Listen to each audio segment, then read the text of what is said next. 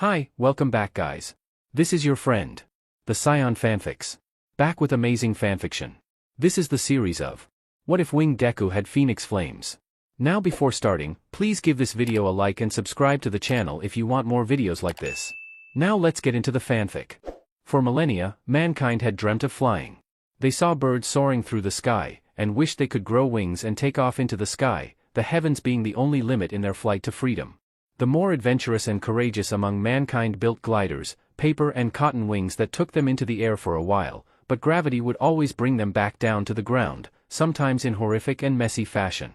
As technology progressed, however, the first plane was invented, and it seemed that the dream had been fulfilled. Mankind could now take to the skies, and no distance was impossible. However, even with modern aircraft, there were still limitations. Fuel was the main factor that determined how long and far an aircraft could travel. And there were mechanical failures, human actions, and other terrible occurrences that took aircraft out of the sky. But then, quirks came into being. Suddenly, the lucky few gained the ability to fly on their will, without assistance from machines or mankind. Levitation, wings, gravity cancellation, the possibilities were endless for these lucky individuals. Some of them used their flight to achieve extraordinary feats of power, to perform great work in service of all that was good and innocent. With the advent of quirks, many horrible pieces of work used their power to cause harm and do evil, and it was up to these defenders of peace to ensure that justice reigned supreme. Many aspire to become a defender of peace, a pro-hero as what everyone calls them. Midoriya Izuku was one of them. Emphasis on was. He knows reality better than anyone, in all frankness. He knows the one unspoken rule that determines who gets to become a pro-hero, and who does not. You need to have a quirk. The problem with Izuku is that, he doesn't have one. Or rather, he doesn't have an active quirk factor. Which is how it got Izuku to his current position, on the rooftop of an unremarkable office building in downtown Muzudafu, staring blankly into the clear blue sky above. His cheeks are stained with drying tears, his eyes puffy and red. He had been crying a few moments ago, but now, all he feels is an empty numbness. The wind blows through, howling mournfully as it passes. It seems to recognize his pain, so great that his body and mind have shut down completely in order to keep it alive. Izuku appreciates it. If anything, the wind empathizes with him. It would be the only one to do so. Rest assured, Midoriya-san, your son will manifest his quirk eventually. Just give it some time. If only that had been the case, maybe Izuku would not have to see his mother become duller and empty as each year passed and no sign of his quirk came about. There was no sympathy elsewhere. How can someone as useless as you even dream of becoming a hero? Ha! You think you can be a hero without a quirk, Deku? As if he can. He's just delusional. The harsh, mocking criticism and insults chipped away at his hope, day after day. Nobody believed him. Nobody thought he could soar and reach the skies without a quirk, despite the fact that he had a quirk factor, albeit an inactive one. The vicious CYCL repeated itself year after year, progressively getting worse. It all came to a head on this very day. I'm done. You're too much of a burden. The rent lasts for the rest of the month. You're on your own. Inko. It was one bad thing after another. Midoriya also wants to go to UA, right? What? He thinks his creepy notes will get him there? Is he delusional or something? As if a quirkless Deku can become a hero. Then, something unforgivable. If you want to be a hero so badly, go FING throw yourself off the god DMN roof. Maybe you'll get a quirk in your next FING life. And things got worse from there. A medium-sized meat sack. You'll do just fine. Nearly drowning in slime was one thing, but getting saved by his idol was another thing altogether. Unhand him, villain. Texas Smasash. Finally, it seemed that things would begin to look up. Can I become a hero even with an inactive quirk factor? Only for it all to come crashing down. No, you cannot. It is too dangerous. You will just be a liability to others. You need to be realistic. You cannot live your life like a dream. On this day, Izuku's dreams come to an end, and with it, his hope to live. Nobody believes in him, not even All Might. Nobody wants him. Nobody cares about him. Nobody cares if he lived or died. He closes his eyes. One by one, his shoes come off. He climbs over the railing, and stands on the precipice between life and certain death. Perhaps, before he goes, he will get to experience what it is like to fly. Crouching down, he springs forward, letting go of the railing. For the barest of milliseconds, he is airborne. He is flying. And then, the descent. The wind screams, as he tumbles down over 30 stories towards the pavement below. Thankfully, there is no one walking along it. He would hate to accidentally kill someone. The ground is approaching fast, so he closes his eyes in preparation. Something brushes over his hair, but it is gone after a second. He holds his breath. A deafening slam echoes across the street as his body hits the pavement with enough force to crack the concrete. And just like that, Izuku's life comes to a violent, gory end. To be continued. No. Oh God, no. No. No. No. No. No. No. He rushes to the kid, falling to his knees, not caring that he is getting his breathes dirty from the blood pooling out from the body. This can't be happening. He had seen the kid fall. He tried to save the kid with one of his feathers. It should have been routine. The kid should have been saved. Instead, his feather brushed against the kid's hair, missing him by the barest of seconds.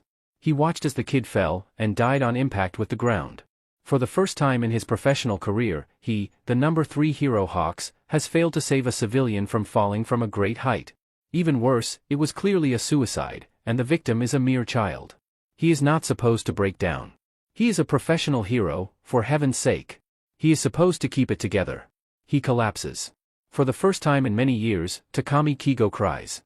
Tears spill from his eyes, as anguished sobs tear his throat apart. Oh God, kid, why? Why would you do this? Why? He will never get an answer. Without thinking, Kigo lifts the kid's body and cradles it close to his chest. Again, he doesn't care that blood is spilling all over him. He sobs into the kid's blood-stained hair, his body like jello in his arms. The fall from such a great height has literally pulverized the body.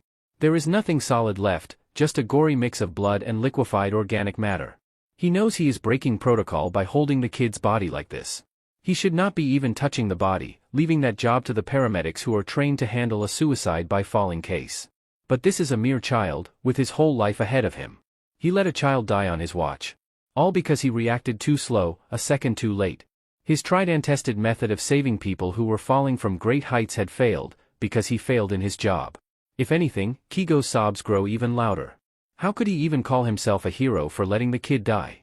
While he has his fair share of misses where he was too late to save someone from jumping to their death, not once was the victim a child. He has failed the child. He has failed as a hero. How can he live with this failure? How can he live knowing that a young life has died before their time? I'm so sorry, Kigo chokes out, cradling the body closer, if that is even possible, I'm so sorry. His tears fall in droplets against the kid's cheek, mixing with the blood and gore. Kigo squeezes his eyes shut, head spinning from hyperventilating.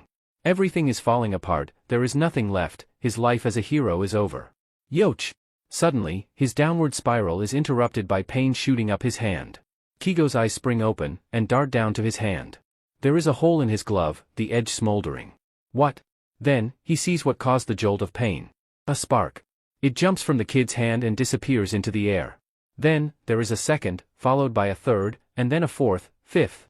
Kigo immediately lets go of the kid's body and scrambles back, as the pavement begins to rumble, as if an earthquake is rolling through. More sparks are flying from the kid's hands, and the cracks branching from the impact spot widen and stretch even further. What the F? Suddenly, all hell breaks loose. Geysers of water explode from the cracks, and as if controlled by an unseen force, swirl around Kigo and the kid. What the F dash? And then, the kid rises. Kigo watches in stunned stupor as the kid ascends a few meters into the air, hands outstretched. There is a loud whoosh, as flames burst from his hands and surge towards his chest. The kid jerks his head back, as a fiery light shines from his open eyes. The flames swirl around his body, as the kid spins slowly, as if dancing with the flames. The kid then brings his hands to his chest, the flames coalescing into a sphere that rapidly grows in size. And then, he unleashes a roar so loud, it shakes the earth for several seconds. The kid moves his hands out, and the sphere of fire explodes, engulfing him entirely. Kigo is about to swear again when the fire dissipates. The kid is unharmed, but what he has become leaves the winged hero speechless. Fire surges out from the kid's back, sprouting into a large pair of raptor wings with a span that rivals Kigo's own wings. Except, unlike Kigo's wings, they are blood red in color, and flames burn from the feathers. The kid's hair appears to be on fire, although it takes a hot second for the hero to realize that the fire is actually the kid's hair itself. The Gakurin uniform that the kid was wearing is now ripped and torn all over, revealing toned muscles that were definitely not there earlier. And is it Kigo's imagination? The kid appears to be taller now? And then, just like that, it is all over. The swirling water crashes back onto the ground, and the kid descends. He falls limply onto the cracked pavement, and with a burst of ash and feathers, his wings vanish and the fire on his head extinguishes. Kigo blinks owlishly, before stumbling forward to get a closer look. The kid once had forest green hair that was messy and untamable. Now, his hair is fiery red, with streaks and specks of orange and yellow mixed in, similar to wisps of fire. And perhaps, most importantly, the kid is breathing. What the F? Kigo absently reaches for his phone, and dials in for a dispatch. Send an ambulance to my current coordinates. Male, teenager, suicide victim but resurrected, status, alive. His hand falls limply to his side, as he stares at the kid with a dumbstruck expression. It had been so close to the end of the day. Tsukachi Naomasa had been looking forward to going back home and crashing into his ratty bed, with the intent to hibernate for the next 48 hours. He had been working non-stop for the past 3 days, working to take down an illegal drug trafficking ring that had been operating in the city's underbellies for the past month. His team had finally managed to apprehend the traffickers, and brought them into the holding cells for interrogation. For once, Naomasa had not been needed to conduct the interrogations, as the evidence spoke for themselves and the traffickers were clearly guilty. He had been looking forward to a quiet weekend. Until a hero's dispatch came into his headquarters. Normally, this sort of thing does not require Naomasa's presence. But then came the information of the dispatch. Suicide victim but resurrected. What? The oxymoron in of itself is a cause for a pause, and this is the first time Naomasa has ever heard of such a dispatch. It is only expected that the detective be involved in this strange event to sort it out. And so, with a heavy sigh and a quiet lament about losing precious hours of sleep, Naomasa jumps into a cruiser with several members of his team, and speeds off to the site of the hero's coordinates. They arrive some time later. One of his officers goes to cordon off the area, while Naomasa gets out and looks for the hero in question. Spotting Hawk standing to one side, the detective beelines straight to him. Hawk-san, I am Detective Tsukachi Naomasa from the Muzutafu Police Headquarters. He introduces himself. What is this about a suicide victim being resurrected?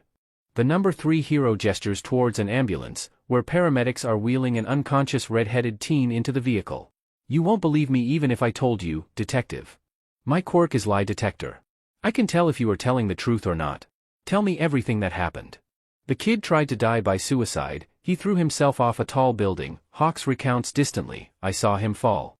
I tried to save him, but I missed. The hero turns to Naomasa, and the latter hides a flinch at how manic the hero's eyes look. I missed by the barest of millimeters. I failed. He died because of me. Truth.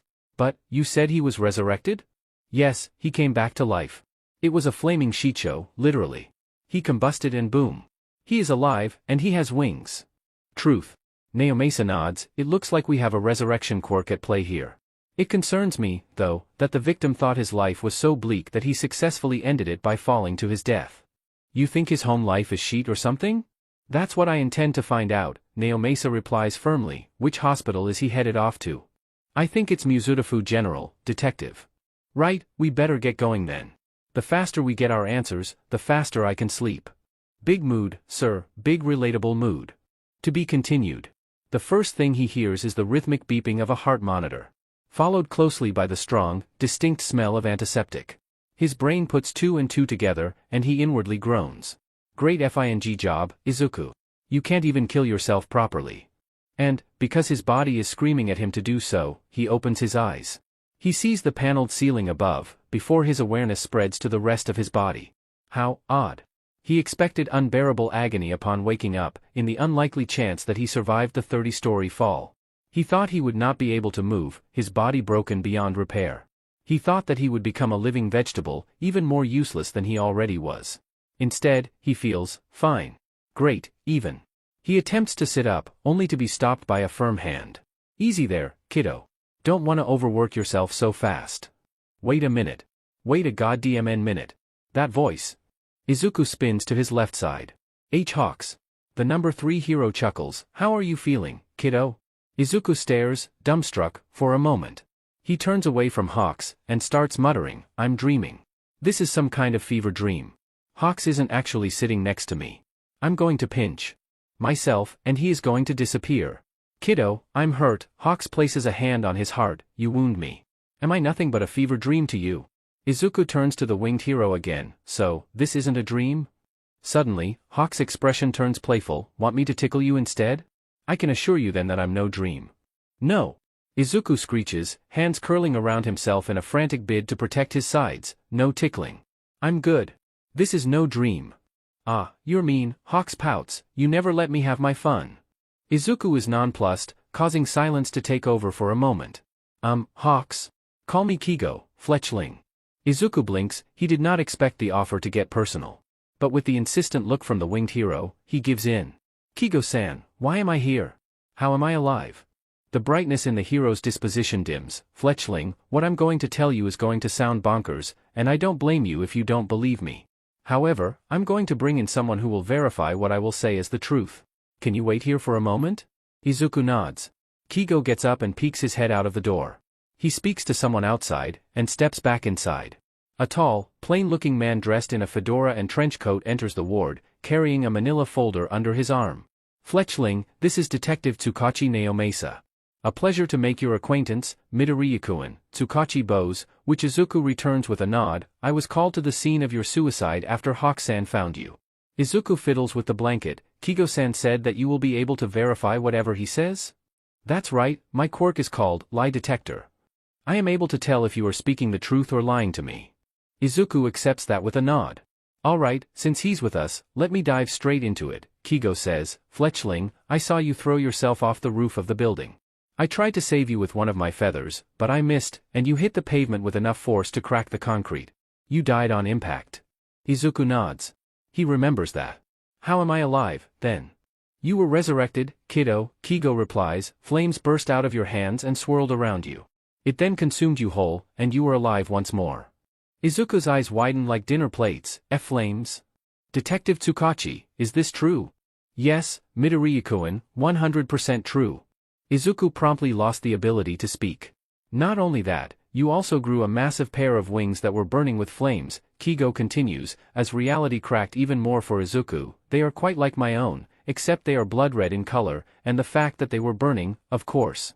Also, your hair is now the color of fire, no longer green. Izuku wordlessly turns to Naomasa. Truth, all of it. The tears promptly begin to fall. Izuku hiccups and sniffles. After all these years, I had to freaking die just to get a quirk? Both Kigo and Tsukachi turn to each other. Now is the time for difficult, uncomfortable conversations. The winged hero goes to get a nearby box of tissues, while Tsukachi sits down next to Izuku. Midoriya-kun, I understand that you are quite emotional and overwhelmed right now, but as a detective, I need to know what caused your suicide earlier today. We can put this off until later if you want, but I would like to ask you several questions. Izuku accepts the offered tissues from Kigo. He wipes his eyes and clears out his nose, and no, we can talk now. Tsukachi nods, taking out an audio recorder from the manila folder and turning it on. Can you tell me your name and age? Midoriya Izuku, 14 years old. Truth. What school do you go to? Aldera Middle School. Truth. Why did you decide to end your life? Izuku fiddles his thumbs. As you know, my quirk didn't manifest until today. Truth, everyone thought I was quirkless, and therefore useless, a waste of air and space, subhuman. Truth. Both Kigo and Tsukachi both turn grim. Today was the worst day of my life, Izuku continues, voice becoming even more distant as he recalls the memories. My mom, she left. I woke up to an empty apartment. All of her belongings were gone. She just left behind a note, saying that she was done with me and that I had to fend for myself now. Kigo curses under his breath. Tsukachi leans forward slightly. What is your mother's name? Inko. Midoriya Inko. The detective nods. What happened next? At school, my teacher outed my choice of high school to the entire class. I wanted to go to UA, you know? I always wanted to be a pro hero. It has been my life dream to become someone like All Might.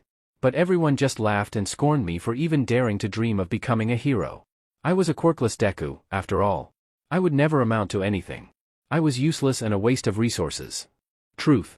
Tsukachi presses. What happened after that?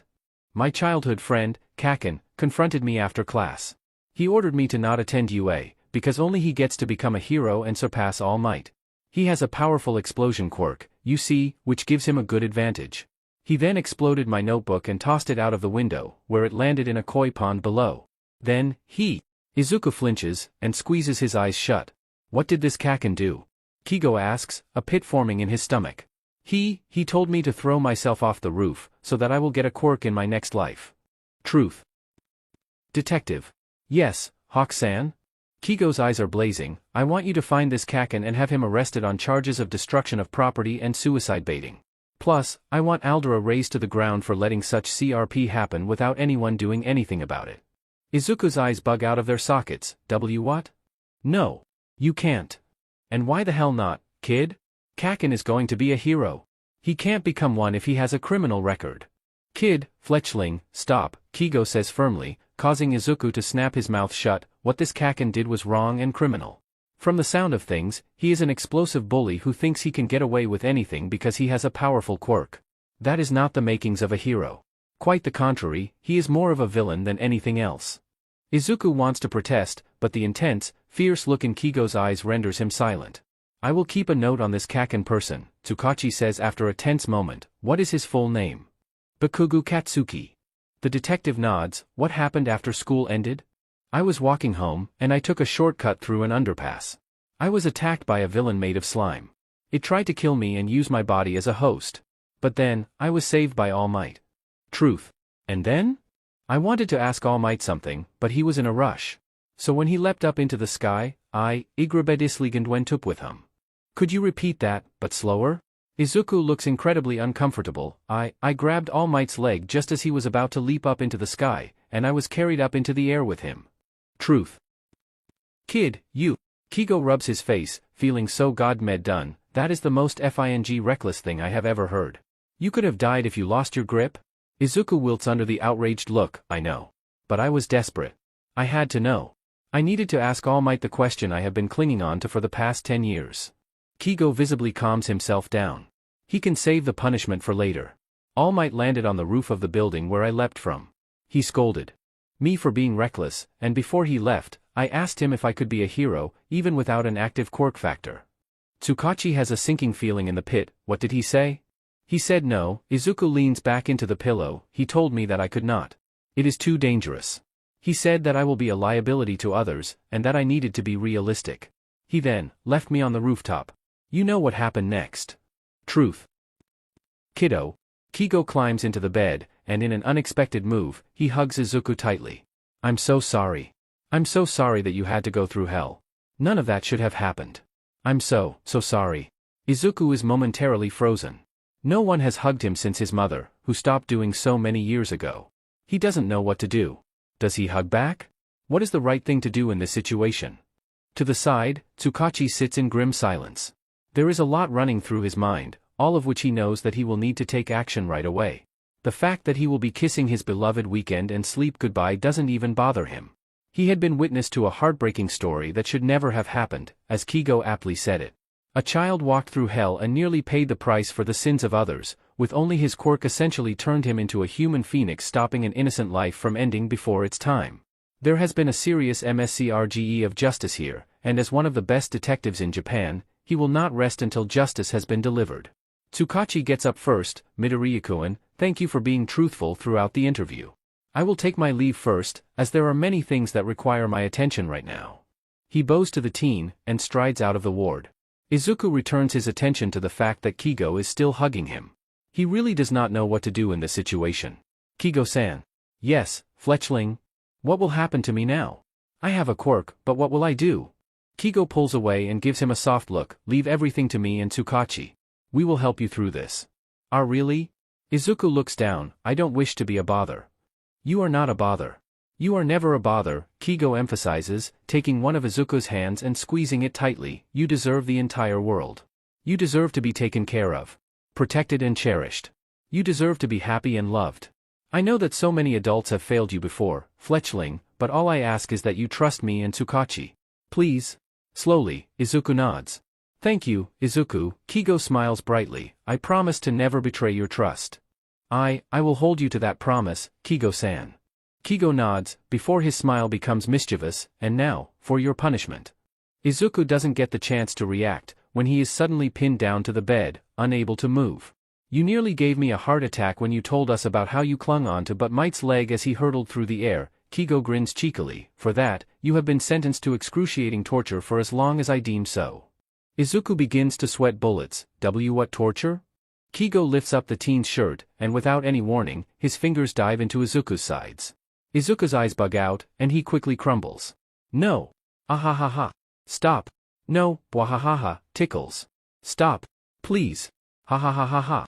Mercy. Afraid not, kiddo, you need to learn your lesson on not being reckless and putting your life in danger. Several feathers shoot off Kigo's wings and begin brushing along the skin of Izuku's neck and soles. The teen promptly loses the ability to speak, his laughter reaching unholy pitches that go beyond what most people are capable of.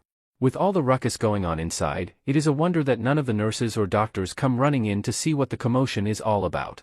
Which is bad news for Izuku, as he descends into an endless laughing torment as Kigo tickles the life out of him for God knows much longer. To be continued.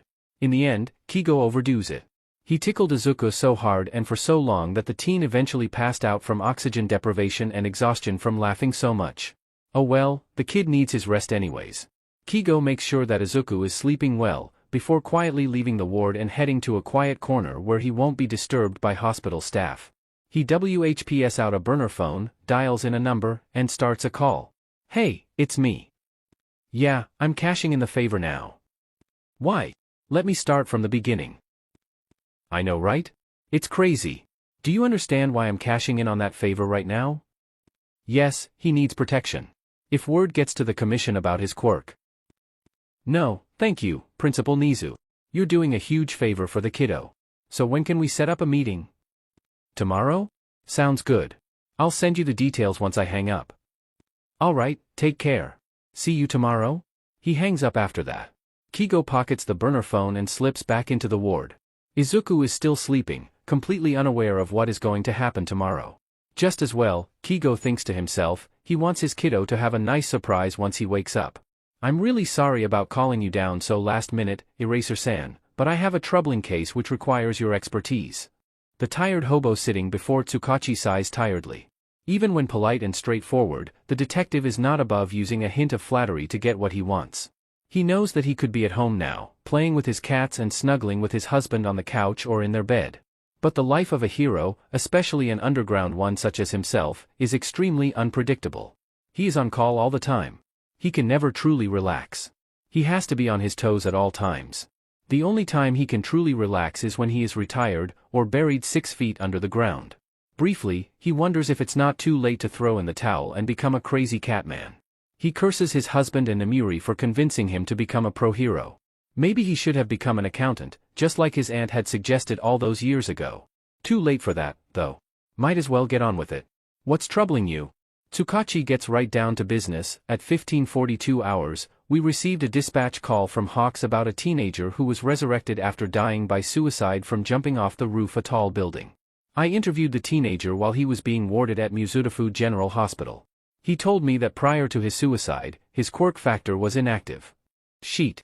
So he was effectively quirkless. How old is he? 14. Double sheet. Was his home life bad?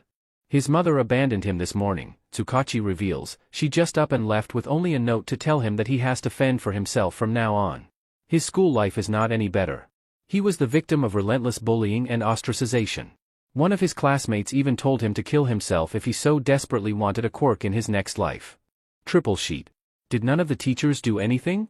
No one did, Tsukachi replies grimly. I suspect that there is something going on in that school, since it is illegal for teachers to not intervene in cases of systemic bullying and discrimination. I want you to do some searching, some digging around, to see if we can build up a case against the school. Very well. What is the name of the school? Aldera Middle School. Izuku wakes up to phantom aches all across his body. DMN it, Kigo. Why did you have to tickle so hard? He opens his eyes, blinking from the brightness coming from the nearby window. Good morning, fledgling. Sleep well? Izuku turns to the side. Kigo is sitting by the bed, grinning brightly while resting his chin on a palm. F you. Oh ho? What's this? Is my little kiddo a potty mouth? Does he need to be punished once more? Normally, the sight of Kigo wiggling his fingers should have terrified Izuku. After all, he went through a different hell yesterday thanks to those fingers and feathers. However, because he feels like death warmed over now, Izuku has lost his patience for his winged tormentor. Kigo-san, supposedly, I can produce flames, which were integral to my resurrection. The cheeky grin drops from the winged hero's face. If I could, there stands a good chance that I can use these flames to burn away your wings entirely, leaving you completely quirkless and at the mercy of others, Izuku says in a complete deadpan voice. You may be the number 3 hero, but without your wings, it's over. Silence follows.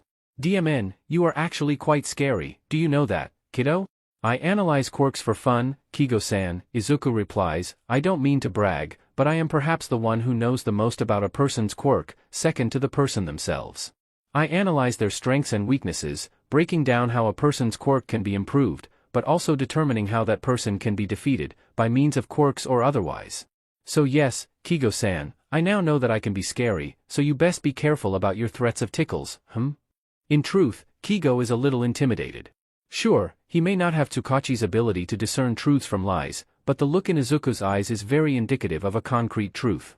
The fact that the kid immediately guessed one of his biggest weaknesses, which he always works to keep hidden from anyone, is a warning sign that he shouldn't push things too far. Plus, he really did overdo the tickling last evening. Alright, I'll back off for now. Izuku relaxes, and he leans back into the pillow. So what's going to happen now? Kigo checks the time. Well, you do have a visitor who wants to see you. Who? He should be coming right about. Someone knocks at the door. Now. The door slides open, and Izuku's eyes almost pop out of his head. Hello.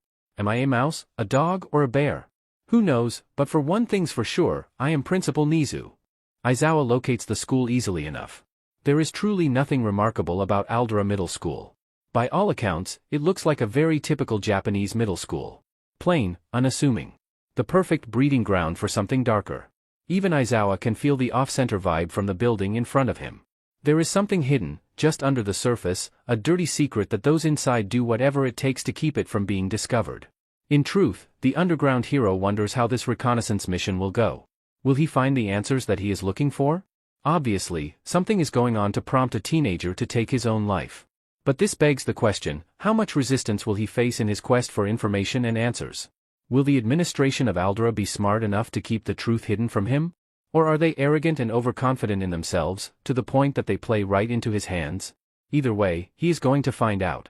Aizawa strides through the front yards, entering the building without any fanfare. As he had arrived at around 11 in the morning, classes were still ongoing. No one is around to see him approach the main office where the principal worked. He approaches the secretary's desk, noting the bored look on her face as she stares at something. On closer inspection, she is actually on her phone, scrolling through social media. 1 point in Aldera's disfavor. Excuse me. She didn't even look up from her phone. What is it? The disinterested, bland tone? A 2nd point in Aldera's disfavor. I'm here to meet Principal Kabatawa. Do you have an appointment? The secretary asks, again not looking up from her phone, and speaking as if she is merely reading off a script. If not, you need to make an appointment to see him. You need to call 24 hours in advance. Trust me, miss. Aizawa WHPs out his hero license and pushes it into the woman's face. This is no ordinary meeting. Suddenly, she is much more alive. Oh, of course, sir. Just give me a moment. Throwing her phone to one side, the secretary rushes into the principal's office. While she is gone, Aizawa peers around the desk to see if she has any actual work to be done.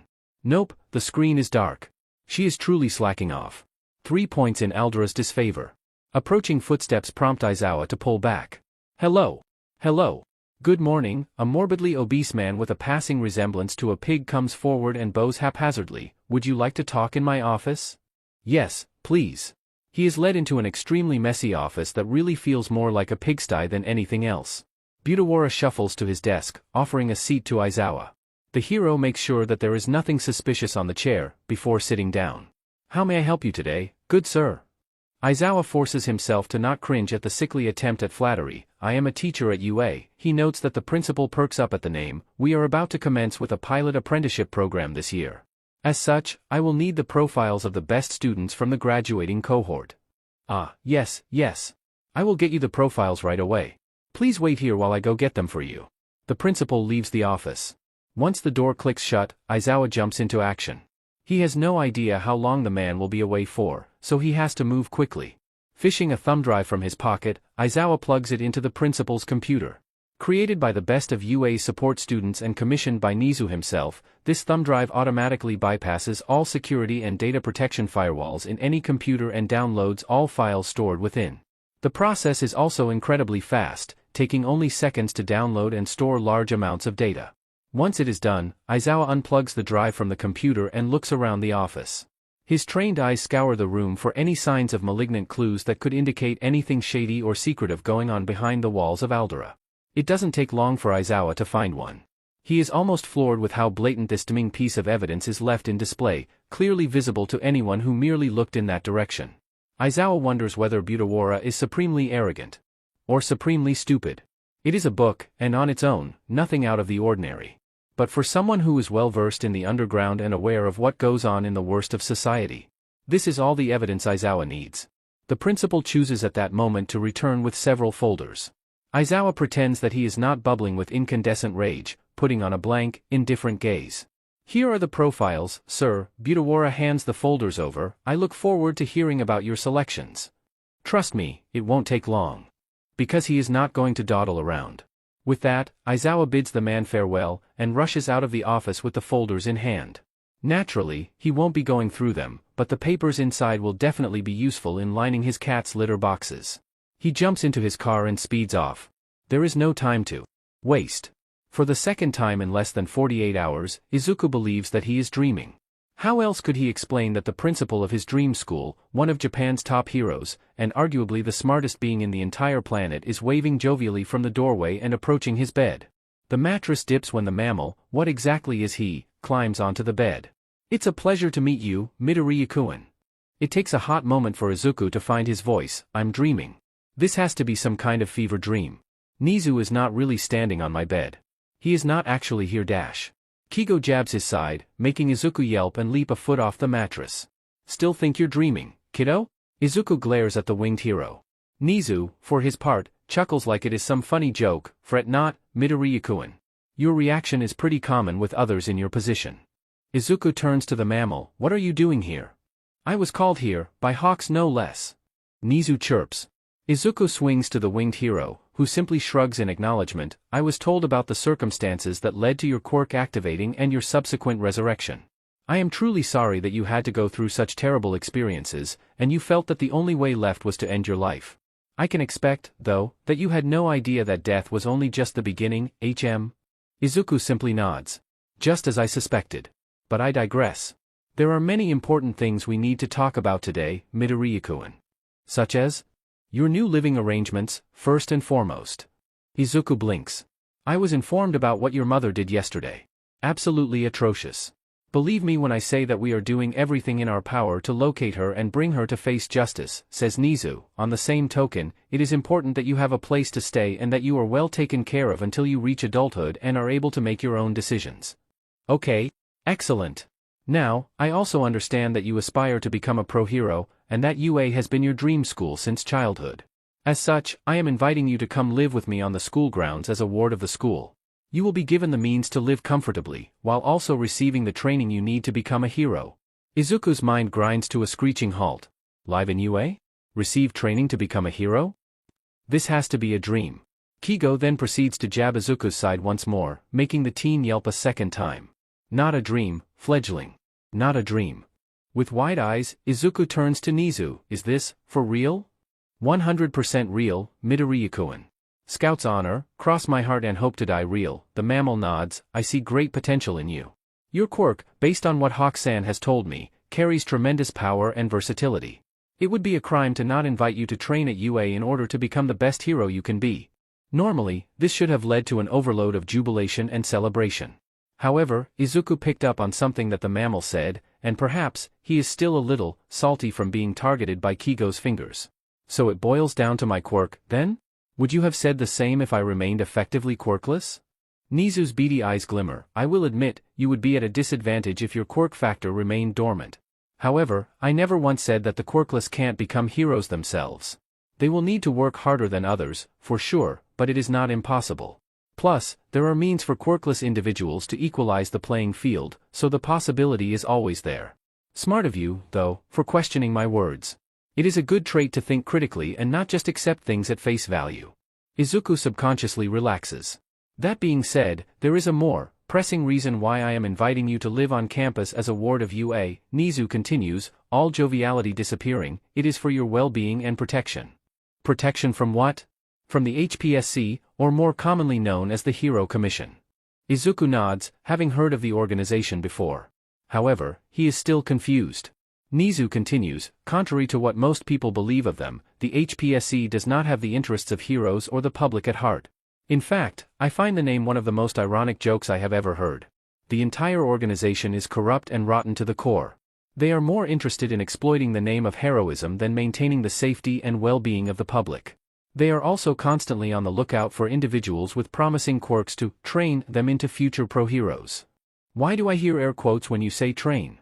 Training is merely a cover word to avoid suspicion, Nezu explains. In most cases, the poor victim is put through relentless torture and subjugation in order to mold them into heroes. Ripped away from family and friends, the victim is trained day and night, with no respite or care about their well-being. Injuries are healed quickly on-site, and nothing short of death will make the torture stop. If they acted out or protested against the regiment, they will be punished severely, often through brutal physical torture that violates every known convention or agreement signed by the world's governments. Izuku pales. How do you know all this? Is this all true? I had a reliable source of information and testimony, Nezu replies, glancing at a certain winged hero. Izuku WHPS towards Kigo. All this happened to you? Kigo sighs, eyes downcast and distant. I was trained since the age of 6. What I went through will cause you nightmares for a long time, kiddo. I wouldn't wish what I endured on my worst enemy. The Hero Commission gets away with a lot of things, this is one of them. Izuku is left speechless. And had it not been for Hawk-san contacting me, you would have been targeted, Midoriya-kun. Izuku feels his palms become sweaty, gripping the blanket tightly. By becoming a ward of UA, the Commission will have no legal basis to touch you. The education system is kept separated away from the Commission's purview, preventing any interference that would otherwise jeopardize the standards of education here in this country. Not only will we be able to guarantee your safety, but you will also be able to train in a more conducive, humane environment that does not resort to barbaric torture just to mold the image of a perfect hero. Izuku considers his options. Are you sure? I don't wish to be a burden. You are far from a burden, Midoriya-kun. Nezu pats the teen's hand. You have a promising future ahead. You should be free to make your own choices, and not be shackled by a group of heartless, corrupt monsters who taint the good name of heroism. I only wish the best for you, and I am sure Hawk-san wants the same too. I certainly do, Chickadee. Kigo nods. If I can save one person from experiencing what I went through, I can die a happy bird. Faced with these prospects, there is really only one viable option that Izuku can choose. Please take care of me, Principal Nezu. The mammal beams. You have my sincerest promise, Midoriya-kun. To be continued. Tsukachi sighs, leaning back into his ratty desk chair as he mentally runs through everything that has happened thus far. They had managed to intercept Midoriya Inko at the airport, just as she was about to board a one-way flight to Beijing. Apparently, she caused quite a scene as immigration personnel stopped her from boarding and handed her over to the police. She has been brought back to Mizudafu, where she is now being held in remand until Tsukachi himself could interrogate her. The detective, for his part, is not looking forward to interrogating her. Parents who abandon their children, especially over quirk matters, are a sore spot for Tsukachi. For sure, he is going to give her hell for causing Izuku so much distress. But for now, he quietly revels in knowing that the first step towards justice has been made. Now, all he needs to do is wait for Aizawa to return with any intel from Aldera Middle School. His door slams open. Speak of the hobo, devil, and he will appear. Eraser, what did you manage to find? Aizawa slams his hands down on the desk, code meta. A beat of silence. What? We need to burn that school to the ground. I have a strong suspicion that Aldera is an indoctrination facility run by the Meta Liberation Army. The principal has a copy of the Meta Liberation War proudly displayed in his bookshelf. There goes his weekend. Right, Tsukachi gets up from his desk, pushing down his lament for the loss of precious sleep. He activates his transceiver, engaging code meta protocol. Meeting in 15. He then turns to Aizawa, get as many heroes as you can. I believe that Aldera may not be the only facility operating under our noses. Got it. Izuku is discharged the next morning. Given a clean bill of health, both Kigo and Nezu accompany him out of the hospital and into a waiting limousine. They plan to stop by Izuku's old apartment and collect all of his belongings, before moving them to his new home on the campus of UA. For the teen, it all still feels like a dream. Even when he signed the documents that legally made him a ward of the school, it was a surreal experience. Just a few days ago, the world was bleak and hopeless. He had nothing left to live for, and it seemed that he was better off dead. Now, as he sits in the limousine next to Kigo, chatting animatedly about anything he or the winged hero had in mind, the future is suddenly brighter. The sun is shining through the clouds, and all is well in the world once more. He is going to become a hero. A dream once scorned by others as impossible and delusional is now very real, and he is on his way towards achieving it. How are you feeling, chickadee? Like I'm flying, Izuku replies earnestly, I feel like I can achieve anything now. Kigo chuckles, wait until you actually get the chance to fly. I think you're up for a terrific experience. Will you teach me? Of course I will. I'm the best flyer in all of Japan. Izuku purses his lips in thought, well, I will say that such a claim is debatable. You may be the fastest flyer in Japan, but you do have your fair share of accidents. Like that one time that you got distracted and flew headfirst into a billboard last year. I still remember the dubstep remix of you hitting the billboard in time with a pre-Quirk song that I can't quite remember the name of. Oh, and the one time that you got sidetracked by chicken nuggets and caused a 10-vehicle pileup because you lost altitude and nearly flew right into oncoming traffic. And there was the time that... Okay, Kigo slaps a hand over the teen's mouth, that is enough out of you.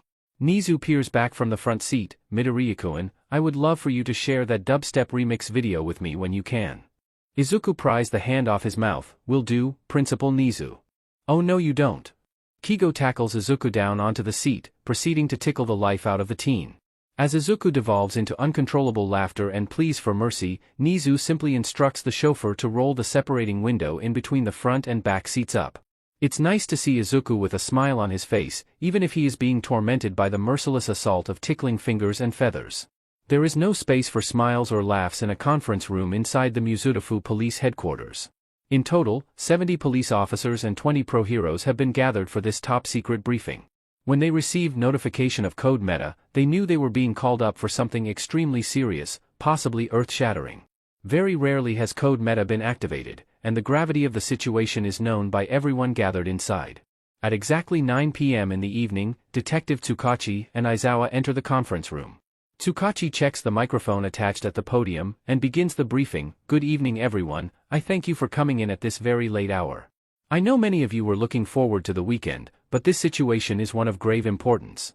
Rest assured that you will be compensated properly for your participation. I will now pass the briefing on to Eraserhead, who will go into the details of this mission. The Erasure hero takes to the podium. In case there are any of you who don't know what Code Meta entails, we are about to go up against the Quirk supremacy and terrorist organization, the Meta Liberation Army, or MLA. Hushed whispers spread among the gathered police officers, while the heroes' expressions darken significantly. While the MLA have not engaged in any high-profile acts of terrorism or villainy in recent years, we have strong evidence that they have secretly infiltrated schools in Japan and turned them into indoctrination facilities to spread their hate ideologies and brainwash impressionable youth to join their cause. Here in Mizudafu, we have confirmed that one school is a MLA-affiliated facility, and by association, 2 other schools that are suspected facilities. These are, Aizawa turns on a projector, Aldera Middle, Aldera Elementary, and Aldera High Schools. Due to an incident that we will not further get into due to the sensitivity of the issue and to protect the identity of the victim, who is still a minor in the eyes of the law, Eraserhead went to Aldera Middle School on the pretext of commencing an apprenticeship program in UA to conduct an investigation, Tsukachi continues, while meeting the principal of Aldera Middle, Budawara Miyagi, Eraserhead discovered a copy of the Meta Liberation War clearly displayed in the principal's bookshelf. For those who don't know what is the significance of the book, it is the MLA's manifesto that calls for the extermination of all quirkless individuals and the supreme might of quirks. Originally published by the founder of the MLA, Destro, it has been adapted and rewritten by the MLA's current leader, Redestro, and is a required book to possess by all members of the MLA. The government has banned the Meta Liberation War on the grounds of extremism and inciting genocide, Aizawa adds on, mere possession of the book warrants a 20-year prison sentence. This is already grounds for an arrest, but due to disturbing details about the goings-on in Aldera Middle School, it is imperative that we conduct a raid on all 3 Aldera schools and shut down these indoctrination facilities before they cause any more harm to the current generation of youth. The raid itself will commence at 0900 hours on Monday, Tsukachi briefs. You will be split up in teams of 3. Team Alpha will raid Aldera Elementary, Team Beta will tackle Aldera Middle, and Team Gamma will raid Aldera High. Eraserhead and myself will join Team Beta because we know for sure that Aldera Middle is an indoctrination facility. Does anyone have any questions? The detective pauses for several moments. When no one raised their hands or spoke up, he nods. Good, you will be informed on which team you will be a part of later tonight. I want to stress that whatever we just went through in this conference room will remain top secret. We cannot risk anyone, especially the MLA, finding out that we are going to raid the schools. This is a matter of national security, and loose lips will destroy lives. Are we all clear? There is a chorus of assent. Good, you're dismissed. See you all on Monday? The police officers and heroes get up and file out of the room. Tsukachi sighs, turning to Aizawa, how could something like this happen, right under our noses? The fault of society, really, the hobo replies simply, everyone let quirks get to their heads. And the powers above simply let things turn rotten. Do you think the commission is complicit in letting the MLA run amok like this? I'm not surprised, detective. I'm really not surprised if they are. Tsukachi sighs, at least we managed to catch them. Who knows how many lives they have destroyed by now? Far too many. Even one life is one too many. It doesn't take long for Izuku, Kigo and Nezu to pack up the apartment. All of Izuku's belongings are concentrated in his room, and even so, he doesn't pack away everything. Anything that is All Might related, he leaves it where they are. With the recent loss of respect for the number one hero, Izuku sees his previous obsession with All Might as something to move on from. The remaining items all fit into 2 boxes, which the chauffeur brings down to the limousine first. I have to say, kiddo, this is still quite a lot of stuff, Kigo remarks. I honestly don't know what to do with them, Izuku admits, though, it feels like a waste to just throw everything away. Why not sell them, Midoriya-kun? Nezu proposes, with all of this merchandise, and I spotted some limited edition and rare items among them, you could fetch a hefty sum if you sell them online. It will take a long time, though, Izuku mutters. Not to worry, the mammal reassures, I will have everything sorted out over the weekend. In the meantime, let's head back to the limousine. You must be excited to see your new home, That brings a smile to Izuku's face, yes, let's go. Sunday should have been Tsukachi's rest day. Instead, he is running on unhealthy amounts of cheap coffee and caffeine pills to get through the all-nighters that he and his team are pulling to prepare for the raid. There is a hell of a load of logistics and planning going on just to make sure that all gaps are covered and nothing is left to chance. Everything has to be perfect, they cannot afford for anything to go wrong. On top of that, Tsukachi has a certain someone to deal with. Adding an entire bottle of cheap vodka to his already mind-boggling caffeine intake, the detective drives like a madman to an upscale condominium complex in downtown Mizurufu, nearly breaking every single road safety law in the books to get there in record time. Jumping out of his car, Tsukachi storms into the ground floor lobby, terrifying the CRP out of everyone that he passes. The poor concierge nearly suffers a cardiac arrest when Tsukachi demands in a growling voice to be led up to the unit of one Toshinori Yagi, flashing his police badge for emphasis. The elevator ride takes far too long for the detective's liking, making him even angrier and his bloodlust to worsen. When the doors finally open, Tsukachi storms to the front door and bashes the doorbell in. As footsteps approach and the door opens, his vision turns red. Naomasa? What are you? With a feral roar, Tsukachi rears his foot back and drives it straight into Toshinori's crotch.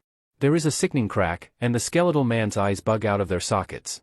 When Toshinori bends down to cover his ruined groin, Tsukachi pulls a fist back and delivers a blow to the man's cheek, hard enough to knock him to the ground. Toshinori has no idea what is happening. Naomasa. What is up with you? Tsukachi roars again, leaping onto the skeletal man and chokes him. Shut your mouth, you piece of dog shite. You are the absolute worst. And Naomasa. Toshinori gasps for breath, you're strangling me. I should kill you, the detective growls, because of you, I haven't had any sleep for the past 48 hours. All because you are a quirkist, heartless monster who brings shame on the name of heroism. What are you saying? Don't play naive with me, Toshinori Yagi. Tsukachi's eyes flash with murderous rage, you know exactly what you did. However, since it is clear that your non-existent brain hasn't been working lately, I will kindly remind you of your crimes. You left a seemingly quirkless teen on the rooftop of an office building in downtown Mizurufu, right after you told him, to his face, that he can't be a hero without a quirk. A look of realization flashes across Toshinori's sunken eyes, I was being realistic. He would not have stood a chance against villains. I wanted him to see the truth. Go on, dig yourself even deeper, Tsukachi threatens as he tightens his grip around the skeleton's neck, you just proved to yourself how much of a quirkist BSTRD you really are. On top of that, you are a FING hypocrite, you motherfucking son of a were. Have you forgotten that you were quirkless once upon a time? If it weren't for your MSDR's quirk, you would be nothing but a FING nobody who is a waste of space and resources. How dare you? Oh, I dare everything, a-hole. Tsukachi presses hard into his victim's throat, making the skeleton GG, and do you know why? Because of your hypocrisy and quirkism, the teen you left on that rooftop decided that there is no hope left for him, and promptly fell to his death on the pavement below. Toshinori's face pales, and not because of the lack of blood and oxygen to his head. He died a horrible, gory death. And what is worse, Hawks was in the area and tried to save the teen. His feather missed the teen by the barest of millimeters, and he watched as the teen died in front of his eyes. The number 3 hero was traumatized by the death of a child, all because of your callous and thoughtless words. Toshinori is struck dumb, losing the ability to speak or defend himself. Tsukachi releases his death grip on the skeleton's throat, eyes smoldering with cold hatred. I'm done with you. I want nothing to do with you until you get your sheet together and actually become a decent person with a FING heart. Don't bother trying to talk or see me. I refuse to be friends with a quirkist monster who is complicit in the death of a child. Leaving Toshinori frozen on the floor, Tsukachi gets to his feet and storms out through the front door. He enters the elevator, and sighs loudly. It is cathartic to give his former friend a piece of his sleep-deprived, caffeine-overloaded mind. But there is no rest for the wicked. He needs to get back to headquarters to continue planning for the raid. Might as well that he has another bottle of cheap vodka stashed in his drawer. He will definitely need it after this. The limousine arrives at UA, and our trio and the chauffeur get out and head into the campus. With the chauffeur using his telekinesis quirk to levitate the 2 boxes of Izuku's belongings behind him, Nezu guides the teen and Kigo through the main buildings and out into an open space that is filled with trees and plants. A neatly paved path of cobbled stone cuts through the greenery, leading the group deeper into the trees. With the thick foliage above, the air is much cooler. How much further is it, Principal Nezu? Not much further, Midoriya Izuku. Just a short walk ahead. The path takes a few turns, before the trees seem to open up ahead. Izuku gasps, wow! A large, single-story house stands in a clearing. It is built in the style of traditional Japanese architecture, with a wooden body and a heavy tiled roof. Izuku sees a problem right away. Don't let the appearance fool you, Midoriya-kun, Nezu cuts in. It may look like wood, but it's actually concrete with a wood paint job. I know what you are worried about, and you don't need to fret about accidentally setting anything on fire. Izuku relaxes after that. Nezu leads the 3 up the steps and slides the doors open. The interior is, like the exterior, quintessentially traditional Japanese. The floor is lined with tatami mats, and the walls appear to be made of paper and wood. Although, given what Nezu said about the wooden structure, Izuku suspects that the walls are made of some other material that is more fireproof than paper and wood. The living room looks traditional, but there are details that make it modern. There are electrical outlets, and there is a flat-screen television standing on a wooden console. Still, there are more traditional furniture, such as the kotatsu table, the floor chairs, and the drawers and cupboards that don't look out of place in a traditional house. Sheesh, Nezu, you have quite the crib here, Kigo remarks. It's home sweet home, the mammal replies. Come, let me show you Midoriya-kun's room. Nezu brings them to a short hallway that has 2 doors, one on either side. He slides the door open on the right, revealing the room behind it. It is about 2/3 the size of the living room, also with tatami floors and faux paper and wood walls. A couple of power outlets line the walls, and what appears to be a wardrobe takes up one of the walls. A rolled-up futon is tucked away in one corner, and a low writing desk takes up space on the other end, with an accompanying floor chair and a brand new laptop on the desk. Wow, is this for me? Izuku asks, a little breathlessly. All for you. Nezu chirps, and there's more. The mammal goes across the room, and opens the sliding doors at the other end. Izuku gasps again. A hot spring. I have one myself, Nezu says. It's only fair that you get one too. Izuku is speechless. This is too much. Oh, nonsense. Nezu waves a paw. You deserve to have good things as well. After everything that you have gone through, this will be the first of many good things to follow. Izuku can't help it. He wipes away the tears that threaten to spill over. Thank you. Kigo coos and hugs his kid from behind. You're good, chickadee. You're good. To be continued. The soft sunlight of the morning shines through the paper shoji doors, falling gently upon his sleeping face. His eyelids flicker open, and his consciousness gradually returns. Izuku slowly sits up, and yawns loudly. Smacking his slightly cracked lips, he looks around, still half asleep. The room looks different. This is not his bedroom. It takes a moment for it to all come back to him. Ah, right, this is his new bedroom. Nezu gave him this room to stay in. He is on the UA campus. He is going to train to become a hero. Izuku falls face first into his pillow and screams to high heaven. He still can't believe it. It still feels like a dream that he will wake up from and realize that he is still stuck in his hell. But this is real. This is very, very real. Izuku jumps up, feeling much more invigorated and ready to start the day. He glances at a nearby clock. It is just after 7 in the morning. He isn't sure if Nezu is up yet. Maybe a soak in the hot springs, he mutters to himself. Yeah, that sounds like a good idea to pass some time. At 0855 hours, everyone is ready. The 90 personnel, a combination of pro-heroes and police officers, have gathered into a holding area in the Mizudafu police headquarters, awaiting final instructions before the 3 raids commence. Detective Tsukachi and Aizawa enter the holding area, and all 90 individuals stand at attention, ready for their orders. Good morning everyone, Tsukachi begins, thank you for being prompt and ready. In a few minutes, we will be heading out to our respective locations. Again, I will run through the allocations. Team Alpha will head to Aldera Elementary, Team Beta will head to Aldera Middle, and Team Gamma will head to Aldera High School. Eraserhead and I will be joining Team Beta in tackling Aldera Middle School. Aizawa adds, so far, our intelligence indicates that no one from all 3 schools are aware that the raids are about to take place. This is crucial, as the raids depend on the element of surprise to catch the staff and students off guard, mitigating any chances of escape. Tsukachi nods. With that said, any further questions? He waits a few moments, and when no one speaks up, he nods again. All right everyone, let's move out. Yes. Good morning, Midoriya-kun. Did you sleep well?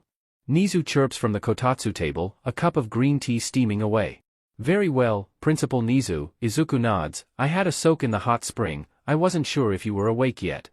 I always wake up at 6 a.m. in the morning, no questions asked, the mammal replies. It's always good to start the day early. Izuku takes it for what it is. So what is the plan for today?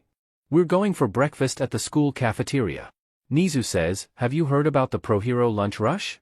Izuku, in fact, does know. You mean the pro-hero who whipped up a 6-course French feast for 10,000 typhoon victims 6 years ago? The one and the same. Nezu chirps, his food is unparalleled, and I'm sure you will be back for more. You got that right? What should have been an ordinary start to the new school day quickly turns upside down with the blaring of sirens. In Aldera Middle School, homeroom is suddenly disrupted when half a dozen police cruisers and an armored transport van speed through the front gates. 15 police officers and 7 pro-heroes jump out and rush towards the front doors. Having heard the sirens, students rush towards the windows to see what is happening. Suddenly, their classroom doors are flung open, and police officers storm in. Teachers are immediately handcuffed and taken away, much to the confusion and fear of the watching students. Meanwhile, Tsukachi and Aizawa march up to the main office, with 6 officers at the ready. Kicking the door in, they swarm inside, catching the secretary and Principal Budawara off guard. What is the meaning of this? Tsukachi reads the charges. Budawara Miyagi, you are under arrest for child endangerment, quirkist behavior, being a member of an extremist organization, and involvement in quirk supremacy indoctrination and brainwashing. Men, get him and his secretary out of here. Ignoring Budawara's spluttering and enraged claims of innocence, he and his secretary are handcuffed and marched out of the office. Tsukachi turns to Aizawa and his deputy, Tamakawa-sansa, let's go, we have one more target to take in. The trio leave the office and head up to the 3rd floor, where the 3rd-year classrooms are located. They hone in on classroom 3A, and kick down the door. The students inside jump in fright. They had already witnessed the terrifying sight of their homeroom teacher being screwed out in HNDCFFS. The sight of 5 police personnel and a pro-hero entering the classroom renews their fears. They have one target in their sights. Bakugo Katsuki? The blonde sneers, huh? Tsukachi, for the 2nd time, reads the charges. You are under arrest for illegal quirk usage, quirkist behavior, willful destruction of personal property, and the abetment in the suicide of another person. Officer Sansa, handcuff him. The blonde doesn't get a chance to act. The 3 officers yank Katsuki out from his seat and slam him against his desk, inciting screams from the blonde's classmates. Officer Sansa, a man with the head of a cat, produces a set of quirk-nullifying HNDCFFS and slaps them on Katsuki's wrists. The blonde screams and swears bloody murder, but he is powerless against the force of 4 trained police officers. He is frog-marched out of the classroom, with Tsukachi and Aizawa following close behind. Katsuki is the last of the detainees to be shoved inside the armored transport van, where the entire teaching staff of Aldera and several students have already been tossed into. The doors are clamped shut behind the blonde. The police officers and pro-heroes jump back into their cruisers and speed off back to headquarters with the van following behind the entourage. Inside the cruiser being driven by Sansa, Tsukachi's transceiver crackles to life. Status report, Team Alpha. Go ahead, Tsukachi replies. Raid successful. All teaching staff and the principal have been detained. There is a copy of the Meta Liberation War in her office too. Roger that, head back to headquarters for processing and debrief. A few seconds later, the transceiver activates again. Status report, Team Gamma. Go ahead. Raid successful. All teaching staff and principal have been detained. We also brought in several students who attempted to run away or assault us. The principal has a copy of the Meta Liberation War in his office. Roger that, any injuries? Just a few scratches. Nothing serious. Roger that, head back to headquarters for processing and debrief. His transceiver crackles out, and Tsukachi leans back with a sigh. At least the raids are successful, now comes the painstaking task of preparing for countless interrogations. God, he could really do with a sheetload of caffeine and cheap alcohol right now. Words cannot even begin to describe how delicious Izuku's breakfast is. He had ordered an omurice set, which is unusual for breakfast, but Lunch Rush was more than happy to WHP one up for him. He had always wanted to try it, but his deadbeat F-up of a mother never cooked it for him. In simple words, as soon as he took his first bite, Izuku was already crying. The soft-cooked omelette melts over the fried rice, a tantalizing mixture of rice, mixed vegetables and tiny cubes of pork. A drizzle of ketchup adds a tangy lift to the taste, culminating in an experience that leaves emotions overflowing and a longing for more. You do know that you can always ask for a second helping, right? Nezu says with a grin, Lunch Rush would be more than willing to make you a second breakfast. Izuku moves faster than Ingenium at that moment. Another serving of omurice later, the teen is satisfactorily full.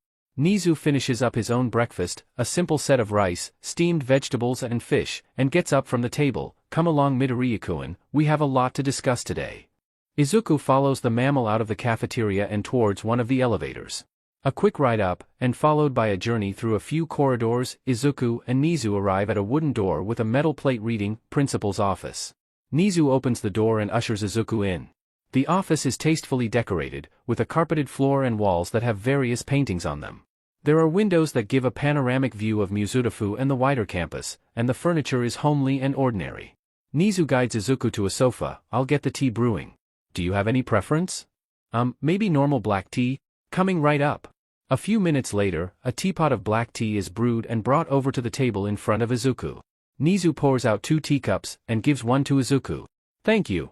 He takes a sip. It tastes similar to the tea he used to drink at home, only, there is a higher quality to this tea, the aroma is stronger and the taste is more fragrant. Do you like it? Nezu asks. Izuku asks, is it expensive? Nezu chuckles as he sips his own tea. Well, I am partial towards more, higher grade teas, especially imported teas from India or Sri Lanka. Ah, okay. Anyways, Izuku sets his teacup down. What do you want to talk about? Straight to business, I like that. Nezu nods. As we discussed in the hospital, you are now a ward of UA and will embark on training to become a pro hero. I have taken the liberty of organizing a schedule for you to follow for the next 10 months until the entrance exam. It is split into 2 parts. Your mornings will be spent with me, having private lessons and tutoring so as to keep you on par in terms of academics, and your afternoons will be devoted to strength and quirk training. You will have 2 mentors who will be in charge of your physical and quirk training, namely Hawk-san and Aizawa-san. Who is Aizawa? He is one of the teachers who works here in UA, Nezu explains. He is a pro hero himself, although not a limelight one. How well do you know your underground heroes, Midoriya-kun? It takes a few seconds for Izuku to put the pieces together. His eyes widen. No way. You're kidding. Right on cue, the door to the office opens, and a bedraggled man with long, shaggy dark hair, a prominent stubble and unhealthy-looking eye bag saunters in. Aizawa-kun. You made it. How did the raid go? The man himself shuffles over to the sofa, and drops down with a heavy weariness. Because there is no coffee available, he pours himself a cup of tea and downs it at one go. It is not ideal, but it will have to suffice until he can return to the staff office and get his coffee fixed there. It went well, Principal Nezu, we detained all the suspects. Excellent, excellent. Nezu claps his paws. Now, I believe you have yet to meet the one who started the chain of events that will undoubtedly lead to the biggest education scandal in the country. Aizawa-kun, meet Midoriya Izuku. Midoriya-kun, this is Aizawa Shoyuta, also known as Dash. Eraserhead. Suddenly, the hobo is slightly more awake, despite the negligible caffeine intake thus far. How do you know that? I have been a huge fan for many years. Izuku gushes, going into full fanboy mode. You are the pinnacle of underground heroism. Your capture rates are unmatched, and you blend in so well in the darkness that nobody has ever managed to capture a good photo or video of you while in action. And your capture scarf, how does it work? Does it work in line with your erasure quirk? Or is it a latent, secondary telekinesis quirk that you use alongside your primary quirk? Or MMPH? Suddenly, Izuku finds himself ensnared by said capture weapon. Aizawa is glaring at him, hair levitating upwards and eyes glowing red from his quirk activating. The hobo turns to Nezu, who is this demonic gremlin?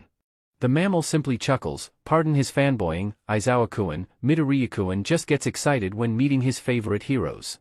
He means no harm. Aizawa glances at Izuku warily for a moment, before deactivating his quirk and pulling back his capture weapon. So what am I supposed to do with the gremlin? Why, you will be training him, of course. Nezu chirps, Midoriya-kun recently manifested his quirk, and will require training in order to get him up to shape for the demands of the heroics course.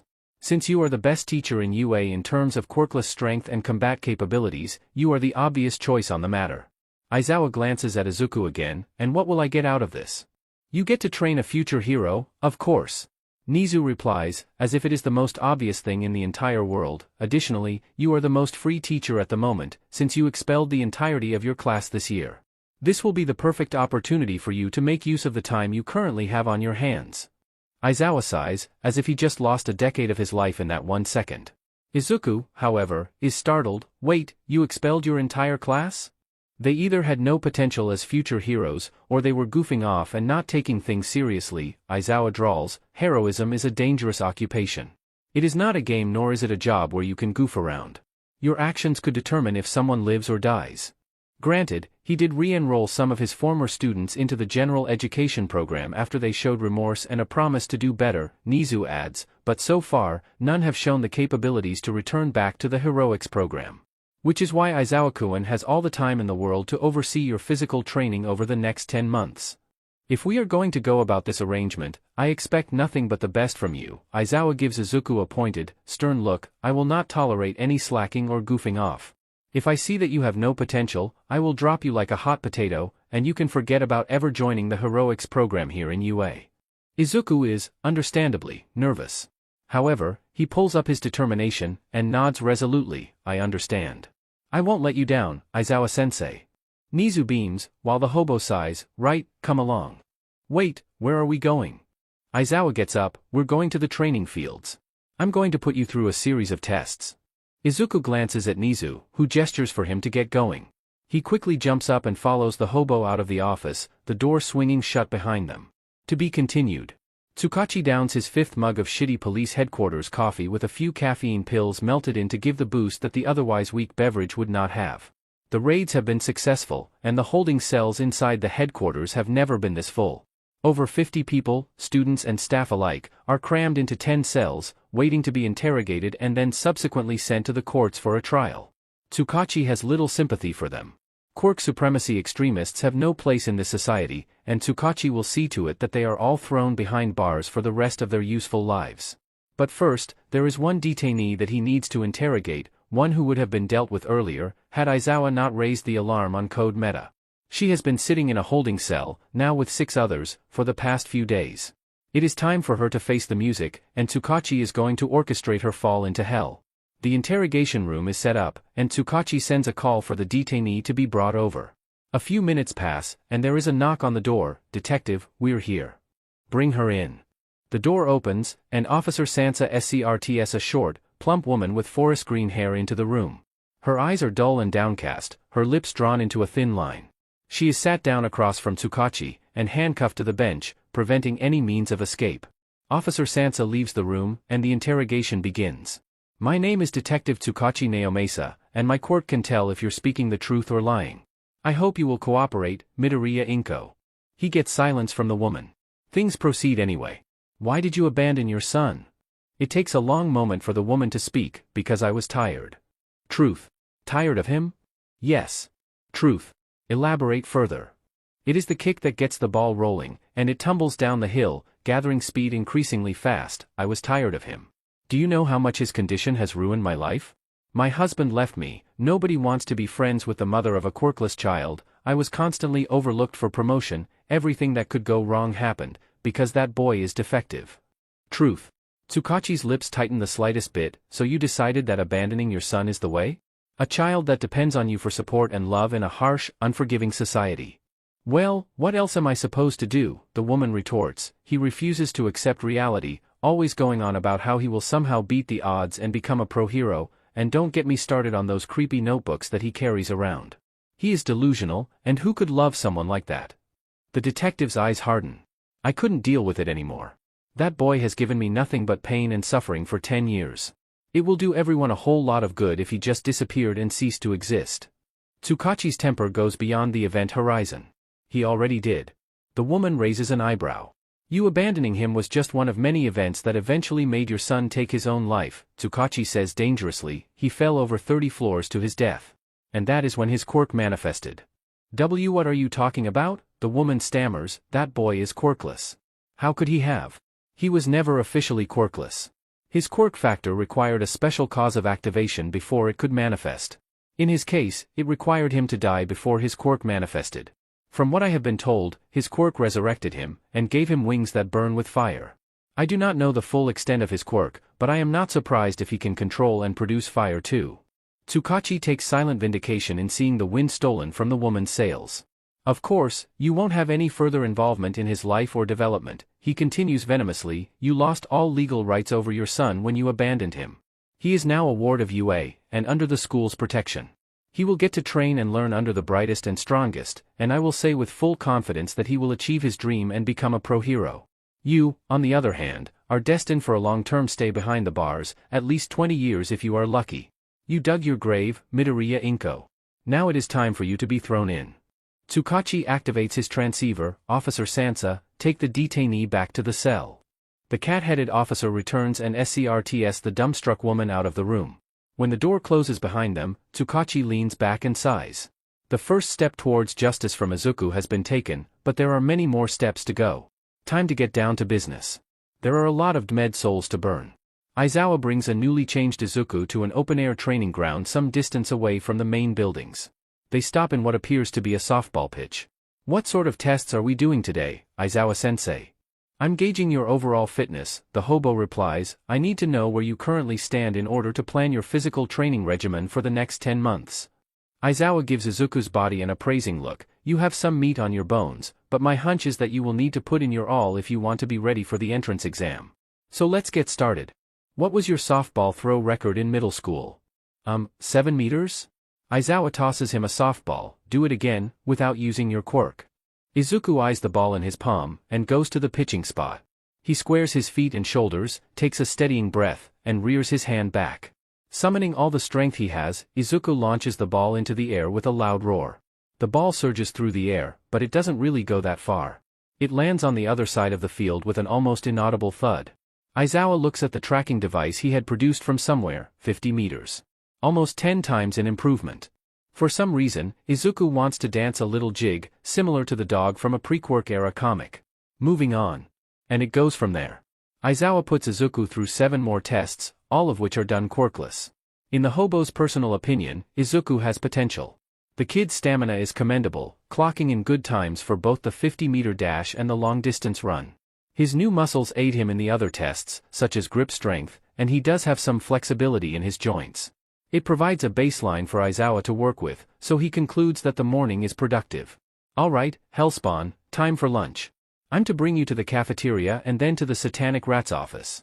How did I do, Aizawa-sensei? You have potential, which is a lot more than most of the students I expelled, the hobo replies honestly. This makes the kid's face light up with joy, forcing Aizawa to glance away so as to not go blind. This is no grounds for slacking off, though.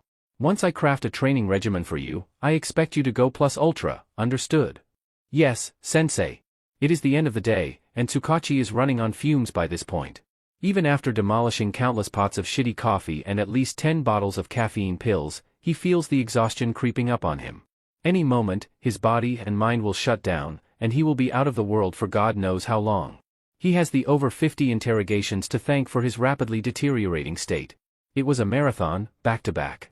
Tsukachi played the bad cop with these extremist terrorists, tearing them apart and scaring the living daylights out of them. While many, especially Principal Nezu, initially tried to defend or worm their way out of their guilt, a combination of Tokachi's quirk and unrelenting ferality meant that every single detainee quickly crumbled and confessed to every single one of their crimes. Which unearthed multiple caskets of skeletons that he had no idea would come to the surface. Principal Nezu did not just turn his school into a quirk supremacy indoctrination facility for the MLA, he was also involved in extensive money laundering and tax evasion schemes that go back at least a decade. Several staff have been complicit in bullying cases where students gang up and torment those with weaker or inferior quirks.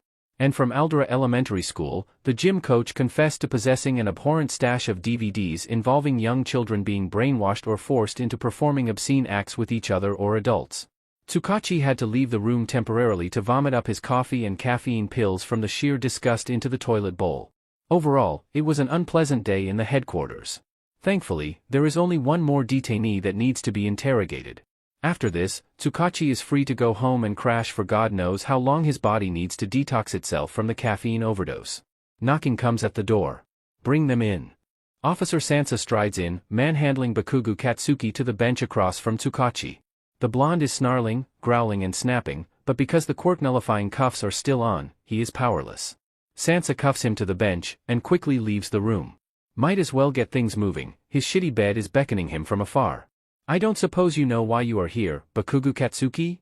Let me FING go, plain face, the blonde snarls, spittle flying everywhere. To be fair, Tokachi has been described as extremely plain, completely unremarkable, but that is neither here nor there. In case your brain is as secure as a sieve, you are here because you are the primary abuser of your former classmate, Midoriya Izuku. What the F dash? Katsuki shouts, I am not some FING abuser. I beg to differ, Tokachi counters, you not only physically abused him with illegal quirk usage and physical assault, you put him through mental and emotional torment by verbally insulting him, destroying his personal property, and telling him to kill himself. So what if I did? Katsuki scoffs, that useless Deku deserves it. He is a waste of space and a FING creep. Tokachi sighs, it is evident that Aldera's indoctrination has corrupted the blonde beyond redemption. You did all that, because he was quirkless, right? Of FING course. He will never amount to anything. Deku is FING delusional for thinking he can be a FING hero with his creepy notebooks and sheet. Tokachi leans forward, you are dead wrong, Bakugo Katsuki. Midoriya Izuku is never quirkless, he has a quirk, one that requires him to die before it can activate. Because of your friendly advice, Midoriya threw himself off a skyscraper and died on impact with the pavement below. His quirk activated, and he was resurrected and grew a pair of wings that burn with flames. Katsuki turns purple with rage, bullshit. You're just FING with me. Deku is quirkless. He always is. Tokachi shrugs, you can choose what you want to believe, but what is undeniable is that you played a major part in Midoriya's suicide. I presume that you want to be a hero, right? Well, after this, you can kiss that dream goodbye, because no heroic school will accept someone with a criminal record or has a track record of violence and aggressive behavior. For several seconds, Katsuki is as pale as a sheet, mouth hanging open. Then, he explodes, you can't FING do this. I am destined to be the #1 hero. The one who will surpass all might. Who the F, do you think you are to believe some quirkless nobody? I will FING kill you. Tokachi activates his transceiver, bring in the sedative. A team of medical technicians burst into the interrogation room. 2 of the bullier technicians restrain Katsuki, while 2 others prepare the sedative in an injection syringe. With Katsuki still screaming bloody murder, the technician jabs the needle into an area of exposed skin, and injects the fluid in. The fight drains out of Katsuki within seconds, and the blonde slumps forward. Get him out of here, we're done, Tokachi orders. The technicians unclasp the unconscious teen from the bench and carry him out of the room. Tokachi sighs tiredly, getting up from his chair and gathering his things. He is done with everything. Screw the paperwork, he is going home now. He'll call and leave for the next couple of days, no, the next 2 weeks. He really needs his sleep. To be continued. Izuku's schedule quickly falls into a routine. His mornings and early afternoons are spent with Aizawa in physical and combat training. Using his results from the tests as a baseline, Aizawa recommends that Izuku start building up his strength needed for grueling physical exertion. This involves a workout plan that spans from muscle building, flexibility enhancing, and reflex honing. The latter 2 are done through spars and combat lessons that Aizawa drills Izuku through whenever he is not pumping iron. To put it simply, Izuku is out of his element. He can argue that he has already come to know what synthetic, dyed leather tastes like from constantly having his butt handed to him by Aizawa. He has lost count of the number of times he is thrown onto his back, bum or face while on the sparring mat. Aizawa is not the top underground hero for nothing. With a non-combative quirk such as erasure, he has to rely on his physicality and wits to win a match against a stronger opponent. For Izuku, though, it is no contest. Someday, kid, you'll get a hit on me. Maybe if I die and come back as a ghost, I'll give you more than a hit, Izuku muffles while face planted on the mat, too much in aching pain to get up. Aizawa is about to chide Izuku for sassing him, when he stops. He turns to the kid, who is still face planted on the mat, with a thoughtful look. Midoriya. MMPH? Since you were essentially resurrected like a phoenix, are you actually one?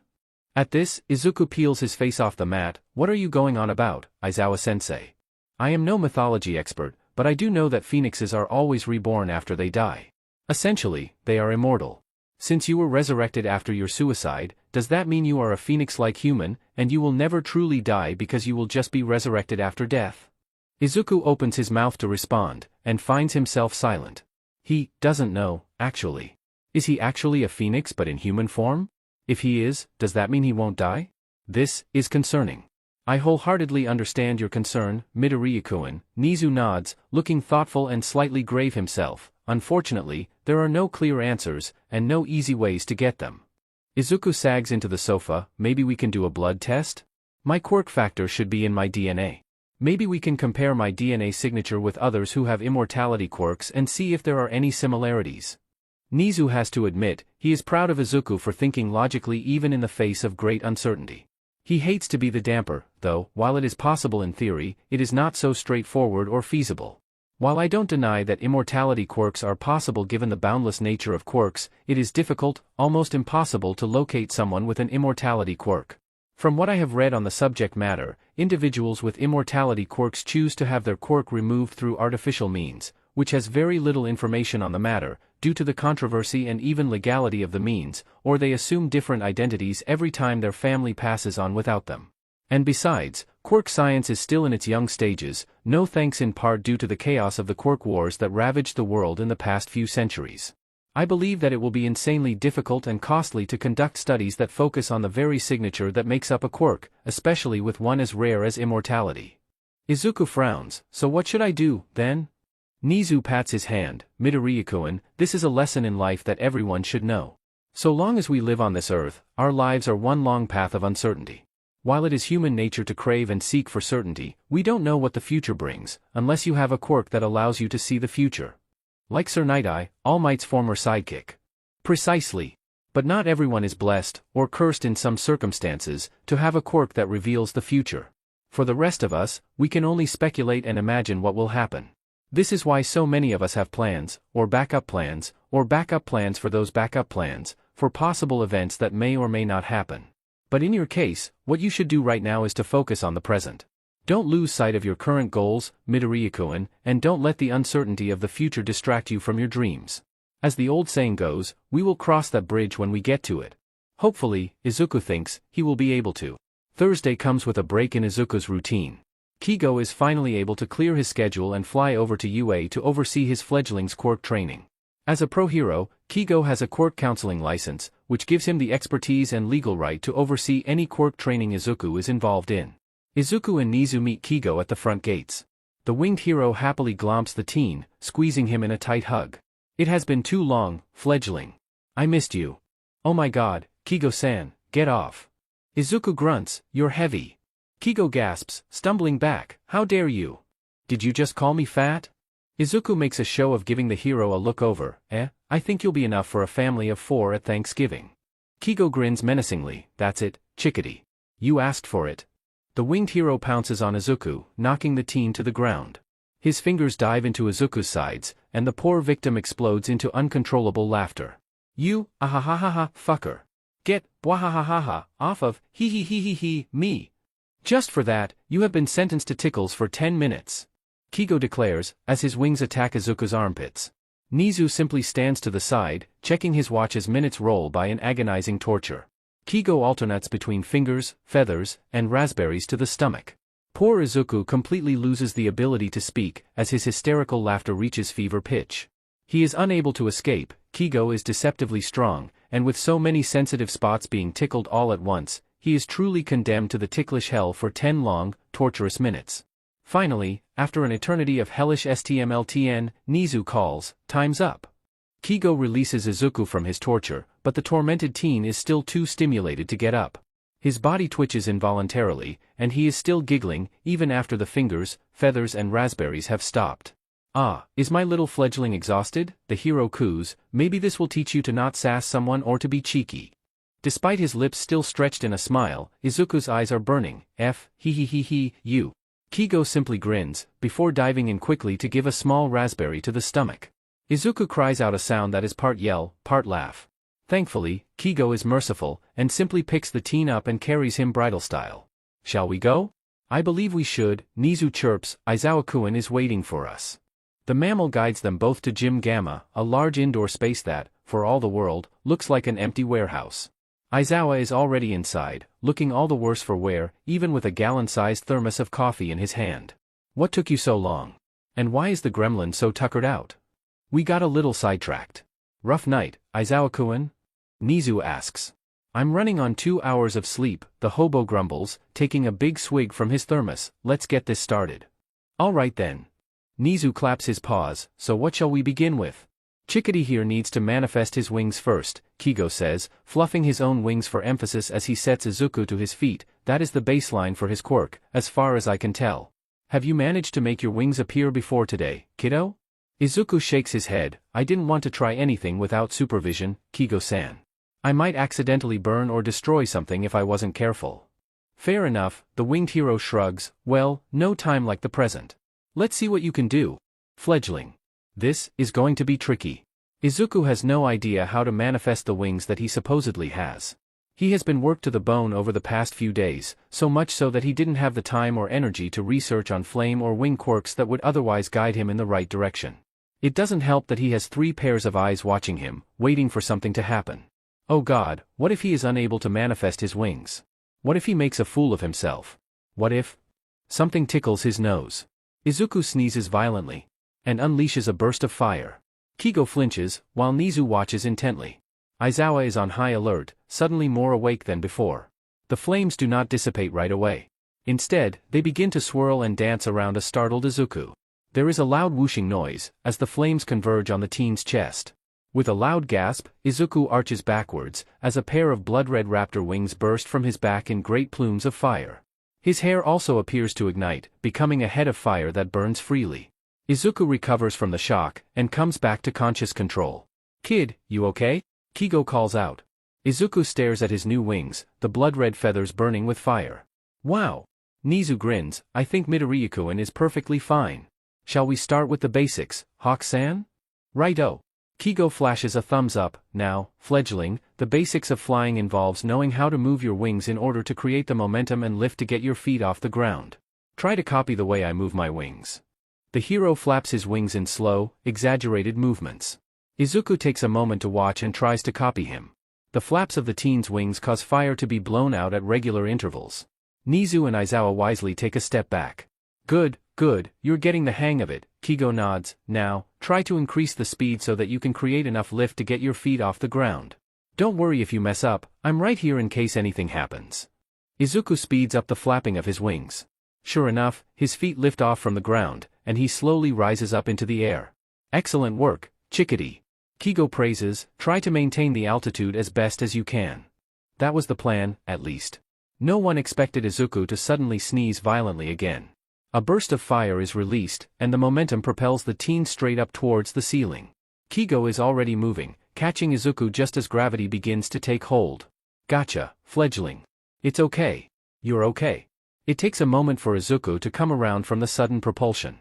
Kigo descends down to the floor, and sets Izuku to his feet. "Everything okay?" Nezu asks. I think so," Izuku replies quietly. "Take a short break," Aizawa cuts in. "There is no point in continuing while he is in shock." Things quieten down after that. Izuku's wings disappear with a puff of ashes and feathers. Kigo pulls the teen close and sits down on the floor, gently rocking him and ruffling his fiery locks. Nezu and Aizawa quietly talk at one side, occasionally glancing towards Izuku to make sure that he is alright. Once Izuku appears to have recovered from the shock, the training continues. "Can you manifest your wings again, kiddo?" asks Kigo. This time, when Izuku tries, there is a difference. He senses a warm spot right in the middle of his chest, growing hotter the longer he pays attention to it. He tries to draw it out, and the heat spreads out to his hands. His palms ignite into ball of fire, and the flames leap up and surge towards his chest. The force makes Izuku arch backwards, as the wings reappear in a burst of smoke and flames. Aizawa mutters something about a shounen anime protagonist. Like before, let's try to rise up and maintain a low altitude. Remember how to move your wings? Izuku nods, and flaps his wings. He rises up about half a meter, and Kigo joins him. It takes a bit of concentration, but Izuku is able to maintain his position without falling or rising any higher. It also helps that Kigo is holding Izuku's hands, making sure that he is anchored to something. Good job, fledgling. Shall we go higher? I'll continue holding on to you until you're ready. Izuku nods, and flaps his wings harder. Together, the pair rise steadily. With each encouragement and praise from Kigo, Izuku keeps flapping until his head touches the metal girders at the ceiling. He refuses to look down, knowing that seeing the ground so far away will just cause him to panic and lose concentration. The ceiling itself is enough to tell him that he is quite high up. "You're doing an amazing job, kiddo," Kigo beams. "Shall we begin practicing on moving forwards?" Izuku nods firmly. "I can do this. That's what I want to hear. Now, as you keep flapping your wings, I want you to streamline your body until you are parallel to the floor below. Don't worry, I'll be here in case anything goes wrong, alright?" Izuku takes a moment to gather his nerves. Splitting his attention between flapping his wings and changing his position, he lets go from Kigo's hands, and shifts his body until he is horizontal. He maintains eye contact with Kigo, again not looking down. "Very good, kiddo. Now, aim a little lower towards the ground, and propel yourself forward with your wings. Move your wings to push against the air, and you'll move. I'm still here, so don't worry." This time, there is no avoiding it. By aiming down a little, Izuku sees how far away the ground is from his current position near the ceiling. The spike in anxiety and fear threatens to break his concentration, but seeing Aizawa and Nezu down below helps immensely. Even if he falls, Aizawa will catch him with his capture scarf. Plus, he hears Kigo's wings flapping near him. His fellow avian will keep him safe. "Push off, fledgling." Izuku takes a shuddering breath, and mentally counts to 3. He takes control of his wings, and flaps them in a motion like he is kicking off from a wall. The world speeds up. Izuku squawks in undignified terror, as he hurtles towards one of the gym's walls. Acting entirely on instinct, he flaps his wings down, and he is propelled up towards the ceiling.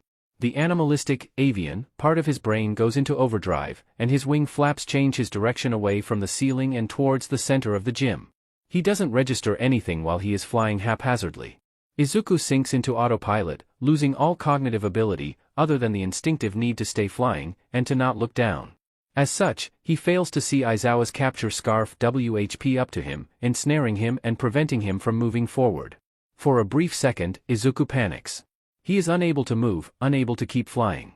He is going to plummet, he's going to fall, he's still suspended in the air? Only when he is being slowly pulled down to the ground, does the cognitive part of his brain begin to reboot. He registers the fabric wound tightly around his body and wings, the flame somehow not burning through the material despite being in constant contact. He hears voices, growing louder and clearer with each second. He then registers his feet touching the floor again, and the fabric unraveling itself from his body. He is then hugged by something warm and feathery. "I'm here, Izuku. Don't worry, I'm here. You're safe. You are perfectly safe." It takes a second for Izuku to shakily return the hug. "That was so scary, Kigo-san," he murmurs. I just... Shoo, Kigo soothes, "It's okay. Don't talk about it. You're safe. And that's all that matters." Izuku simply lets himself be hugged. Nezu makes a humming noise. "I believe it is best if we call it a day. Midoriya-kun, how does soaking in your hot spring sound to you?" Izuku turns to the mammal. "Can Kigo-san accompany me? Are you willing, Hawk-san?" "My chickadee needs me, of course I will," the winged hero replies. And that's that.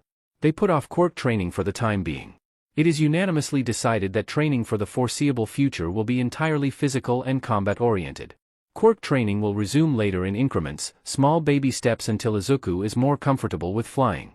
The initial plan on Friday was for Aizawa to continue grueling Izuku through his workout and training regimen. Emphasis on initial. As Izuku and Nezu are having breakfast in the cafeteria, the mammal gets a phone call. Izuku pauses in his eating, noticing that Nezu is glancing at him as he speaks to the person on the line. The call ends, and he swallows. Principal Nezu, who was that? It was the public prosecutor's office, Nezu replies, eyes flinty with seriousness. They are requesting your attendance at a court trial this afternoon as the primary witness. Whose trial? Nezu's mouth dips down. Bakugo Katsuki. To be continued. Suddenly, everything screeches to a halt. Bakugo is on trial?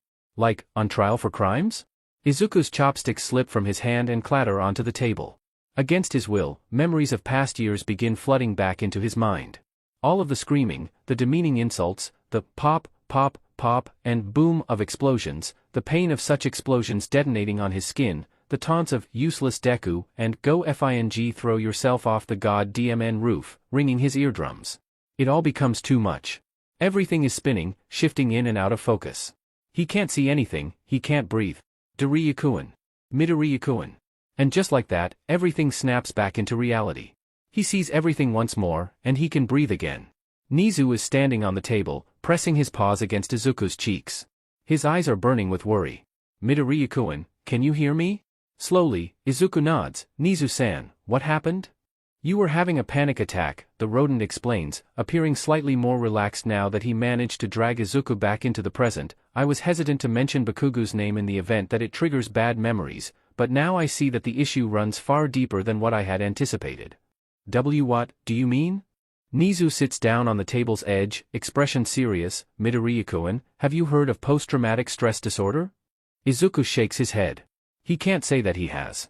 I am no psychiatrist, but I suspect that after 10 years of abuse, torment and neglect, you might have developed post-traumatic stress disorder, or PTSD, as it is often called. Nezu continues, panic attacks are one of the symptoms, and knowing that Bakugo was the main instigator of the abuse and torment, I am highly inclined to have you properly assessed. Unfortunately, any psychiatric assessment will have to wait until after the trial. You cannot refuse a court order from the public prosecutor's office unless it is for medical or legal reasons. And while I could claim that you cannot be present today due to a psychiatric assessment, it is too short of a notice to get you assessed today. It is not an ideal situation, but I hope you will be able to press through it. Izuku is silent for a long moment. His former childhood is on trial, which means that he has been arrested and charged with crimes. Detective Tsukachi had Kaken arrested. It is just impossible. Kaken was supposed to become a great hero. How could he have been arrested and charged? Nezu stays in the catatonic teen's presence. It is understandable that Izuku is caught in this limbo of disbelief and uncertainty. His entire reality has turned upside down, the inconceivable has happened, and the teen has no idea how to go about processing the entire situation. They sit in silence for a long while. Then, Izuku mutters, when is the trial? 2 p.m. this afternoon, Midoriya. Slowly, Izuku nods, I'll go.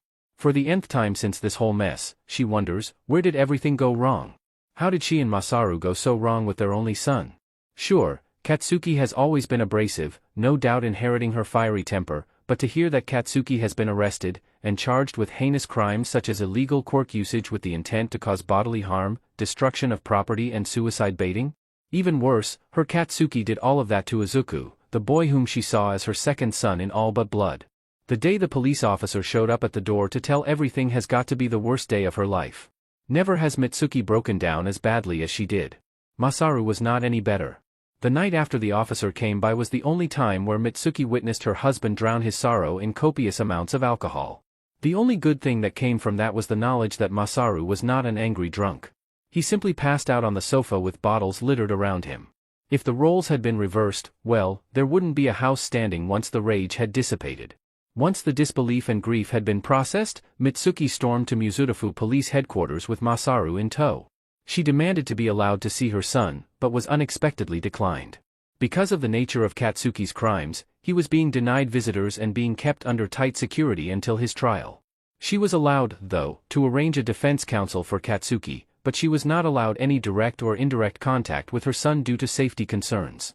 It was another night of breakdowns and drowning by alcohol for Mitsuki and Masaru. Their grief and confusion howled like a blizzard, questions that would never be answered, leaving them lost and spiraling further into the darkness. The notification of the trial date provided no further answers or reassurance. There is nothing they could do, except watch their only son face justice for his crimes, a result of their inexcusable failures as his parents. It is the date that Mitsuki and Masaru will never forget, where Katsuki's dreams of becoming a hero were well and truly dashed. That afternoon, after a quick lunch, Izuku and Nezu board a limousine driven by the same chauffeur that helped to bring Izuku's belongings to his new home, and leave campus for the city courts. The ride is silent and somber. Izuku stares out of the window, watching as everyday life passes by. He sees people going about their businesses. Happy families and couples. Groups of teenagers and children, laughing and chatting with one another. It feels unreal. How can life continue on as per normal, when the life of someone he knew since he was in diapers is on the verge of being destroyed? Even before the trial has a chance to begin, Izuku already knows the outcome. Unless a miracle occurs or an act of divine intervention prevents it, Kaken has already lost his chance of ever becoming a pro-hero. No heroic school in the country will accept someone with a criminal record. Even a spell in juvenile detention, which does not carry the same level of stigma as an actual prison sentence, is grounds for increased scrutiny by school administration. And given the crimes that Kaken has been charged with, anything less than a sentence to juvenile detention is a fool's dream. For Izuku, however, this does feel like a dream. One that is, unfortunately, very real and something he cannot wake up from. They arrive at the city courts with about 20 minutes to spare. At the entrance, Izuku sees a crowd of reporters and television news crews standing by the gates, eager to report on the last of a marathon week of trials surrounding the infamous Aldera cases. Thankfully, Izuku will not have to go through the racket. The limousine is guided to an underground car park, where two men in dark suits await them. Izuku and Nezu alight, and after exchanging greetings, the two men bring them up to the main lobby, where they are registered as primary witness and public spectator respectively. From there, one of the men brings Izuku to a separate room, while the other brings Nezu to the public gallery. The room is a holding room connected to the courtroom where the trial will take place. There are already two people inside, an old man and a middle-aged woman. Izuku recognizes them as one of the custodians and cafeteria vendors respectively. He notices when both of their eyes glimmer with recognition, although there is a layer of confusion, possibly due to the change in his hair color. Still, Izuku does not exchange any words with them, and goes to sit down on one of the chairs. Through a closed-circuit television screen, he watches the moment when the judges arrive, and everyone, from the public gallery, to the public prosecutor and defense counsels, rise up in respect. Once everyone has sat back down, a voice calls out, "The trial of Bakugo Katsuki is now in session. Bring in the defendant." Izuku's mouth falls open. Kaken is brought into the courtroom like a restrained wild animal. He is gagged by a heavy-duty muzzle, his hands are bound in a metal vise with quirk-suppressing cuffs around his wrists, and his ankles are chained just enough for him to be walked into the room.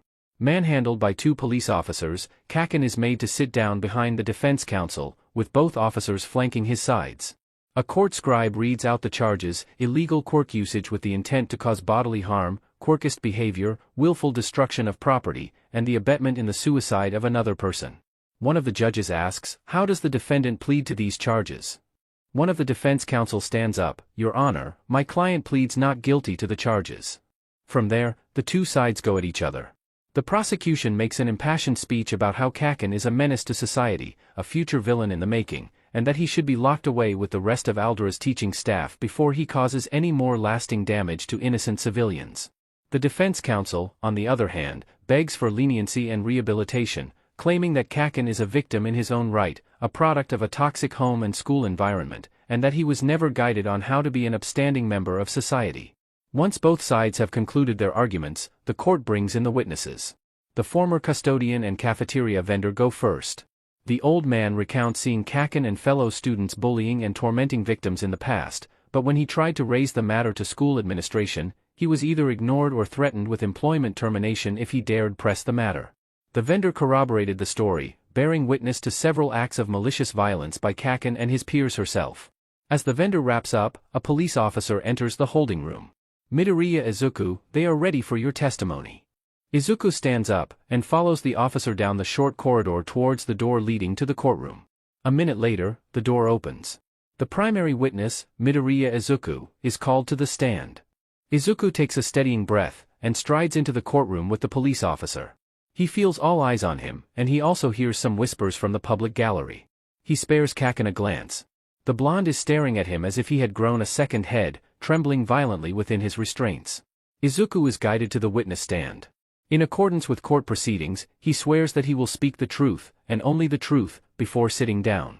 The prosecution begins. "Midoriya-kun, you were a classmate of the defendant right up until your suicide. Can you explain your relationship with him? I have known Katsuki since we were in diapers, Izuku replies. Our mothers were close friends, and we grew up together like brothers. However, things changed when he got his quirk, and I did not. You see, my quirk factor was dormant, requiring a specific trigger to activate. For 14 years, I was effectively quirkless. Katsuki did not like that I was quirkless and supposedly looking down at him or aiming to become a hero. Then comes the next question. For the sake of clarity, Midoriya-kun, can you describe what the defendant did to you? I was treated like absolute CRP, pardon my language. I was bullied, physically, verbally and emotionally. I was regularly beaten up by Katsuki and his peers, verbally insulted and harassed, had my personal belongings stolen or destroyed, and on more than one occasion, the victim of terrible pranks. Katsuki also used me as his personal quirk punching bag, subjecting me to explosions that caused significant physical injury. Murmurs begin to spread among the public gallery. Midoriya-kun, the prosecution continues. The defense counsel claims that the defendant's behavior is also a result of a toxic home and school environment. Can you attest to that? To some extent, Izuku nods. I will agree that our schools did nothing to rein in Katsuki's behavior. Everyone praised him for having a powerful quirk, touting him as the next big hero and the next All Might. Katsuki himself claimed from a young age that he would overtake All Might and become the #1 hero. I believe that since our elementary and middle schools were actually brainwashing and indoctrination facilities run by the Meta Liberation Army, they encouraged such beliefs to fester and warp his mind, to the point that my mere existence as a functionally quirkless individual became a personal insult to him. That being said, Katsuki bears some personal responsibility himself.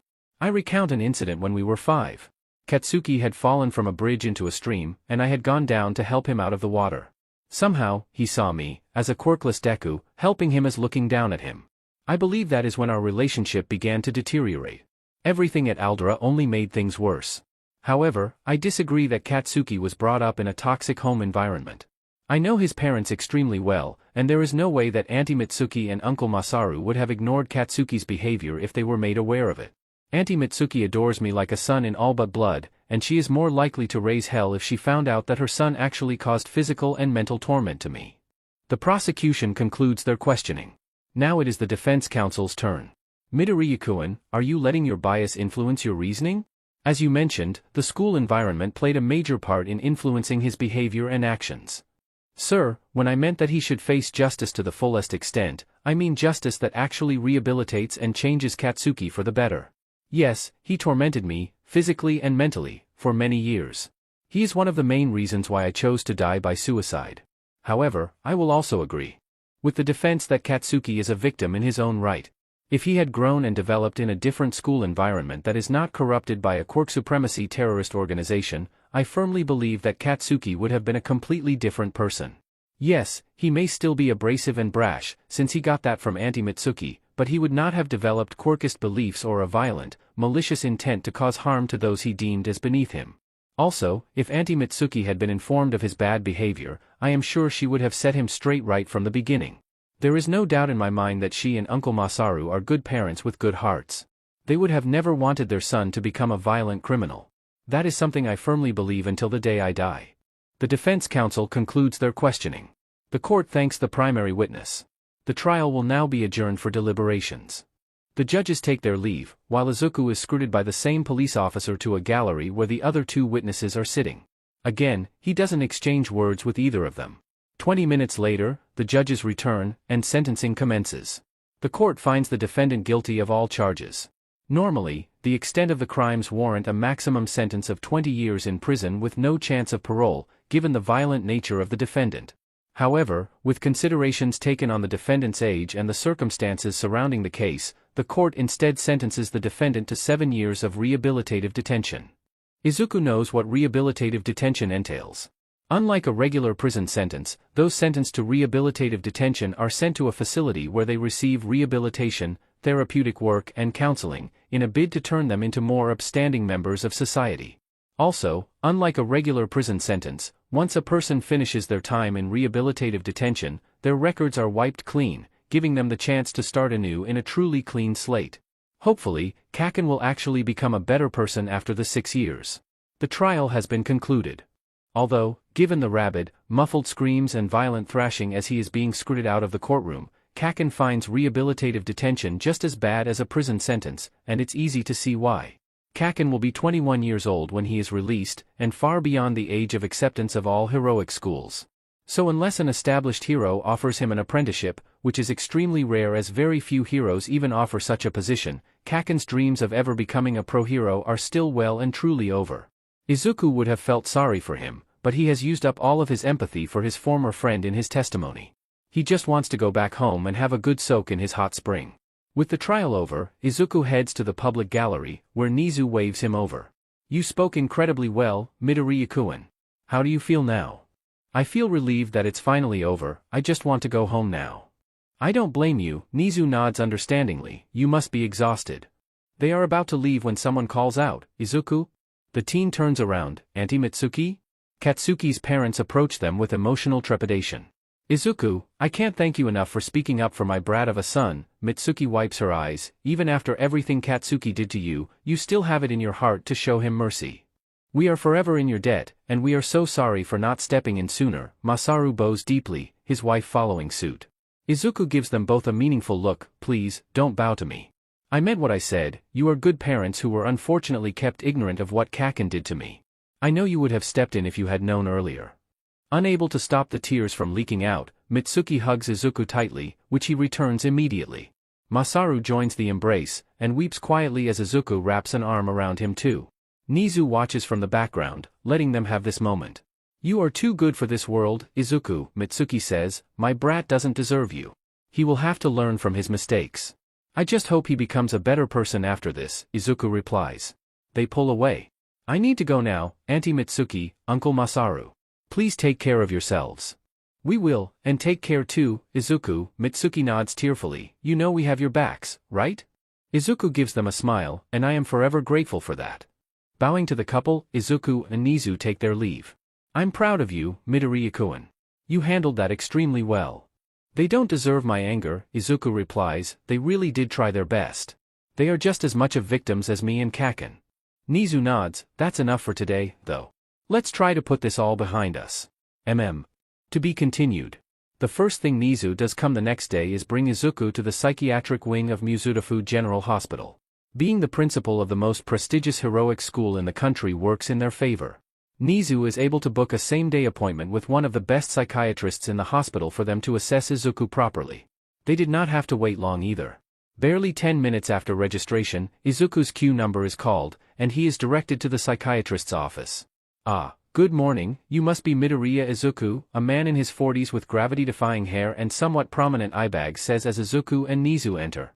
"Yes, that's me," Izuku nods. "Wonderful, my name is Dr. Shinso Hirota," the psychiatrist introduces himself, "and a pleasure to meet you as well, Principal Nezu." "Likewise, Shinso-sensei." Nezu chirps, "I have heard many good things about your quirk." Seeing Izuku perk up in curiosity, Dr. Shinso chuckles. "Well, being able to diagnose mental conditions more accurately than most psychiatrists does have its perks, if I dare say so myself." "Quite so." Nezu chirps, "Shall we get started?" "We shall," Dr. Shinso nods, before turning to Izuku. "Now, Midoriya-kun, I want you to face me and don't move for about 30 seconds. You will feel a slight brushing feeling inside your head. You don't need to be afraid, it is just how my quirk works, and you won't be in any pain whatsoever, okay?" Izuku nods. The psychiatrist gently holds Izuku's head in place, and gazes intently at his forehead. True enough, Izuku feels a slight brushing feeling inside his head, almost as if a feather is being gently run through his mind. The sensation does jolt him a little, but Izuku tries to focus on Dr. Shinsu's hands cradling his head. A short while later, the brushing sensation lifts away. "Excellent, you did a good job, Midoriya-kun," Dr. Shinso smiles. "Most of my patients tend to freak out when I use my quirk on them." "It was unusual, I will admit," Izuku remarks. "Not surprising, it is not every day that we feel as if a feather is brushing inside our head," Dr. Shinso chuckles. "Now, I have all the information I need to make a formal diagnosis. I just need to get everything down on record and paper, as well as the prescribed medication that I will include in the diagnosis. I will call you back once I am done." "Splendid." Nezu claps his paws. "We will see you shortly then." The mammal guides Izuku back out into the waiting room, leaving the psychiatrist to do his job. They sit down on a row of seats, and silence follows for a moment. Dr. Shinso. "Seems nice," Izuku remarks after a moment. He's not one of the top psychiatrists in Japan for nothing, Midoriya-kun. It takes more than a quirk to become someone respected and admired. I know, Izuku nods, it's just that, medical professionals have not always been kind to me, you know? I can understand. Nezu pats his hand. If I could track down every single doctor or nurse who did not give you the fair treatment you deserve, I would, and I will have them all buried alive in the end. However, that is neither here nor there. Justice has already been served, and we should focus on how to make the present and future better for you. Izuku nods, just as his number is once again called to Dr. Shinsu's office. They return, and the psychiatrist greets them once more. Thank you for waiting, I hope I didn't make you wait too long. Oh, no trouble at all, Shinsu-sensei, Nezu chirps, so what is the diagnosis? The psychiatrist goes through the document. My scan concludes that Midoriya-kun suffers from post-traumatic stress disorder and generalized anxiety disorder. There is also a secondary diagnosis of major depressive disorder. Based on Midoriya-kun's past records, I can see where these have come from. Years of systemic abuse and neglect at the hands of his peers and mother respectively. Izuku simply lets the information sink in. It feels far less damning than when the quirk specialist had that meeting with him and his mother. The question he has though, what can we do about it, he asks quietly. For post-traumatic stress disorder, I will recommend you receive psychological support and treatment in the form of therapy.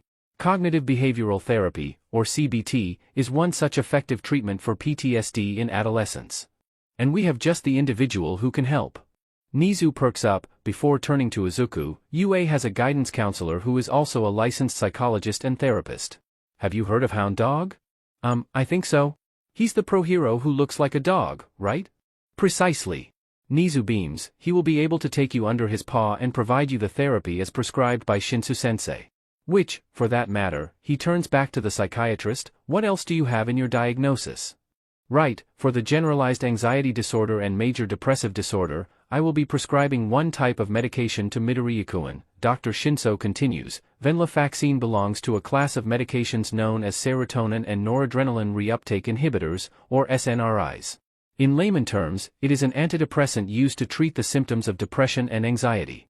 It is usually taken in the morning, after food, and the dosage is supposed to last throughout the daylight hours until one goes to bed. As this will be the first time Midoriya-kun will be taking this kind of medication, I will be prescribing him a low dosage for the first 2 weeks in order for him to become accustomed to the venlafaxine. If there are no serious side effects, he can increase the dosage incrementally over the next few months. For an adolescent his age, the starting dosage will be 75 mg for the first 2 weeks. The medication comes in tablets that are a 150 mg dosage per tablet. Simply cut each tablet in half and consume them orally after food in the morning. Once the 2 weeks are up and there are no side effects, Midoriya-kun can consume one whole 150 mg tablet after food in the morning. Izuku nods. What are the potential side effects? Since this is your first time taking such medication, there is a small, but noticeable chance that you may experience nausea, constipation, difficulty sleeping, dizziness or headaches. Dr. Shinso explains. If you do experience such side effects over a prolonged period of time, I want you to come back to see me and we can discuss changing medications to something your body is more willing to accept. Nezu nods. And if all goes well with no issues?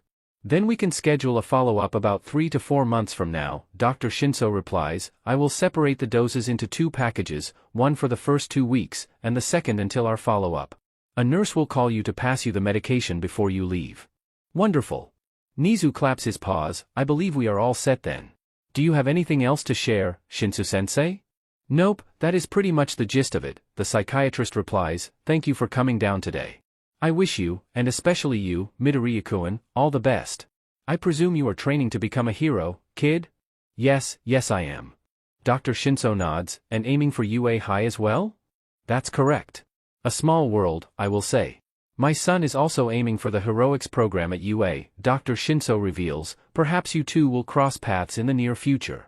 Izuku automatically wonders what kind of quirk Dr. Shinsu's son has. Given the mental aspect to the psychiatrist's quirk, Izuku deduces that the most likely answer is that the son's quirk has also to do with the brain.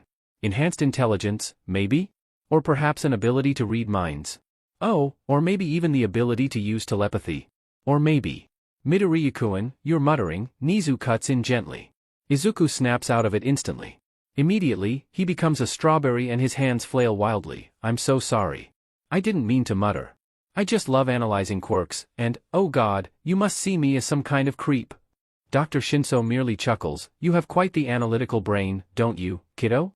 I can see why Principal Nezu has taken you under his paw. He has the makings of a great hero. Nezu chirps, and I don't say such praise without good reason. I can tell, Principal. Dr. Shinso nods. Well, if there is nothing else, thank you for coming today. Take care on your way back, alright? We most certainly will. Nezu bows as Izuku gets up. Thank you, Shinsu-sensei, we'll be off now. Thank you, Shinsu-sensei. The psychiatrist waves them off. The pair leave the clinic and go sit down near the pharmacy with a new queue number. Principal Nezu? Does this change things, now that I have an official diagnosis and medication? Izuku asks quietly. Not at all, Midoriya-kun, Nezu replies gently. It is perfectly normal to be diagnosed with mental conditions and to be on medication. A lot of pro-heroes are in the same boat as you. Why, without going too much into detail, Aizawa-kun goes to see a therapist twice a month and has his own medications, which he consumes daily. Izuku's shoulders lighten a bit. It feels reassuring that even one of his mentors takes medication too. And speaking of therapists, I will have a word with Hound Dog on when it will be best for you to start regular therapy sessions with him. The sooner the better, of course. Will Hound Dog be able to help me? You can bet my fur that Hound Dog will help you right up to the very end, Nezu promises. Okay. Izuku's queue number is called. The nurse on duty hands him the medication and reiterates the dosage as prescribed by Dr. Shinso. Payment is made by Nezu, and with a plastic bag of tablets in hand, they leave the hospital and call the chauffeur to pick them up. From there, it is a quiet, peaceful ride back to UA. And the day comes to an end, with plans in place for the rest to come. To be continued. Life carries on. The routine continues, but now with the addition of morning medication intake and weekly therapy sessions with Hound Dog on Fridays in place of his afternoon lessons with Nezu. Thankfully, Izuku did not experience any negative side effects from consuming his medication. The only change he noticed on the first few days was that it was a bit more difficult to conduct his big business in the toilet, but other than that, he was completely fine. By the second week, he has upped the dosage to a full tablet, and Izuku goes through the daylight hours with lighter shoulders and a more focused mind, which helps tremendously when he goes about his daily routine.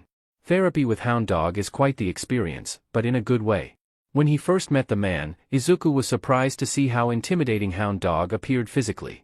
The man has the head of a dog, and is quite tall and muscular. The muzzle that he wore certainly adds to the intimidating factor. But despite the rather scary appearance, Hound Dog is surprisingly gentle and soft-spoken.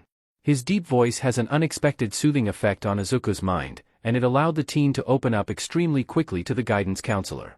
The first few sessions are devoted to getting to know each other and unpacking everything that Izuku has gone through, right up to his suicide. Once everything has been laid out in the open, Hound Dog works on helping Izuku to make sense of everything that he went through in a safe, controlled environment. Hound Dog discovered very early on that shouting or loud noises, such as explosions, cause Izuku to have momentary flashbacks. One of the first things the counselor does to help Izuku is to guide the teen in identifying unhealthy patterns in his thinking, and reframing them into more positive thought patterns. For example, negative associations with loud noises such as explosions or shouting is redirected towards more positive manifestations, such as crowds cheering in a sports event, and fireworks displays in festivals and major celebrations. This form of healthy, controlled exposure is done through collaborative choice between Hound Dog and Izuku, ensuring that boundaries are respected and adhered to. The path to healing has to be done through mutual respect and communication. Any conflict will hinder progress and could even cause Izuku to regress or develop new trauma, which is the last thing Hound Dog wants to do as a guidance counselor. Progress, of course, is not always smooth sailing. Izuku has nightmares a couple of times and wakes up in cold sweat. There are moments in his sessions with Hound Dog where he becomes a little too lost in past memories, requiring some form of physical intervention to bring him back to the present. Izuku even works himself, on occasion, into several panic attacks that are thankfully soothed down with calming words and gentle, yet firm touches. Hound Dog reassures Izuku that he is doing well, and that progress consists of ups and downs. He has worked with many students before Izuku who have similar experiences and also underwent the same downs as Izuku had gone through. It helps to take the uncertainty and fear off of Izuku's shoulders, and his confidence in himself gradually strengthens. This has a welcome effect on his private lessons with Nezu and his training with his mentors. Izuku is, by all accounts, a smart student.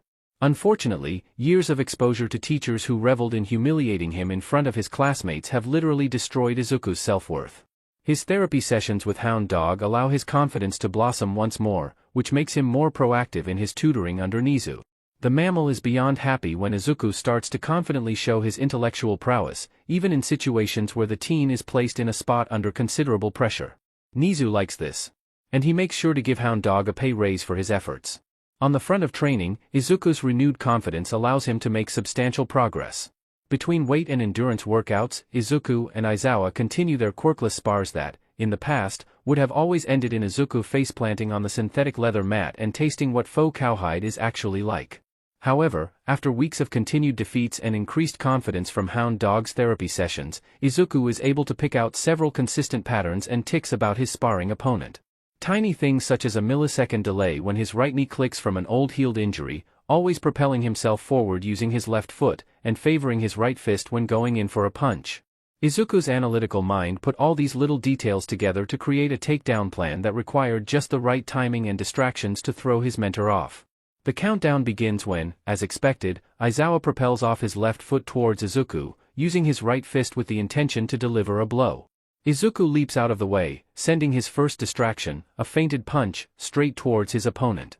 Aizawa dodges, good, but because of his slightly weaker right knee, Izuku hears the click. There is the millisecond delay that allows Izuku's improved reflexes to swing his foot at Aizawa that forces the older man into an awkward, unstable position. Izuku dives in for the kill, sweeping Aizawa's legs out from him and pouncing onto the man just as he hits the mat. Do you yield? Izuku asks while pinning Aizawa down.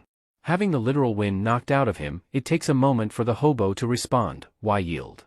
Izuku leaps back from Aizawa, in case he decides to make any surprise movements. Aizawa gets to his feet, and grins wolfishly, congrats kid, you just got your first win. How does it feel to taste leather? Izuku asks, a little cheekily. It has been a long while, I'll admit, Aizawa replies, alright, let's recap. How was this spar different from all of our other matches? I started observing the tiny tics that you display when fighting, Izuku explains. While it took me multiple spars to fully understand each tic, I was able to put together an impromptu plan based on how you act with those tics and then subsequently take you down.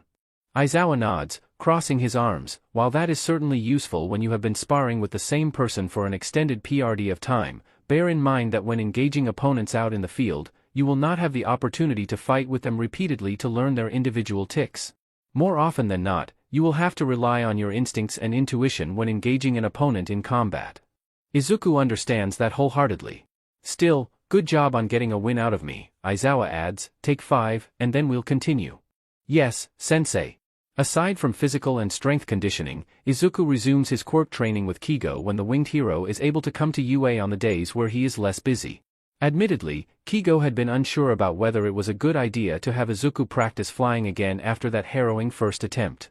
However, Izuku had reassured the hero that his therapy sessions with Hound Dog had covered his terrifying first time with flying, and the consistent therapy has given him the confidence to try again. Plus, Izuku sweetened the deal by declaring his trust in Kigo to keep him safe from harm while he is in the air. That was enough to convince the winged hero, and soon enough, Izuku has his wings out, and both ascend to the ceiling of Gym Gamma, with Aizawa at the ready as a second layer of safety. Remember what I told you about pushing off, chickadee? Kigo asks, to which Izuku nods, I want you to try that again. Got it. Izuku adjusts down to a horizontal position, making sure to look straight ahead. With a release of breath, his wings flap down, and he pushes off. He shoots towards the wall, but this time, Izuku is in full control of his cognitive thinking. He does not let his emotions or fears get in the way, using logic and quick thinking to time himself. As he fast approaches the wall, Izuku flaps down his wings again, positioning his body upwards in order to propel himself towards the ceiling. He repeats the process again when he is about to hit the ceiling beams, aiming downwards as there is more air and space for maneuvering. He swoops down like a raptor honing in on its prey, but swooping up again before he could hit the ground or smash into Aizawa. He repeats the process again, and again, until he gets the hang of it. And when he does, Izuku laughs. He cheers and screams in joy, as he effortlessly flies in all directions around the available air of Gym Gamma. Kigo is literally beaming with light, hollering as his fledgling takes his first successful flight all by himself. Down on the ground, Aizawa allows the barest of grins, satisfied that he won't have to intervene. The euphoria comes to an end when Izuku dives straight into Kigo's open arms, and the pair gently descend down with Kigo taking control. I'm so proud of you, kiddo. You flew like a pro. Seriously? Yeah. You didn't hit anything or crash into the ground at all.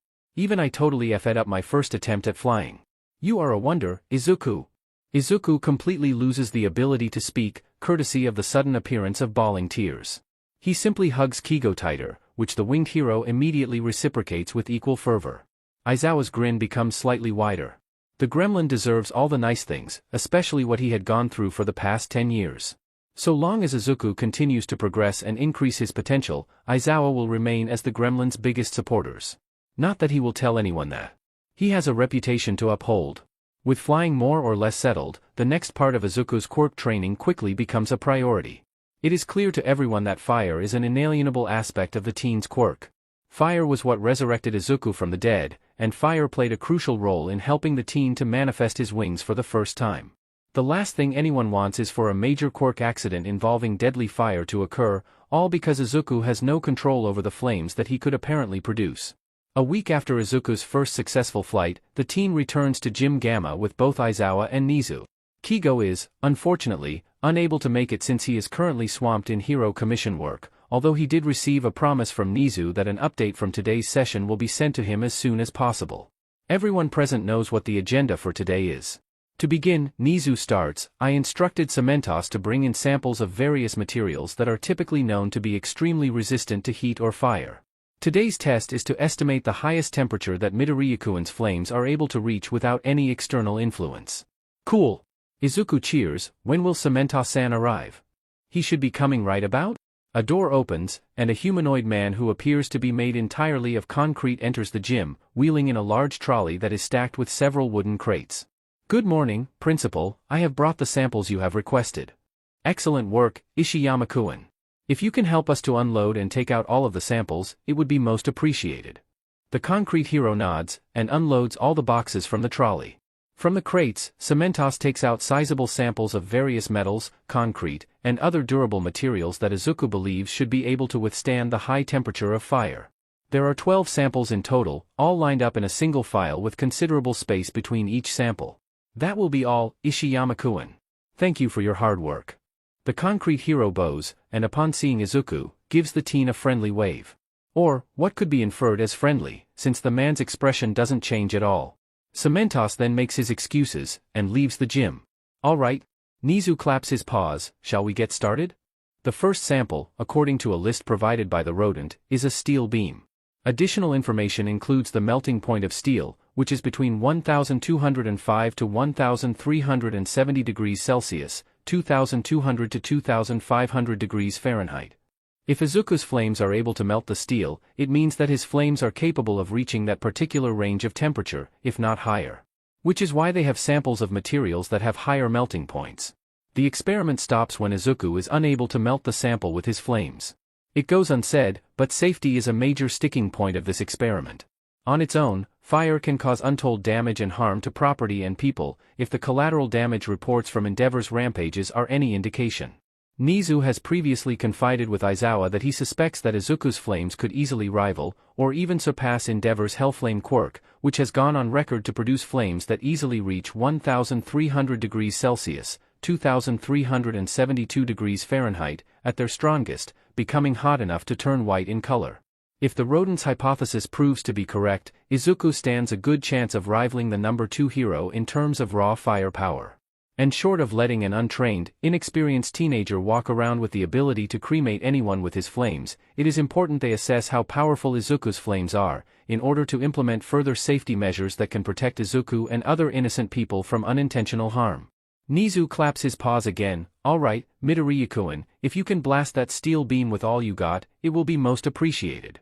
Izuku gazes down at his palm, flexes his hand a bit, and aims it at the beam, positioned a meter or so away for safety reasons. The teen feels the heat within him rapidly increase, and he gasps slightly as his wings burst into existence and his hair ignites. Sparks and embers begin to appear on his palm, and his hand also ignites. Izuku nearly panics when he sees his hand engulfed in flames, but calms down when he does not feel the telltale sensations of skin and flesh being burned. With the fire condensed around his hand, Izuku then tries to blast it at the steel beam. And, as if responding to his mental request, the fireball blasts forwards in a surge of flames, hitting the beam point blank. Izuku concentrates on sustaining the fire, blocking out everything except for the longing to keep the flames going. About 10 seconds later, a sharp tingling sensation crackles across his hand. Izuku gasps, and the flames dissipate immediately. Midoriya-kun, are you alright? Nezu asks. I think so. Izuku glances down at his hand, thinking that he must have burned himself or something. His hand is completely fine, with no burns or injuries anywhere. So, what was that tingling sensation? Izuku looks up towards the steel beam. He expects a blackened beam, or perhaps a puddle of melted, molten steel. Instead, there are chunks left behind? Izuku goes over to get a closer look, with Nezu following behind. He kneels down to inspect the chunks, noticing that they are a silver-gray color, and mixed in with the chunks are smaller pieces that are a shiny black in color. Izuku picks up one of the black pieces, which immediately crumbles at the slightest pressure, leaving his fingers stained black and with a light coating of powder. Principal Nezu, do you know what these are? The rodent closely inspects the chunks and pieces. If I am not mistaken, I believe that these are chunks of iron ore, and the black pieces are actually coal. Aizawa, who has come over to see what is going on, blinks. What the hell? Izuku looks up to his mentor, Aizawa-sensei? The hobo sighs loudly, and stalks off to one side, muttering something about a fantasy shounen anime protagonist. Izuku turns his confusion to Nezu. What is going on? Nezu beams at the teen, although his eyes have taken on a slightly manic edge. Midoriya-kun, I believe we have learned something new about your quirk today. And that is? Your flames are no ordinary flames. Your flames are somehow able to revert materials into what they were originally made up of. In this case, you turned a steel beam back into the raw materials required to manufacture steel. What? To be continued. His flames do not burn things. Instead, they revert materials back into their raw, starting forms. This defies all sense of logical physics. Flames are supposed to burn things, carbonize them and turn them into charcoal or ashes. Flames are not supposed to turn materials into something else, all without a trace of being combusted or burned. This doesn't make any sense. Ever since Izuku returned to his room, he has been pacing around in deep thought. His brain refuses to settle down after a hectic day, tossing around questions and theories in a bid to explain how he could have turned steel back into iron or in charcoal. Growing sick of his own brain drawing blank after blank, Izuku sits down in front of his laptop, boots it up, and opens Google and begins typing. He starts with the question of whether it is possible to turn steel back into its raw ingredients. Virtually every source of information either states the process of how steel is made on an industrial level, or are completely irrelevant to what Izuku is searching for. One would think that even after surviving the Quirk Wars and the scientific leaps forward thanks to quirks, Google would have improved their search engine to actually be more user-friendly and accurate. Anyways, Izuku continues into the bowels of the search engine, combing through dozens of sources and even tweaking the word choices in his original search query in a bid to dig up fresh information. For about 30 minutes, Izuku grows increasingly frustrated as nothing comes to fruition from his in-depth search. Until, near the very end of the search option list, he discovers something interesting. An article about the symbolism of a phoenix in the pre-quirk, ancient natural philosophy of alchemy. At first glance, it does not appear to have any connection to what Izuku is researching. But at this point, with his mind clutching at straws, Izuku says, F it, and opens the article. Alchemists strive to purify, mature and perfect certain metals, with one of the most well-known attempts being chrysopoeia, where base metals such as lead are transmuted into noble metals such as gold. Other goals by alchemists included creating the elixir of life that guarantees immortality, and the creation of a panaceas, which can cure any disease in the world. According to ancient legend, there is only one single phoenix in the entire world. Every 500 years, the phoenix builds itself a funeral pyre and burns itself to ashes. From there, a new phoenix will emerge. This continuing cycle of death and resurrection resulted in the phoenix being adopted by Christians as a metaphor for Jesus Christ's resurrection after being crucified on the cross. For alchemists, the phoenix is symbolic in a different way. The philosopher's stone, one of the ultimate goals of alchemy, which can turn base metals into gold, has been described as a phoenix due to its deep red color and that it undergoes a transmutation by fire, similar to how a phoenix burns itself with fire until ashes remain, before coming back to life. Izuku sits back, processing what he has just read. It is an interesting read, make no mistake about it. And while it did not directly explain what happened earlier in the day with the steel beam, Izuku is slowly able to put the pieces together. Alchemists attempted to create the philosopher's stone to purify and perfect non-valuable metals such as lead into expensive metals such as gold. Izuku remembers Nezu declaring that he somehow turned a steel beam back into chunks of iron ore and charcoal, which are the base materials that are used in steelmaking. Somehow, his flames purified steel by returning it into its raw components. Is this what his flames are? Some kind of alchemical construct that takes the symbolism of a phoenix's endless cycle of rebirth as a form of purification? Is he able to purify any kind of material? Does this mean that he is the living embodiment of a philosopher's stone? He has so many questions, and so many research possibilities. Izuku opens Microsoft Word and writes down several important questions that he hopes can be answered through a series of experiments. Hopefully, Nezu is open to playing with fire. The next morning, Izuku brings his proposal to Nezu. After explaining the purported symbolism of his flames, Izuku knows that he has piqued the rodent's curiosity.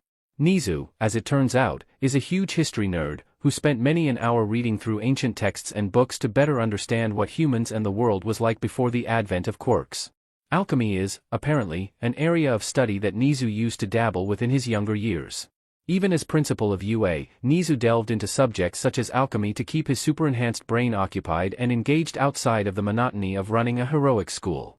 Izuku thinks he heard Aizawa mutter something about world domination, but that is neither here nor there. In short, Nezu greenlights the research plan, and approves of the experiments to be conducted over the next few weeks. Come the next day, the first experiment commences. It is simple in theory, to turn a bar of lead into a gold bar with his supposed alchemical flames. Principal Nezu has several of such bars, about the size of an adult human hand, procured and brought to his office. Izuku takes the first bar, and under the careful supervision of both Aizawa and Nezu, he manifests his flames, and begins burning the lead bar. At first, all anyone sees is the orb of fire burning away in Izuku's hands. The faint outline of the bar can be seen amidst the flames, but it does not appear to change in any way. But then, comes the sharp tingling sensation that Izuku experienced when he was burning the steel bar. His flames cut out, and the bar comes into view once more. The result makes Nezu cackle, and Aizawa groans loudly about needing a stiff drink in addition to his coffee. The bar of lead, once dull and gray, now shines as pure, solid gold. Izuku is too busy muttering about this amazing discovery to hear Aizawa's own grumblings about him being an overpowered god who can easily destroy the global economy by making gold worthless. It does not help that Izuku transmutates the other lead bars into gold, and gives each one to every single staff member under UA's employment as a gift of appreciation. Aizawa simply gives Izuku a deadpan look when the teen offers him a gold bar, and retreats to his sleeping bag in hopes of getting away from this lucid fever dream. On a completely unrelated note, all of the windows in the staff offices are blown out by a certain voice hero's emotional breakdown at being offered a gold bar that can easily cover a year's salary from teaching.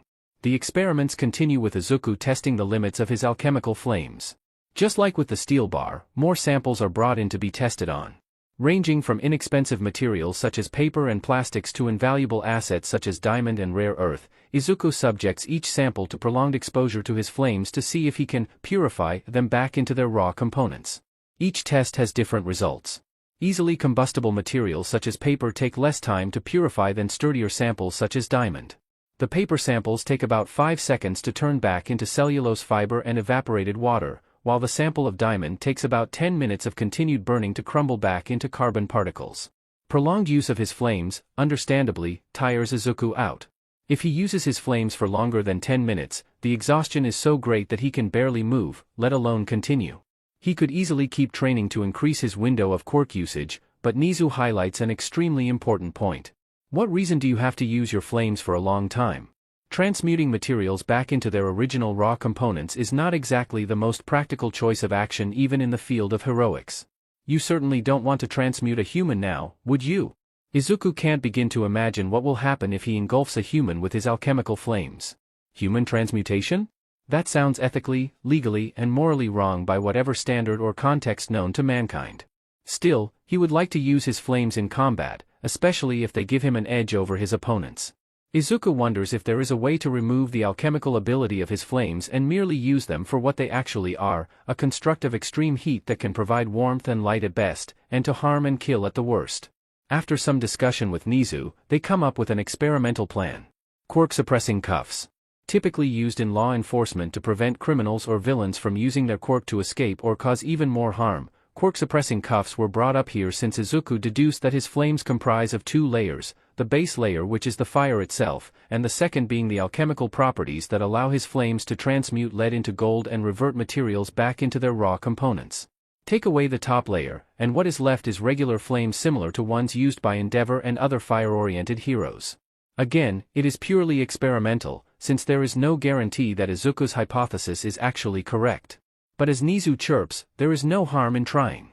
Aizawa, though, seems to mutter about how statements such as that result in all kinds of illogical, unnecessary problems.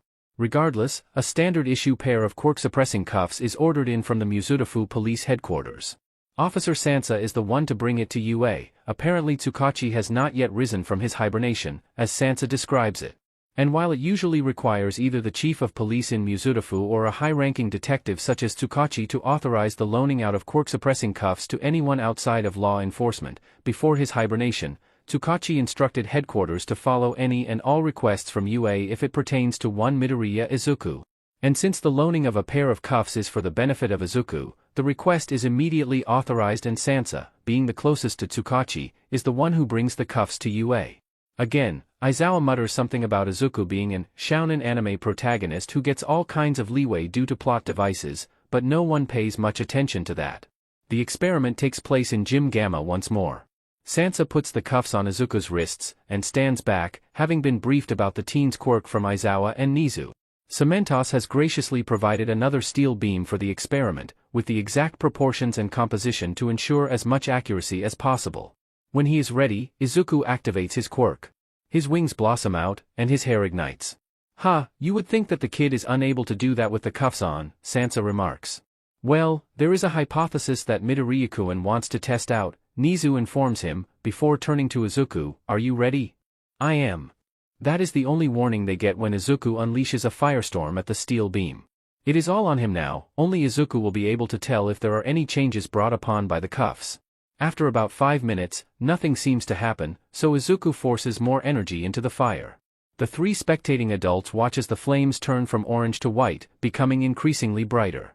Then, at the spot where the beam is placed, liquid begins to pool out and spread across the floor. Midoriya, stop! Izuku cancels the fire, sweat trickling down his face. All eyes turn to where the beam once stood. There is nothing but a puddle of liquid, gray in color, and bubbling slightly. It seems that your hypothesis is right, Midoriya. Nezu chirps, when the cuffs are on, your fire loses its alchemical properties and becomes regular fire instead. Alchemical? Sansa asks. Aizawa sighs, without the cuffs, the gremlin's flames have the ability to turn lead into gold. Proof or you're lying? Aizawa digs into his pocket and pulls out the gold bar that Izuku offered to him the other day. I ain't lying. Sansa stares at the bar for a long, rather awkward moment. Do you think I can steal the kid for a while, Naya? Over my dead body. To be continued. Sansa may not have been able to steal Izuku away as requested, but the teen is more than happy to transmute lead bars into gold for the entire division at the headquarters, Sansa and Tsukachi included. It is subsequently reported that every morning, without fail, the entirety of Tsukachi's division gathers in an unused interrogation room to give thanks to Izuku for his generous offerings. With Sansa leading the congregation, they burn candles, incense and other typical ritual offerings before a picture of the teen, chanting mantras of gratitude to the great, all-loving god that is Midoriya Izuku. Last someone heard, there is even talk about procuring a solid gold statue of Izuku for the division to give thanks to in their daily rituals, because nothing short of magnificent is enough to match the power and brilliance of the god that has made their boring, drudging lives so much happier. As for Tsukachi, who remains in hibernation throughout this madness, all he does is open an eye when Sansa delivers the gold bar to him and says that it is a gift from Izuku, and promptly goes back to sleep. The fact that the detective never leaves his bed for another 3 weeks, except to eat and use the bathroom, goes unsaid by anyone. In the meantime, Izuku continues his training. As he gets stronger, physically from workouts and spars, and mentally from continued therapy sessions with Hound Dog, Izuku also feels his quirk growing stronger in tandem. The warmth in his chest burns brighter and hotter with each passing day, roaring at him to unleash it out into the open. Under the controlled supervision of Aizawa, sometimes Kigo, and Nezu, Izuku listens to the roar and unleashes his flames at targets daily. The aim is for Izuku to become acclimated to using his flames on a regular basis. Without the alchemical properties, which are nullified by the cuffs, the flames that burst from his hands do not go without drawbacks. The first time someone noticed was when after melting another steel beam to a puddle, Aizawa realized that Izuku's hands were burnt raw. Not to the level of a sunburn, but nearing that threshold. After cooling down his hands, Izuku's training becomes more stringent and controlled to prevent any heat or fire-related injuries. Izuku is not allowed to use his fire for more than 5 minutes at any one time, which beyond that will begin to irritate his skin.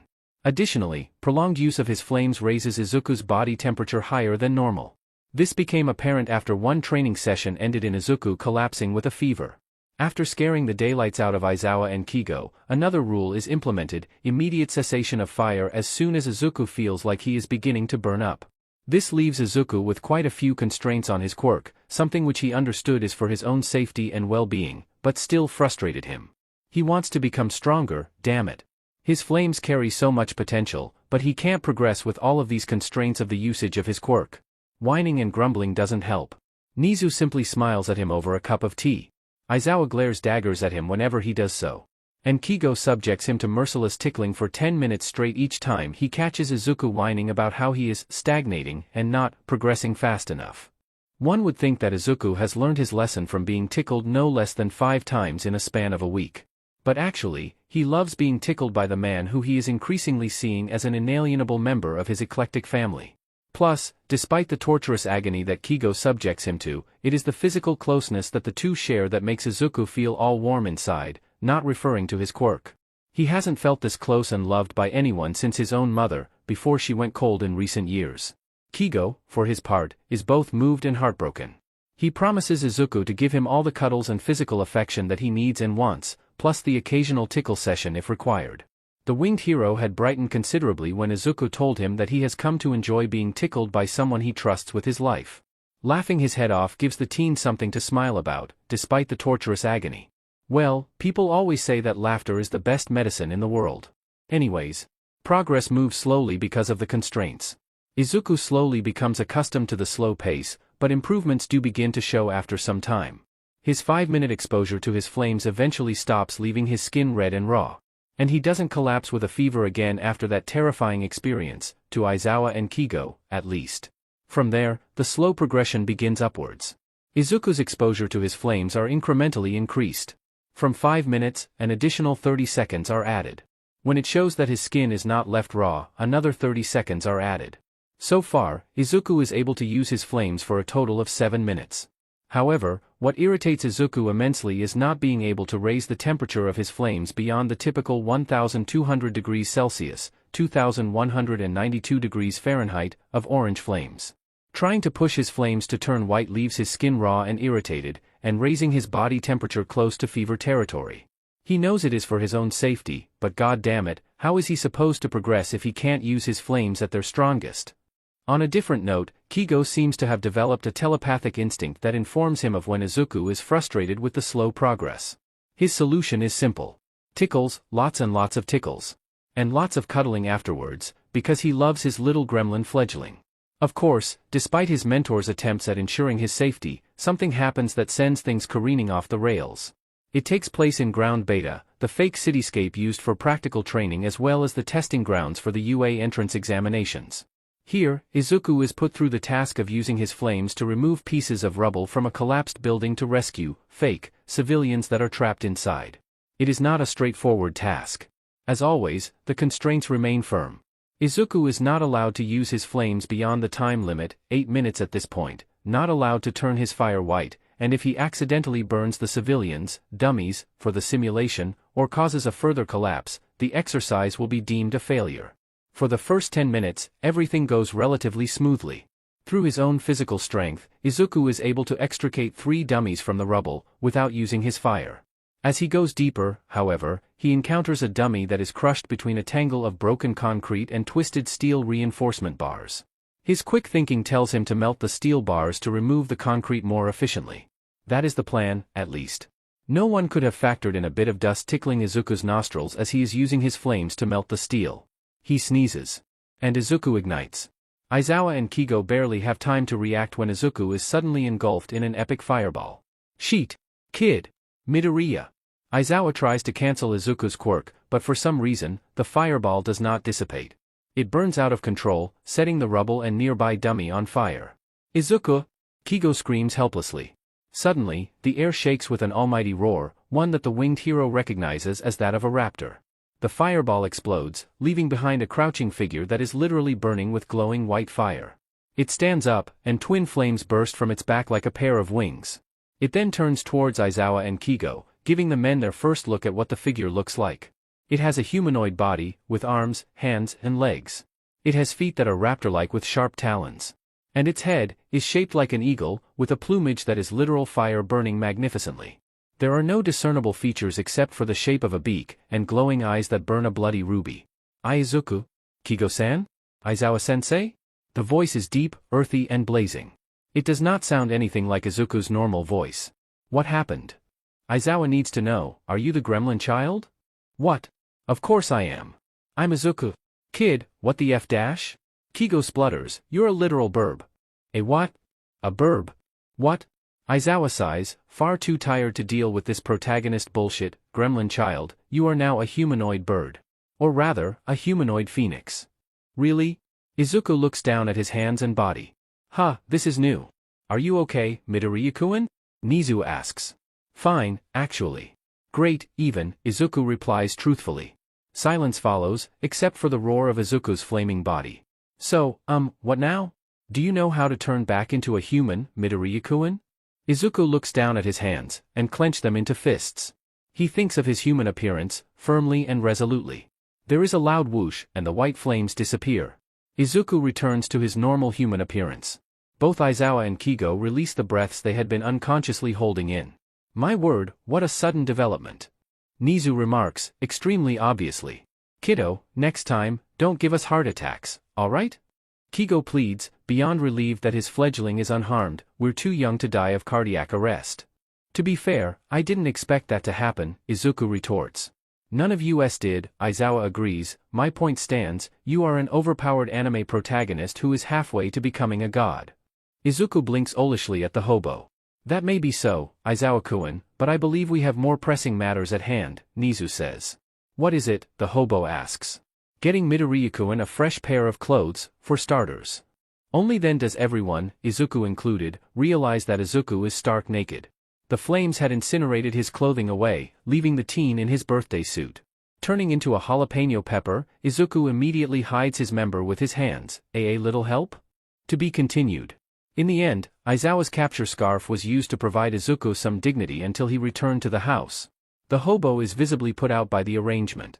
Once Izuku is no longer in danger of accidentally flashing anyone, Nezu has his measurements recorded down and sent off to the support department to have fireproof clothing made. Enhanced fabrics and materials that can withstand temperatures that would turn fire blue are used to create an entire wardrobe for Izuku, based on current trends and fashion styles. Izuku, honestly, thought it was excessive, but Nezu simply brushed off his concern and reminded the teen that he too deserves good things in his life. Kigo and Aizawa, although the latter will deny it to his grave, are inclined to agree. When they are not training with Izuku, both men shower Izuku with plenty of leisure activities to give the teen as many chances as possible to enjoy his off time. Aizawa, in particular, loves to bring Izuku to cat cafes where drinks are savored and hordes of cats climb over them like human trees. The cats, though, seem to have a particular interest in Izuku. Despite not producing any flames, many of the cats gravitate towards Izuku, rubbing, draping and cuddling themselves all over his body. At first, it was just a few. But on one particular visit, when Aizawa got up to use the bathroom, he returned to find Izuku on the floor, completely buried in cats.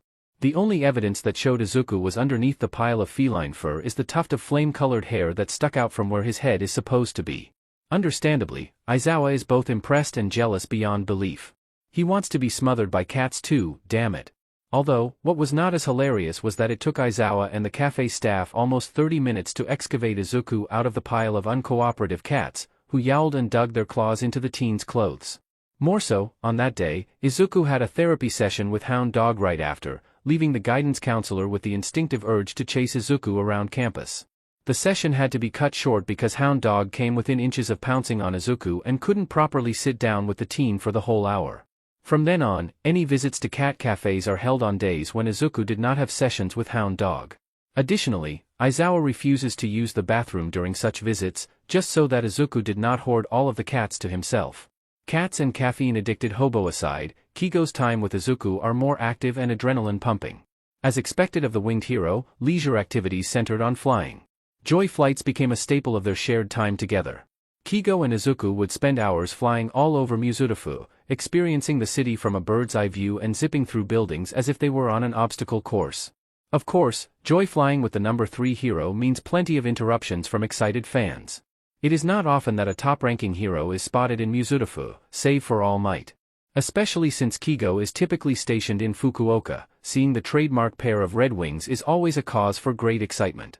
It is not unusual for Izuku to be on the sidelines of at least 3 impromptu meet-and-greet sessions between Kigo and his excited fans.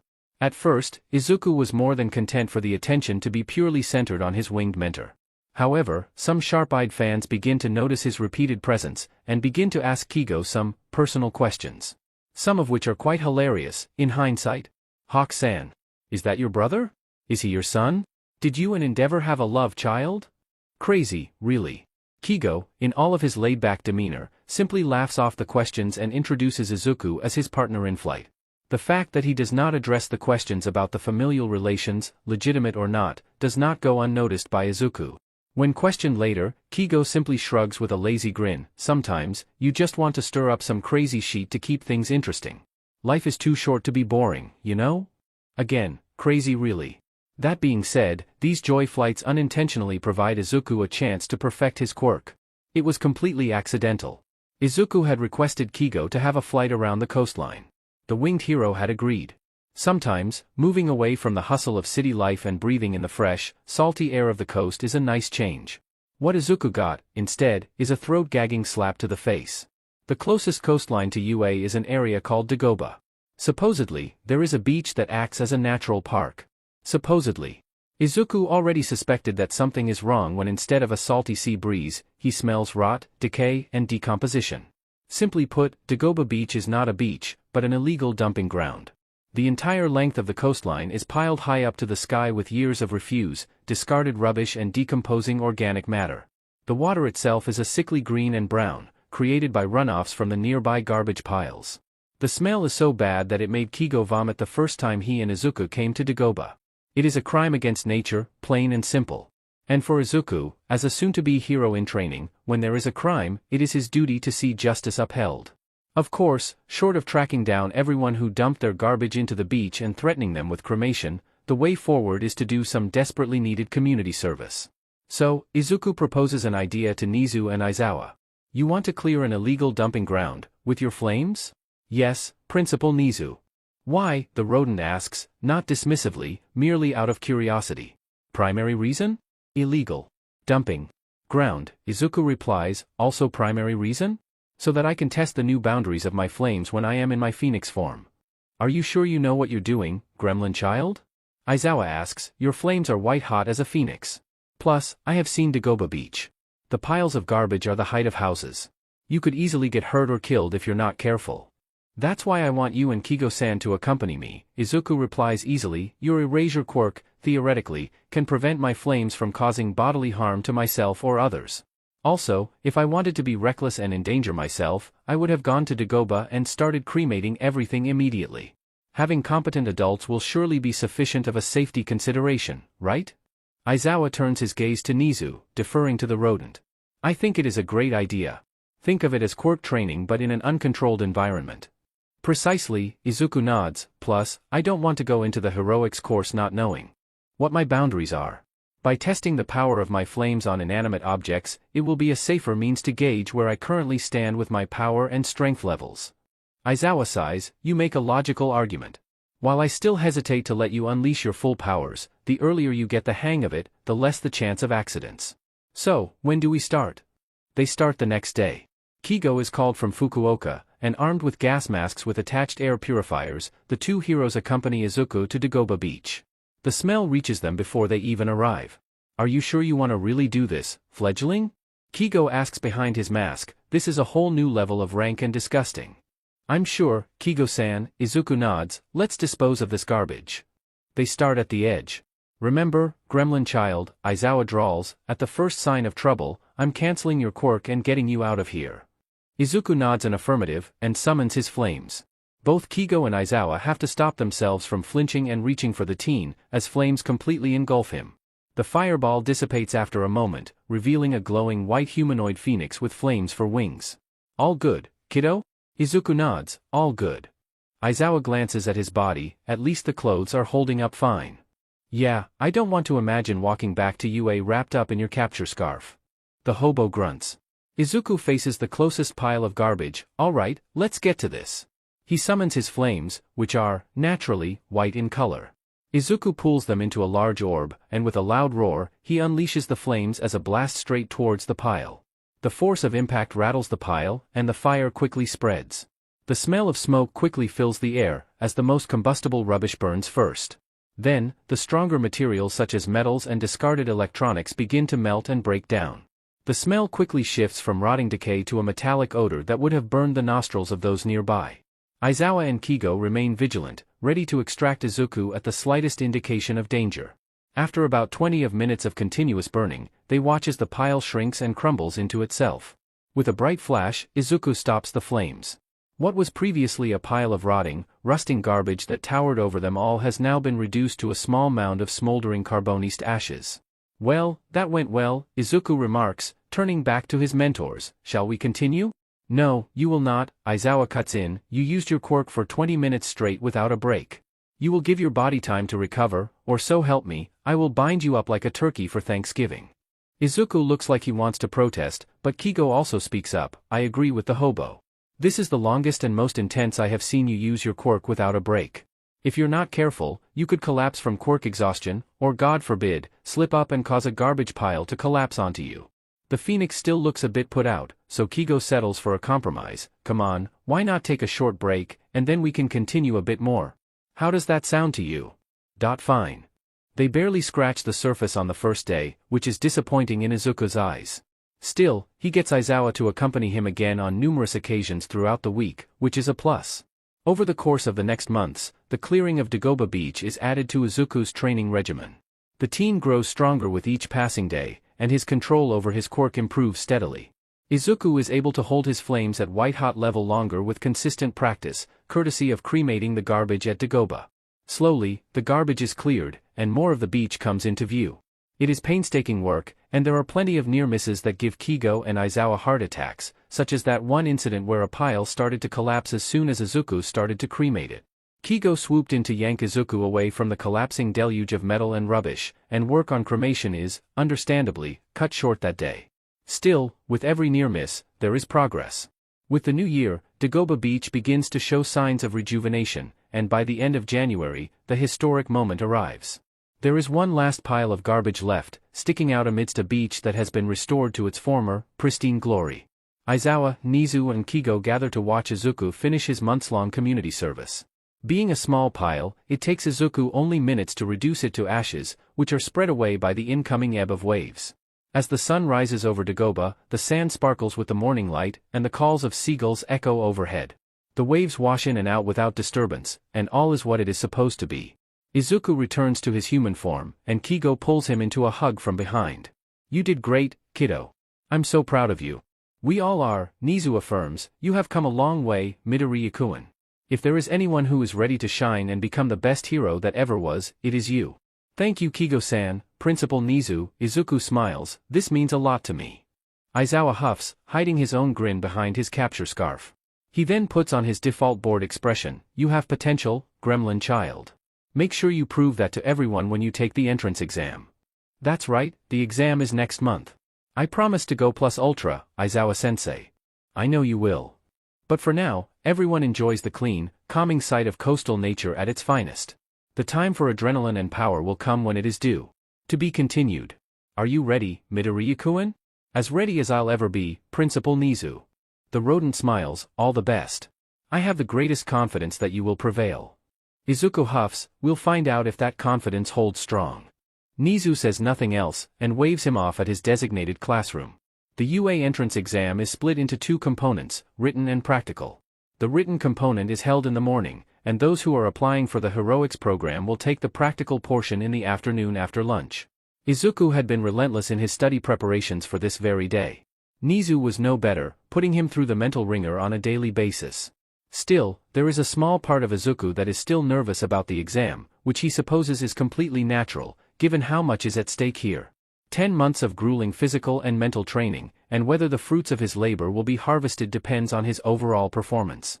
And even though he received glowing words of encouragement from Nezu and Kigo, and a more muted version from Aizawa, there is the underlying anxiety of letting everyone down, after everything they have done for him as mentors and pseudo-family members.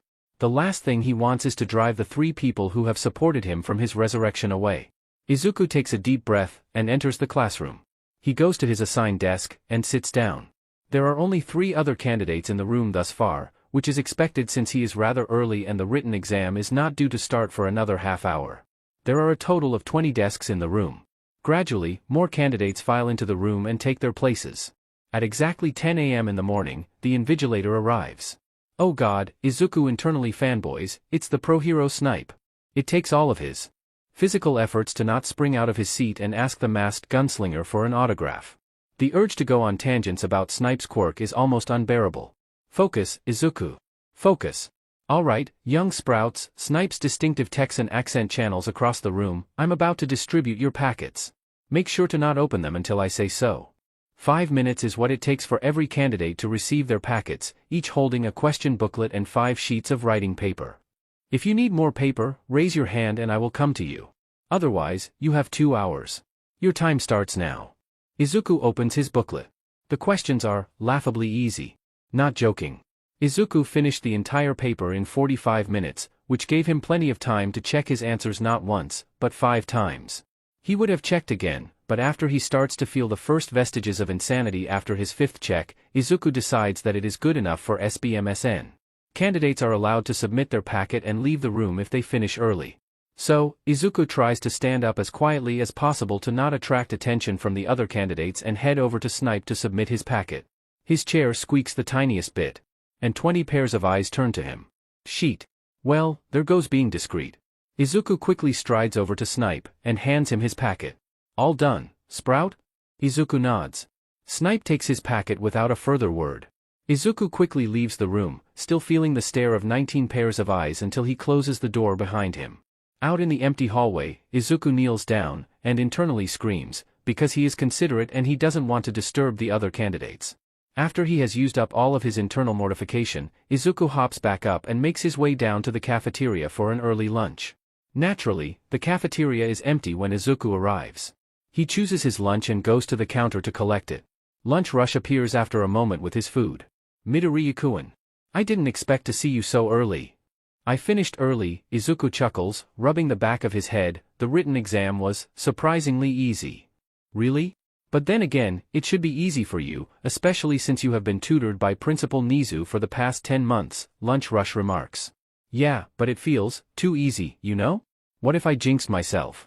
Hey, if you say that you jinxed yourself, then I could say the same for myself each time I cook. Lunch Rush gives Izuku his equivalent of a pointed look. Even among experts of one's quirk, there is always that question if today is the day that you will royally screw up. You know my quirk is chemical manipulation.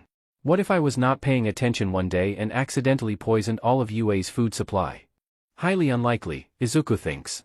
My point is, Midoriya-kun, don't let the nerves weigh you down. Plus, you're applying for the heroics program, right? Izuku nods. There will be greater emphasis on the practical component, I believe. And from what little I know about your abilities, you already have it in the bag. So enjoy your lunch, okay? The steaming hot bowl of katsudon beckons him. Alright. Thanking Lunch Rush for the food, Izuku goes to a random table and sits down. He is about to start eating when someone slams their tray down across from him. Good morning. May I sit with you? Admittedly, Izuku does jump into the air. But what can he expect to do when someone literally slammed their tray down across from him and spoke with such a booming, loud voice? Once the shock has worn off, Izuku looks up at the culprit. God, he is huge. He is easily 190 centimeters in height, perhaps a bit more, and built like a fortified tank. He has a buzz cut, and a bright, passionate smile that radiates joy and pulsating energy. Good heavens, what has his parents been feeding him? But perhaps, more importantly, there are plenty of other tables available?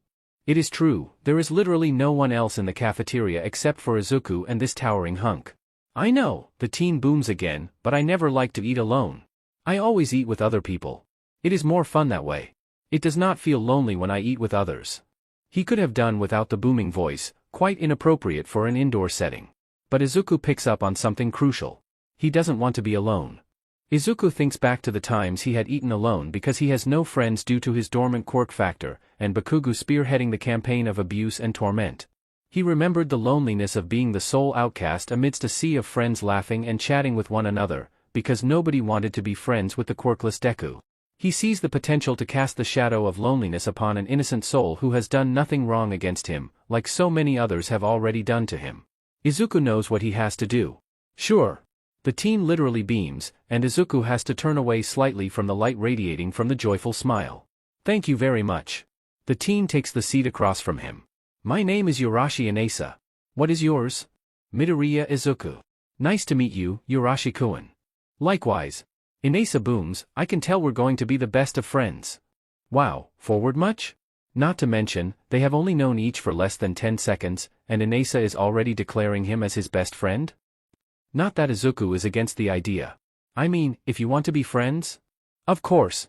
Inasa booms, friends are the best thing ever. Can I have your phone number? Numbers are exchanged. Just like that, Izuku has made his first friend.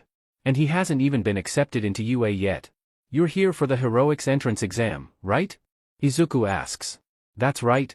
Inasa declares. Somebody needs to tell him about lowering his volume down to an indoor setting. Being a hero has always been my dream. Common ground, it seems. How did you find the written exam? Very easy. Inasa booms, I ripped through that paper like it was nothing. It must have been the same for you, though. You're the only one here. The common ground has expanded a little. I mean, I checked though 5 times to make sure there were no careless mistakes and such, but I can't help but wonder if I botched it, somehow? Izuku scratches his cheek. Nonsense. Inasa exclaims, if you got here before me, that means you are hella smart. The UA entrance examination is nothing to sniff at, you know? I am confident that you will ace it with no problem. Inasa, unknowingly, has become the second person today to express confidence in Izuku's intelligence. Even though they have only just met, Inasa is already giving him his word of validation. God, he must be either incredibly optimistic or stupendously naive. What about yourself? Izuku asks. For sure. I studied like nobody's business for months. Pulled all-nighters and drank my special concoction to keep me going throughout the hours. And what is that concoction? Oh, nothing much. Just 10 shots of espresso mixed with 5 Red Bulls and a small bottle of caffeine pills. Izuku gapes at Inasa. How are you still alive? I don't know. Inasa shrugs, maybe it is my boundless energy. Well, at least he is self-aware. Then, Inasa changes the subject so quickly that Izuku almost had a whiplash. Anyways. Midoriya-kun, I think we should work together during the practical. Since you are very smart to finish the written examination first, you must have some strategies or tactics that will help you plow through the practical, am I right? Suddenly put in the spot, Izuku stammers, I don't really know what the practical exam will entail? But I would love to work together with you. Great. Inasa booms, with the two of us working together, we will be unstoppable. What is your quirk? It's quite complicated? Izuku replies, why don't you tell me what is yours first? I would be honored. Inasa shouts, my quirk is whirlwind. I can control wind currents and use them for all manner of long-ranged attacks and propulsion. That's so cool. Izuku gushes, which makes Inasa burst with pride. As for my quirk, it's called Pheonix. Pheonix. When I first got my quirk, I could manifest wings on my back, similar to the number 3 hero, Hawks. When I manifest my wings, my hair turns into fire as a side effect. Later on, I unlocked the ability of pyrokinesis, and at my greatest strength, I can transform into a humanoid phoenix. Inasa stares dumbly at Izuku for a long, awkward moment. That is. Suddenly, Izuku finds his hands being grabbed. So cool? Quite frankly, Izuku is amazed that he hasn't gone deaf by now. You are so amazing. Inasa gushes, your quirk is versatile as hell. Oh god, I can see you doing so well during the practical exam. I'm so glad that I will be working with you. Hey, don't cut yourself short. Whirlwind sounds really powerful too. Can you create tornadoes or gales with your quirk? Inasa lights up, and goes on a rambling speech about his exploits with his quirk since childhood. This prompts Izuku to go into detail about the quirk training he had over the past 10 months. Both get completely lost in their conversation, as the cafeteria fills up with more candidates. By the way, Midoriya-kun, I want to ask you something. Why do you want to become a hero? Izuku takes a moment to think, I just want a better society. Heroes are supposed to be upholders of justice and peace. They protect the innocent and stop evil from destroying society. I want to be a hero so that I can help others and make society a better place to live in. Inasa is once again rendered silent. Izuku is beginning to wonder if he said something wrong when tears begin to trickle down Inasa's cheeks. Why Urashi-kun? Why you are so hot-blooded? First the unexpected tears, and then this? What do you mean by that? Inasa furiously wipes the tears from his eyes, even as people stare at him for being so loud. Every hero should be passionate about what they do. They need to be warm, sociable and kind-hearted to the people they serve. Heroes like All Might are my inspiration. Inasa does not notice Izuku's smile become a little fixed at the mention of the symbol of peace. They embody what true heroism is supposed to be. Ah, I see. Inasa gives Izuku a determined look. Midoriya-kun. Let's do our very best. Let's become the most hot-blooded heroes ever. This gives him a good reason to smile genuinely. Let's do it. Hey why? Present Mike slides onto the stage with as much subtlety as a screaming cockatiel. Welcome to the briefing for the UA practical exam. Can I get a loud, yeah? Yeah. Inasa screams. He is the only one. Izuku glances around. Nobody else answers the voice hero's call. He rolls his eyes, disappointed in his fellow candidates. Izuku stands up and shouts, who? Tough crowd, aren't you all? Present Mike chuckles, but to candidates 157 and 345, thank you both. You two are great cookies, and I appreciate your enthusiasm. Izuku sits back down, ignoring the looks he is getting from the rest of the hall. Inasa beams at him and flashes a thumbs up. Let's get this show rolling. Present Mike continues, as a screen descends behind him, all of you are potential heroes in the making, and what do heroes do? He produces a clicker, and the screen turns on. Heroes take down villains, of course. And in this practical assessment, you will be facing off against 4 types of villains, specifically robots. The silhouettes of the 4 robots appear on the screen. Each robot carries a different number of points, from 1 to 3, Present Mike explains. You are to take out as many robots as possible within a time frame, and the higher your points, the greater the chance of you being accepted into UA. Of course, I won't disclose how much time you have. It certainly raises the stakes, no?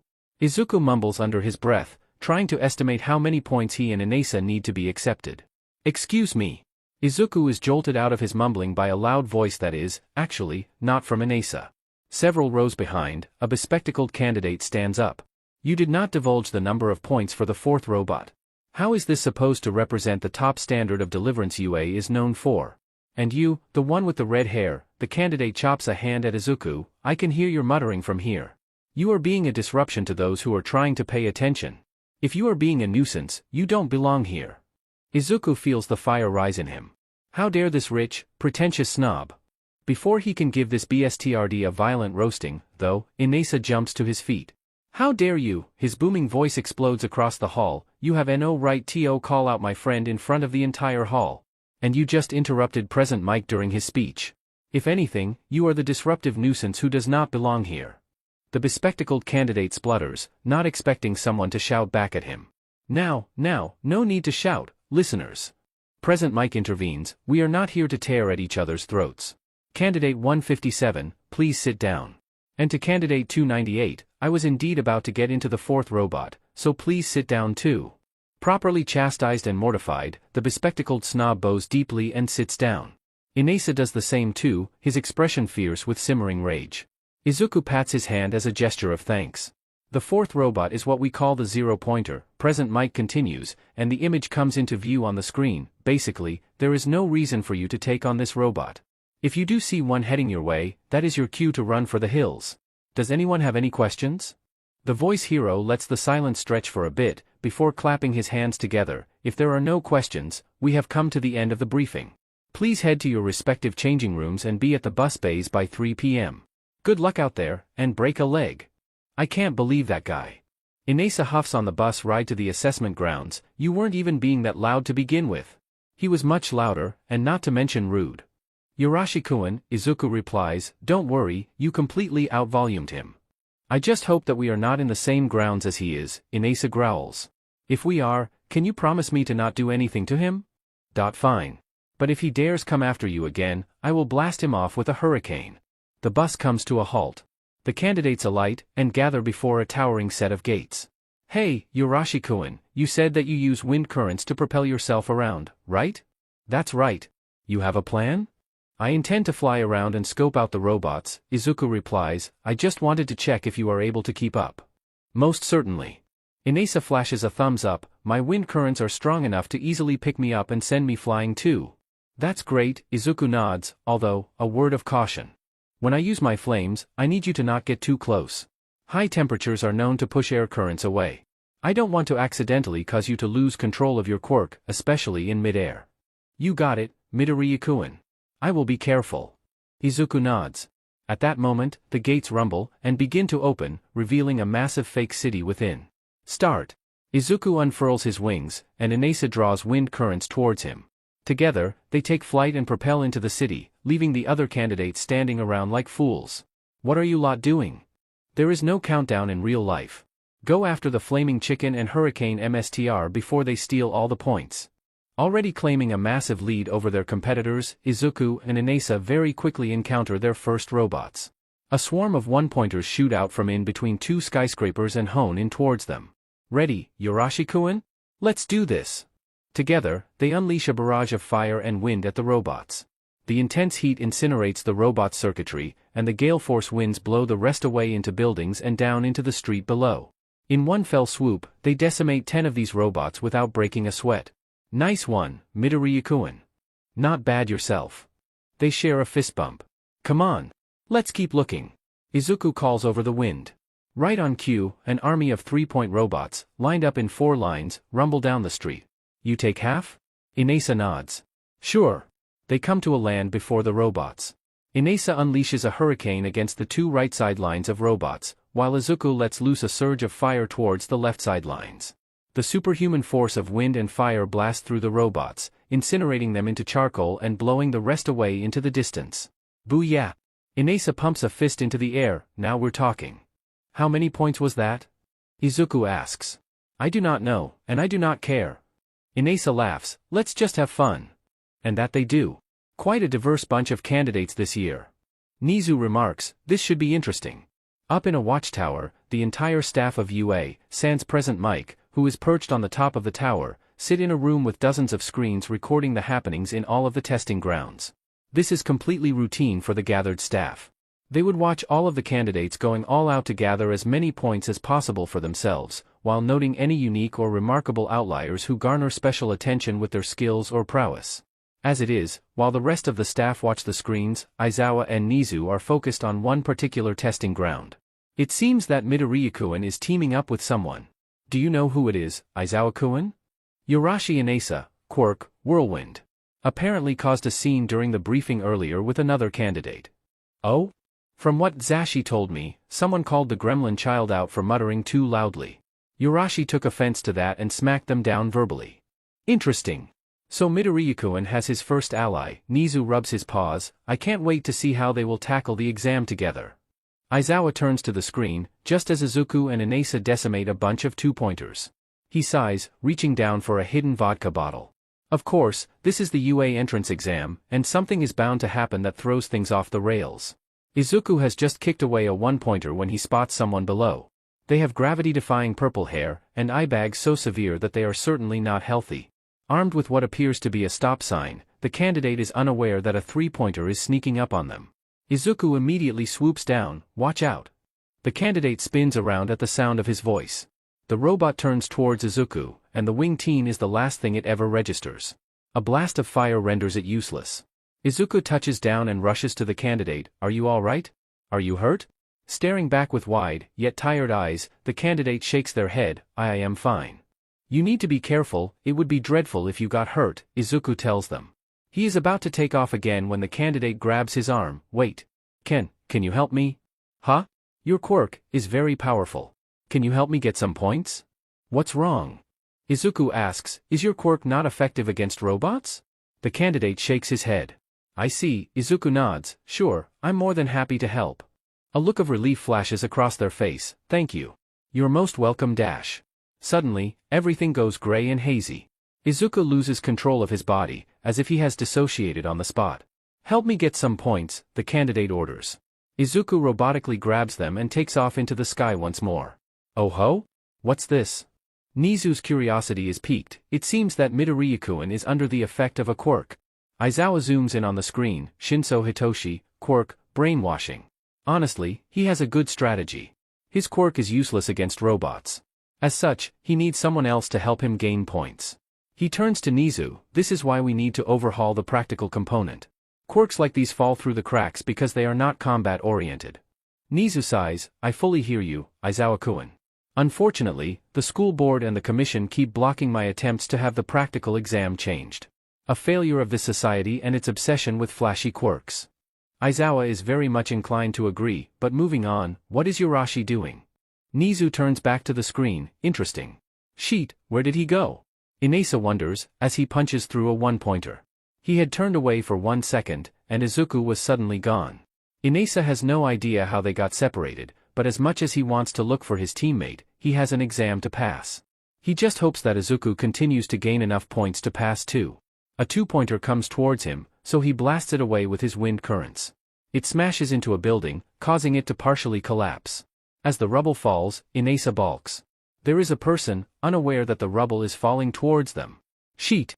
Watch out! He sends a wind current to pick the candidate up and pull them towards him. Barely a second later, the rubble crashes onto the spot where they had just been standing. Are you alright? Inasa frets. Caught off guard by the sudden events, the candidate in question, who has short blonde hair and periwinkle blue eyes, stares back at him, stupefied from being yanked away from certain injury. I am so sorry. Inasa sets them down and bows deeply, almost hitting his head on the tarmac. I did not mean to startle you. The candidate finds his voice after a moment. Thank you. Inasa straightens up. Is there anything I can do to earn your forgiveness? The blonde blinks, before growing thoughtful for a moment. What is your quirk? I can manipulate wind currents. They think for a moment, before nodding. Let me copy your quirk. Oh no, there's 2 of them now. What is it, Aizawa-kun? Monoma Nito, quirk. Copy. It basically allows him to copy any quirk in existence, so long as he touches them and for a time limit of 5 minutes, Aizawa explains. Interesting. Nezu exclaims, is Monoma-kun's quirk able to copy the full power of other quirks? According to his records, he is able to copy quirks at the base level, at the very least. It is unknown if he can copy quirks to their fullest power. Good to know. Nezu nods, so the original pair has split up, and teamed up with 2 underdogs.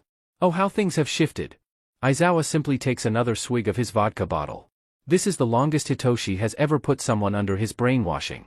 Which is an easy statement to make, since this is the first time someone has willingly gone under the control of his quirk since his parents back when he was 4 years old.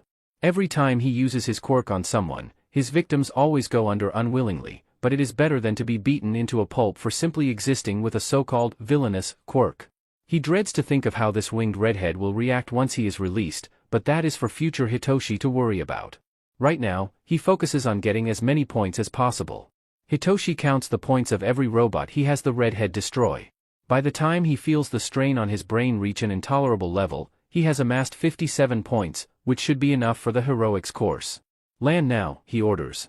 They reach the ground, and Hitoshi releases his quirk from the redhead. He gasps, and Hitoshi slides from his grasp. Now, the backlash. That is so cool. What? Hitoshi blinks owlishly as the redhead grasps his hands, emerald eyes sparkling with awe. Your quirk has so much potential. You will be so valuable in stealth or espionage missions. Oh. Maybe even in underground heroics, slinking through the shadows and ensnaring targets to get information out of them. God, this opens so many possibilities. Hitoshi is left speechless. This is the first time he has encountered such a reaction. What in the world is he supposed to do in this scenario?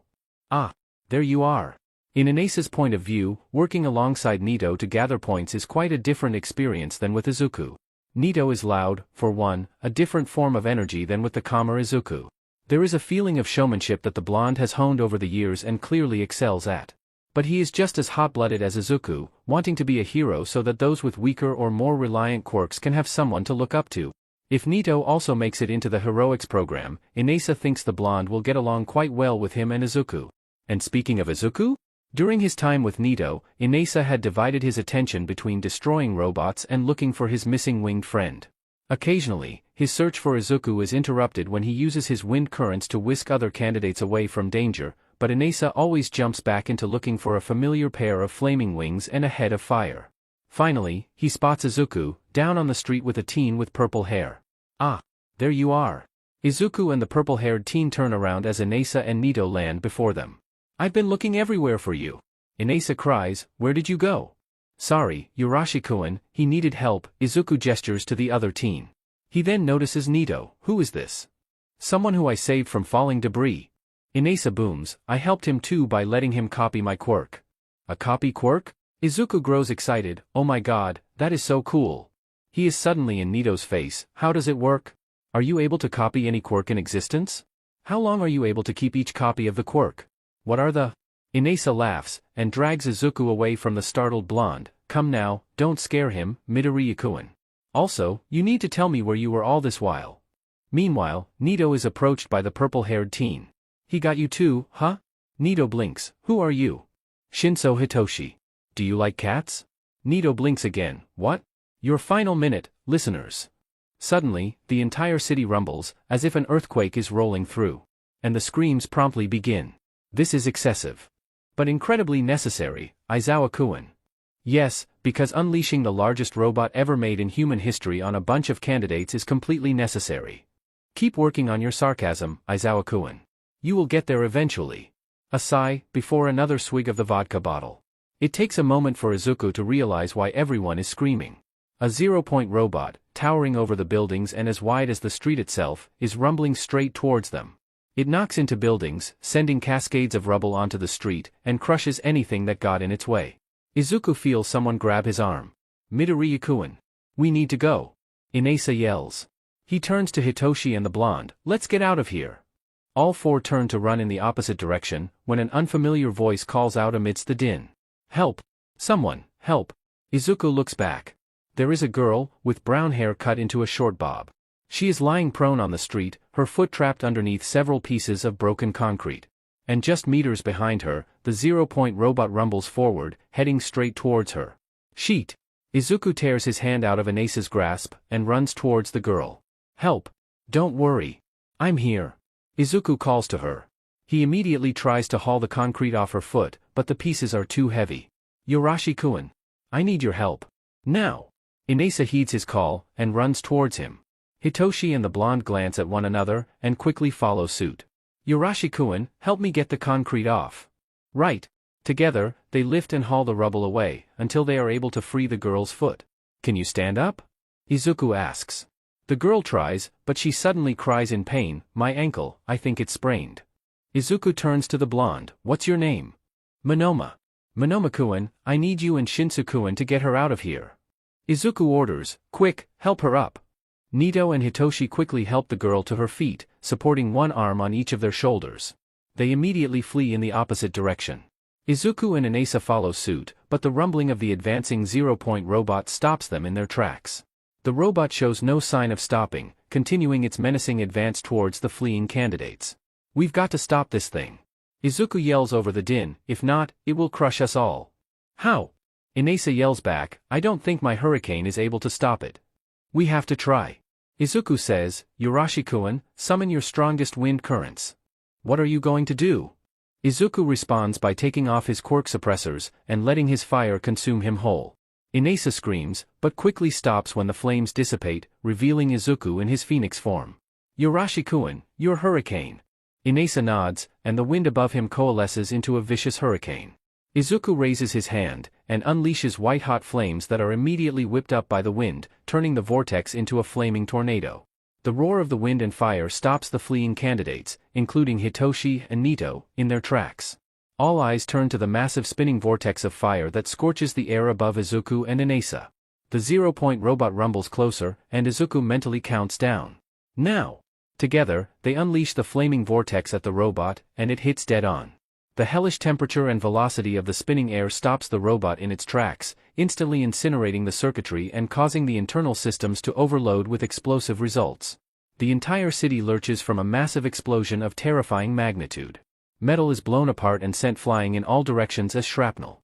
The shockwave races through the city, tearing through buildings and causing untold destruction as entire city blocks are leveled. Izuku and Inasa make a run for As the shockwave throws them forward and knocks those standing around to the ground. Hitoshi and Nito shield the girl from the worst of the shockwave, as dust and smoke are kicked up and blanket the immediate vicinity. It takes a long while for everything to go silent. The dust and smoke settle down, and people start to pick themselves up. Izuku finds himself being shielded by Inasa's larger body. His flames have disappeared, and he is back in his human form. Inasa coughs, "Are you alright?" Izuku is surprised that Inasa is capable of a normal volume, but he nods, "I'm fine." And time's up. That is all, listeners. Up in the watchtower, the entire staff stares at the screen that is focused on the testing grounds. Izuku is in with stupefied awe. All is silent, save for the sound of a second vodka bottle being opened and chugged down by an exasperated hobo who is completely done with the overpowered anime protagonist that is the gremlin child. Finally, Snipe breaks the silence. "What in the ever-fucking tarnation?" Nezu snorts, then giggles, before breaking out into maniacal laughter. Everyone else is still too struck dumb to cower from how deranged the rodent has become. Back on the ground, Inasa lets go of Izuku.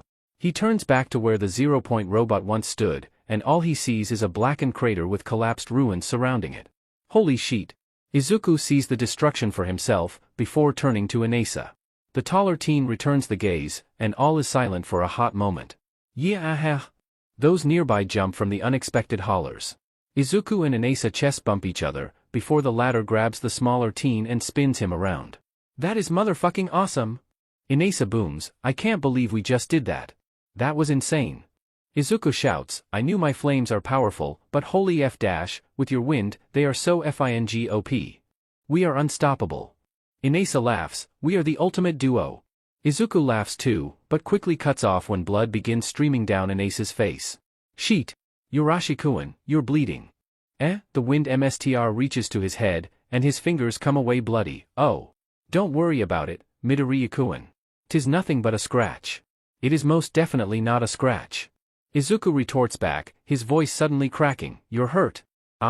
Then, out of nowhere, tears begin spilling from his eyes, and Inasa, understandably, panics.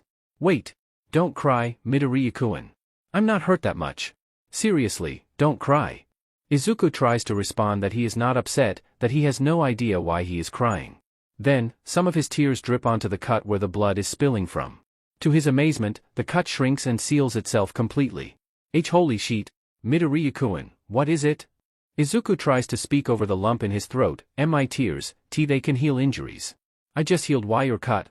Inasa gapes at him, his hand reaching up to feel where the cut previously was. Instead, he feels smooth skin and the stubble of his buzz cut. Holy f dash. Inasa booms, "You really are a phoenix." He spins Izuku around again, "You are so OP. Pyrokinesis, flight, transformation, and now healing powers. Dude, what else can you do?" Izuku is too busy being overwhelmed by this new development. As those watching stare in disbelief, a certain elderly heroine makes her appearance. "Well done everyone, you all did well." Shuzenji Chiyo, better known as Recovery Girl, blinks in surprise at the celebrating Inasa and blue-screening Izuku. Her curiosity piqued, she heads over to the wind MSTR and taps his leg. "Excuse me, is something the matter?" Inasa looks down, and beams, "Recovery Girl. Oh thank goodness you are here. You need to hear this." "What is it, Sonny?" "My friend has healing powers." Inasa shouts, "His tears can heal injuries. He just healed the cut on my forehead." Now she is interested. "Really, can you show me?" Inasa puts Izuku down, and someone immediately volunteers themselves. "Monsieur, can you help with my stomach? My quirk causes me to suffer stomach cramps if I overuse it." Recovery Girl replies, "Lie down, Sonny, and lift up your shirt." The blonde candidate does just that. Izuku sees how red the area over his abdomen is, and immediately the waterworks resume. Izuku sniffles and hiccups, as tears spill from his eyes and splash onto the inflamed stomach. The redness begins to fade, and the blonde sighs in relief. "Mon Dieu, c'est incroyable. It doesn't hurt anymore." This triggers a chain reaction where more candidates rush up to Izuku, requesting to have their injuries treated. Almost immediately, arguments break out with candidates demanding that they should be treated first because their injuries are more serious. Definitely not because Izuku still has his wings out and he looks like an angel tending to the wounds of the innocent. Seeing as she is no longer needed, Recovery Girl huffs and heads back to the gates. Perhaps she should send a request to Nezu to let her take the boy under her wing. The world could do with another healer, after all. To be continued. UA entrance exam survivors. Flaming Angel, checking in. How is everyone today? Wind Maestro, pretty cool, Midoriya Kun.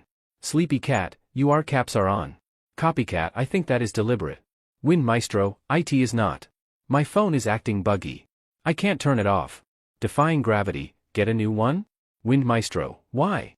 Other than that, my phone works fine. Flaming Angel, I think it's okay. Wind Maestro, see. Midoriya-kun says it's okay. Sleepy Cat, okay bottom. Wind Maestro, gasp, did you just assume I am a bottom? Copycat, I'm surprised you know what a bottom is. Wind Maestro, I will have you know that I am very gay and a top. Wind Maestro, I want someone to be my little spoon. Flaming Angel, this conversation went off the rails extremely quickly. Defying gravity, nah, this is fun. Izuku has to agree with Ochako, this is fun. Copycat, in other news, it has been 2 weeks. Copycat, when will we know our results? Sleepy Cat, hell if I know man. Defying gravity, I'm really nervous. What if I failed? Wind Maestro, Uraraka-chan. You will definitely not fail. Defying gravity, how do you know? Flaming Angel, considering that your quirk is incredibly powerful and strong, the chance of you failing, Uraraka-san, is extremely minimal. Flaming Angel, replying to Copycat, and for the record, the results will reach your homes in 1 hour and 16 minutes. Sleepy Cat, that is hella specific. Copycat, how do you know that? Flaming Angel, I have my sources. Defying gravity, there you go being all ominous again. Sleepy Cat, Angel does not accurately describe you anymore. Copycat changed Flaming Angel's name to Flaming Demon. Flaming Demon. Flaming Demon, I just showed this to my guardian. Flaming Demon, and I kid you not, he is cackling so hard that he is spilling his tea everywhere. Copycat, who is your guardian? Defying gravity, you don't live with your parents? Flaming Demon, my egg and SPRM donors failed their fundamental responsibilities. Flaming Demon, egg is in the slammer, and SPRM is somewhere, out there. Defying gravity, DMN, I'm sorry I asked. Flaming Demon, no worries, I don't care about them anymore. Copycat, you still did not answer my question. Flaming Demon, do you really want to know? Flaming Demon, if you do, you will have to swear an oath to not tell anyone outside of this chat. Sleepy Cat, DMN, you really are a demon. Wind Maestro, out of curiosity, what happens if we break the OATH? Flaming Demon, I will cremate you to ashes.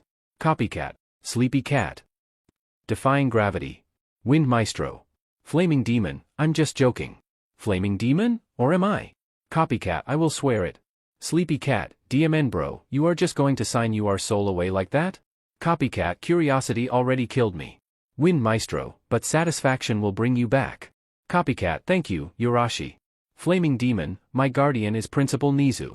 Copycat, Sleepy Cat. Defying gravity. Wind Maestro. Several people are typing. Now it is Izuku's turn to cackle. What has gotten you so maniacal? Nezu asks as he cleans up the spilled tea.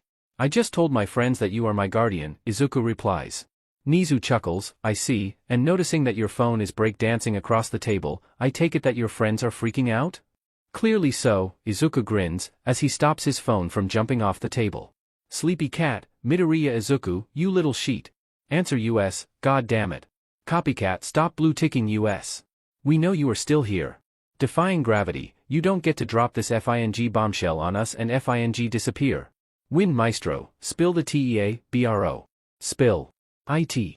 Now. Flaming Demon, alright, calm yo badonkers. Flaming Demon, do you guys want the summarized version, or the whole story? Defying gravity, whole. Sleepy Cat, whole. Wind Maestro, whole. Copycat, spare us no detail. Flaming Demon, gather around children, and buckle your seatbelts. Flaming Demon, this is about to get wild. Izuku goes into great detail about how he came to live with Nezu in the UA campus. He tries to not mention about his suicide, but after his friend's request for the details, despite his warning, Izuku relents and explains that after All Might destroyed his dreams and left him on that rooftop, he decided to take his life. The chat promptly blows up with infernal screaming, curses at All Might and dragging the symbol of peace through the metaphorical mud. It takes a while for Izuku to get everyone to calm down so that he can proceed with the story. He talks about how Kigo tried to save him but ultimately failed, his sudden resurrection, and waking up in the hospital. The chat freaks out about his relationship with the number 3 hero, even more so when Izuku accidentally slips up and addresses Hawks as Kigo in a message. The barrage of messages leaves him unable to respond, so he waits until his friends calm down enough for him to actually reply. Yes, he knows the number 3 hero on a first-name basis. Yes, he shares a close relationship with Kigo. And no, he is not Kigo's brother, nor is he the love child between Kigo and Endeavor. The last one is directed at Hitoshi, who simply replies with one message. Sleepy cat, sure Jan. To which, Izuku replies. Flaming demon, if I was ever the love child of a flaming garbage bin that has been steeped in rotting sewage and fermented dog sheet, I will disown myself faster than how long it takes for Kigo to get from Fukuoka to Mizudafu. The chat proceeds to go apes hit. Sleepy cat, DMN. Defying gravity, rolling on the floor laughing, rolling on the floor laughing, rolling on the floor laughing, rolling on the floor laughing, rolling on the floor laughing, rolling on the floor laughing, rolling on the floor laughing. Copycat, Askelhasjadasanajds. Copycat, what in the world did the number 2 hero do to you? Izuku goes off tangent on every single failing that Endeavor has done throughout his years as a pro hero. All the while remaining completely unaware that in Yamanashi Prefecture, Inasa is having a mental breakdown. His mood had soured a little bit when Hitoshi brought up Endeavor, but things quickly skyrocketed to the heavens when Izuku went on his rant about everything that the number 2 hero did wrong in his career.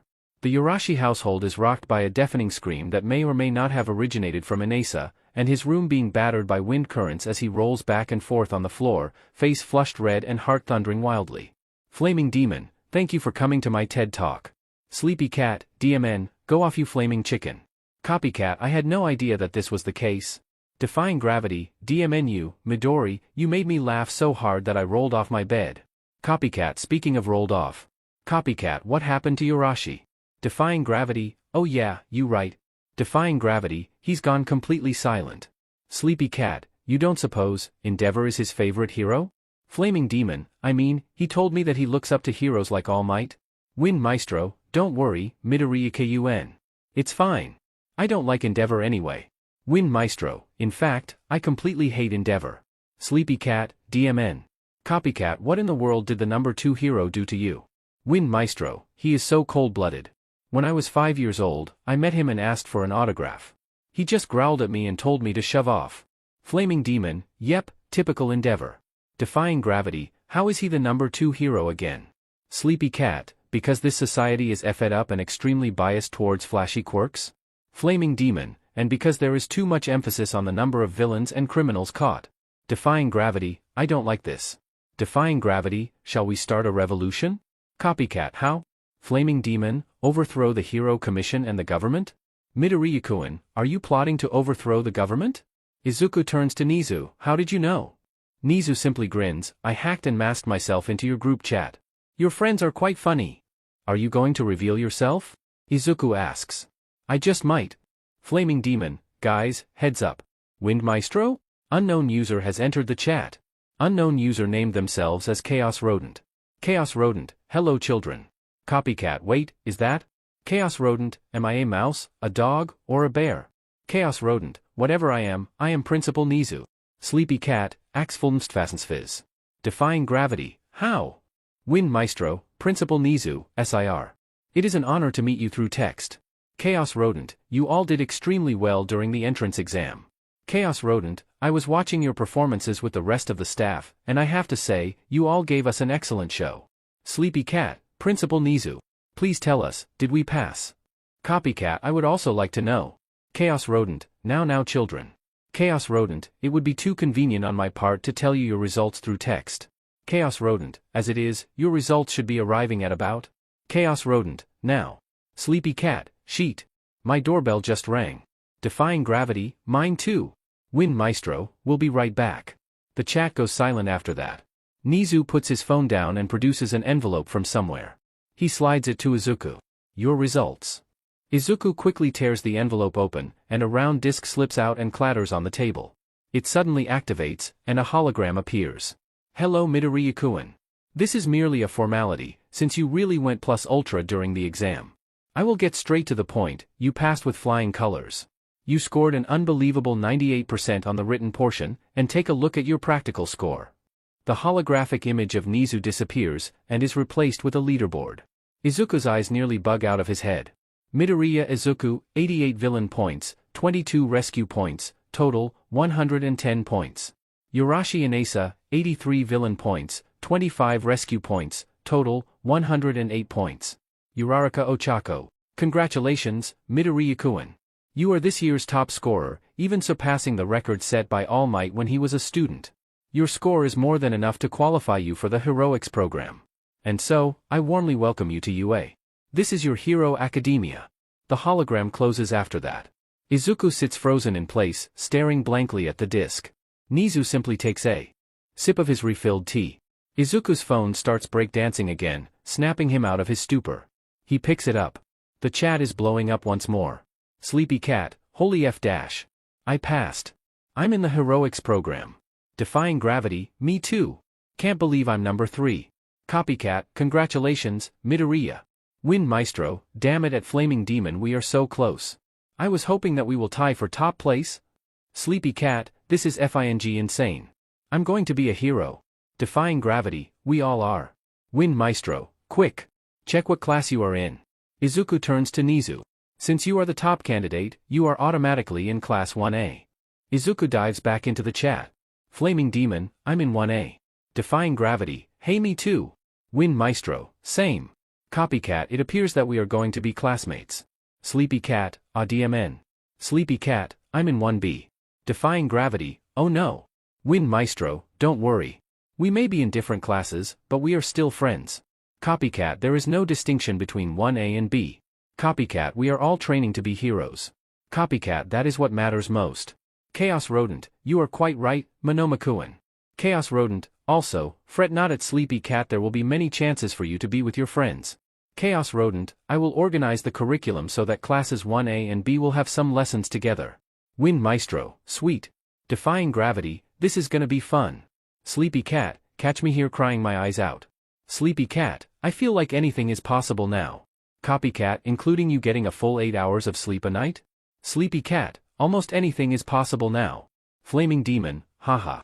Defying gravity, lol. Win Maestro, bwahahahahahaha. Chaos Rodent, I look forward to seeing you all soon. To be continued. They arrange to meet one another at the front gates. Izuku is the first one there, naturally. The time it takes from the house to the gates is not that long, meaning that he spends the better part of half an hour listening to pre-Quirk era music and tapping his foot along with the beat. As he waits, Izuku receives a message from Kigo, wishing him luck for his first day of school and his apologies for not being able to see him off to class. Izuku quickly replies back and goes back to his music. Midori-kun. Thankfully, his music is not loud enough to block out background noise. Izuku takes off his headphones at the sound of the familiar feminine voice. Uraraka-san. Good morning. Good morning. Were you waiting long? The brunette goes up to him. Not really, the perks of living on campus means that I get to places extremely quickly, Izuku replies. How are you feeling? Today's our first day. I'm so excited. Ochako beams, pumping her fist into the air, we're going to be heroes. Suddenly, there is a whoosh of air coming from behind. Good morning. Izuku lights up. Good morning, Urashi-kun. Inasa bows deeply to them both. I got here as fast as I could. I even used my quirk to give myself a boost. But isn't public quirk usage illegal? Asks Ochako.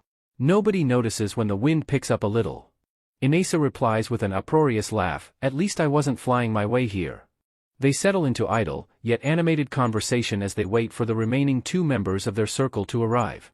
Izuku spots a head of combed blonde hair approaching after 15 minutes. Good morning, everyone. Here I thought that I would be the last, Nito remarks. The trio return the greeting. Izuku has a mischievous grin, 500 yen that Shinsuku-kun either got held up by his cats or actually fell asleep for once and overslept. Fool's bet, Nito drawls, also, we all know better than to make a bet with you. Yeah. Inasa pipes up, you made me cry last week. I'm broke because of you. Izuku shrugs. If you weren't so goddamn cute I would shake you until your brain becomes a slushy. Izuku simply shrugs again, although a dusting of red appears across his freckled cheeks. Hey guys, sorry I'm late. The purple-haired insomniac finally arrives, holding a large Starbucks espresso in his hand. Cats or overslept? Ochako asks. Cats. No such bet exists, Midoriya-kun, Nito drawls, stop giving us that look. You lot are no fun. Yes, because we have learned our lesson and know better by now. The banter continues as they make their way towards the main school buildings.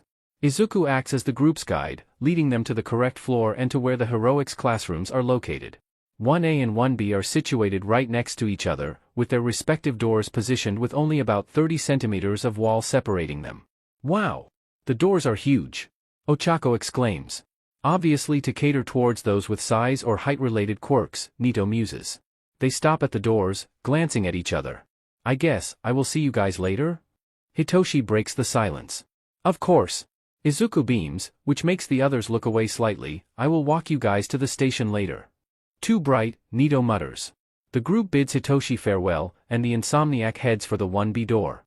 He slides it open, gives the remaining 4 a final wave, and enters his new classroom, sliding the door shut behind it. So, shall we go in? Asks Ochako. Not yet, Izuku shakes his head. Why? Inesa asks, homeroom is about to start soon. Izuku raises a finger, in a moment. A moment later, shuffling comes down the hallway. All 4 turn to the source. 3 of them blink owlishly as what appears to be an oversized yellow caterpillar shuffles down the hallway towards them. It stops before the quartet, and the bewildered trio realize, upon closer inspection, that this being is not a caterpillar, but a yellow sleeping bag. Good morning, Aizawa-sensei. Have you had your coffee yet?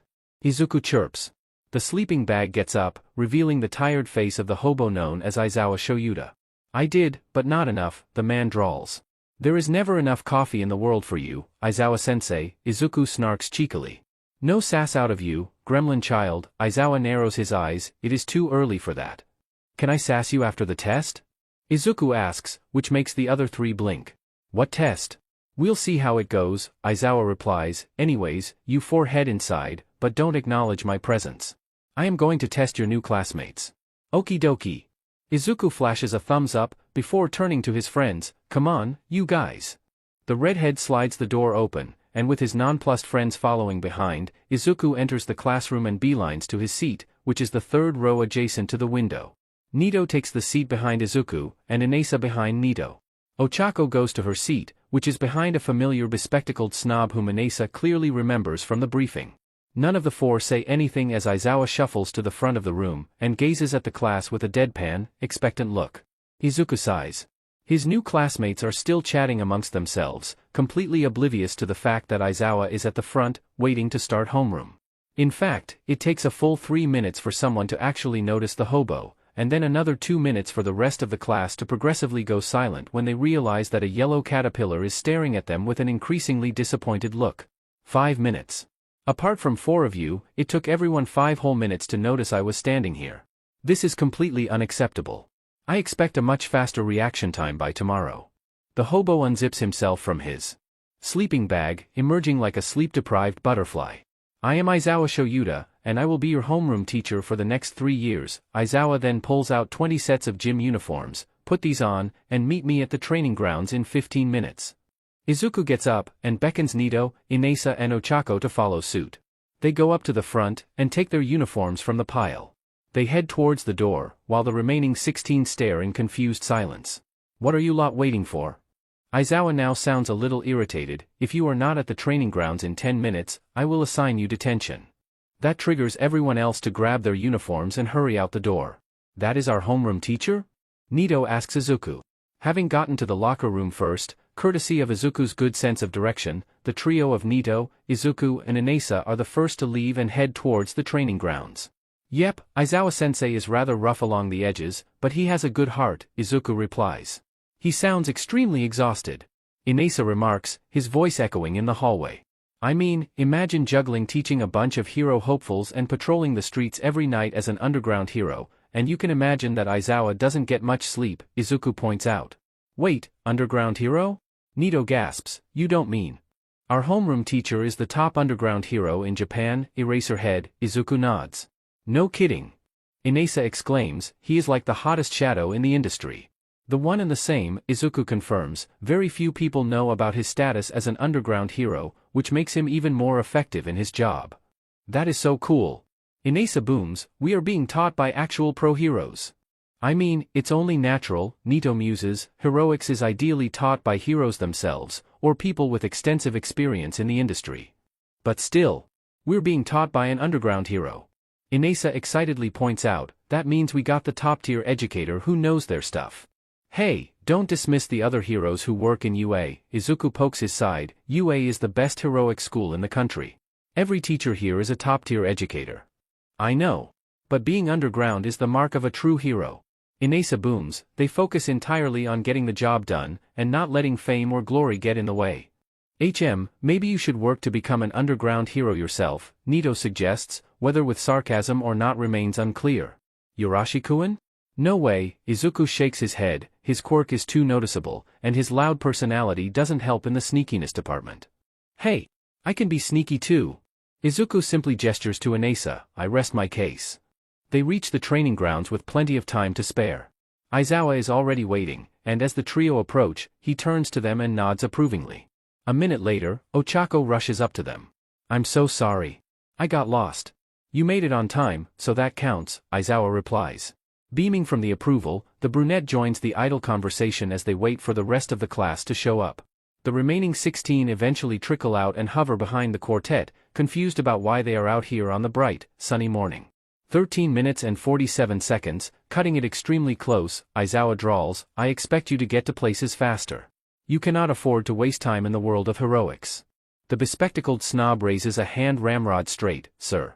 I believe we are supposed to be attending the orientation ceremony and our sessions with the guidance counselor. Both are nothing but meaningless wastes of time, Aizawa cuts right through. Every teacher in UA is given free rein on how they run their classes. As it is, we are going to have a quirk apprehension test. The hobo turns to Izuku, how good is your softball throw, without your quirk? 74 meters, Aizawa-sensei. A softball is tossed to him, do it again, just stay within the circle. Izuku goes to the circle, softball in hand.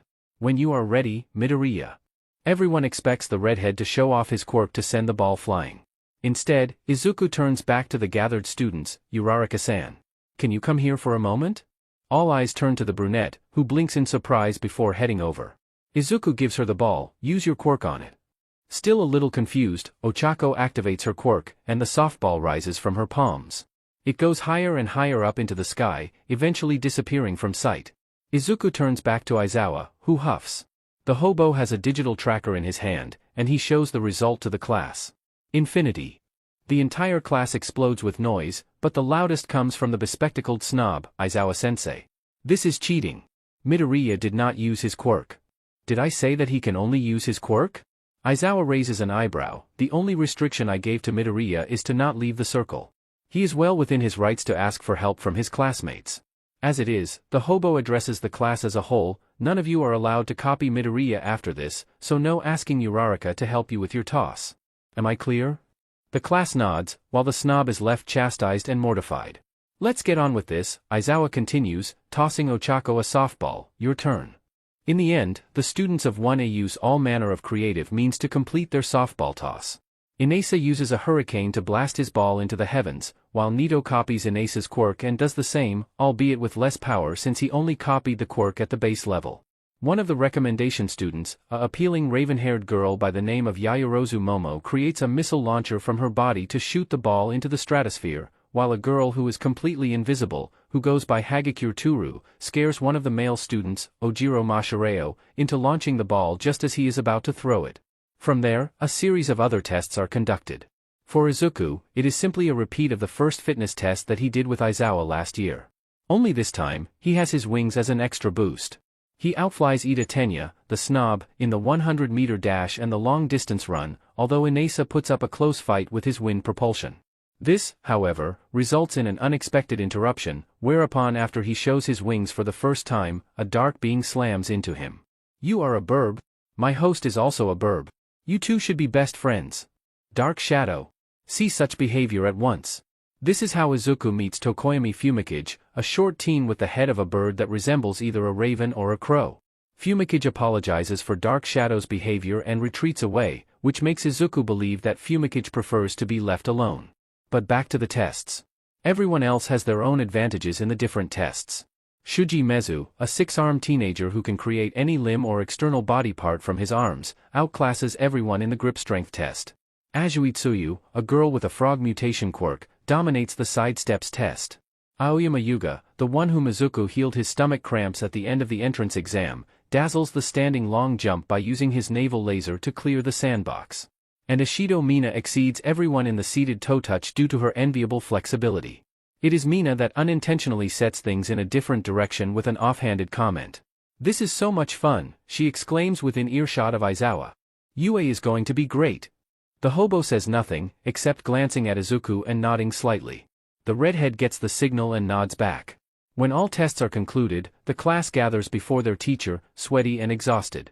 Before I release the results, I have something to say, Aizawa drawls, before his voice takes on a dangerous edge. It appears that several of you think of this exercise as a way of goofing off, that this is fun and nothing but a game to you. Izuku notices how Mina flinches at the word fun. The world of heroes is not fun and games. Villains and criminals will not hesitate to harm or kill you if you don't take things seriously. Innocent civilians could get hurt or even die if you are not up to par. As a teacher, it is my duty to ensure that only the best become heroes, and those who are here for a good time are kicked to the curb before they become collateral damage to themselves and others. The atmosphere tenses. As I would normally do, the worst performing student will be expelled from the heroics course. The class, for the second time today, explodes. You can't do that. That's unfair. What the F dash? This is bullshit. You will find that I can, and will expel students who don't maintain a high standard. Aizawa silences all protest with his quirk-activated glare. I will not send students to their untimely deaths because they think heroism is a given right since they have flashy or powerful quirks. If you are not here for the right reasons, then get out before you cause heartbreak to innocent people. The class shifts uncomfortably, on edge as the moment of truth approaches. Here are the results. A holographic screen appears, listing the students in descending order on how well they performed overall. Izuku finds himself in second place below Momo, which is kind of expected, given how versatile her creation quirk is. Inesa is third, Uraraka is sixth, and Nito is at a comfortable ninth. All eyes, however, are at the bottom of the list, where Turu's name is placed. The invisible girl promptly bursts into distraught tears. Aizawa closes the screen, and addresses the class. This would be the moment where I send Hagakure packing. However, I also did say that this would happen in normal circumstances. Confusion starts to spread. The fact is, all of you have potential to be heroes. Your strengths are different, but each of you have abilities that will give you an advantage in the line of duty.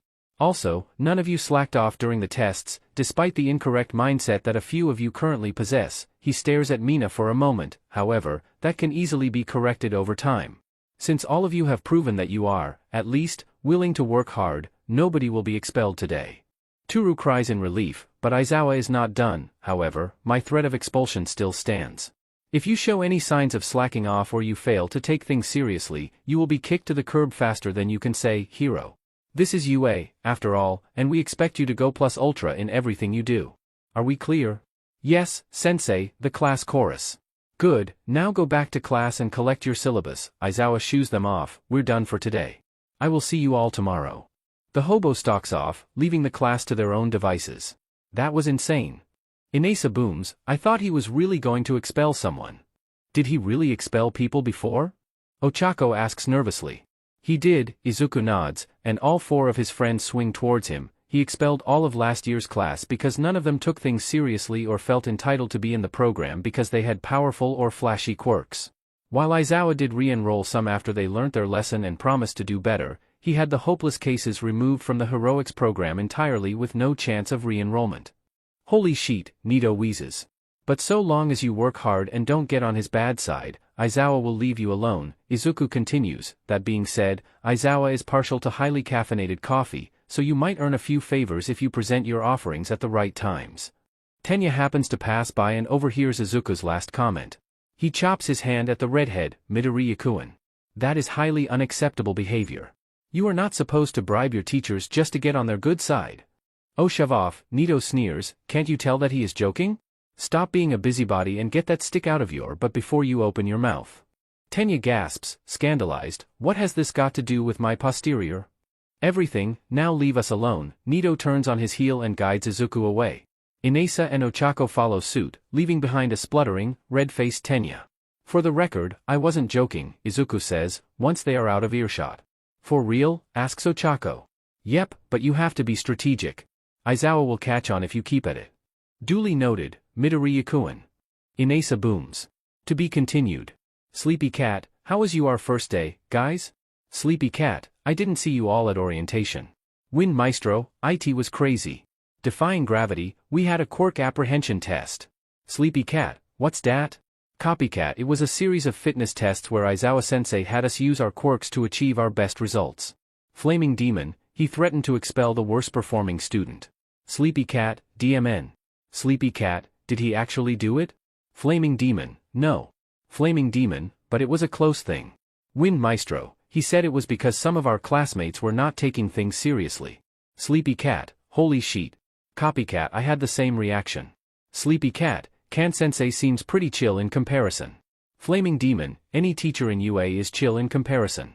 Defying Gravity, DMN, Midoriya, you just roast people without hesitating, don't you?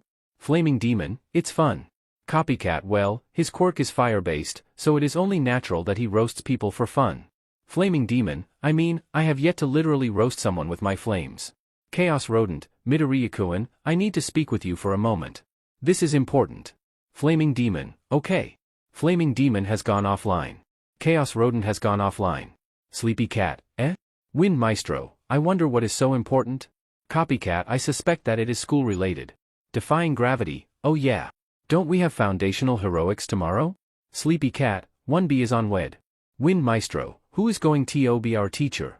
Copycat, it has to be a pro-hero. Wind Maestro, but who? Flaming Demon is online. Flaming Demon, I am disgusted. Flaming Demon, I am revolted. Flaming Demon, I dedicate my life to be a hero. Flaming Demon, and this is the thanks I get? Flaming Demon, F dash. This. Sheet. Defying Gravity, fearful face. Copycat, holy F. Sleepy Cat, catch me diving under my bed. Wind Maestro, Midoriya. What is wrong? Flaming Demon, but F might is our foundational heroics teacher. Wind Maestro has gone offline. Defying Gravity, WTF face screaming in fear face with symbols on mouth. Copycat, what is this bullshit? Sleepy Cat at Chaos Rodent, I trusted you. Sleepy Cat, how could you let that BSTRD into UA? Chaos Rodent, trust me, young Shinso, I am just as outraged as you. Chaos Rodent, if I had any say in the matter, I would not have let that fucker come within a kilometer of the front gates. Chaos Rodent, unfortunately, the Hero Commission forced me to enroll him as a teacher. My paws were tied on the matter. Sleepy Cat, does that but even have a teaching license? Chaos Rodent, no, he does not. Copycat, well that is just wonderful. Our grades are going to suffer. Defying Gravity, shouldn't the lack of a license prevent him from being around students? Chaos Rodent, in normal circumstances, yes. Chaos Rodent, unfortunately, the Hero Commission often acts above the law, especially in the name of heroism. Defying Gravity, I don't like this. Defying Gravity, can we get that revolution going and overthrow the commission and the government? Chaos Rodent, believe me, young Uraraka, I have been trying for years. Chaos Rodent, right now, I just sent Midoriya outside to release his anger. Chaos Rodent, our house may be structurally safe against fire, but I am not taking the risk. Copycat, how is Yurashi taking this? Sleepy Cat, he went offline. Wind Maestro is online. Wind Maestro, sorry guys. Wind Maestro, I was being put on blast by my mum. Copycat, what in the world did you do? Wind Maestro, I was screaming bloody murder and unleashed a hurricane in my room.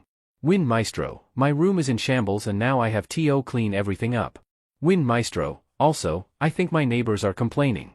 Wind Maestro, if I don't show up for school tomorrow, I am likely in a jail cell for being a domestic disturbance. Sleepy Cat, at least you will get to avoid but might. Defying Gravity, but might should be the one in prison for what he did to Midoriya. Copycat, I wholeheartedly agree. Chaos Rodent, I know the situation is not ideal. Chaos Rodent, however, I will make things a little more tolerable. Sleepy Cat, how? Chaos Rodent, I am granting you all permission to call the fucker as many insulting names as you wish. Wind Maestro, sweet. Chaos Rodent, I am also allowing you all to drag him through the mud as you see fit. Chaos Rodent, any detentions he meets out will be voided by me. Defying Gravity, thank you so much, Principal Nezu. Copycat, perhaps we can get through tomorrow. Wind Maestro, you are the best, Principal Nezu SIR. Chaos Rodent, it is the least I can do. Chaos Rodent, now if you will all excuse me, I need to check that Midoriya has not burnt down the forest around our house. Chaos Rodent has gone offline.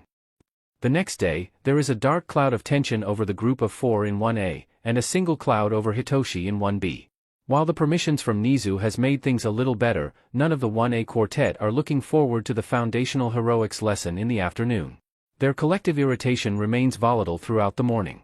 Any mention of the afternoon lesson by their classmates are met with snappish remarks and cutting sneers, meaning that the rest of 1A very quickly gave the quartet a wide berth up until around lunchtime. As a quintet in the cafeteria, the dark cloud is so palpable that surrounding students steered clear of them in fear of accidentally setting off a metaphorical bomb. Whispers and rumors spread quickly about what could have gotten all five in a murderous mood, with some speculating that the quintet are secretly villains plotting to cause a school-wide massacre. Inasa did not take that sitting down, and blasted the gossipers with a gale that sent them flying across the cafeteria. The tension only got worse as the lunch hour ended and the 1A quartet returned to their classroom. As the minutes ticks down, fists clench tighter, teeth grit harder, and veins begin to pop across foreheads. Those sneaking quick glances at the quartet wonder what has gotten them looking ready to spill blood, but all of that goes flying out of the window when a deafening voice booms from behind the door. "I am." The door slams open. Coming through the door like a normal person. 16 students promptly go apeshit as All Might, dressed in his Silver Age costume, strides into the classroom. No FING way. I can't believe it. All Might is our teacher? The cloud of darkness grows stronger over the quartet. All Might goes to the lectern, and laughs. "Today, we are going to have our first ever foundational heroics lesson.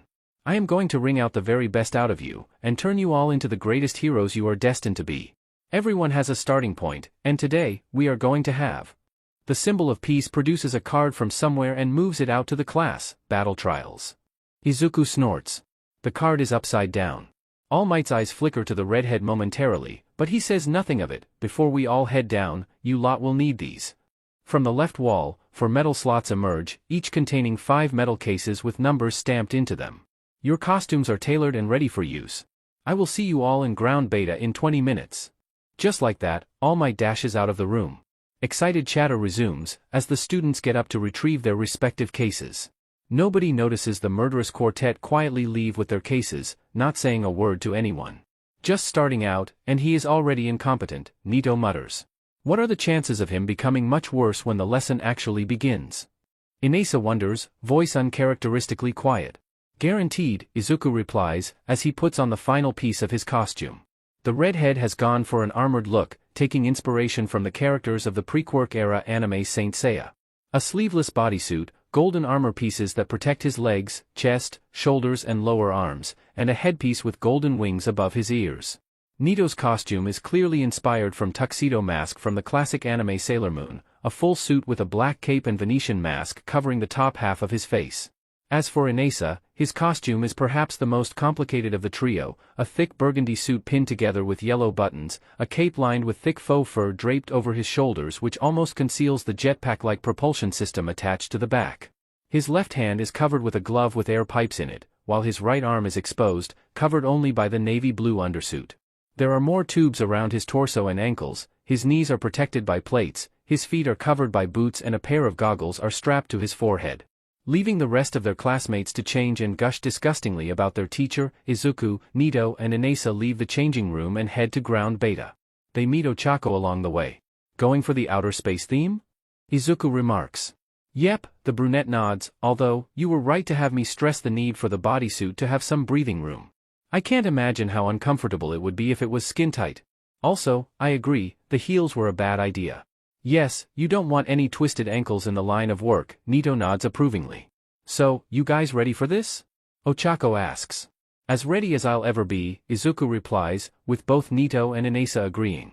The quartet head out into ground beta, the same place where the entrance exam was held. All Might is already waiting, and he beams upon seeing them. That beaming smile, however, becomes a little fixed when all 4 glare at All Might with disdain and maintain a respectable distance from the man. The air becomes thick with tension, and it continues as the rest of the class arrive, all dressed in their costumes. The costume makes the hero, as the saying goes. All Might booms, "You all look spectacular." Izuku glances at his classmates. While there is a wide variety of costumes on display, he has issues with a good number of them. First of all, is Toru really wearing nothing but a pair of gloves and boots? Sure, the girl is invisible, so there is practically nothing to see. But the fact that Toru, a teenage girl, is parading around naked with no means of protective gear just screams wrong on so many levels. This also has to be in violation of hero costume and child protective laws. Speaking of violating child protective laws, Momo's costume looks more like something a STRPR would wear in a nightclub. It is essentially a leotard that barely covers her brsts, exposes her midriff, and the only form of protection is the padding around her waist and groin. Izuku understands that this is supposedly to maximize the area of exposed skin so that Momo can create things faster, but that objective can be easily done without the costume looking like it was made to fulfill some pervert's sick fantasies. He will be having words with Nezu about this later. Moving away towards the impractical, Tenya's costume is just, why? His quirk is turbo engines, which means that his body should be sleek and aerodynamic to maximize the boost in speed that his quirk gives. Instead, Tenya's costume is essentially full-body mecha armor that is incredibly bulky and heavy. Yes, Tenya has a bulky, muscular body, but he needs to be as light and aerodynamic as possible to maximize his speed. He may be a robot in personality, but that doesn't mean he needs to look like one too. Kirishima Izuku is an example of an over-reliance on one's quirk. He is practically topless with only 2 red cog-shaped pieces around his shoulders.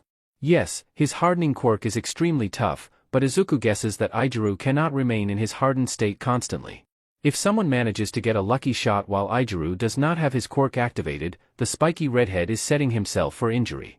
The rest of his criticism goes towards poor aesthetic choices. Mina's color scheme is an atrociously bad eyesore, Todoroki Shudo looks like an ice monster with the fake ice covering his left half, and Satu Rikadu and Kudakuji could do with some overhauling to improve the lackluster appearance of their costumes. But back to All Might. The symbol of peace is rambling about something when Tenya moves a hand into the air. All Might Sensei. I can't help but notice that we're in the same grounds where some of us took part in the practical assessment of the entrance exam. Are we by any chance performing city-based maneuvers like in the exam? Not exactly, young Ida Dash. That triggers a tsunami of questions that completely overwhelm All Might. How are we going to be grouped? Are you going to expel the worst performing student like Aizawa Sensei? Does my cape look trace chic? That one was from Yuga, but he is completely ignored. How will we be graded? All Might Sensei. Sensei. All Might Sensei. Wait.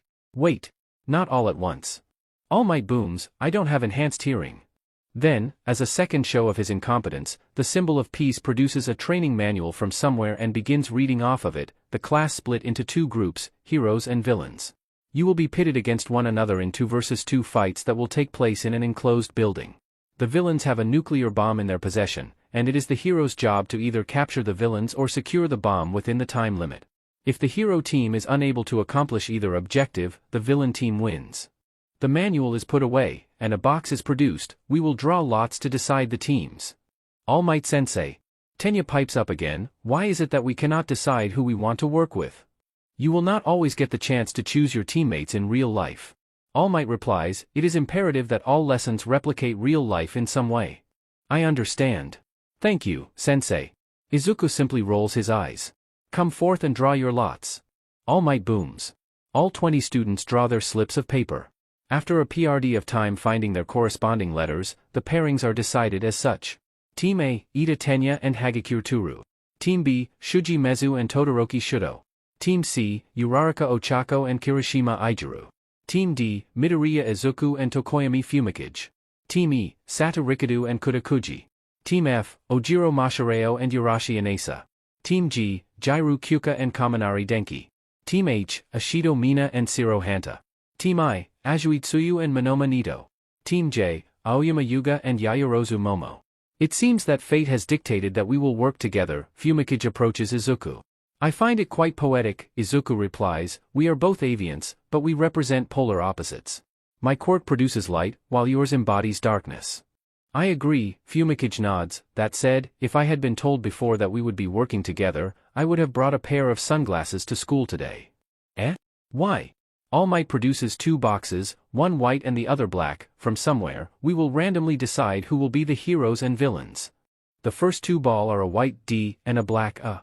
Team D will be the heroes, and Team A will be the villains. Ah, that's us, Izuku says. The rest of you, please make your way to the observation room. Teams A and D, please follow me. Good luck, Midori-kun. Ochako calls out. Kick some robot butt? Inasa yells. Why are you still talking about my posterior? Tenya exclaims. Because I could help to dislodge the stick that is still stuck up your butt? Izuku replies. Oh sheet. Need some ice for that burn? Dark Shadow cackles. Tenya splutters, while Izuku ignores him in favor of speaking with Toru. Hagakure-san. HM? What is it, Midoriya? Pardon my forwardness, but are you really naked? Instead of being offended, Toru giggles. It does seem that way, isn't it? Don't worry though. I am actually wearing something on my body. My suit is made from my DNA, which helps me to remain invisible while protecting my dignity. It's just fun to see everyone assume that I am naked and freak out. Ah, I see. They reach the building where the test will be conducted. Team A, please make your way inside. All Might booms. Team D, you will remain outside until I give the signal for you to enter the building. We will give the villain team 5 minutes to prepare before we commence with the exercise. After that, All Might dashes off towards the observation room. Now on their own, Pheonix turns to Izuku. Do you have a plan? Hagakure-san will make full use of her invisibility to keep herself hidden and to possibly get the jump on us if we are not careful. Izuku slips into analytical mode. Ida will most likely be where the bomb is. There are 2 possibilities that he could do. Ida could either change the location of the bomb, or stand guard over it and use his speed to outmaneuver us should we attempt to reach the bomb. So what do we do to counteract these acts of darkness? The heat I produce allows us to see air currents, so I hope to be able to make Hagakure-san visible enough to take her down. As for Ida, we could make use of his bulky armor to cause him to slip up. I can keep him distracted with my flames, and Dark Shadow can intercept the bomb while I keep Ida occupied. Noted. Pheonix nods. The only thing I request is that you keep your flames away from Dark Shadow. She is especially vulnerable to light, and I don't wish to see her get hurt. I will do my best. That is all I ask for. Team D, you can enter the building. The exercise begins now. A buzzer echoes across the city, and the pair enter the building. I have to say, Midoriya has quite a solid plan, Nito remarks as he listens to his friend explain the procedure to Pheonix. That is because he is a genius. Inasa booms, he knows how to handle any situation effectively. I think he and Tokoyami have this in the bag. Ochako cheers. Do not discount the villain team, young Uraraka. All Might interrupts, they have great quirks that give them a good sporting chance at victory too. The smile is wiped off the brunette's face, replaced with an unimpressed deadpan. I rather have brains than quirks, but might. The entire room goes deathly silent. What, did you just call me? Gosh, are you deaf as well? Nito scoffs, she called you but might, arse might. The symbol of peace splutters in outrage. I will not tolerate such disrespect in my classroom. We don't even tolerate you to begin with, but D-dash. Inasa declares hotly. Detention, all 3 of you. Uno reverse, beach. Nito grins savagely. Principal Nezu gave us XPLCT permission to insult you as much as possible. All detentions meted out by you are null and void. The rest of 1A watches the exchange with horrified awe. Do not lie to my face, young Monoma. All Might shouts. Well, why not go and ask Principal Nezu yourself? Ochako challenges, why would we lie to you when you are the ultimate liar yourself? The symbol of peace falls for the bait and dashes out of the room, leaving 3 students shaking their heads smugly, and 13 others in stupefied horror. Dude, Ijiru breaks the silence. Did you just insult the number 1 hero? Denki splutters. Number 1 hero? Nito scoffs, the only number 1 thing that but might is being a quirkist bigot who feeds into society's failings and biases. This causes an uproar of indignant shouting and accusations of trying to blacken the good name of the symbol of peace. The trio simply ignores the backlash and turns their attention back to the screens. Short of setting the entire building on fire, Izuku conjures a small flame and presses it against the floor of each level he and Pheonix reach to let the heat spread across the concrete surfaces. So far, the visible air currents show no human-like shapes, but Dark Shadow is able to listen out for any noises that resemble footsteps, and as they reach the 3rd floor, the dark sentient being picks up footsteps running across the floor above. She's coming. Thank you, Dark Shadow, Izuku nods, readying himself for a fight. They approach a doorway that leads to a long corridor. Peeking around, Izuku sees nothing, but he places his hand on the floor, and the air currents begin to appear once more. A few seconds later, the currents distort with movement, followed by a sharp yelp. Ow! Ow! Hot! Hot! Hot! That is the cue to move. Izuku surges into the corridor and throws a ball of fire down towards Toru. She yelps, and there is a thud as the invisible girl throws herself to one side to avoid the fireball. Izuku unleashes heat across the corridor, and amidst the pulsating air currents, a human shape appears. Izuku unfurls his wings and propels down the corridor. He tackles the spot where Toru is, and knocks her to the floor. Tokoyami-kun. Now! Pheonix unleashes Dark Shadow, who is carrying the capture tape. As Izuku keeps Toru pinned down, Dark Shadow wraps the capture tape around the girl. A buzzer rings across the building, but strangely, All Might does not declare Toru as captured. Ah, you got me good, Midoriya. Toru pouts, I didn't even get the chance to act. We will have good and bad matchups, Izuku replies. Don't worry, you will get the chance to show your true strength another time. Can you move me to someplace else? This corridor is too hot. Sure thing, Hagakure-san. A seething All Might stomps down the corridor, steam pouring out of his ears. He has never been so insulted and humiliated in his entire life. He had gone to Principal Nezu's office with the expectation to be correct in that those insolent brats are lying and that the rodent will gladly approve of a punishment for their disrespectful behavior. Instead, not only did Principal Nezu confirm that he did give those three his permission to insult All Might's name as much as they liked, but any punishment or detention meted out by him is indeed automatically declared null and void. When All Might protested this act of blatant favoritism, all pretenses of joviality disappeared from the rodent's face. In that moment, All Might found himself dragged through hot coals. Don't think I am not aware of the grievous crime you committed against an innocent victim who drew the short straw in life. I know full well how unprofessional and unethical you were when you so callously ripped his dream to shreds and left him in a vulnerable position all by himself. All Might was about to instinctively deny ever committing such a heinous act, but then, he remembered the beating he received from Naomasa just before the infamous raids on all three Aldera schools. You are the epitome of everything that is wrong with this society, Toshinori Yagi. Nezu cut through him mercilessly. You propagated an ideal image upon impressionable minds, while you yourself harbor bigoted and prejudiced beliefs that make you no better than the monsters that are the Meta Liberation Army. I only hired you because the Hero Commission forced my paw. But if you F up just once, you will be kicked to the curb faster than your Detroit Smash. I don't care if you are looking for a successor, I will not allow my students to be corrupted by a failure of a human being if you step out of line. Now get out of my office, you still have a lesson to teach. Starting from now, every minute you are not in ground beta will be used to deduct from your salary accordingly. Safe to say, All Might flew like hawks back to ground beta. Only then did he slow down and stomp his way back to the observation room like a child that is throwing a tantrum. He throws the door open and stomps inside. The 1A student's turn expectant looks towards him, but he is unable to face them. He seethes even more when those three brats cast him smug looks. All Might pushes down the urge to punch something, and focuses back on the screen. After moving Toru to a cooler place, Izuku and Pheonix scope the rest of the building for Tenya and the bomb. This time, they get Dark Shadow to listen for any noise in the rooms on each floor. I can hear him above us, down the corridor. Let's move. The pair reach the floor in question, and quietly check each room for their opponent. A sudden cringeworthy attempt at villainous laughter sends Izuku and Pheonix running towards where it is coming from. They find their target and the bomb in one of the back rooms. Tenya has his back turned to them, and he appears to be monologuing like a stereotypical villain from pre-Quirk era cartoons. They will never find me here. I made the effort to keep moving the bomb around whenever I hear noises. My plan is foolproof. Nothing will stop me from. Wow, you are so lame. Tenya spins around. Izuku gives him an unimpressed look, while Dark Shadow is cackling like mad. Heroes, I see you have discovered me. I know what you have come for, and I will not let you get past me. Alright then, are you afraid of fire? Izuku throws a fireball at Tenya, who speeds out of the way. Pheonix rushes for the bomb, but is intercepted by Tenya and is forced to leap out the way from a roundhouse kick. Now that they are engaged in combat, Izuku sets the plan in motion.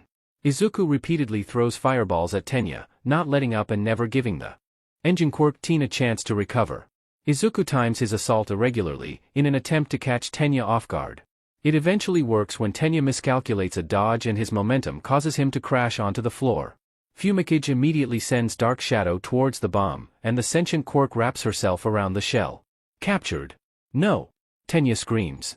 A buzzer rings across the building. The hero team wins. Inasa whoops loudly, yeah. You kicked his butt good, Midoriya-kun. Nito claps, a wonderful show. 10 out of 10 would watch again. That was so cool, Midori-kun.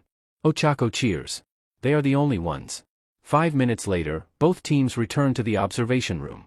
The trio whoop and cheer again, and Izuku thanks them with a nod. All Might clears his throat awkwardly and booms, so. Who is the MVP of this round?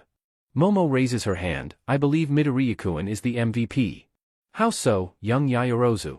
Midoriya-kun exhibited his ability to analyze a situation and its individual factors under pressure, and to come up with a plan that takes into account both his and his teammates' strengths. He executed his plan flawlessly, and showed excellent control and usage of his quirk in the process. I agree with Yamamo. Ochako pipes up. So do I. Inasa booms. All Might clears his throat again, very well. Young Midoriya is the MVP of this round, but the rest also performed admirably too, so give them a round of applause. The class claps politely. With that out of the way, let us continue with the next two teams. Izuku and Pheonix head over to the grinning trio. Too bad you didn't get the chance to literally kick Ida's butt, Nito says, that would have been hilarious. I mean, I probably would hurt my foot if I tried. And while I could have set Ida's butt on fire, I'm not sure if his armor is combustible, Izuku shrugs. Nearby, Tenya splutters, why do you lot keep talking about my posterior? This is beyond obscene and inappropriate. The faster you stop being an uptight prick, the faster you can get the stick removed, Izuku deadpans. What stick are you referring to? You keep saying that. You'll get it eventually, Ochako waves off, I hope. Knowing that snob, it will just keep going higher and higher until it comes out of his mouth seasoned with pepper and salt, Nito mutters. What a mad banquet of darkness, Pheonix remarks quietly to himself. The rest of the battle trials vary in terms of performance. Team B is selected as the heroes, and are pitted against Team H. To describe the match in 2 words, it would be shit show. No sooner had the buzzer gone off, Shudo had Nezu leave the building, before promptly encasing it entirely in ice. Both Mina and Hanta are frozen solid up to their waist, and the freezing cold nearly gives them frostbite, if not for Shudo finding the room they are in and retrieving the bomb. When Team H are defrosted and all 4 have returned to the observation room, All Might asks, who is the MVP in this round?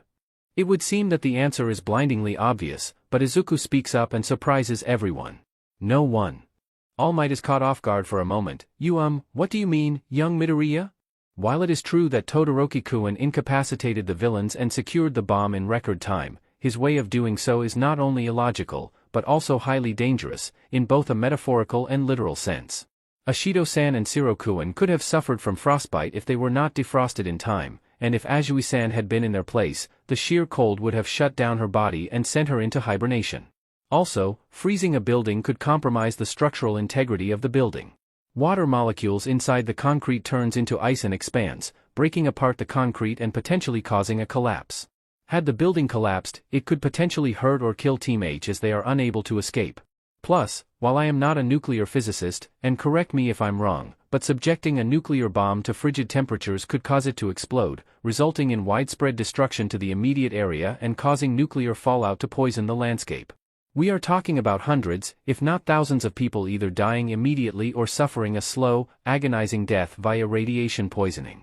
Izuku gives Shudo a pointed look, as such, and I know who you wanted to name the MVP, but no one in this round can be called the MVP.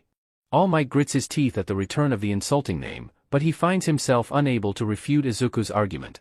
Very well. We shall proceed with the next round. Izuku turns back to his friends, all the while ignoring the heated glare from the bicolor-haired teen.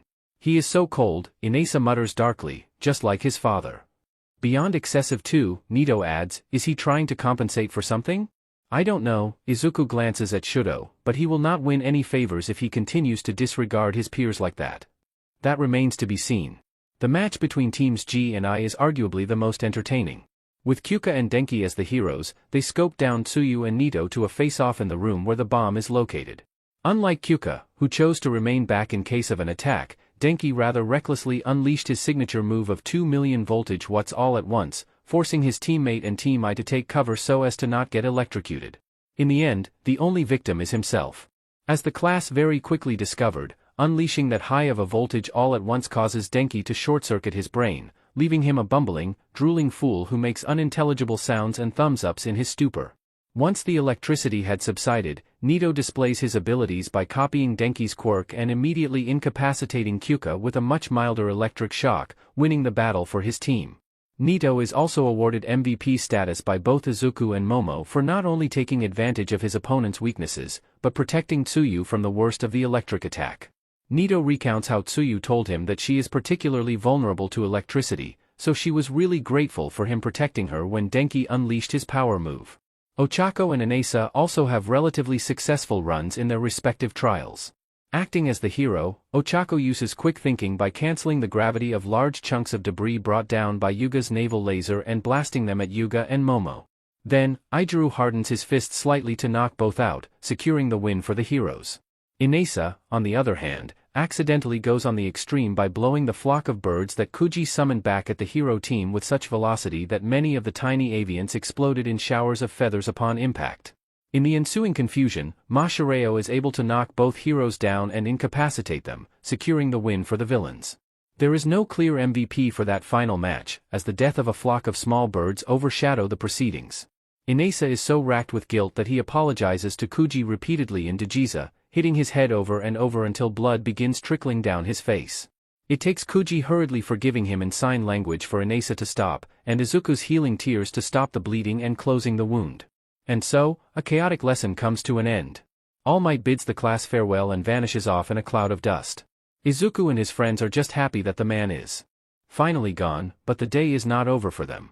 The male trio are changing out of their costumes when Izuku is barreled into by Dark Shadow. Midoriya works well with Mifumi. Both burbs should be friends. Dark Shadow. Pheonix rushes over and forces his quirk back. I'm so sorry for her behavior. Izuku glances at Dark Shadow and shrugs. I'm cool with it. She seems fun. The sentient quirk whoops and tackles the redhead in a hug. Pheonix simply sighs, giving up on trying to quell his excitable symbiote. I think Dark Shadow has imprinted on Midoriya, Nito remarks. I certainly did. He is very warm, and his hugs are the best. I like her. Inasa declares, we should be friends. Dark Shadow cheers, Yahoo, more friends for Fumi. Pheonix simply buries his face in his hands. To be continued. Private chat between Hawk and Flaming Chicken. Flaming Chicken, have I ever mentioned how much I hate this name? Hawk, haters gonna hate. You should not have let me have mod privileges. Flaming Chicken, I will literally turn you into KFC if you don't square up. Hawk, not if I tickle you to death first. Flaming Chicken, damn it. Hawk, LOL. Hawk, anyways kiddo. Hawk, how was our first heroics lessons? Flaming Chicken, SOSO. Flaming Chicken, would have been better if but Might was not my teacher. Hawk, ah yes. Hawk, I heard about dat. Hawk, I also heard about how you and our friends constantly insulted the #1 hero. Flaming Chicken, he deserved it. Flaming Chicken, he is a PSS poor excuse of a teacher and overall terrible human being. Flaming Chicken, on a different note. Flaming Chicken, I guess I made a new friend? Hawk, you guess? Flaming Chicken, more like, his quirk pushed us together and said, now be friends. Hawk, oh. Flaming Chicken, cursed. Flaming Chicken, you would probably like him. Flaming Chicken, he has the head of a bird, and his quirk is a shadow being with avian characteristics. Hawk, sold. Flaming Chicken, you haven't even met him yet. Hawk, did I stutter? Flaming Chicken. Flaming Chicken, you would be friends with anyone who looks like a bird, won't you? Hawk, you know me so well, kiddo. Flaming Chicken, I probably shouldn't mention that Yoroshiku and added him to our group chat earlier. Hawk, I demand to be invited into this group chat. Flaming Chicken, calm your feathers, Kigo-san. Flaming Chicken, I should warn you that it is complete chaos over there. Hawk, I need the chaos, my life is one boring descent into the void. Flaming Chicken, don't say I didn't warn you. Sleepy Cat changed the chat name to Send but Might to hell. Copycat, so what you are saying is that we should summon a demon that is not Midoriya and give it but Might's soul as payment? Win Maestro, yes, that's what I'm saying. Defying gravity, how will we convince the demon to take the BSTRD's soul and not ours? Sleepy Cat, I mean. Sleepy Cat, all we need to do is list out all of but Might's sins. Sleepy Cat, surely the BSTRD has committed a lot more sins than us? Edgelord, unless we have intel on what the false hero has done, simply saying that he caused Midoriya to take his life may not be enough, especially when compared to his public record as a hero. Copycat DMN it. Win Maestro, so demon summoning is off the table then? Edgelord, for now, at least. Defying gravity at Flaming Demon, you analyze heroes, do you have any dirt on but Might? Flaming Demon has come online. Flaming Demon, sorry, was being held up. Sleepy Cat, by what? Flaming Demon has added unknown user into the chat. Flaming Demon has named unknown user as Kentucky Fried Chicken. Flaming Demon, 2 can play at this game. Kentucky Fried Chicken, rude. Kentucky Fried Chicken, and did you seriously lock my chat name and not give me naming privileges? Flaming Demon, I'm not risking it. Kentucky Fried Chicken, you are no fun. Sleepy Cat, who dis? Edgelord, another soul has joined our coven. Copycat Midoriya, who is this? Kentucky Fried Chicken, hello fledglings. Defying gravity, fledglings? Flaming Demon, I will give you all 3 guesses. Win Maestro, wait. Win Maestro, Hawks, otherwise known as Kigo. Kentucky Fried Chicken, sup kiddos. Sleepy Cat, holy sheet. Copycat what? Defying gravity, OMG OMG OMG OMG OMG OMG. Edgelord, I see that a mighty being has graced us with his presence. Kentucky Fried Chicken, tell me kiddos. Kentucky Fried Chicken, which one of you is the burb? Copycat, I presume you mean Tokoyami at Edgelord. Kentucky Fried Chicken, yes. Edgelord, what can I do for you, my lord? Kentucky Fried Chicken at Flaming Demon, I like him already. Flaming Demon, you like anyone who looks even remotely like a bird. Kentucky Fried Chicken, shush you. Kentucky Fried Chicken at Edgelord, you and I are gonna be best friends. Edgelord, I will be most honoras lagel fiajtslozijlivs. Flaming Demon, Tokoyami-kun? Edgelord, OMG, the ultimate burb is here. Fumi has made another friend who is a burb. Copycat Dark Shadow, did you steal Tokoyami's phone? Edgelord, sorry, she got too excited. Flaming Demon, she tends to do that around people with avian characteristics. Kentucky Fried Chicken, I like her too. Edgelord, please excuse me. I need to calm Dark Shadow down. Edgelord has gone offline. Wind Maestro, what brings you here, Hawks San? Kentucky Fried Chicken, call me Kigo, kiddo. Kentucky Fried Chicken, Hawks makes me sound old. Wind Maestro, of course, Kigo San. Kentucky Fried Chicken, as for why I'm here. Kentucky Fried Chicken, the Flaming Chicken added me. Flaming Demon, more like demanded me to add him since Tokoyami-kun is here. Sleepy Cat. Sleepy Cat, you really want the bird aesthetic, huh? Kentucky Fried Chicken, of course. Defying Gravity, Kigo-san. I have a question. Kentucky Fried Chicken, sure thing, kiddo. Defying Gravity, is eating fried chicken considered cannibalism for you? Kentucky Fried Chicken. Kentucky Fried Chicken has gone offline. Sleepy Cat, DMN, Raka. Sleepy Cat, you just killed the number 3 hero. Defying Gravity, face screaming in fear. Copycat, do we have to prepare a funeral? Sleepy Cat, for who? Copycat, I don't know. Edgelord, revelry in the dark. Flaming Demon at Defying Gravity, don't worry. Flaming Demon, he's fine. Flaming Demon, he's just laughing his butt off as he is calling Nezu. Flaming Demon, apparently no one has asked him that question in over 2 years. Sleepy Cat, huh? Copycat, you learn something new every day. Edgelord, what a mad banquet of darkness. Private chat between Nezu and Midoriya. Nezu, Midoriya-kun, heads up. Midoriya, HM? Midoriya, what is it? Nezu, there is a crowd of reporters and camera personnel camped outside the front gates. Midoriya, what? Nezu, word must have gotten out that but Might is working in UA. Midoriya, great. Midoriya, how am I supposed to meet up with my friends then? Nezu, I will give you permission to use your quirk to get over the walls. Midoriya, thanks, Principal Nezu. Nezu, you're most welcome. Send but Might to hell. Flaming Demon, are you guys at the gates yet? Sleepy Cat, not yet. Copycat, I'm about 2 stops away. Defying Gravity, I just arrived. Wind Maestro, I'm with Tokoyami-kun. Edgelord, what is the matter, Midoriya? Flaming Demon, there is a huge crowd of reporters and camera personnel at the front gates. Flaming Demon, apparently word got out that but Wipe is working at UA and they are now crowding around in hopes of a scoop. Sleepy Cat, wheezes. Copycat, but Wipe, how have I not thought of that? Defying Gravity, what do we do then? Flaming Demon, I will meet you guys at the station concourse. Flaming Demon, see you all in a bit. Nezu was not kidding. Izuku had not even reached the front gates. But he could already see the chaotic crowd of reporters blocking the way into the school. Knowing that he will be swamped as soon as he appears, Izuku makes use of Nezu's permission and flies over the wall and down onto the pavement outside. He makes the short walk to UA station, where he meets up with Inasa, Pheonix and Ochako. They wait for Hitoshi and Nito to arrive, and they head towards the gates as a group. DMN, Hitoshi whistles, that's a crowd. The reporters are shouting questions and harassing students who are simply trying to make their way to classes. How are we supposed to get through that? Nito asks. Izuku simply manifests his wings. Ready for a lift? Principal Nezu gave you permission, didn't he? Ochako asks. Yep. Izuku makes 4 trips, bringing his lighter classmates over the wall and into the grounds. Inasa saves him the trouble and leaps over the wall with a blast of wind.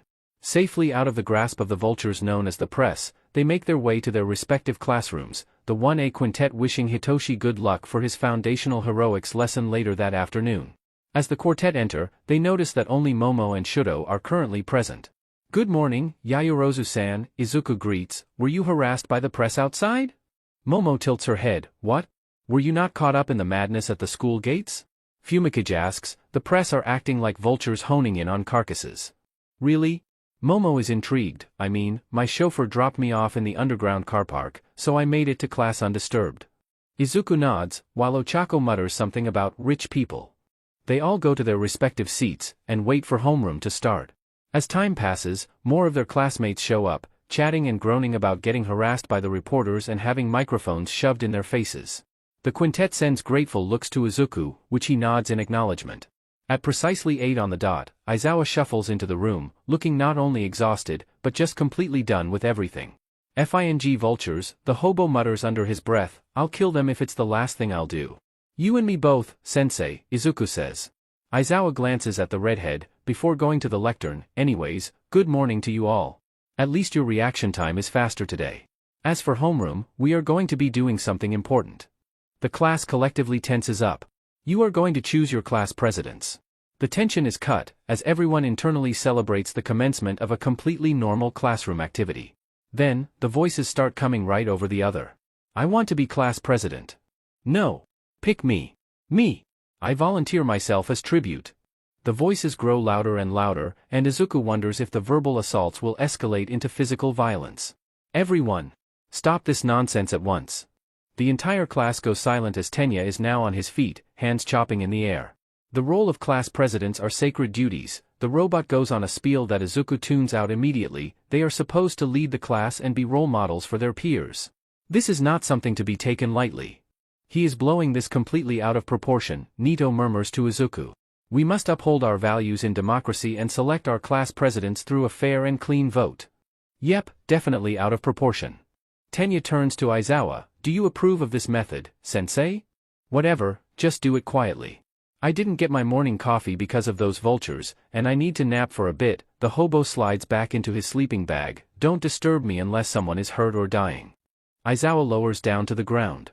Tenya chops his hand. We shall proceed with the vote. But how do we know who to vote for? Hanta asks. Won't everyone just vote for themselves? Tsuyu raises her point. Then the one with the highest number of votes will be elected. Tenya declares, Yayorozu-san. Please help us make some paper slips. A total of 20 are made, and the class goes about writing down their preferred choice. For Izuku, it is fairly simple. Momo has the potential to be a good class president, and she is an infinitely better choice than an uptight, insufferable prick like Tenya. He writes down his name of choice, and his slip is collected near the end of homeroom. The numbers are tallied up, and the results are released. Yayorozu Momo, 5 votes. Midoriya Izuku, 4 votes. Kirishima Aijuru, 1 vote. Well, okay then. Aizawa rises up like the undead from the grave and sees the tallied votes. Yayorozu and Midoriya, please come up front. The pair get up and go to the lectern, standing before their classmates. Yayorozu is the class president and Midoriya is her deputy. Aizawa drawls, don't give them any trouble. Izuku glances over at Tenya, hunched over his desk and fists clenched. The robot did not gotten any votes, and is clearly affected by his poor performance. Oh well. You all voted for me, didn't you? Why not? Nito drawls, you certainly know what you're doing. Of course. Inasa booms, if there is anyone fit to be a leader, it is you, Midoriya-kun. It's a pity that you didn't get the top spot, Ochako remarks after swallowing a bite of food. I quite like having Yayorozu-san as class president. Izuku shrugs, I voted for her, you know? I didn't want someone like Ida as class president. Oh for sure, Nito agrees easily, the stick is already deeply lodged. If he got elected, it would just get even more stuck. Truly a mad banquet of darkness, Pheonix mutters. Hitoshi arrives with his food. Hey all. What news? We elected our class presidents earlier, Ochako explains. Midori got vice president. Nice, Hitoshi grins, sitting down at the last chair. Not that bespectacled robot? Nope, no one voted for him. Izuku shakes his head. Surprised to hear that your class has an ounce of common sense. Hitoshi starts eating. From what you told me of him, he would be the stereotypical class president or something with how much of a rule stickler he is. Most actually voted for someone else, Ochako says. She is dash. Suddenly, a loud alarm blares across the cafeteria, interrupting her mid-sentence. Attention students, this is a level 3 emergency. An automated voice announces over the PA system, an intruder has infiltrated the grounds. Please evacuate to the nearest assembly points calmly and quickly. It takes all but a second for the students to evacuate quickly, but calmly they did not. Pandemonium breaks out as hundreds of students rush for the doors, creating a stampede that quickly becomes a bottleneck as everyone surges into a finite space all at once in a desperate attempt to flee. Izuku, being the closest to the windows, goes over to see what is going on. From his vantage point, he can see the front gates, which are mysteriously open. The crowd of reporters and camera personnel are surging through, rushing for the doors of the main campus. "It's just the press," he shouts back to his friends, "they managed to get in. But what do we do about this?" Nito gestures to the stampeding students. Izuku glances at the screaming crowd, "All of you stay where you are. I'm going to stop this before someone gets hurt." His wings burst out of his back, and he flies over the students towards the doors of the cafeteria. Perching on an exit sign, Izuku transforms into his Pheonix form, and unleashes a deafening roar that silences the screams. "Everyone! Do not panic. It is just the press from this morning. This is not a villain attack. Please evacuate calmly. I repeat, this is not a villain attack." The students stare up at him, eyes wide and mouths open. Then, the PA system crackles to life once more. "Threat has been neutralized. All students, please return to your previous activities. Thank you." Izuku flies off the exit sign and returns to his friends. He reverts back to his human form. That's that over with. He then notices that his friends are either blushing, or looking away. "What?" Hitoshi, ever the blunt one of the group, points out, "You're naked." Izuku blinks, and looks down. In his haste to transform, he failed to realize that his uniform had been burnt away, leaving him in just his fireproof boxers, the only piece of clothing adapted to the flames of his Pheonix form. "Oh. To be continued. What do you intend to do with the press?" Izuku asks later that evening. "Why, I intend to sue them all into bankruptcy." Nezu chirps jovially, "Also, I will have all of their journalistic licenses revoked. Nobody breaks into my school and causes a stampede without paying for it dearly." "Good," Izuku nods, "it's the least they deserve." "But," Nezu glances to one side, "I'm worried." "About what?" "The staff and I went to the gates to investigate how the press managed to get inside in the first place," Nezu explains. "The gates were partially disintegrated, and the damage was extensive enough to shut down the security programming. We suspect that was how the press got in, but how the gates were damaged is what is worrying me." "I don't suppose anyone from the press has a disintegration quirk?" Izuku supplies. "No, and such a quirk would be highly regulated to prevent harm to people and property," Nezu replies. "There would be extensive records about a quirk if it existed. And I could not find anything about a person possessing such a quirk in the journalism industry." "So, someone with hostile intentions?" Izuku asks. "We don't have definite proof, but there is a significant possibility," Nezu nods. "I will be ramping up security around the campus to prevent anyone with malicious intent from getting in, especially when both heroics classes will embark on their rescue simulation exercises." "Rescue simulation?" "We have a facility in campus called the Unforeseen Simulation Joint, or USJ, Nezu explains. It is the domain of the Rescue Hero 13, and as implied, the USJ simulates different kinds of natural or man-made disasters that can occur in the real world. As future heroes, the USJ provides a chance for you to learn what to do during rescue operations within a specific disaster context." "Ah, I see," Izuku nods. "And how far off is the USJ from the main buildings?" "Far enough that you will need a bus to ferry a class to the USJ and back," Nezu replies. "The timing between today's infiltration and tomorrow's rescue simulation exercise that 1A will be attending is too close for comfort. As such, I will be taking extra precautions to ensure the safety of you and your classmates." Izuku nods again. "What time will the exercise take place?" "The PRD after lunch." Izuku takes his phone out and opens a chat. Private chat between Hawk and Flaming Chicken. "Flaming Chicken, Kigo-san, I need to talk to you." "Flaming Chicken, this is urgent. Hawk has come online." "Hawk, what's up chickadee?" "Flaming Chicken, Kigo-san, you heard about today's break-in at UA, right?" "Hawk, it was all over the news kiddo." "Flaming Chicken, Nezu-san suspects that the person who let the press in has malicious intent." "Flaming Chicken, tomorrow, my class will be going to a facility called the Unforeseen Simulation Joint for a rescue simulation exercise." "Flaming Chicken, the USJ is located quite far from the main buildings." "Flaming Chicken, I don't want to jinx things, but I think we'll be attacked then." "Hawk, sheet." "Hawk, what do you need me to do?" "Flaming Chicken, wait for my signal." "Flaming Chicken, if I send out an SOS message, I need you to get to the USJ as quickly as possible." "Hawk, you have my word, kiddo." "Hawk, I will fly faster than the speed of sound to keep you and your fellow fledglings safe." "Flaming Chicken, thank you, Kigo-san." "Flaming Chicken, I hope I'm wrong though, and you won't need to come." "Hawk, I'm not taking any risks." Hawk, I will do everything to keep you safe. Hawk, you are my greatest treasure, and I don't want to lose you. Flaming Chicken, pleading face. Flaming Chicken, I wanna hug you. Hawk, so do I, kiddo. Hawk, I wanna wrap my wings around you and never let you go. Flaming Chicken, DMN the commission for keeping you away from me. Hawk, DMN them, truly. Send but Mike to hell. Flaming Demon, guys, listen up. Sleepy Cat, oh sheet. Sleepy Cat, what's up boss? Flaming Demon, I need you guys to be prepared. Copycat for what? Defying gravity, is but might about to strike again? Flaming Demon, this morning's break-in was likely a distraction. Flaming Demon, someone disintegrated the front gate to let the press in. Flaming Demon, possibly a villain. Copycat DMN. Edgelord, the darkness strikes again.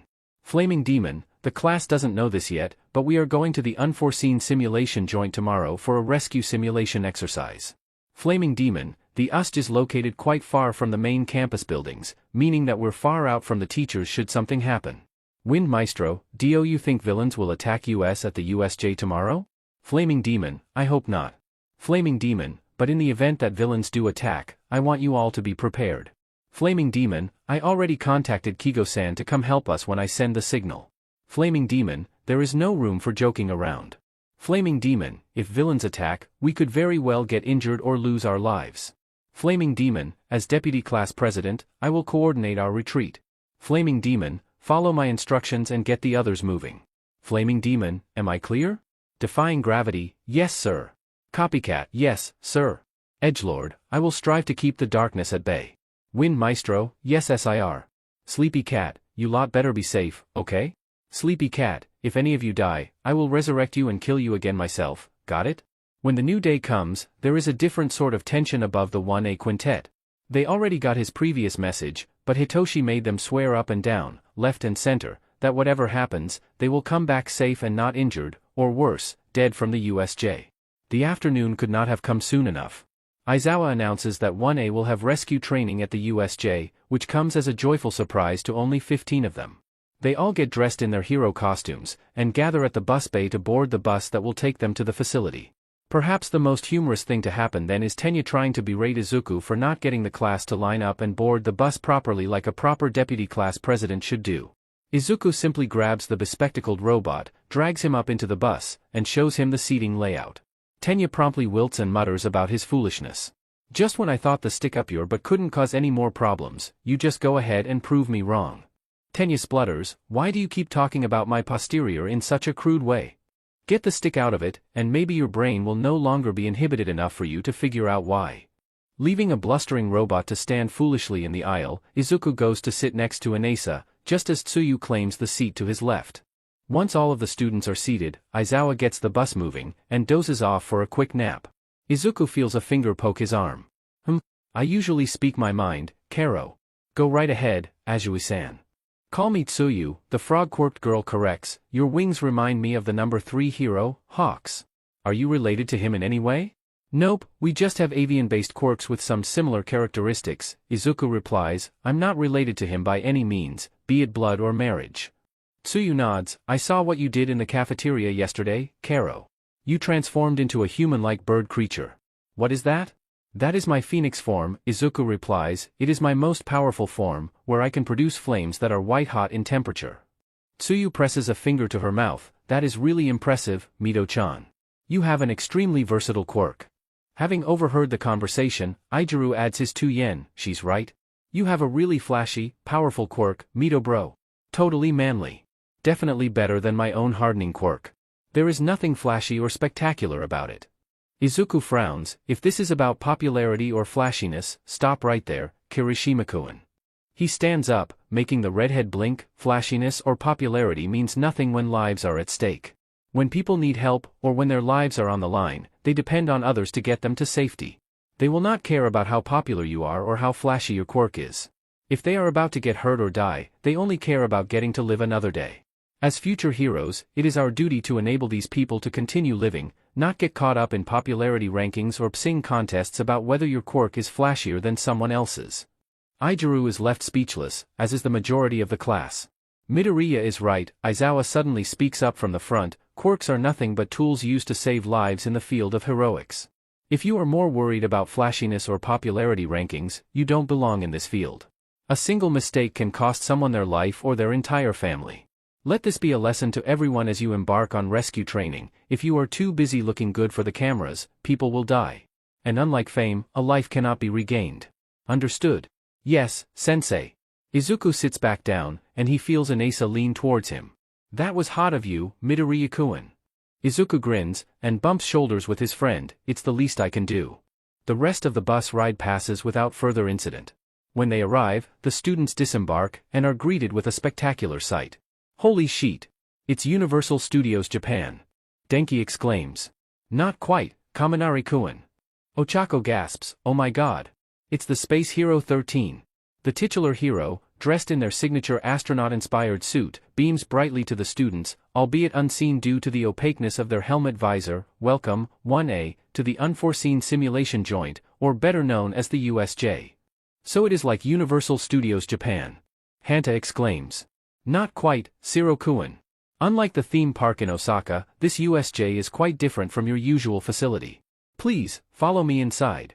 The students follow the rescue hero into the glass dome structure. Immediately, everyone gasps in amazement by what is inside. The USJ has multiple zones that simulate a well-known disaster that occurs in real life, be it natural or man-made. 13 explains, pointing off to the different zones. Those two domes over there are the conflagration and downpour zones, which simulate fires and unusually heavy rainfall respectively. Those two mountainous zones are the landslide and mountain zones. One has collapsed buildings amidst a realistic landslide, and the other a mountain with a craggy, steep terrain. And finally, we have the ruins and shipwreck zones, which are pretty self-explanatory. In today's lesson, you will be split into different zones, where your task is to rescue trapped civilians within each zone. The class breaks into excited muttering. Izuku notes Aizawa citing to 13 and whispering something that would otherwise go unheard by the human ear. But as he is standing close enough, he can hear what is whispered relatively well. Where is All Might? He's supposed to be here as backup. 13 simply raises 3 fingers, and Aizawa groans in exasperation. Izuku sees his cue. Nobody outside of his circle knows that he smuggled his phone along with him, instead of leaving it in the locker room like the others. Unseen by anyone, he opens his messaging app and types in 3 letters to his contact. SOS. So far, nothing has happened, but the number but hero being AWOL is already a bad sign. If something goes terribly wrong, their safety is compromised. He just hopes he is proven wrong. After sending out his message, Izuku goes back to 13, who is delivering a speech about how dangerous quirks can be when misused. Using their black hole quirk as an example, 13 talks in unflattering detail about how their quirk can easily make people disappear without a trace if they used it that way, instead of using it to vanish rubble and debris in disaster sites. It is an inspiring speech, and the class applauds them loudly. Now with that out of the way, we can begin with the lesson proper. We will dash. Suddenly, all of the overhead lamps shatter one by one. Izuku sees the air around the central plaza begin to warp and distort. Everyone, he shouts, move! Move out now! Izuku's friends startle at his command and jump into action. Unfortunately for them, the rest of their classmates stand around like fools and fail to listen to their pushing. A swirling purple mass materializes in the air around the plaza, and rapidly grows in size, until it covers the entire length of the plaza. Is this part of the lesson? Aijiro has the gall to ask. Izuku sees the moment when scary-looking people begin pouring out of the purple mass, led by a towering, hulking being that looks like something out of a nightmare. 13. Get the students out.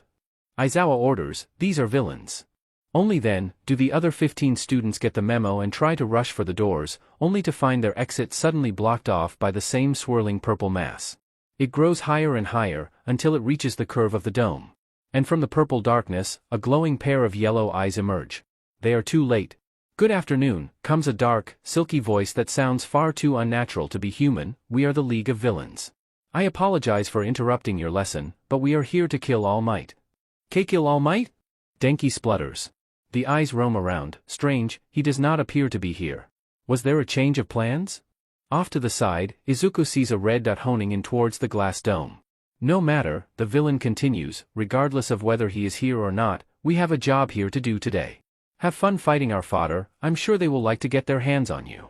Suddenly, the swirling mass surges towards them. Before anyone can react, the floor gives way from underneath, and Izuku falls through into the darkness.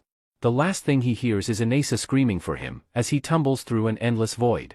The darkness then gives way to light, and the world spins as he falls. Izuku manifests his wings and comes to an abrupt stop, hovering in the air. Taking a moment to reorient himself, Izuku finds himself hovering over the shipwreck zone. From his altitude, he can see Aizawa diving straight into the plaza, taking on the hundreds of villains head-on. Then comes a loud shattering of glass. Fledgling! He turns around, Kigo-san. Izuku is suddenly pulled into a tight, desperate hug. Are you alright? I saw you fall out of that purple mass. Kigo screeches. I'm fine. Kigo-san, there are villains, and they're here to kill All Might. This is bad, the winged hero curses, where are your classmates? They were all scattered, Izuku explains, there appears to be a warper with a teleportation quirk, he sent them all to the different zones. Kigo looks around, were any warped here with you? I'm not Dash. The sound of something breaking the water's surface catches their attention. Down below, near a fake yacht in the middle of the man-made lake, someone swims towards it and climbs aboard. Tsuyu-san. Izuku dives towards the yacht, just as something else breaks the surface. Kiddo. Careful. A villain leaps towards Izuku, but is speared in the neck by one of Kigo's feathers. The villain falls back into the water, gagging and gurgling. Kigo retakes the feather, and grabs Izuku, landing on the deck of the yacht in front of Tsuyu. Thanks, Kigo-san. You're welcome, the hero nods, before turning to the frog-quirked girl, are you alright? I'm fine, Tsuyu stops, and then notices who just spoke to her, Hawks?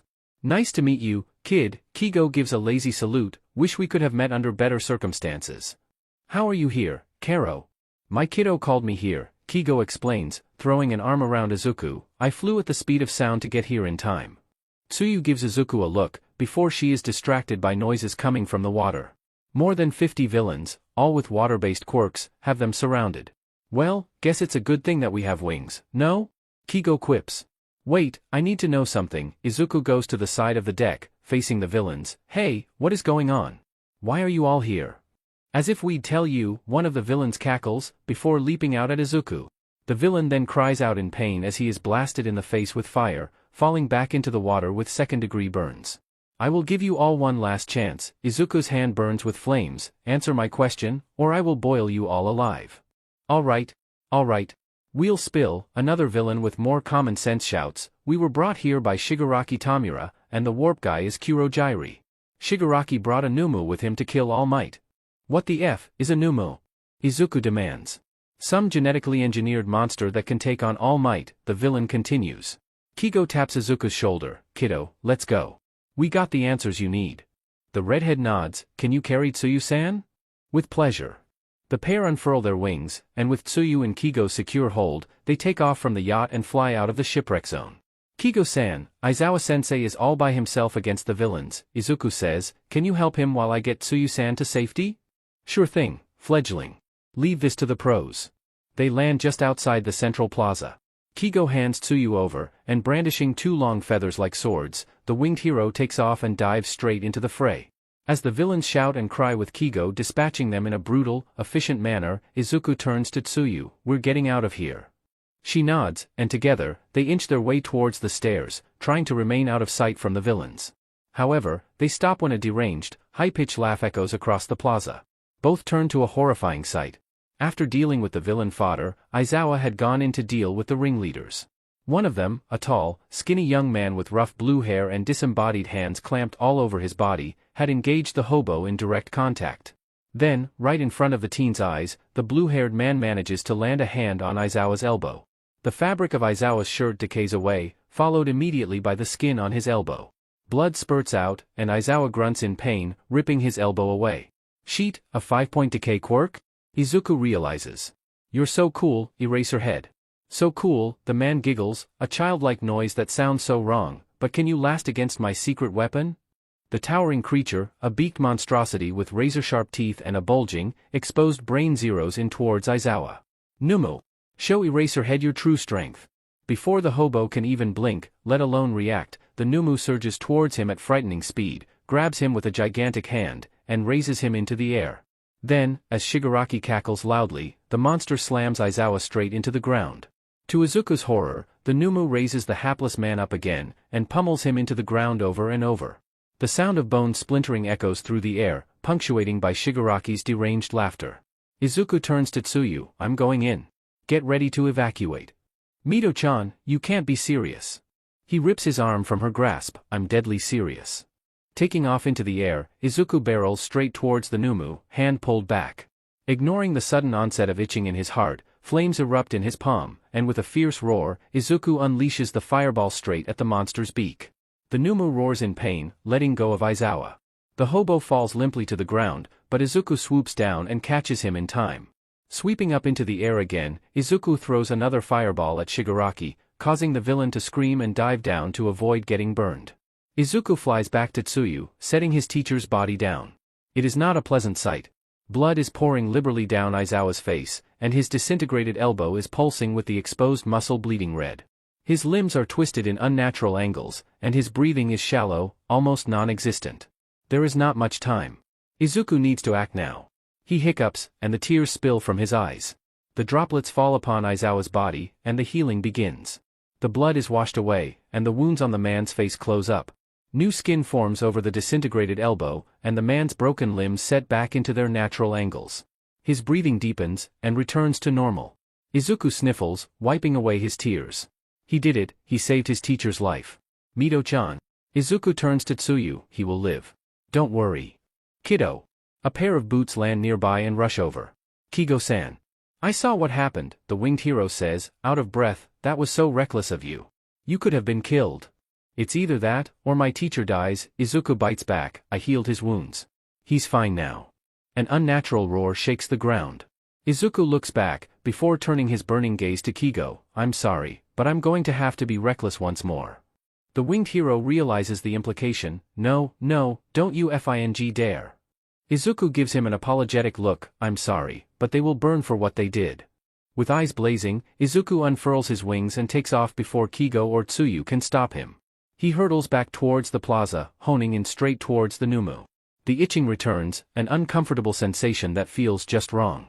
Izuku lifts his arms up, drawing out as much of his fire as possible, and unleashing a conflagration straight at the monster. It screams a hellish howl, an unholy cacophony of the worst sounds ever heard in the history of mankind. Izuku continues burning the monster, sweat trickling down his face as he pushes more fire out. The itching sensation is beyond tolerable, and it seems to echo with the Numu's howls. It feels so DMN wrong, just like the monster before him. He wants the itching to stop. He wants it gone, just like with the Numu. The very air is scorched and cooked, as the Numu slowly grows silent. Under the intense heat of Izuku's flames, pushing at 1200 degrees Celsius, it begins to fall apart. The skin turns to charcoal, the muscles liquefy and boil, and the bones splinter into pieces. In less than 5 minutes, the entire monster crumbles into carboniced ashes. The itching fades, and an exhausted Izuku flutters down amidst the blackened particles that were once a genetically engineered abomination against humanity. All is silent. Shigaraki is frozen still, staring with wide, unhinged eyes at the cremated remains of his greatest weapon. Am I, Anumu? A beat of silence?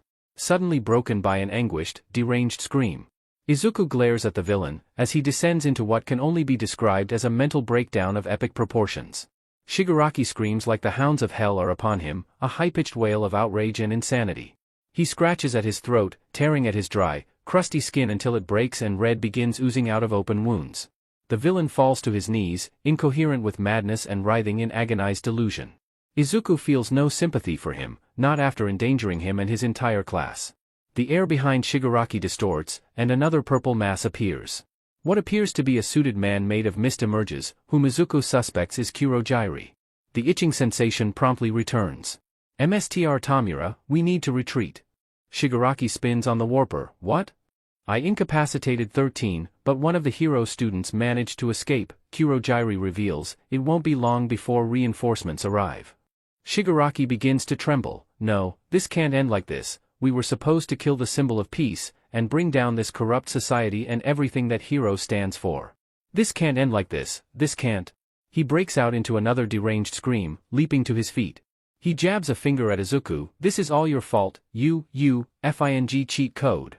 You were not supposed to be this overleveled. You were supposed to be an easy target for our fodder to kill. You should not be this powerful. Izuku does not deign the madman a response. He remains vigilant, bracing himself for an attack, despite the persistent itch over his chest. Shigaraki's exposed eyes become diluted with outraged insanity. The symbol of peace couldn't even bear to show up. But, maybe he will show up when we kill you instead. The villain hurtles towards Izuku, screaming bloody murder. Tamura. Izuku remains deathly calm, uttering, "Burn in hell." Shigaraki's deranged scream becomes that of pain, when a conflagration engulfs him whole. Young Mstr. Kurogyri shouts. Izuku reacts quickly, and unleashes a second conflagration at the warper. Their combined screams rock the air, as the flames consume them entirely. Shigaraki howls in agony as the flames burn through his clothes and sear his skin, while Kurogyri flails wildly in a desperate, vain attempt to escape the flames burning him alive. Izuku pushes more fire out, with the singular goal of not letting the main instigators of this villain attack escape with their lives. However, what he fails to notice is that his right quirk cuff had cracked during his cremation of the Numu minutes before. The unexpected, second extreme exertion of fire causes the weakened cuff to completely splinter apart, falling uselessly to the ground in pieces. Izuku gasps as the right side of his body is engulfed in white-hot flames. His right half transforms into his phoenix form, while the left half remains human.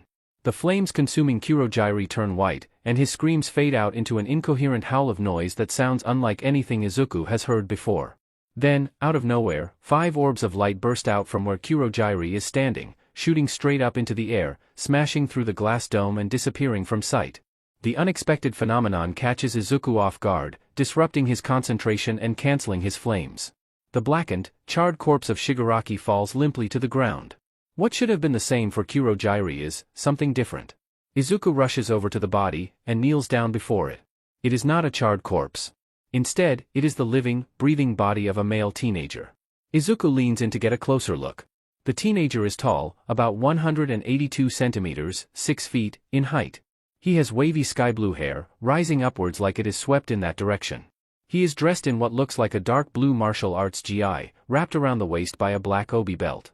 On his hands are a pair of fingerless gloves, and his feet are covered by boots. A black undershirt is worn beneath the gi, and an aviator jacket with white fur lining completes the outfit. On the boy's forehead is a pair of goggles, and a bandage is pressed over his nose. The boy's skin is red with first-degree burns, but that is quickly settled when Izuku sheds a few tears subconsciously and they heal up the burns. By all accounts, the boy is asleep, completely unaware of the chaos that just occurred. Izuku, understandably, has many questions. But all of that becomes secondary when someone lands behind him. Izuku! The redhead is barreled into by a hysterical Kigo, who wraps his arms around him like a vice grip. You, the hero is unable to vocalize his relief, you are so grounded. That was the most irresponsible, reckless, heart attack-inducing stunt I have ever seen in my FING life. Izuku feels a few droplets splash on his cheek. Kigo? Are you crying? Kigo SCKS in a breath and spins him around. Of FING course I am crying. I thought you were going to die. Izuku hugs Kigo tightly. I'm alive. Don't worry, I'm alive. The winged hero returns the hug desperately. You are so FING grounded, you hear me? You are grounded for life. Izuku glances at Kigo. You are not my dad. You don't even live with me. I don't FING care. I will get Nezu to ground you if that's what you FING want. Izuku sighs, burying his face in Kigo's shoulder. I would have done it anyway. I simply can't let those villains escape with their lives. Kigo chooses not to respond to that, simply squeezing Izuku tighter to the point of suffocation. The emotional moment, however, is disrupted by the front doors being blasted in. Immediately, Kigo and Izuku separate, leap up and get ready for another villain fight. Have no fear, students, for I am here?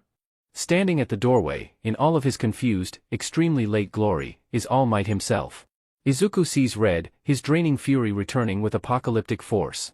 But Might, you good-for-nothing, syphilitic, Nra and crabs infected, illegitimate son of a crackhead where?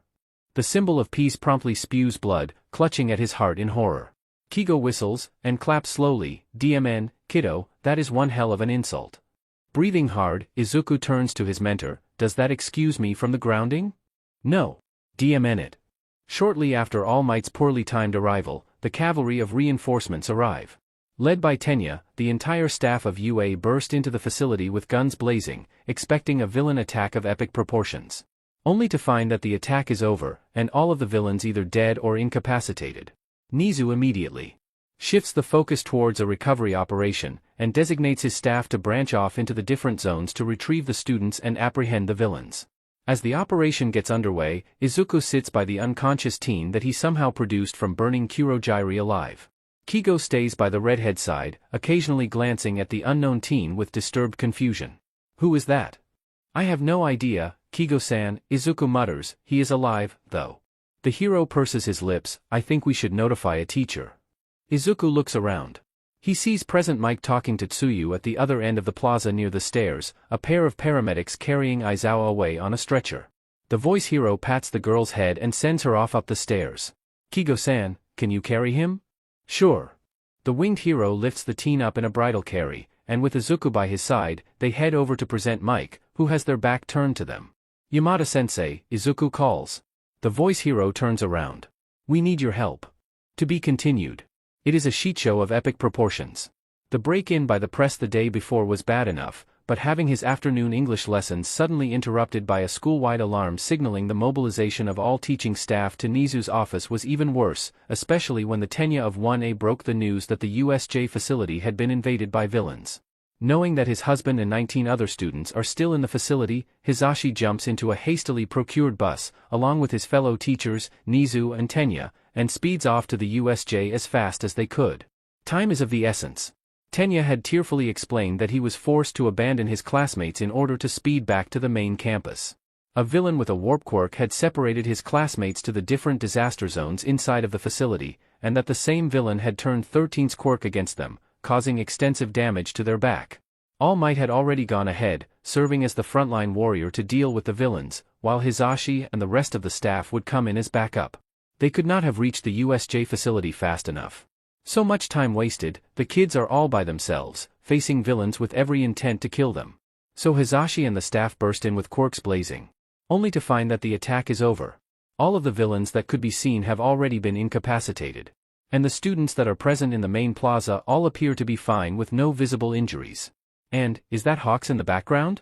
Before Hisashi could question that thought, however, Nezu has them all split up to retrieve the students and apprehend any villains that still remained in the facility.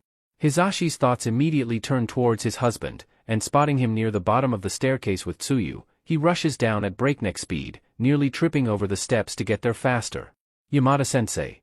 How is he? The frog-like girl glances at his husband. He's fine, Karo. At least, according to Mido-chan, who apparently healed him with his tears. Hisashi relaxes, remembering Chiyo talking about how the flaming chicken had essentially hijacked her duties by healing the injuries of his fellow candidates during the entrance exam. Everything is fine. Shoyuta is not in any immediate danger of losing his life. Everything is fine. The police and paramedics are called. Two of the latter come down and speak to both Hisashi and Tsuyu. Despite reassurances from the girl, his husband is still brought away on a stretcher for precautionary observation. Which is not unexpected.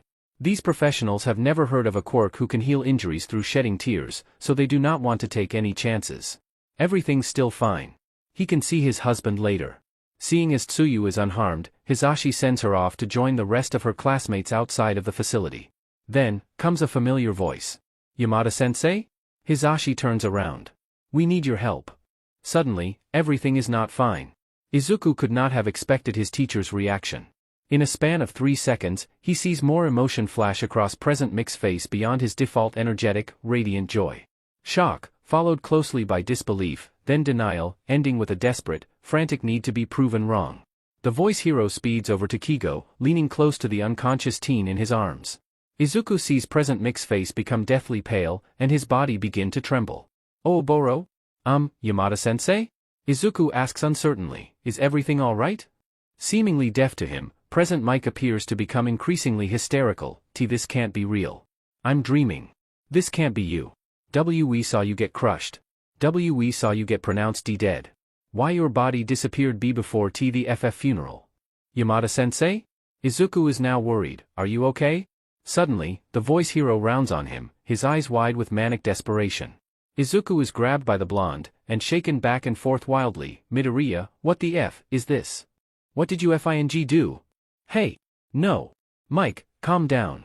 Kigo intervenes, using one hand to yank the voice hero away. I'm just as confused as you are, but shaking my fledgling will not solve things.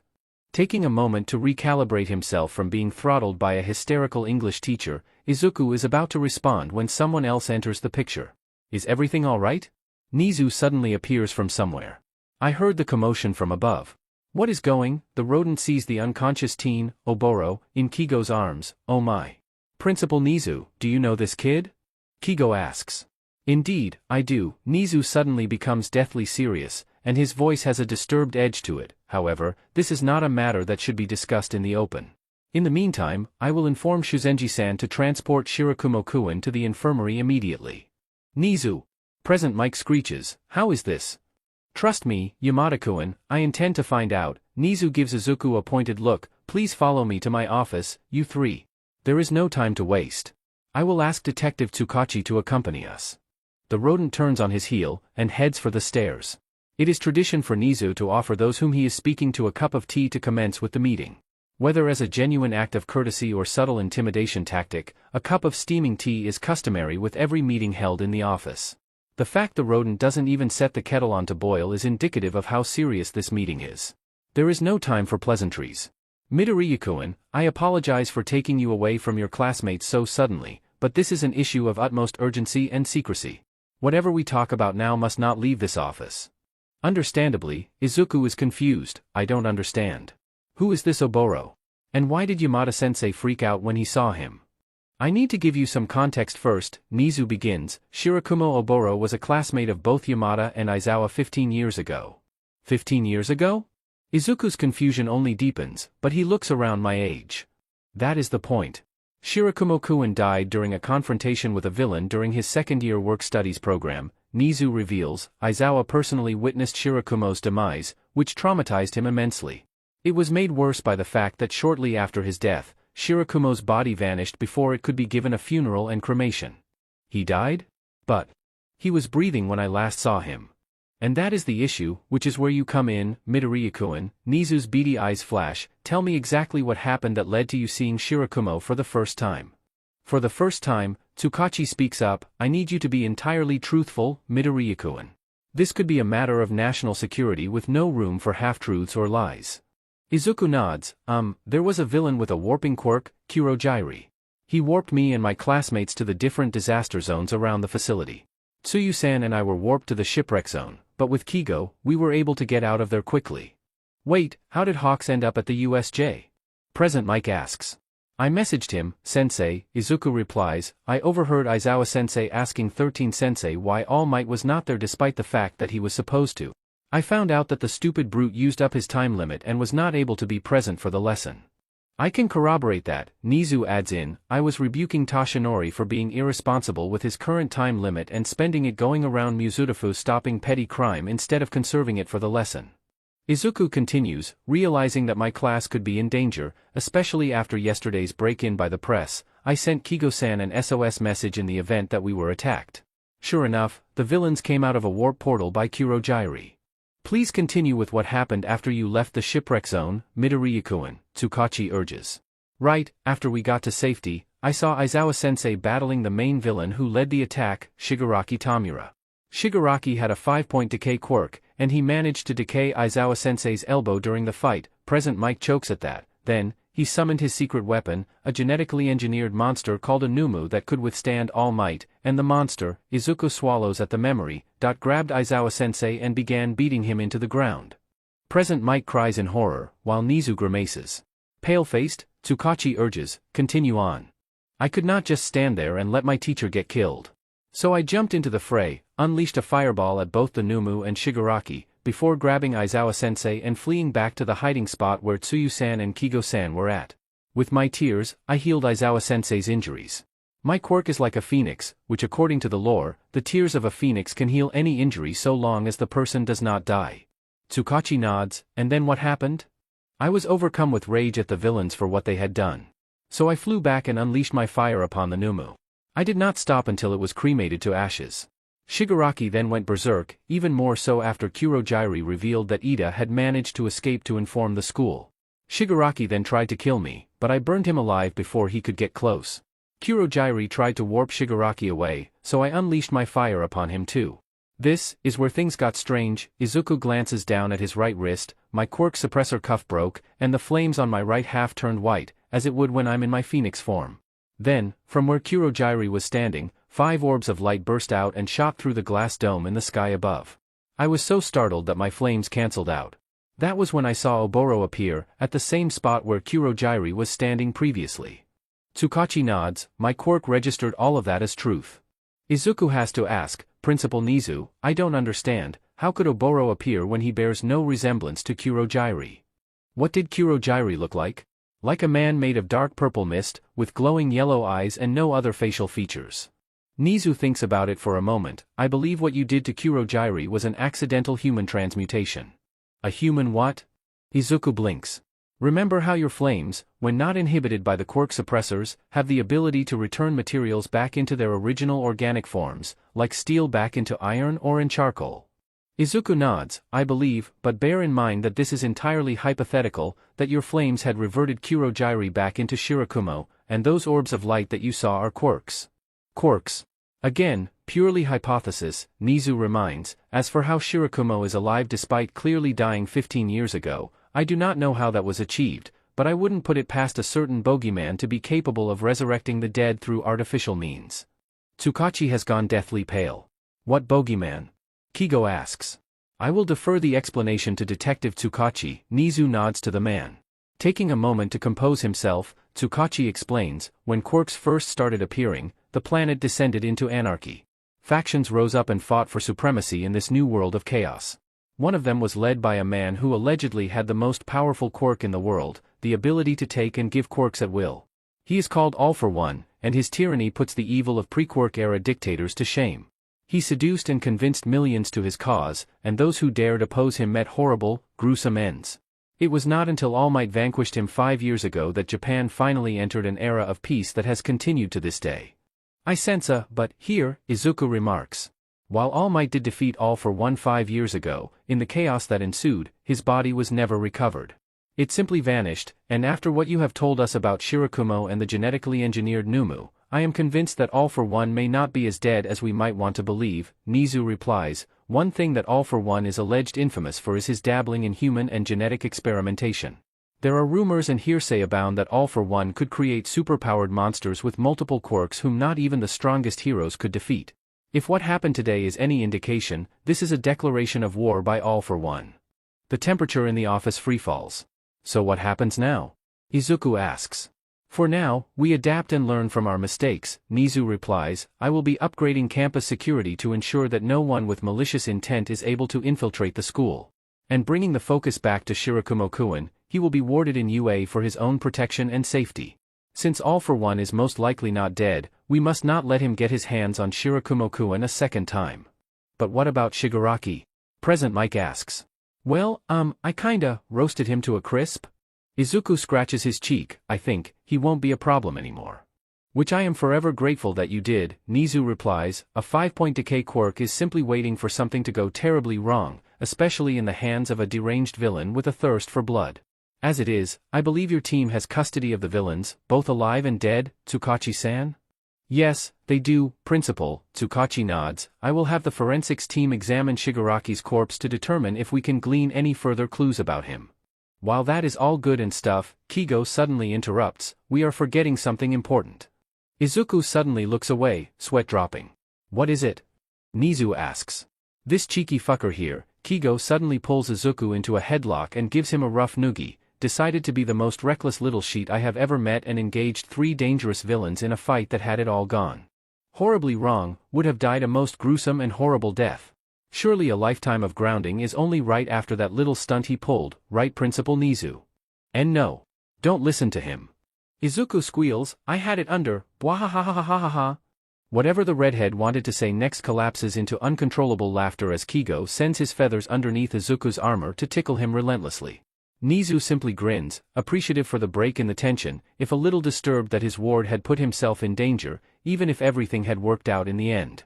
Tsukachi, on the other hand, is bemused by the sudden whiplash. Is this normal? Yep. Nezu chirps, give them a few minutes to get everything out. Tsukachi can only blink at the rodent's response, before sitting back and bearing witness to the number 3 hero tickling the living daylights out of a teenage boy. After 5 minutes, the feathers zip back into Kigo's wings, and the torment comes to an end. Now that we are feeling much better, Nezu decidedly ignores the middle finger from Izuku. I find myself agreeing with Hawk-san here.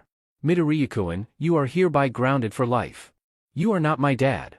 On the contrary, I would very much like to become your official father, Nezu replies, which gets everyone's attention.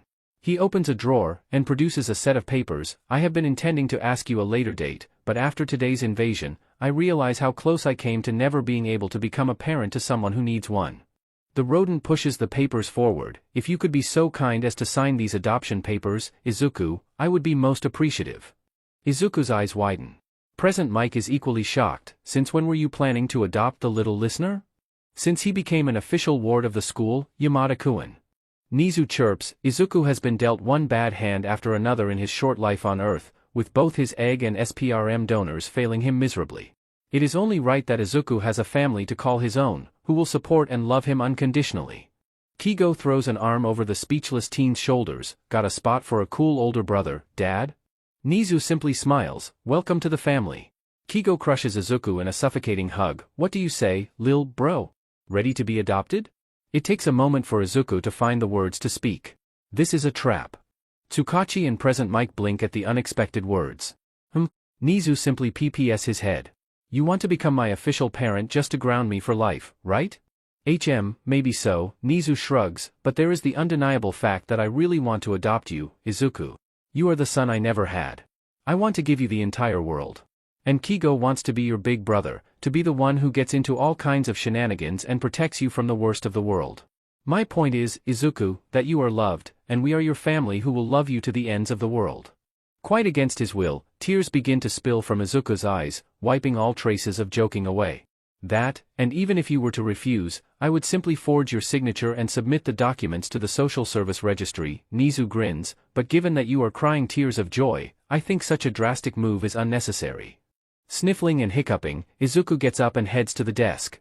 Nezu produces a pen and gives it to the teen. Making sure that none of his tears drip onto the papers, Izuku signs his name on all required spaces. Nezu puts the papers to one side, gets up on his desk, and hugs his son. Izuku then promptly explodes in deafening wails, his tears blasting upwards in geysers. Kigo gets up and joins the hug, leaving both Present Mike and Tsukachi torn between feeling moved by the emotional moment, and awkward for encroaching into an obviously emotional moment shared by the new family. Nezu leans close to Izuku's ear, and for the record, you are still grounded for life. But to be honest, Izuku couldn't care less about that little fact. Not when he gained something much more invaluable instead. To be continued. Inesa is beside himself with worry. When the staff showed up, he and his classmates were retrieved from the different zones and brought outside to have any injuries tended to by paramedics. Inesa is eventually reunited with Ochako, Nito and Fumikage, but very quickly realizes that Izuku is nowhere to be seen. Their missing friend continues to remain elusive even when 1A is given the all-clear and are made to return to their classroom to await further instructions. They ran into a hysterical Hitoshi on the way back. Apparently, Vlad King had left 1B mid-lesson to respond to the USJ attack, leaving the Insomniac beyond confused and understandably terrified about what was going on. To see that 1A made it back without much injury is incredibly relieving for Hitoshi, but that relief is almost overturned into panic once more when he realizes that Izuku is not with them. For the 1A quartet, it only adds to their worry when it becomes apparent that Izuku did not return to the main campus. In their mutual sense of unease and worry, Hitoshi joins the quartet in the 1A classroom. It is all but assured that lessons have been cancelled, so there is no stopping the Insomniac from being with his friends in such a desperate, uncertain moment of their lives. The quintet says very little to each other, merely grounding themselves and taking comfort in each other's presence. For the 1A students especially, the trauma is still raw and palpable. Barely a week into their school term, and they were already facing off against villains. Granted, the villains all of them faced were no better than petty criminals and thugs itching for a fight, but this was an attack on an unprecedented scale. Villain attacks usually involved one or two main instigators, not hundreds led by a deranged lunatic, a warper and a genetically engineered monster. It is honestly a miracle that they came out of this debacle relatively unscathed. The only ones who required medical attention were 13, who got their back partially destroyed when the warp quirk turned their quirk on them, and Denki, who short-circuited himself after trying to incapacitate the villains in the zone he, Kyuka and Momo were warped to. However, with Izuku still missing, their concerns and fears hang like a dark cloud above their heads. The rumors from the rest of the 1A students do not help matters, with some gossiping that Izuku battled the genetically engineered monster head-on, or even faced off against the leader in a one-on-one fight. Perhaps no one is more impacted by the uncertainty than Inesa himself. He tried reaching out to Izuku when the warper unleashed his quirk on the class, but he was too slow. Izuku fell into the darkness before Inasa could reach him, and when the world reasserted itself moments later, Inasa found himself in the midst of the conflagration zone, with Izuku nowhere in sight. That was the last time Inasa saw Izuku at the USJ, and it left a stinging pain in the Wind MSDR's soul. Returning to the main campus almost feels like a betrayal on Inasa's part. He should have demanded to stay at the USJ, at least until he received word that Izuku is safe. He should have insisted or pushed harder, instead he let himself be herded back to campus with everyone else. Inasa grits his teeth, fists clenching tightly to the point that his knuckles turn white. He is so stupid. He is the worst friend in the entire world. Izuku is somewhere, and all he is doing is sitting around in a classroom waiting for some word or update. He should have been more assertive, more hot-blooded. He should. The door opens, and everyone turns towards it. Izuku walks in. Midoriya. Midori-kun. Midoriya. Inasa is the first out of his seat and barrels towards the redhead, with the others not far behind. Izuku is barely able to react before he is scooped up in a suffocating crush of a hug by Inasa, as the other members of his circle crowd around. Oh my god, Midori-kun. Ochako cries, where were you? You didn't come back with us. I thought something happened to you, you dipshit. Hitoshi wails, unable to stop the tears of relief, when you didn't return with the others, I thought you. Don't just run off without telling anyone. Nito screeches, clutching at Izuku's armor, do you realize how worried we all were? Mito did not die. The darkness did not steal him away. Dark Shadow wails while wrapping herself around Inasa's arms. Guys, Izuku tries to speak, a little hard because his face is squished in between Inasa's massive pectorals, let me explain. Present Mike appears, come on, let the little listener down.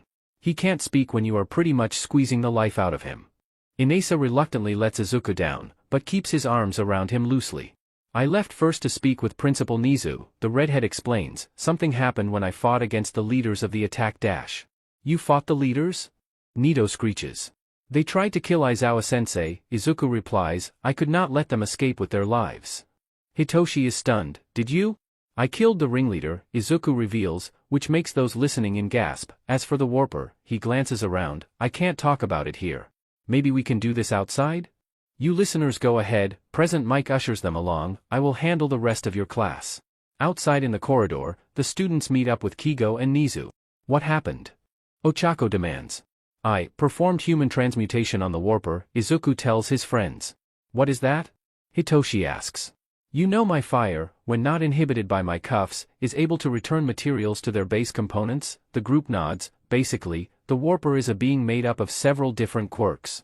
My flames released those quirks from his body, and left behind a teenager. He shares a history with Aizawa-sensei and Yamada-sensei. In what way? Nito clarifies. They were classmates, 15 years ago, Izuku explains, his name is Shirakumo Oboro, and he was killed in a villain confrontation during his second year. His corpse was stolen and turned into the being known as Kurogyri. Basically, Kurogyri is like the genetically engineered monster that came with the ringleader. What happened to this Shirakumo? Pheonix asks. He is currently in the infirmary with Aizawa-sensei, Izuku replies, I was about to visit them both, but I wanted to stop by and make sure that you all were okay. Idiot. Inasa booms, once again suffocating Izuku with pectorals, we could say the same for you. You just vanished without telling us. I apologize for that, Nezu pipes up, it was incredibly urgent that I spoke with Izuku about Shirakumo-kun before anything else. It was a matter of national security, after all.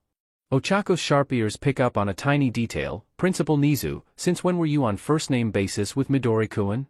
Nezu is now my dad, Izuku replies brightly, he adopted me less than half an hour ago. And I'm his big bro. Kigo adds in while ruffling the redhead's hair. A beat of silence. Before all 5 teenagers burst into shouts that overlap each other in a bid to be heard first. You were adopted? How did this happen? What a strange twist of events. That's so cool, Midori-kun. You have a family of heroes. God, you get to live the dream that every kid in this country has, huh? I mean, I am grounded for life, because of those two, Izuku gives Kigo and Nezu a side glance. You deserve it. Inasa booms, you could have died by going up against those villains. Izuku places a hand over his heart, ET2, Yurashi-kun? Nito nods solemnly, it is clear that Midoriya is too reckless for his own good. I recommend that he be wrapped in bubble wrap and blankets until he learns not to jump straight into attacking villains without backup. All in favor say, aye. There is a unanimous aye from the group, and Izuku buries his face into his hands. Traitors, all of you. I will drop out of UA and become a villain. Denied. Nezu chirps, you will serve out your grounding like the good son you are, wrapped in bubble wrap and blankets while being smothered with love. Izuku grumbles into Inasa's pectorals, which all it does is make the larger teen squeeze him tighter, forcing his face deeper into the valley of his pecs. Oh yeah, aren't you supposed to visit Shirakumo in the infirmary? Ochako asks. I think all of us are going to pay a visit, Hitoshi corrects, giving everyone a glance. We're not going to let our flaming chicken wander around by himself after today.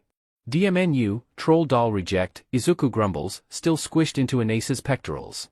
Consciousness returns to Shoyuta gradually.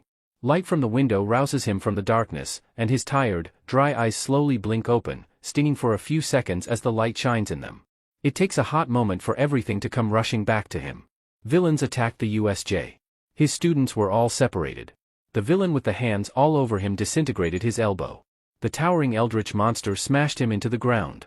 One of his students somehow rescued him. His pain dissipated when he felt droplets hit his skin. His students. Shoyuta throws the covers off him. He is about to dash out of wherever the F he currently is, when he feels an all-too-familiar cane hit him on the shoulder. Good to see you awake, Shotokuin. But I did not give you permission to get out of bed just yet. Shoyuta blinks. Honestly, even though Midoriya healed you completely, the least you can do is allow me to check that there are no lasting side effects, Chio tuts under her breath. The elderly heroine then proceeds to manhandle Shoyuta back onto the bed.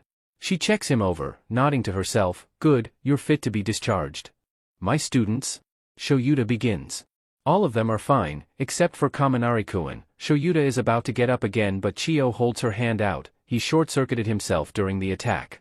He has already come back to his senses and left about 15 minutes ago. Shoyuta looks around the infirmary. All of the other beds are empty, except for one, which has the privacy curtain drawn around it.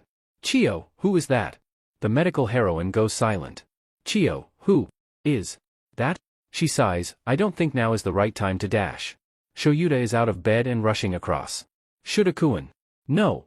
He yanks the curtain apart and comes face to face with the sleeping, breathing face of his dead friend, Shirakumo Oboro. The world grinds to a screeching halt, before shattering completely. Shoyuta stares, frozen, at the unmistakable wavy blue hair and the band-aid on the nose. His entire body begins trembling. The teen on the bed grimaces and shifts. NGH, 5 more minutes, ma. The trembling worsens. Chio moves in to intervene. Shotokuin, whatever you intend to do, I need you to stop. I want you to step away from the bed dash. Who the F is this? Shoyuta spins on the elderly. Heroine, is this some kind of FING joke? MPH, too loud. The teen sits up and yawns. His eyes blink open. Where am I? He then sees Shoyuta and Chio. Who are you? Shoyuta rounds on him, and he gasps, Shoyuta? Apparently blind to the grave danger he is in, Oboro laughs, oh my god, Shoyuta, is that really you? Why do you look so old? He looks around, is this the infirmary? Wow! They painted the walls a different color. And, I've never seen that machine before. He gets up and goes to a window, holy sheet, there are so many new buildings. Is this the future? Was I hit by a time travel quirk? Oboro turns back to Shoyuta, anyways, how have you been, Shoyuta? How many years is it in the future? What has happened since? He yelps when Shoyuta pounces on him, knocking over several objects and creating a huge ruckus. Chio shouts incoherently. Who are you? Oboro looks up, confused and very much freaked out by his friend glaring down murderously at him, hair levitating and eyes burning red from his quirk activating. Shoulda. What's gotten into you? It's me, Oboro. Bullshit, Shoyuta suddenly has him in a chokehold. Oboro is dead. I will only ask you one more time. Who the F are you? Izuku and his circle are just reaching the doors of the infirmary when they hear loud noises clatter inside, followed by shouting. What the? Hitoshi raises an eyebrow. Izuku and Kigo are the first ones inside, kicking the doors down. They are greeted by the sight of Aizawa pinning Shirakumo down, and Recovery Girl trying and failing to pull the hobo off the resurrected teen. Kigo immediately detaches a feather and throws it at Aizawa. It hooks the hobo's top and yanks him off Shirakumo. Izuku immediately rushes over to the gasping teen, and helps him up. Are you okay? The redhead asks worriedly. Gasping for air and confused out of his mind, Shirakumo can only nod. Meanwhile, Kigo wrestles with a rabid Aizawa, who like a feral cat is clawing and scratching about in a manic bid to break free and fling himself back onto Shirakumo. Whoa! Man! Chill the F down. Kigo grunts, what's gotten into you? I will kill him. Aizawa snarls, let me at him. I will kill him for stealing Oboro's face and voice. Izuku very quickly realizes that his homeroom teacher is slipping into a delusional frenzy, so as Recovery Girl goes to Shirakumo's side and tends to the bruises on his throat, Izuku rushes over to Kigo and beach slaps Aizawa across the face hard. His friends gasp and flinch as the impact bounces off the infirmary's walls. Aizawa goes still, the fight draining out of him in an instant. His eyes are wide and uncharacteristically alert, as a red handprint blossoms across his cheek. Snap out of it, Aizawa-sensei, Izuku orders in a no-nonsense tone, he is not a villain, nor an enemy. Comprehension returns to the hobo's eyes, Midoriya, did you just slap me? I had no other choice, sensei, Izuku replies, standing firm, you were assaulting an innocent teenager. I understand why it happened, but there is no reason to take it out on Shirakumo. Aizawa stares incredulously at the redhead. I know about what happened to Shirakumo in your second year, Izuku continues, I know he died when confronting a villain during his work studies program. I know that you witnessed Shirakumo be declared dead and his corpse going missing shortly after, he sighs, knowing that this part is the most difficult. Shirakumo was turned into a Numu, like the one that tried to turn you into mincemeat at the USJ. He was the warper known as Kurojairi, the one who warped me and my classmates to the different disaster zones. I turned him back into Shirakumo with my flames, because I managed to remove the quirks from his body that made him Kurojairi. Shirakumo, for his part, is staring dumbstruck at the redhead. He can't believe his ears, he had died. I don't know how it was possible for Shirakumo to be turned into a Numu, but the most important thing is, he is now alive and well. Izuku presses on, your friend is back. And I think he would have very much appreciated it if you didn't strangle him to death. He has already died once, he should not have to die a second time so soon. Aizawa gapes in complete silence, feeling very much like the carpet has been yanked out from underneath him. He turns to Shirakumo, and back to Izuku, unable to so much as utter a sound. Nezu then decides to intervene, I think all of us have had quite a rough day, so why don't we all take a step back and calm down before we decide on the next step forward. The rodent's tone leaves no room for argument. The tension remains, but there is an unspoken promise of the truth, and a longing on how to move forward from this debacle. To be continued. Wait, hold the F up. I actually died. Like end of life, graveyard, funeral coffin like died? Izuku, honestly, can't blame Oboro for freaking out and having an existential crisis. Right after things have settled down, Nezu had tea made and given out to those who require it. Then, he runs through everything with both Aizawa and Oboro, both becoming extremely pale and jittery as they process everything that has happened. Oboro, understandably, does not take it well, especially the part where he died. How am I alive? Why am I not dead now? My flames are unique, Shirakumo, Izuku explains, they have the capability to return things back to their base components. I previously thought that such an ability was only relegated to inanimate materials. I had no idea it had the same effect on humans. But, the thing is, your body was resurrected, and you were turned into a genetically engineered monster by forcing multiple different quirks into your body. People are not supposed to have more than one quirk in their genetic makeup. My flames removed the extra quirks from your body, which returned you back to your original form. Shirakumo glances down at his teacup, so, this is really the future? How long has it been? 15 years, Nezu replies, a lot of things have happened since your death, Shirakumo-kun. Your friends, Aizawa and Yamada, have graduated and become full-time staff here in UA. Aizawa was deeply traumatized by your death, and it has influenced how he delivers his teaching to hero hopefuls who step through UA's doors. He has developed a habit of expelling students who do not take things seriously here.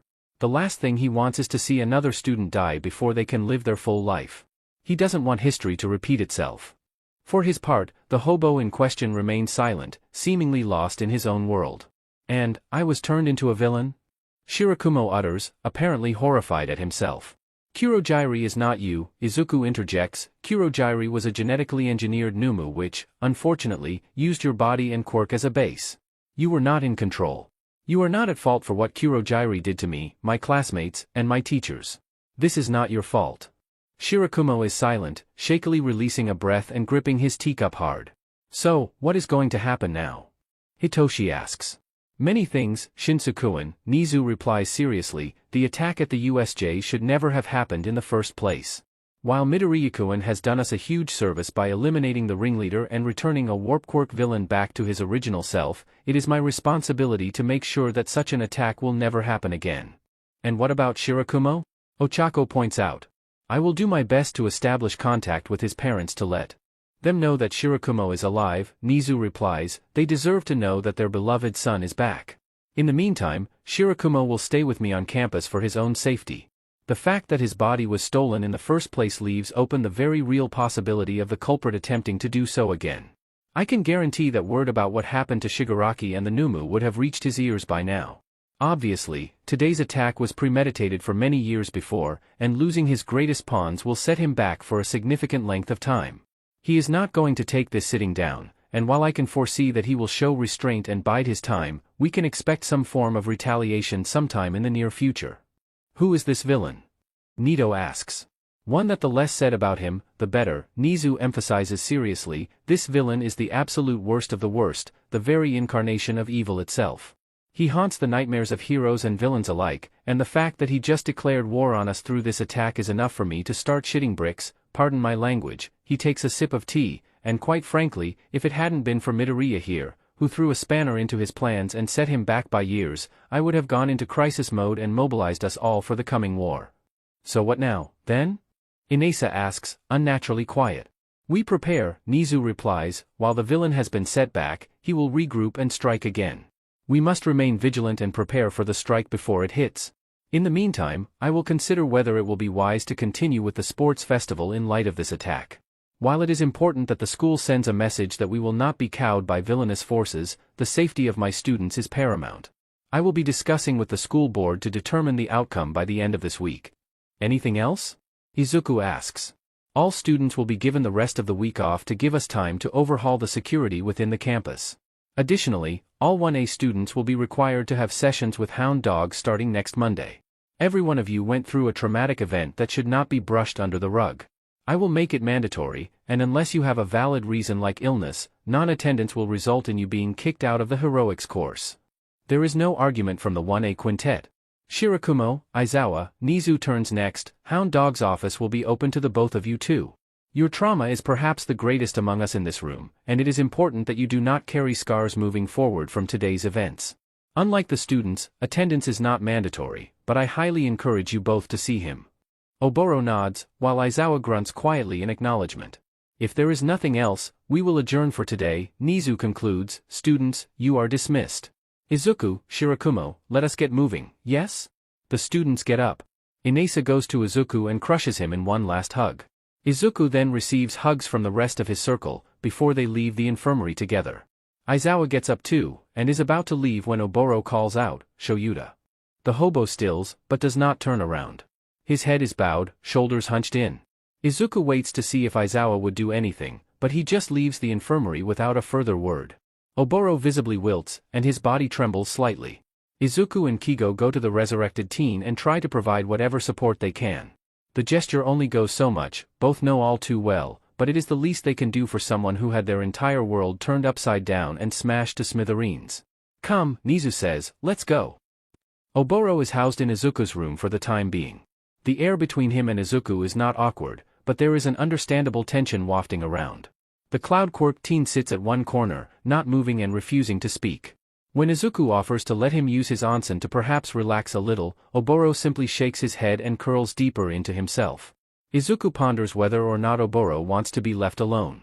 Oboro did not explicitly say that he wants to be alone, but it is also blindingly obvious that he is not ready, or willing, to speak to anyone just yet. After thinking about it, Izuku decides to compromise. He sits down next to Oboro, and stays there. He does not utter a word, or make a sound. Izuku simply adds himself into Oboro's personal space, and just be there with him. Misery craves company, as the saying goes. Oboro may not be ready to talk, but he could do with someone staying with him, keeping away the loneliness and being a pillar of silent support. Izuku stays there for hours, well into the night. He skips dinner, having no appetite after the events of the day. He stays with Oboro throughout, occasionally glancing at the teen, but never saying anything.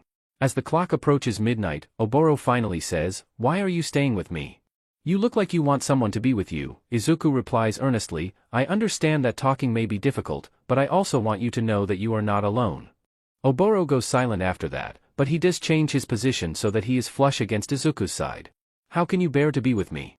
I caused so much pain for everyone. You did, but it was not your fault, Izuku patiently replies. Your death was accidental, no one could have foreseen that. Nobody could have also foreseen you being resurrected and turned into a villain whose only purpose is to do the bidding of an evil mastermind who wants the world to burn. I am very sure that if someone could go back in time and stop your death before it could happen, they most certainly would. Oboro glances down at his hands. What about Shoyuta? And Hisashi? They will come around, sooner or later, Izuku replies. You can't blame them for needing some space to process everything that has happened. They mourned your death for 15 years, and only found out that you had been turned into a villain today. They could never have expected, in their wildest dreams, that you would return to them, alive and well. But, if there is one thing I know, it is that they are immensely overjoyed that you are back. They just need some time to process and move forward from the shock.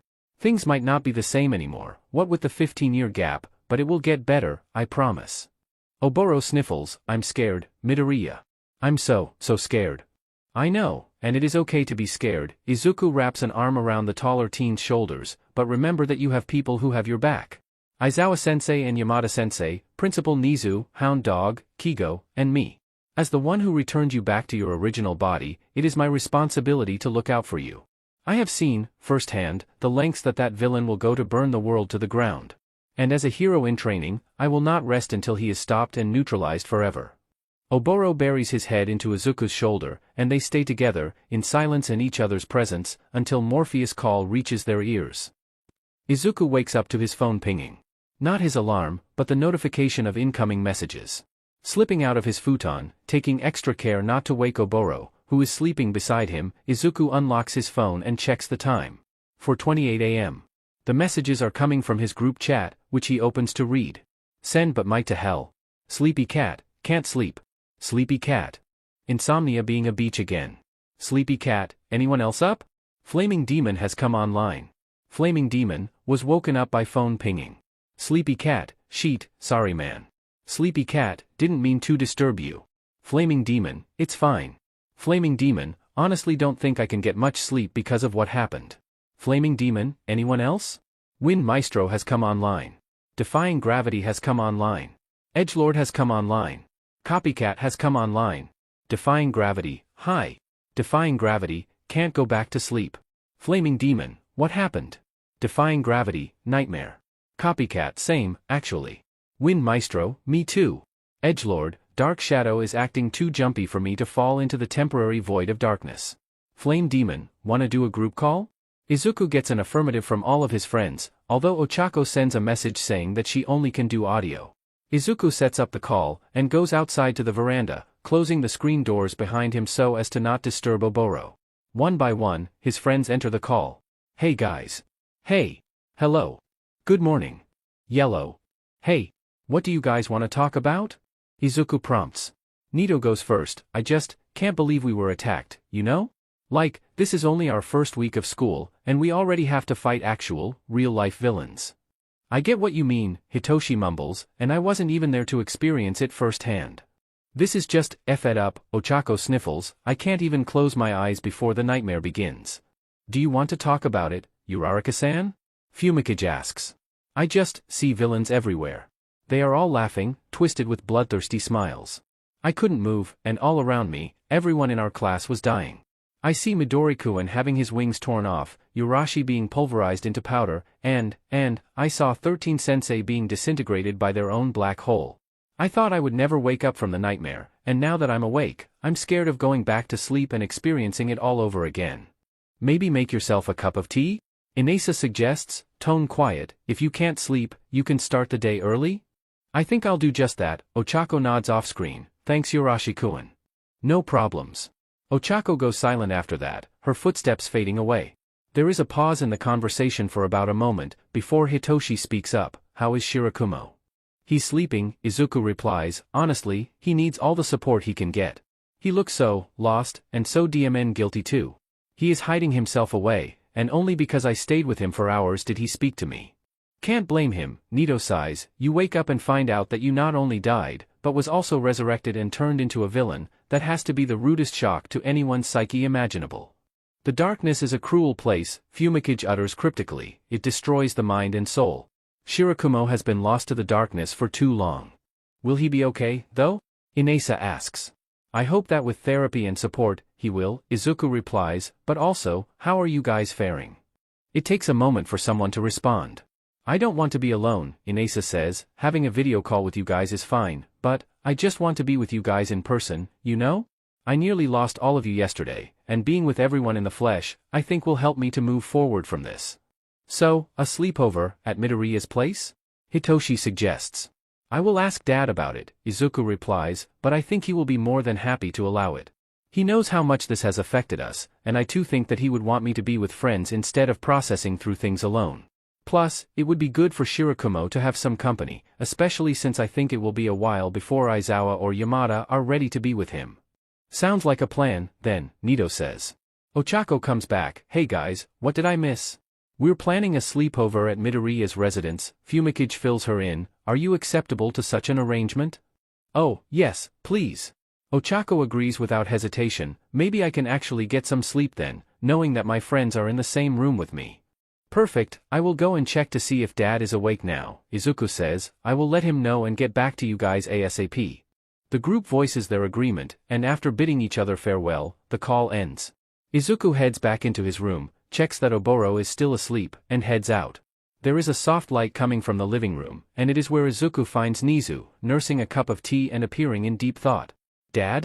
Nezu turns to Izuku, oh, good morning, Izuku. Couldn't sleep? I mean, I was able to, but my friends couldn't. Izuku sits down, we were having a group call earlier. They told me how what happened at the USJ is affecting them. Uraraka-san said that every time she closes her eyes, she suffers nightmares, and the others have difficulty processing what they went through. Shinsukuin brought up the idea of us having a sleepover here so that we can all be together through this PRD of time. It will also be good for Shirakumo too. He has been hiding himself away, and having supportive friends will help him immensely. What do you say, Dad? Can they come over? I think it's a capital idea, son. Nezu beams, friends should band together and help one another through traumatic events. Let your friends know that they have my approval to come stay over for as long as they want. Thanks, Dad. You're most welcome. Izuku hugs Nezu, and retreats back to his room. He opens the group chat and types in his message. Send but might to hell. Flaming Demon, Operation Sleepover is a go. Flaming Demon, Dad says you guys can stay over for as long as you want. Wind Maestro, great. Sleepy Cat, that's awesome. Copycat, I will start packing right away. Defying Gravity, can we stay until Sunday? Flaming Demon, by all means. Defying Gravity, sweet. Edgelord, I will prepare for our cohabitation as we speak. Flaming Demon, wonderful. Flaming Demon, can I expect to see you guys at the gates at around 8 a.m.? Flaming Demon, we can have breakfast together in the cafeteria. Sleepy Cat, will there be coffee? Flaming Demon, free flow. Sleepy Cat, done deal. Wind Maestro, I can't wait to see you all again. Defying Gravity, big same. Copycat, hey, Copycat, before everyone goes to get ready. Copycat, there is something I would like to request to you all. Flaming Demon, what is it? Copycat, can you call me by my first name? Copycat, we all survived a massive villain attack. Copycat, I think it is only right that you guys be able to call me Nito. Flaming Demon, done deal, so long as you call me Izuku. Wind Maestro, call me Inasa, or whatever you want to call me as. Sleepy Cat, Hitoshi, Toshi, Hito, doesn't matter. Defying Gravity, call me Ochako then. Edgelord, everyone call my host Fumi, Asladfastafaja. Edgelord, my apologies. Edgelord, Dark Shadow got my phone. Edgelord, please call me as Pheonix, or whatever you longing to address me as. Flaming Demon, will do happy face B. To be continued. By 5 minutes to 8, Izuku is already at the gates, patiently waiting for his friends to show up. He taps a finger on his leg. Izuku had been reluctant to leave Oboro behind at the house, but Nezu promised to watch over the despondent teen in his place. Oboro had refused breakfast, mumbling about not being hungry, before retreating to the same corner of the room and curling into himself. It was worrying, but Izuku tries to not think about it for now. He instead focuses on his rumbling stomach, which has not received any sustenance for over 12 hours and counting. Izuku looks forward to having breakfast with his friends, and perhaps talking with them about Oboro and how they can help him. Izuku! The redhead perks up. Hitoshi and Nito are running towards him, waving in bags on their shoulders. Izuku meets them halfway, and all three share a tight hug. God, it's so good to see you guys again. Izuku buries his face into their shoulders. Far too long, Nito agrees. They pull apart. Hitoshi remarks, are we the first? Yep, Izuku nods, we're just waiting for Ochako, Inasa and Fumikage. Izukuin. Speak of the devil. Ochako runs up to the trio, waving brightly and with her own bag slung over her shoulder. Good morning. Good morning, Ochako-chan, Izuku grins, so glad you could join us. I came as fast as I could, the brunette beams, I'm so excited. Izuku. Everyone. No prizes for guessing who that is. Footsteps thunder towards the group. Izuku finds himself being scooped up and squished into voluptuous pectorals once more. I missed you, Izuku. Inasa booms, squeezing the redhead even tighter, I'm so happy to see you again. Nito leans over to Ochako, should someone tell him that Izuku can't breathe? Hitoshi drawls, wow, what are we then? Chopped liver. Fumikage appears, evidently moving at a more sedate pace, the sunlight was positively blinding, and I have Izuku to blame for my eyesight failing at such a young age. Big mood, Hitoshi smirks. Inasa is still running his mouth about how much he missed Izuku and can't wait to spend the weekend with him. Said redhead in question is unable to get so much of a response in, courtesy of being smothered by his friend's pectorals. Finally, when the need for oxygen becomes too much to ignore, Izuku squeezes Inasa's left pectoral hard. Ah? Eyes WHP towards Inasa, mouth open from the loud MMMM that just escaped from it. What the? Hitoshi eloquently mutters. The sudden action loosens Inasa's grip on Izuku a little, allowing the redhead to finally breathe. Sorry, I needed oxygen. Eyes turn to Izuku, who appears uncannily calm despite the rather SNSL turn of events. Shall we get going? I'm starving, and I'm sure all of you are hungry. Seemingly oblivious to the changed energy in the air, Izuku slides down from Inasa's grip and heads to the gates. Slowly, the rest of the group follows, occasionally glancing at Inasa, who has gone beet red and his eyes glassy with some unknown emotion. Psst, Hitoshi. Yeah, Nito? Yen 1000 that something happens between Izuku and Inasa within the month.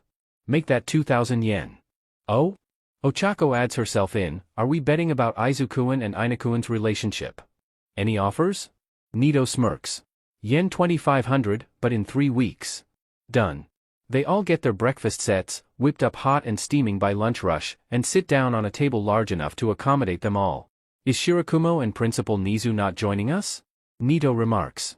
Dad is staying with Shirakumo, Izuku replies, he's withdrawing into himself again. Still blaming himself? Hitoshi asks. Very much so, Izuku sighs.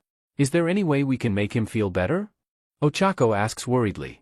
I would say to give him some space and time, but I don't want Shirakumo to withdraw completely, Izuku says, playing with his breakfast. If you guys don't have any plans for today, I was hoping that we can all keep Shirakumo company. I like that idea. Inasa booms, nobody should be alone when they need support.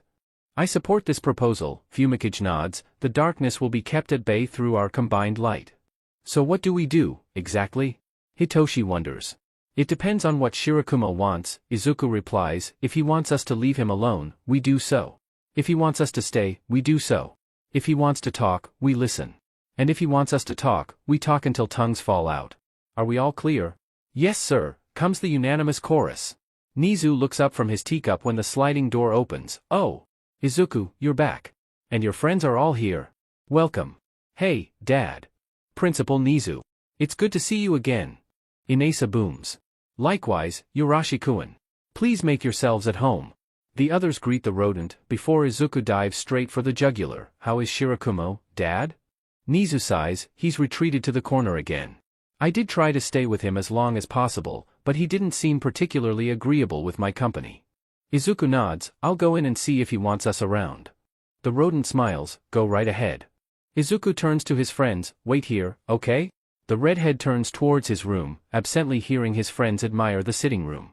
Entering his room, Izuku slides the door shut quietly. Oboro is still in the corner, just as Nezu said. Legs curled into his chest, head drooped down, there is a metaphorical rain cloud rumbling above him. Izuku creeps his way over, and quietly kneels close by. Shirakumo? The only indication that the older teen makes that shows he heard Izuku is a slight twitch. My friends are here for a sleepover until Sunday, Izuku says quietly, do you mind them being around here? A moment passes, and Shirakumo shakes his head. Then, do you mind them being in the same room? And, occasionally keeping you company? It's totally okay if you're not comfortable, I just want to give you the option of choice. Shirakumo slowly turns to Izuku, eyes dull with sadness and guilt. They can stay. Thanks Shirakumo, I'll bring them in now, okay? The Cloud Quirk teen nods, and, if you're willing, we will keep you company, alright? A moment of thought, before a second nod. Izuku gets up and heads to the door. He peeks out, guys, come on in. Just don't make too much noise, okay? The quintet enter, and quietly coo at the room. They all spot Shirakumo, but make no move to approach. Feel free to put your bags wherever, Izuku says. Is Shirakumo? Ochako JRKs her head towards the downcast teen. He's fine with you guys being here, but don't make him uncomfortable, Izuku replies in a no-nonsense tone. All 5 friends nod. They go to set down their bags. Pheonix then takes the lead and approaches Shirakumo. Good morning. Shirakumo nods, but says nothing. Pheonix sits down next to the taller teen, cross-legged. Dark shadow emerges, but sensing the darkness hanging over Shirakumo, whines pitifully, can I hug him? He is so sad. Only if he is not against physical touch, Pheonix reminds. Shirakumo makes no sign of refusal, so Dark Shadow takes it as her cue to wrap around the taller teen and squeeze him in a tight hug. Watching the scene, Izuku smiles when he sees Shirakumo relax slightly. Hey, Inasa speaks up, can we all hug him? One at a time, Izuku sets the boundaries, we don't want to overwhelm him. Time passes quietly. Pheonix remains by Oboro's side, waiting patiently until Dark Shadow has deemed herself ready to release Oboro from her embrace. Once the sentient quirk pulls away, Inasa takes over. The towering hunk gently pulls Oboro into his lap, gently hugging him. This lasts half an hour, before Ochako takes over. Hitoshi and Nito get their chances after that, while the others quietly chat amongst themselves or simply sit in silence. There is no need for animated, lively conversation. The group of 6 simply spend time in each other's presence. There is no sense of personal space among the friends. Unless they are hugging Oboro, they are either sitting flush against each other, or directly facing one another. The sleepover may be off to a quiet start, but everyone prefers it that way. Before anyone realizes it, it is time for lunch. Where do you guys want to eat? Izuku breaks the silence, the cafeteria or somewhere nearby. Maybe outside? Nito suggests. Ooh, maybe a cat cafe? Hitoshi offers, deliberately keeping his excitement down, cats are always the solution. Izuku turns to Oboro, what do you think, Shirakumo? The taller teen is silent. If anything, he curls deeper into himself, Shoyuta loves cats. The temperature in the room plummets. CRP, Hitoshi runs a hand through his hair, now I feel like a FING-JRK. Ochako purses her lips, what if we have Aizawa-sensei come with us? Is he even on campus? Nito asks. And is Aizawa-sensei willing to come with us? Pheonix points out, he was also quite badly affected yesterday. Izuku keeps his attention on Oboro, would you like it if Aizawa-sensei came with us? He nods. Izuku gets up, excuse me for a moment. He leaves the room, and heads for the sitting room, Dad. Just putting down his phone, Nezu looks up, what is it, son? Do you have Aizawa-sensei's contact number? Izuku asks, we want him to join us for lunch at the cat cafe that he used to bring me before school started. I certainly do, Nezu nods, I take it that Shirakumo personally requested for Aizawa to be there? Yes, correct. Nezu picks up his phone, opens the contacts app, and searches for Aizawa's phone number. He starts a call, and brings the phone to his ear. Aizawa-kun? I apologize for calling you without warning, but do you have a moment to spare? Excellent. I will be passing the phone over now. Nezu holds out the phone to Izuku, which he takes. Aizawa-sensei? Gremlin child, what is it? Are you available in about half an hour? Yes, what are you going about?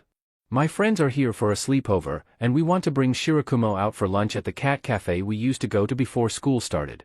Do you mind coming along? You get to be around cats, and I think Shirakumo will very much appreciate it. Silence follows for several long moments. While he does feel uncomfortable at the lack of a response, Izuku refuses to crumble and holds out strong. All right, I will come. I'll bring Yamato with me. Izuku releases the breath he had been holding in, thank you, Aizawa-sensei. Much appreciated. He hears the hobo grunt in acknowledgement. See you at the gates. Another grunt, before the call ends. Izuku hands Nezu the phone back, thanks Dad, I'll go tell the others.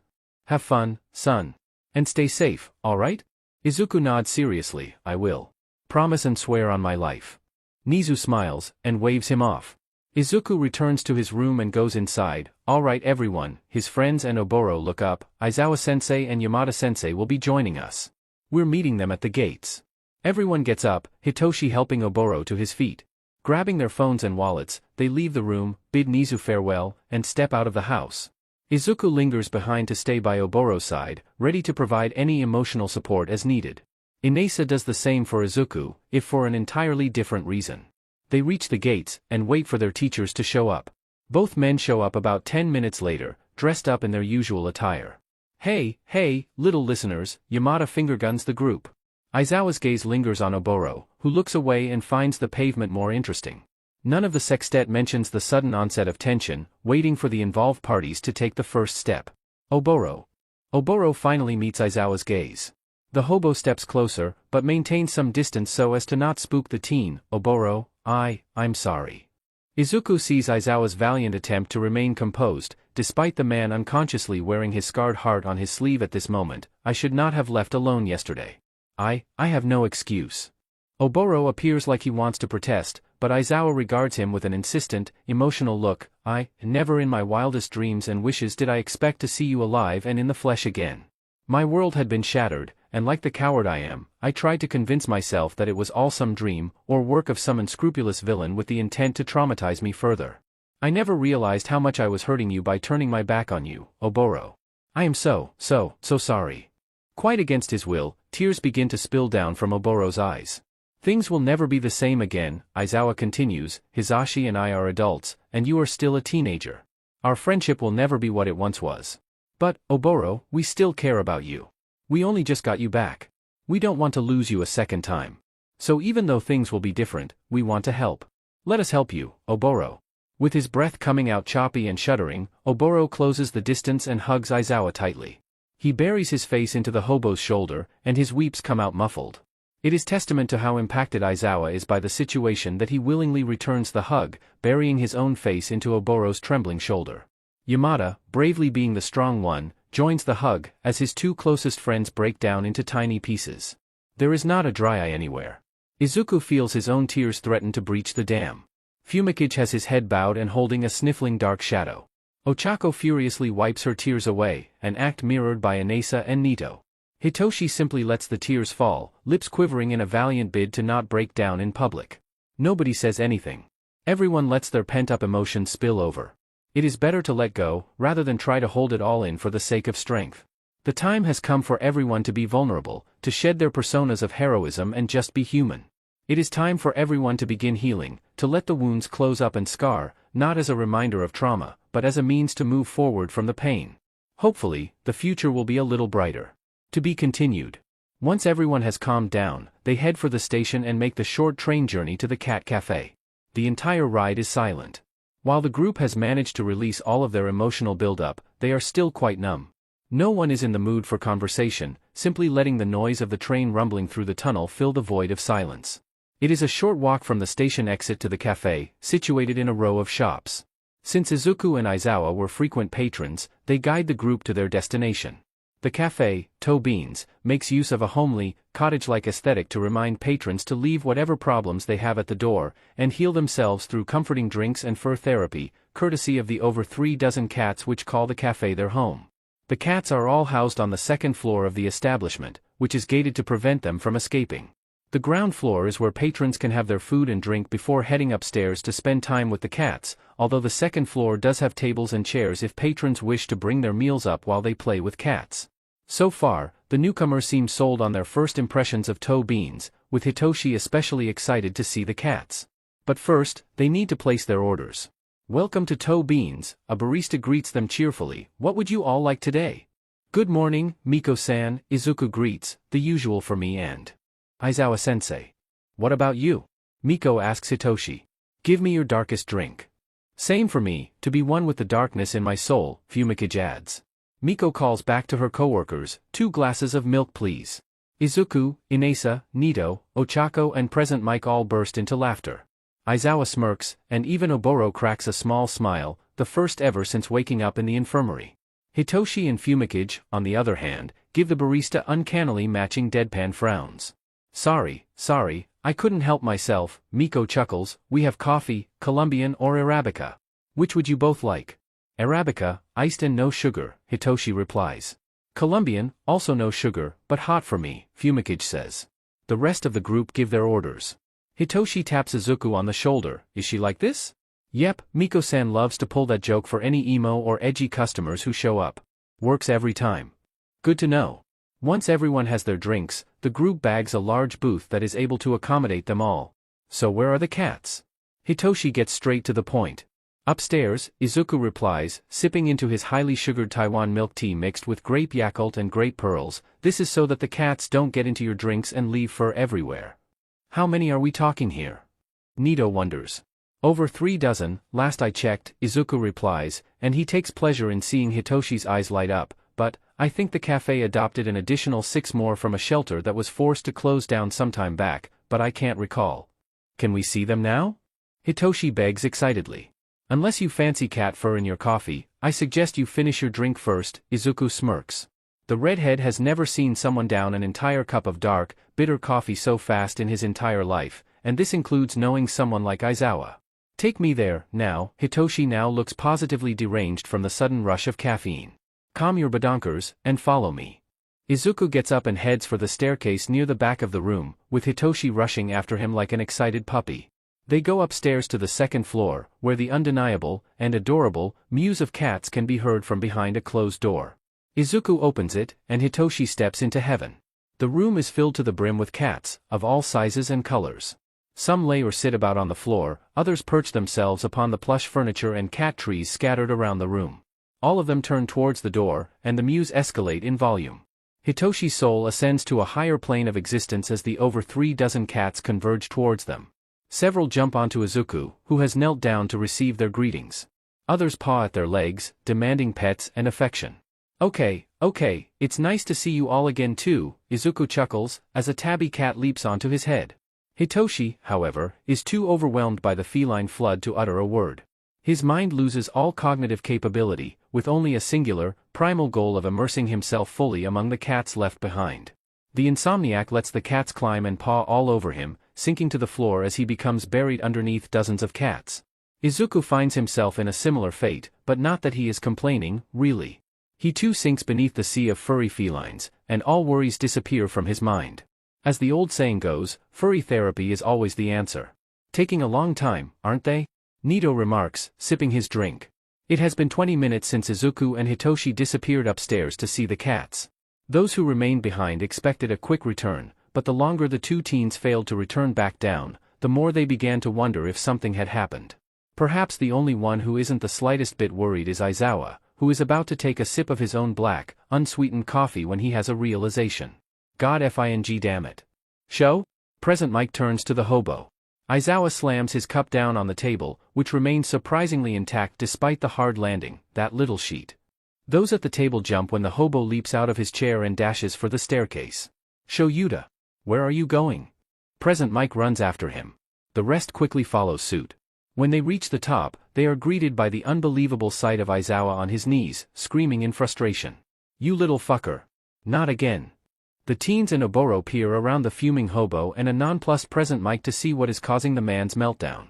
They see the cats, which are an adorable sight, but what is underneath the cats has most of them blinking owlishly or trying desperately not to laugh. The only evidence that Izuku is underneath a pile of cats is a little tuft of red hair sticking out from under the feline pile. As for Hitoshi, he too is buried underneath the felines, although unlike Izuku, he is visible under the 7 cats that have him pinned to the floor. The insomniac is giggling wildly, eyes dilated and unseeing, as the cats make themselves comfortable all over him. Holy sheet, Ochako splutters behind her restrained laughter, we've lost them. We have lost them to cats. The darkness takes a new form, one less damaging, but no less deadly, Pheonix remarks, folding his arms while dark shadow coos at the sight. Meanwhile, Aizawa continues to lose his sheet, just once. I only ask for once. Is once too much to fing ask for? What do you mean, Aizawa-sensei? Inasa asks. The hobo glares at him with frustrated irritation, being smothered by cats, obviously.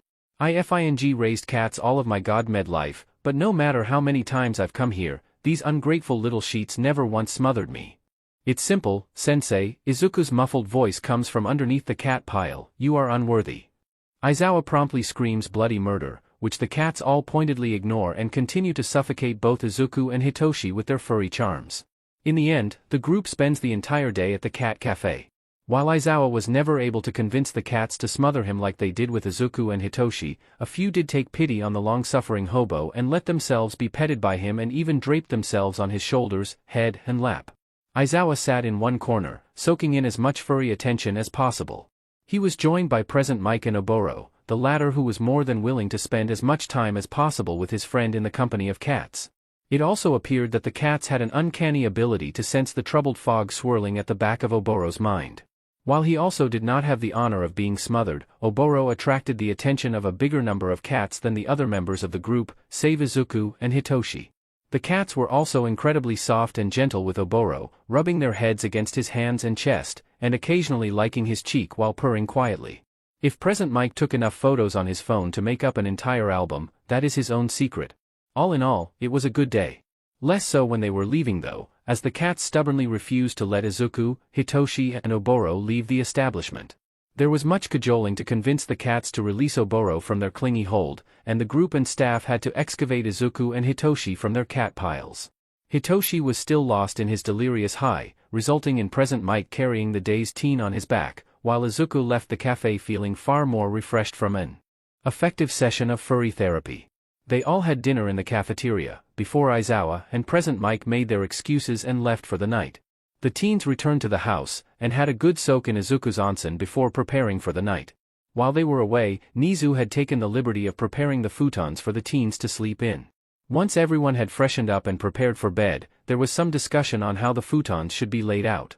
I need to sleep near the night light I brought along, Pheonix points out, otherwise, Dark Shadow could go berserk and tear the whole room apart. Taken from experience? Nito asks. Once, when I was 8, Pheonix closes his eyes at the memory. That was the year when Dark Shadow grew in her strength and, subsequently, her volatility. I was unlucky to have my nightlight broken, and my parents had yet to buy a replacement. Up until then, Dark Shadow would just be more restless in total darkness, but that night, her increased power and volatility caused her to lose her rational mind, and she tore my room apart when the total darkness robbed her of her senses.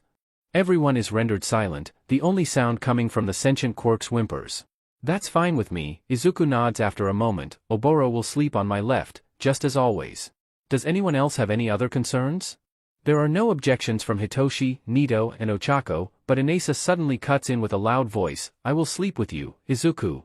Silence befalls the room. Nito coughs into his fist, very much aware of the double entendre Inasa, probably unknowingly, dropped on them all. Sure. You can put your futon on my right, Izuku replies. Inasa beams, and Hitoshi swears that the room just lit up considerably from the towering hunk's blinding smile. Ah, pure innocence at its finest. The sextet arrange their futons in 2 rows of 3. Izuku goes to turn off the light, and everyone bids each other a good night. Tucking himself in, Izuku shifts into a comfortable position, and closes his eyes. He can hear the soft breathing of his friends and Oboro, and the subtle shifting and movement of Dark Shadow as she roams the room, kept in check by the night light. Still, the quiet background noise ensures that sleep comes easy, and Izuku can feel his body slowing down for some much-needed rest. Only for a heavy, muscular arm to fall onto his body. Jolted out of near slumber, Izuku opens his eyes. Inasa is facing him, seemingly asleep. The futons are standard size, which if they both had stayed in their original sleeping positions, would have meant there would be a considerable distance between them. Inasa, though, has shifted closer, shrinking the gap to mere centimeters. Izuku can feel his friend's breath rustling over his hair, and they are close enough for Izuku to feel Inasa's body heat. Inasa? The hunk doesn't respond. Izuku tries to shift away, but the arm draped over him suddenly grabs him and pulls him right into Inasa's chest. Then, in a move that makes Izuku question whether Inasa is really asleep, the hunk rolls onto his back, taking Izuku with him. Inasa's other arm wraps around Izuku's smaller body, locking him in place. Izuku blinks, is this actually happening? Inasa, for his part, appears steadfastly asleep. His grip on Izuku remains tight, but not suffocating. It is evidently clear, at least on a subconscious level, Inasa doesn't want to let Izuku go. No amount of wiggling or shifting on Izuku's part does anything. He is well and truly trapped within his friend's embrace. Inasa? Izuku tries again. All Inasa does is tighten his embrace around the redhead. Seeing that escape is pointless, Izuku takes stock of his situation. Inasa, apparently, sleeps topless. His broad, extremely sculpted torso is bare for all to see.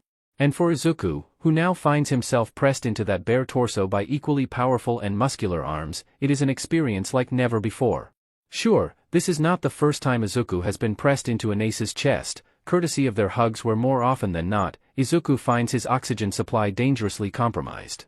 But the fact that Inasa is not wearing anything above his waistline, and Izuku's cheek is squished into the solid, but incredibly comfortable muscle that is his friend's pectorals, makes the redhead feel an unusual warmth that is not from the fire burning within him. It feels nice, actually. Still, Izuku can't help but notice that up close, Inasa really does have quite voluptuous pectorals. He knows that his friend is built like an armored tank, but DMN. It is like that pre-Quirk era meme with a girl staring with a mix of disturbance and awe at a guy with massive pectorals. Only this time, Inasa has given him an up-close and personal view of his own badonkers that can easily make any young woman jealous. Izuku has no idea what possessed him to do what he did next, but he finds his hand reaching up and giving Inasa's right pectoral a gentle squeeze. Inasa does not react, remaining peacefully asleep. Emboldened by an unknown force, Izuku squeezes the mound of muscle again, and again, and again. He really has no idea why he is doing this. Perhaps a cheeky, immature side of him expects a honking sound to appear whenever he squeezes Inasa's pectoral. Either way, he keeps squeezing and squeezing, until one of Inasa's hands reaches up, grabs Izuku by the back of his head, and pushes his face right into the valley between the pectorals. Startled, Izuku wonders if Inasa had woken up by his incessant squeezing. A glance up, however, shows that Inasa is still very much asleep. That being said, Inasa's hand maintains a firm grip on the back of Izuku's head, keeping his face squished in between those voluptuous pectorals. For the second time, no amount of wiggling or shifting does anything to free Izuku from his predicament. Well, guess this is how I die then, Izuku thinks to himself, suffocated by my friend's pectorals. What a way to go, indeed. To be continued. Izuku comes around to the sound of hushed whispers. Oh my god, is this actually for real? Shoo! You'll wake them up. Has he been sleeping like that all night? Should someone check that Izuku is still alive? Izuku would very much like to tell his friends that he is still alive, but with Inasa's hand firmly pressing his head into the valley between those badonkers, there is little he can do. And given how deep his face is pressed into those mounds of muscle, trying to speak is likely to not be successful. Should we just wake them up? He hears Oboro ask. Yes, Izuku thinks, that would be nice. Eventually, Pheonix takes the initiative. He and Dark Shadow come over, and poke and prod Inasa repeatedly. Dark Shadow does the same with Izuku, but she lets off when Izuku twitches with each prod, a subtle indication that he is conscious and aware of what is going on. It takes much poking and prodding before Inasa finally reacts. 5 more minutes, Mum. Inasa, you need to wake up, Pheonix pokes harder, you are suffocating Izuku. Finally, Inasa opens his eyes, huh? I believe this is the male version of Marshmallow Hell, Nito smirks down at him. What? Only then, does Inasa realize the position he is in with Izuku. Izuku? The slightest loosening of his grip is all that is needed for Izuku to break free. Pushing himself off Inasa's body, the redhead rolls down to the side, gasping for air and clutching at his heart. Oh god. Izuku, are you okay? Inasa screeches, immediately hovering over his friend. Izuku doesn't immediately respond, trying to get as much oxygen into his lungs as possible. When he finally looks up, and his friends can see his face, they notice how pale the skin is, and perhaps quite uncomfortably, the slight bluish tinge saturating the pale pallor. Finally, I can breathe. Sheet, Izuku, why didn't you wake me up? Inasa cries, I didn't know you were being suffocated. You didn't let you up, Izuku coughs, you just held on tighter. Hitoshi suddenly comes to a realization, and a pensive look takes over his face. Izuku, did you sleep in that position all night? How could you breathe like that? I couldn't breathe, Hitoshi, Izuku replies, once his breathing has stabilized. Throughout the night, I remember blacking out, but then waking up again a short while later. It happened constantly, until Inasa finally let go of me. The pensive look on Hitoshi's face dissolves into outright horror. Izuku, oh god. What is it? Pheonix asks, growing deadly serious. Izuku, no one can go without oxygen for 4 minutes before permanent brain damage sets in, Hitoshi continues, growing deathly pale, 6 minutes without oxygen, and the person will die from asphyxiation. You say that you were in that position the whole night. The insomniac's eyes become stricken. Izuku, I think you died multiple times last night, and it was only because your quirk gives you the power of a phoenix, it resurrected you each time you died from the lack of oxygen. Absolute silence. Why, you're kidding, right? Nito's voice trembles with denial. Izuku didn't really die over and over while we were sleeping around him, right? My dad often works with neuroscientists, Hitoshi replies, and he knows a lot about what happens when a person doesn't get the oxygen they need to survive. The lack of oxygen has been attributed as the cause of mental and behavioral disorders in many of the children he treats, particularly when the lack of oxygen occurs during childbirth. If Izuku is right and he could not breathe whatsoever because of the position he was in, he would have certainly died and stayed dead if not for his quirk. The temperature in the room plummets. Izuku turns to Inasa, who is trembling and pale with horror. The air inside the room starts to pick up and WHP around from the loss of control over Inasa's quirk. With rising panic threatening to explode with devastating consequences, Izuku does the one thing he knows that will stop the imminent catastrophe before anyone gets hurt. He dives into Inasa's chest, wraps his arms around his friend, and buries his face into the valley between Inasa's pectorals. Everyone, understandably, loses their sheet. Izuku, what are you doing? You idiot. Did you not hear what Hitoshi said? Inasa, in particular, reacts horribly. He tries to pull Izuku off his chest, screeching hysterically, Izuku, stop. What are you doing? Get off of me. No. I will not. Izuku's muffled voice comes from within Inasa's pectorals. I will not get off until you all calm down. Calm down? Nito screeches, you're trying to kill yourself again. I am not. Izuku shouts back, will you all calm the F down right now? The screeching and screaming stop all at once. Only then, does Izuku pull his face out of Inasa's pectorals. Thank you, he begins, for one, I am not suicidal, at least, not anymore. But the point is, I buried my face into Inasa's chest to prove a point. What point? Asks Ochako. I am not afraid of Inasa, and I will never be, Izuku replies resolutely. Yes, I apparently died over and over during the night because Inasa unknowingly, he puts great emphasis on that particular word, smothered me with his pectorals in his sleep. I do not fault him for what happened, and I will never fault him. He will always be my friend, and I hope to everything that is holy that you all will continue to treat Inasa like the friend he has always been. Otherwise, the consequences will be dire. Am I clear? Unknowingly, the redhead's hair had begun to burn with flames as he gave everyone a no-nonsense, expectant look. The rest of the group hastily nod and unanimously reply with a yes sir. Only then do the flames disappear from Izuku's hair. You all go get changed, I need to speak to Inasa for a bit, Izuku says. The continued no-nonsense tone prompts the rest of the group to grab whatever clothes they wanted to wear for the day and quickly flee the room, leaving Izuku and Inasa all by themselves. Silence permeates for several long, awkward seconds. Izuku, Inasa, I mean it, Izuku interrupts his friend, reaching up and forcing Inasa to look at him. I will never be afraid of you, and I will always cherish you as one of my closest friends. You smothering me to death with your pectorals will never change that. Please don't be afraid of me or try to run away. I am not afraid of you, and I hope that it is reciprocated. Still, Inasa doesn't look entirely convinced. How can you not be afraid of me? I literally killed you. But it was not on purpose, Izuku interjects, cupping Inasa's cheeks. I am 100% sure that you will never kill me on purpose. If anything, what happened last night was a result of your subconscious longing to hold me close and never let go. My repeated deaths throughout the night were just unfortunate side effects of our shared position. Inasa shakily reaches up to hold Izuku's hand. How can you be so blasé about death? Remember how I told you and the others about my childhood? How I was effectively quirkless despite having a quirk factor. Inasa nods, the memory as clear as day. People wanted me dead since I was a child. My own childhood friend told me to kill myself.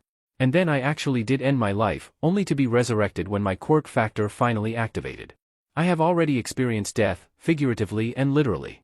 There is nothing scary about death, although I will admit my perception about death is a little skewed since I keep coming back alive each time. That's fine and all, but are you forgetting something? Inasa interrupts, you keep coming back from the dead. Why, you are literally immortal. That means you can never stay dead. Which means, you will, outlive us.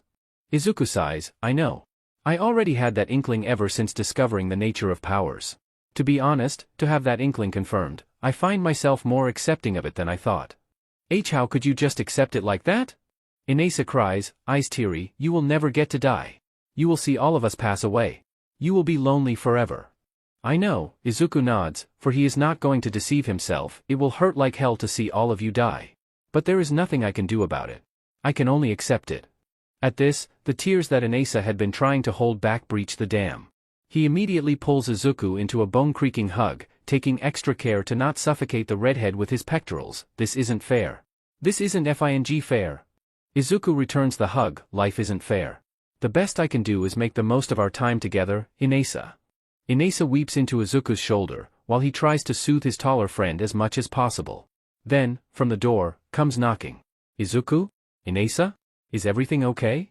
Hitoshi peeks his head in. We all heard weeping and raised voices dash. The insomniac freezes at the sight before him. Izuku calmly turns towards him. What happened?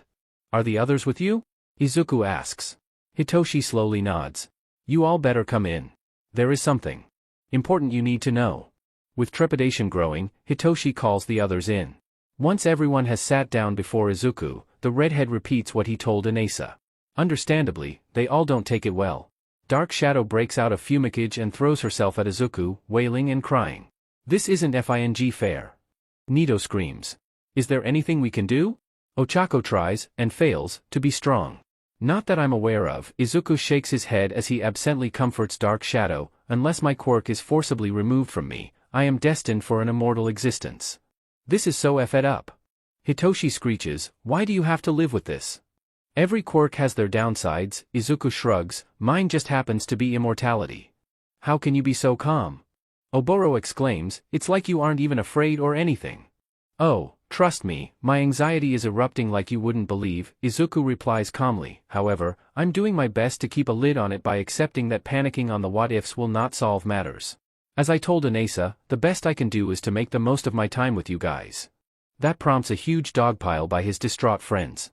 With his quirk already somewhere in the pile, Fumigage refrains from jumping in.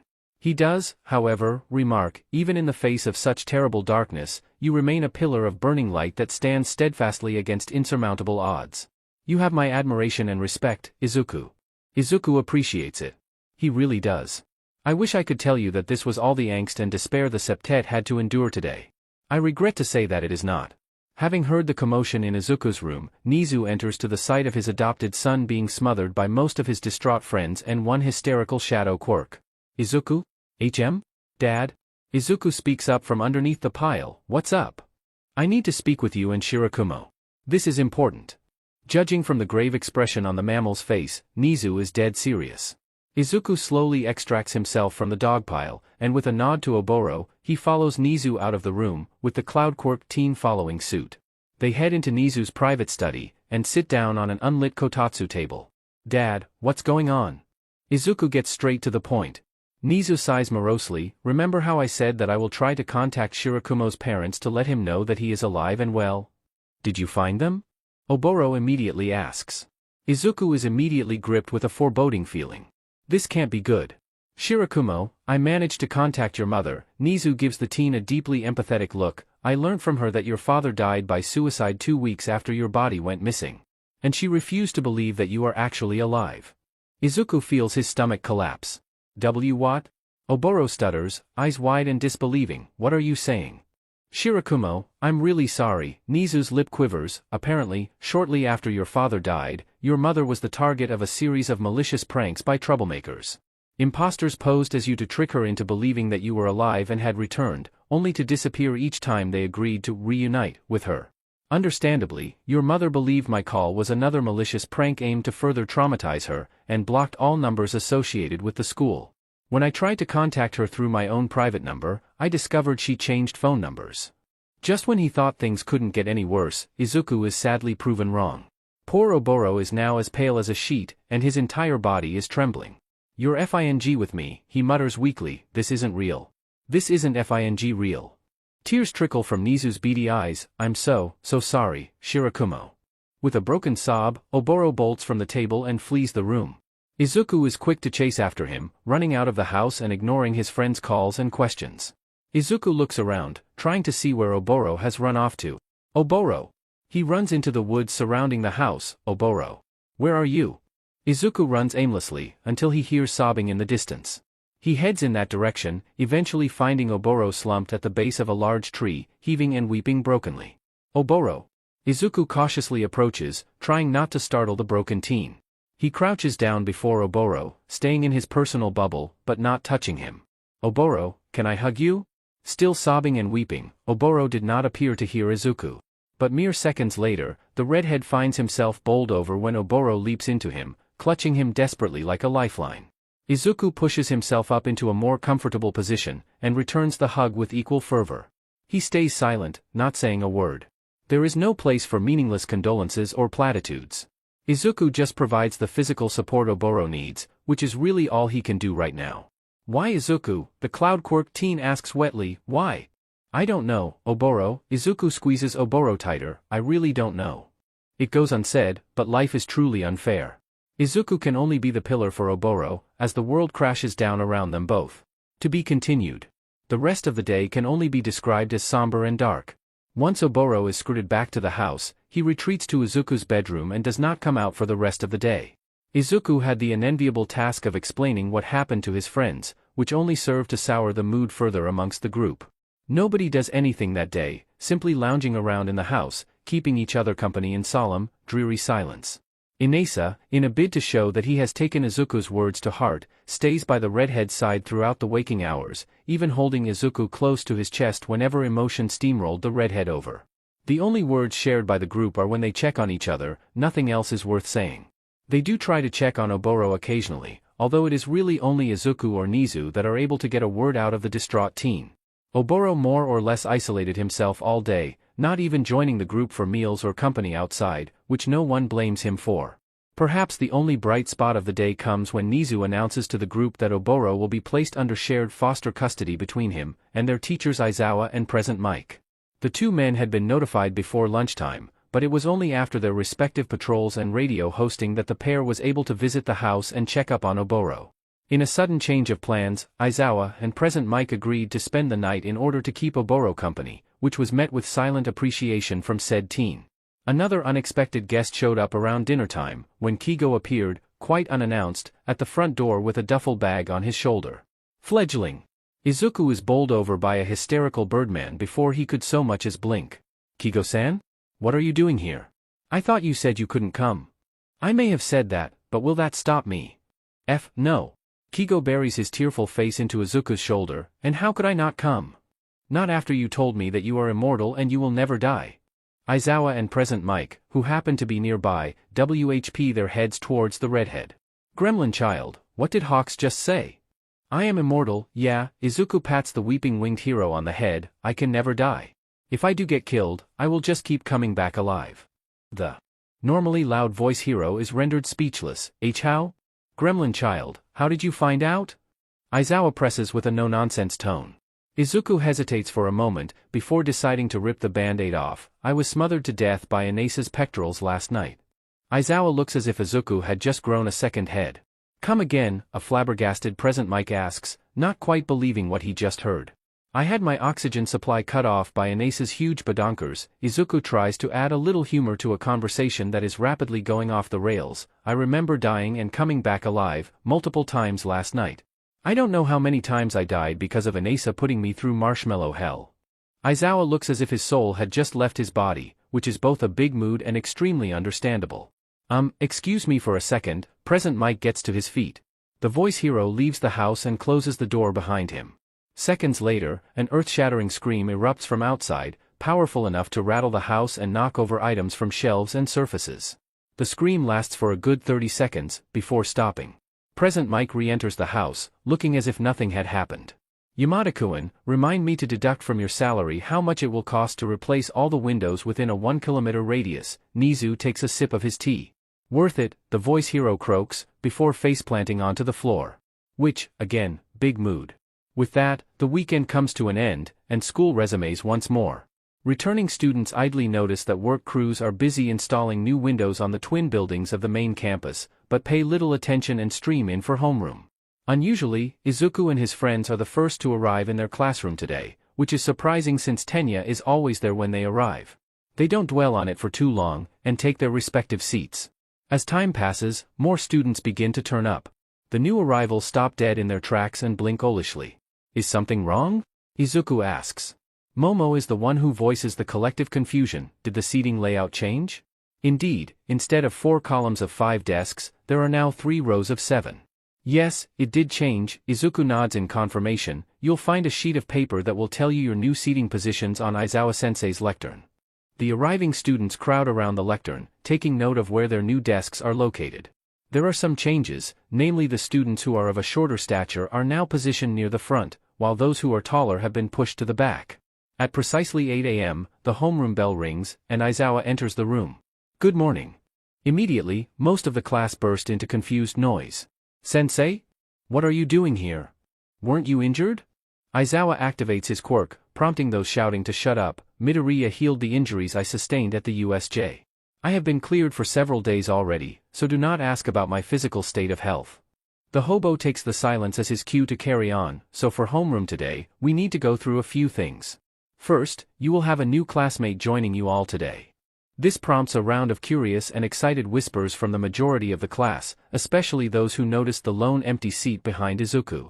However, for the redhead and his friends, they already know who it is, and collectively turn towards the door. You can come in now, Aizawa calls.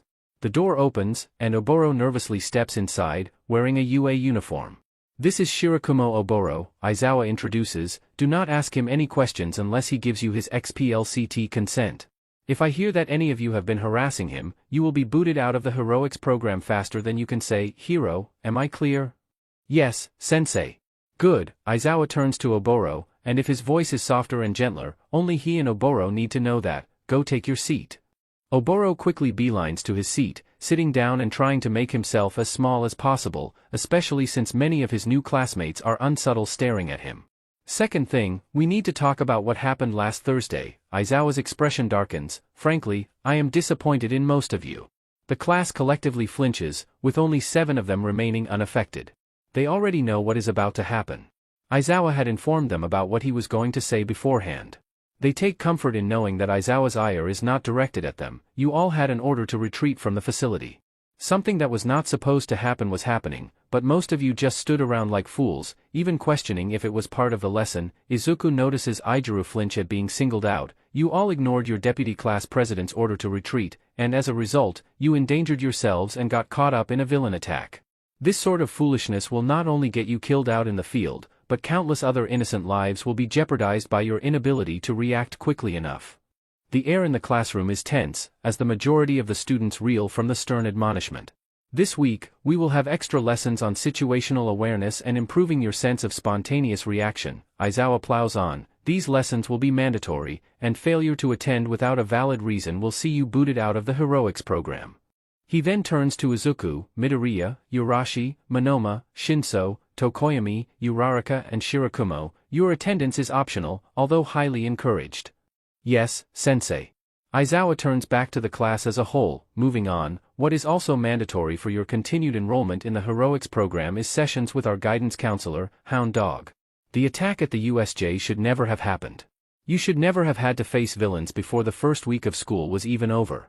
Unfortunately, fate is bullshit, and you were thrown into a life-or-death situation with no experience whatsoever. If any of you tell me that you are fine after going through hell like that, I will see you booted out of the heroics program entirely. Momo raises her hand. Sensei, what if you already have external professional help? See me after homeroom, and fill me in on the details. Aizawa replies, if I deem it sufficient, you will not need to attend sessions with Hound Dog. Momo nods, and lowers her hand. And finally, one last announcement, and this is extremely important, so listen up. Aizawa continues, and the class straightens up, attention rapt. In 2 weeks, UA will be hosting the sports festival. A beat of silence. Someone raises their hand. Is it wise, Aizawa-sensei? So soon after we were attacked by villains, Karo? It wasn't my decision, Aizawa replies. Personally, I'm against having the sports festival held at all. However, Principal Nezu decided, after a lengthy period of deliberation and no uncertain pressure from the school board, that the sports festival will still go ahead, but with more precautions in place so as to prevent another USJ incident from happening. The reasoning I was given is that by hosting the sports festival, we are sending a message that even in the face of villainy, we will not be cowed. As such, I must stress how important a good performance can impact your chances of establishing yourselves as future heroes.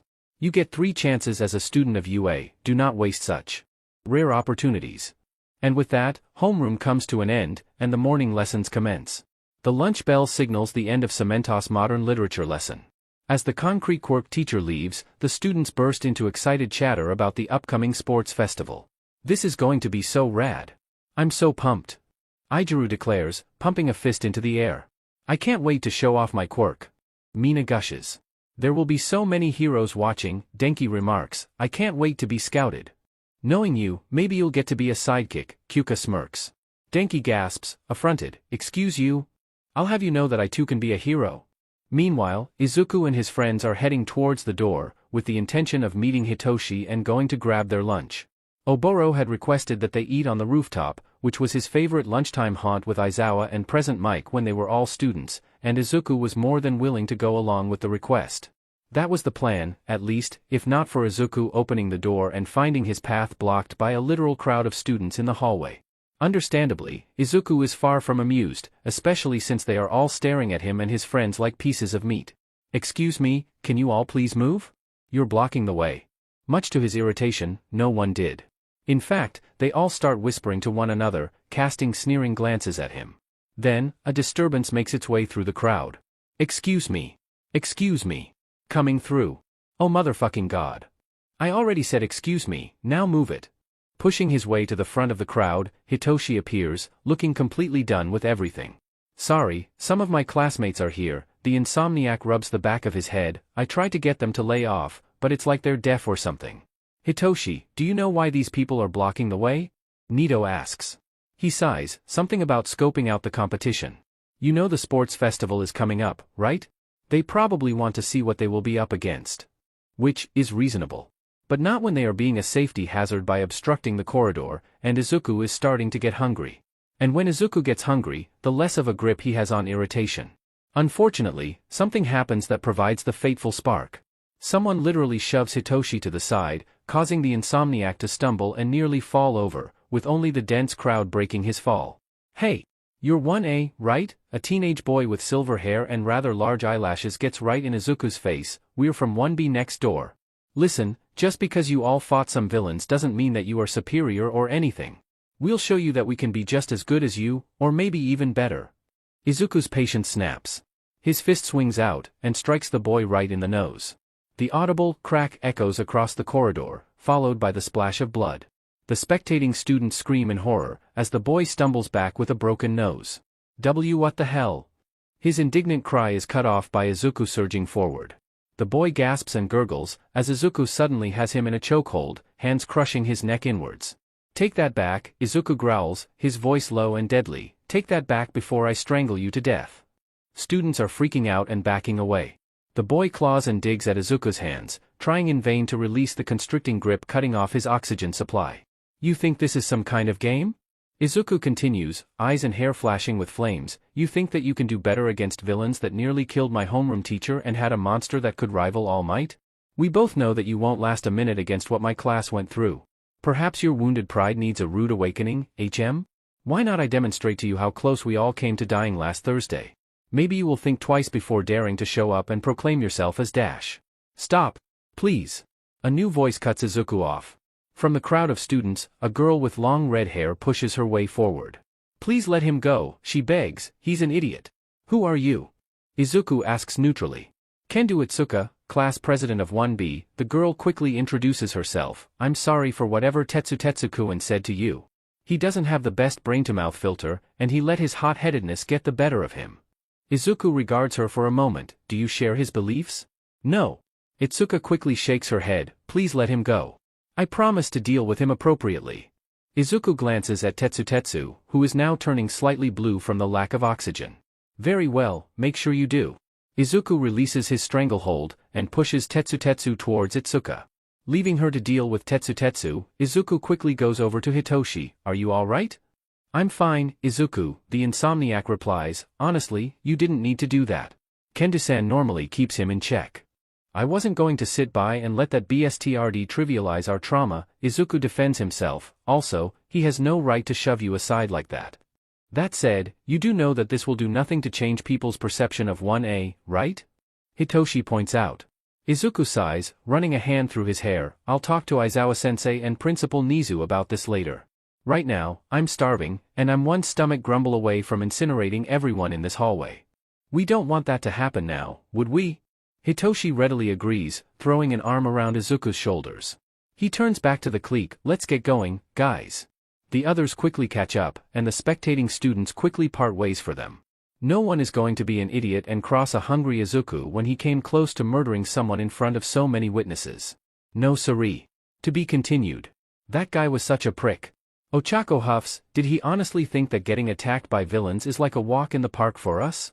After the group had gotten their lunch bentos, they trooped up to the roof where Oboro used to come with Aizawa and present Mike for their own lunch 15 years prior. There is plenty of space for all 8 of them, and forming a circle, they tucked into their midday meal, all the while ranting about what happened earlier. I know, right?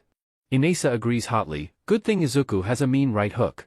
I heard that nose breaking from behind him. Although, I'm inclined to say that strangling Tetsu is a step too far. Nito brings the rising energy back down to a simmer, but you already know that, right Izuku? The redhead in question nods with a sigh, I usually have more self-restraint than that. But the fact that Tetsu was downplaying what we went through while boasting about how he could do a better job was just too unforgivable for me. Another sigh, before he takes a bite of food. Still, as I told Hitoshi just now, I'll have a word with Aizawa-sensei and Dad about this later. I just hope that you won't get into too much trouble, Oboro says quietly, there were a lot of witnesses. I will take responsibility for strangling Tetsu, but not for punching him, Izuku replies, I'm pretty sure everyone would have done the same. Human nature is flawed, Fumikage remarks cryptically, but we should focus on the extent of what is justified in that moment. There is a lull in the conversation after that, soon broken by the sound of the roof access door opening. Hey, little listeners. Do you have space for 2 more? All eyes turn to the new arrivals. Yamada-sensei?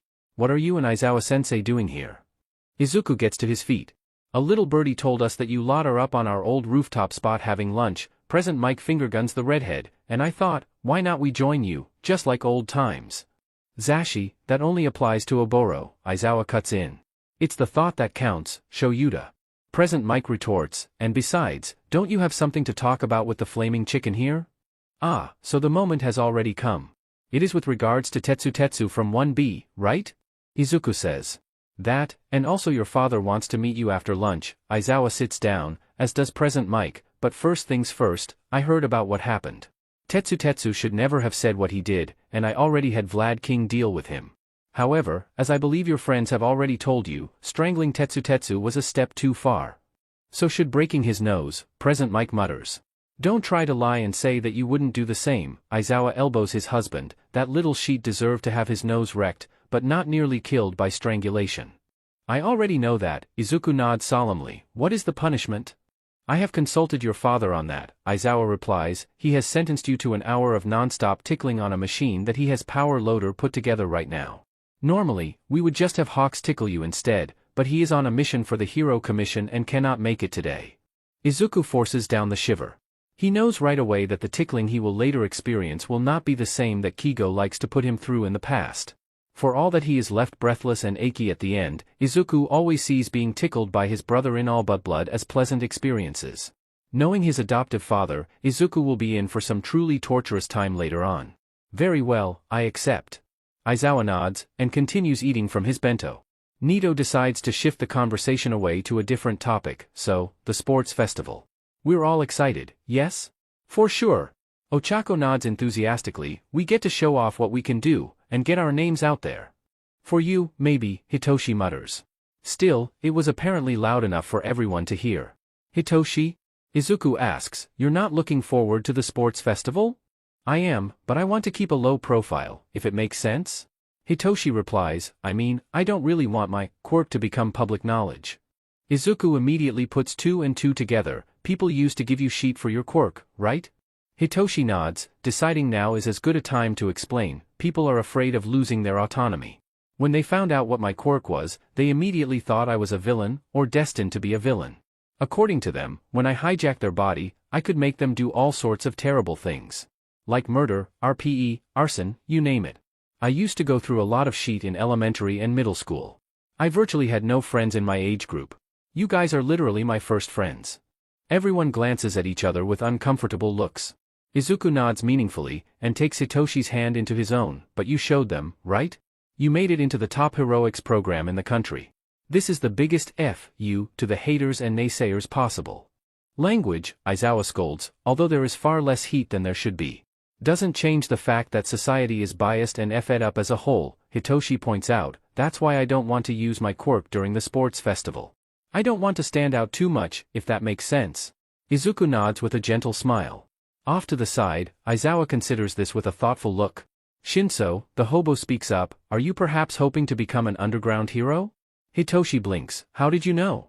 In my years of teaching, the vast majority of the students I've met always use the sports festival as a means of showing off and getting scouted by pro heroes, Aizawa explains. As everyone listens in, I can count on one hand how many have shied away from the spotlight and chose to keep themselves under a low profile. Every single one of these students later went on to become established underground heroes. A light bulb goes up in Izuku's mind. It makes sense. Brainwashing is a quirk more suited for stealth and undercover operations like espionage. Having as few people know how the quirk works will give Hitoshi the advantage he needs when he goes pro. It makes sense. Ochako agrees. Hitoshi can be like those ninjas from the pre-quirk era. Never seen and striking when people least expect it. And we have the best teacher to train Hitoshi to become an underground hero. Nito smirks, casting glances at Aizawa. Hitoshi catches the direction of those glances. Aizawa-sensei? Who else but the most famous and successful of underground heroes, Eraserhead? Inasa beams. There is a clatter, as Hitoshi drops his bento box. Say what? Inasa blinks. You didn't know that Aizawa-sensei is Eraserhead? No, I didn't. Hitoshi immediately rounds on Izuku. You motherfucking traitor.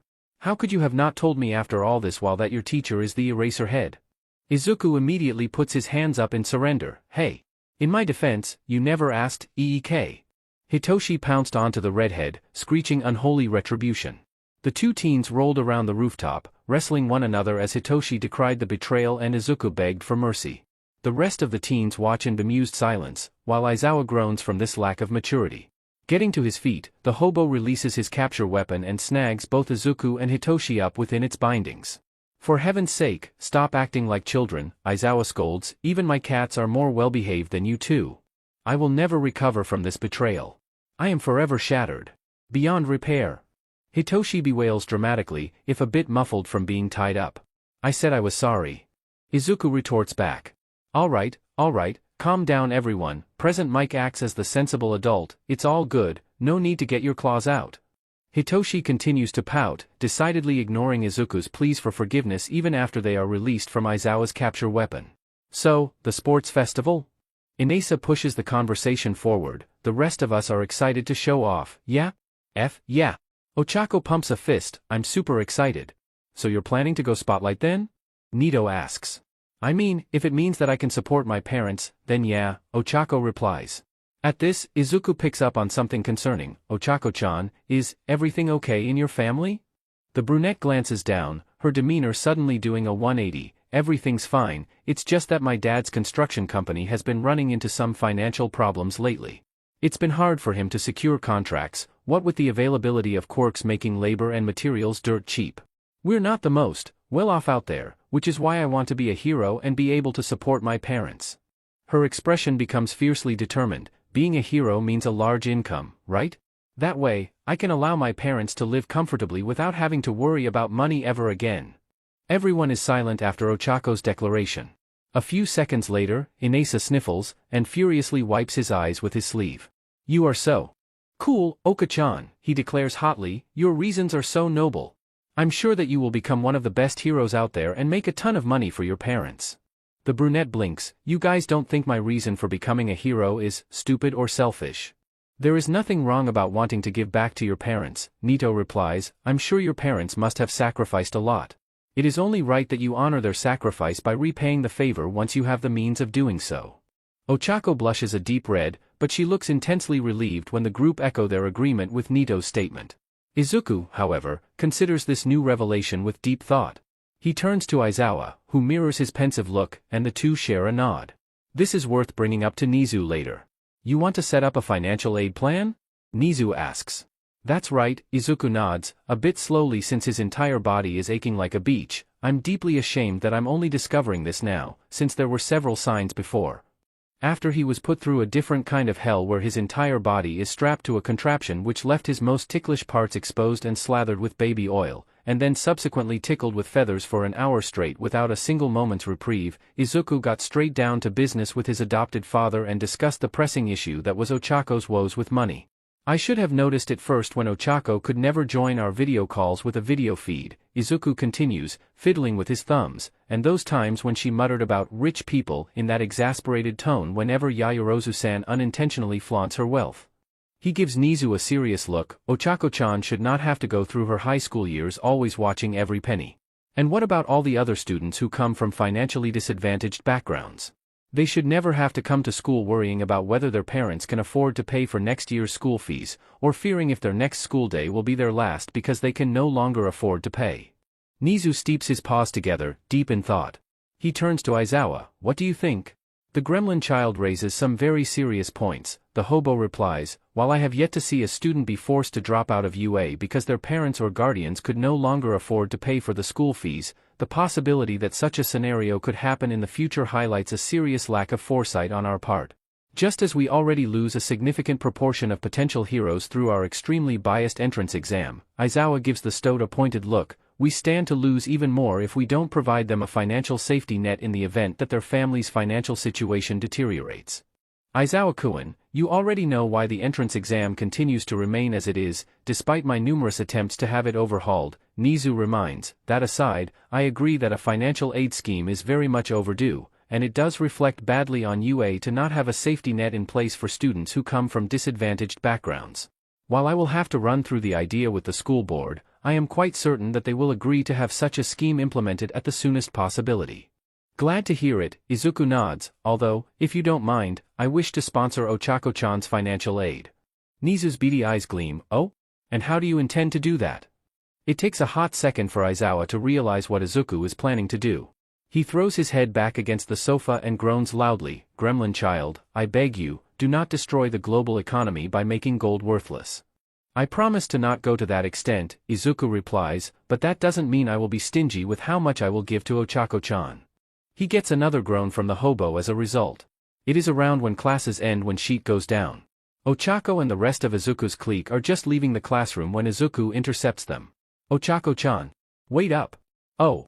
Izuku-kun, the brunette beams, how did your meeting with Principal Nezu go? It went fine, Izuku replies. Ochako-chan, I have a gift for you. A gift? Ochako blinks, but it's not my birthday yet. Doesn't matter, Izuku pulls a wrapped-up present from somewhere. Here you go. Ochako takes it, immediately becoming a little suspicious when she notices the heaviness of the present. She opens it, and immediately slams the lid back down. Izuku. This. Did you like it? Izuku asks with an impish grin. What? What did Izuku give you? Hitoshi presses. He gave me 5 large gold bars. Ochako screeches, voice rising in pitch. Proof or you're lying, Nito says. Ochako quickly shows the group the contents of the present. All of them collectively gasp and nearly lose their eyeballs. Hitoshi rounds on Izuku. Dude, how did you get these? I made them, the redhead replies. Made them? Inasa screeches. How? I turned lead bars into gold, Izuku explains, as if it was the most obvious thing in the world. I'm essentially a phoenix in human form. My flames have alchemic powers, which can turn lead into gold, if you're familiar with alchemy and pre-Quirk history. His friends stare at him, speechless and stupefied. It's too much. Ochako cries, I can't accept this. You will, I insist, Izuku pushes the present back. I specifically made these gold bars for you, Ochako-chan. You should not have to worry about not having enough money on you for your daily needs. I made these gold bars for you to sell them or keep as an investment, your choice. You should not have to feel ashamed that you do not have as much money as others. Also, please don't see this as a charity case. I genuinely want to help you and make your life a bit better. Rendered speechless, Ochako is overwhelmed with emotion and throws herself onto Izuku, hugging him tightly while weeping tears of gratitude.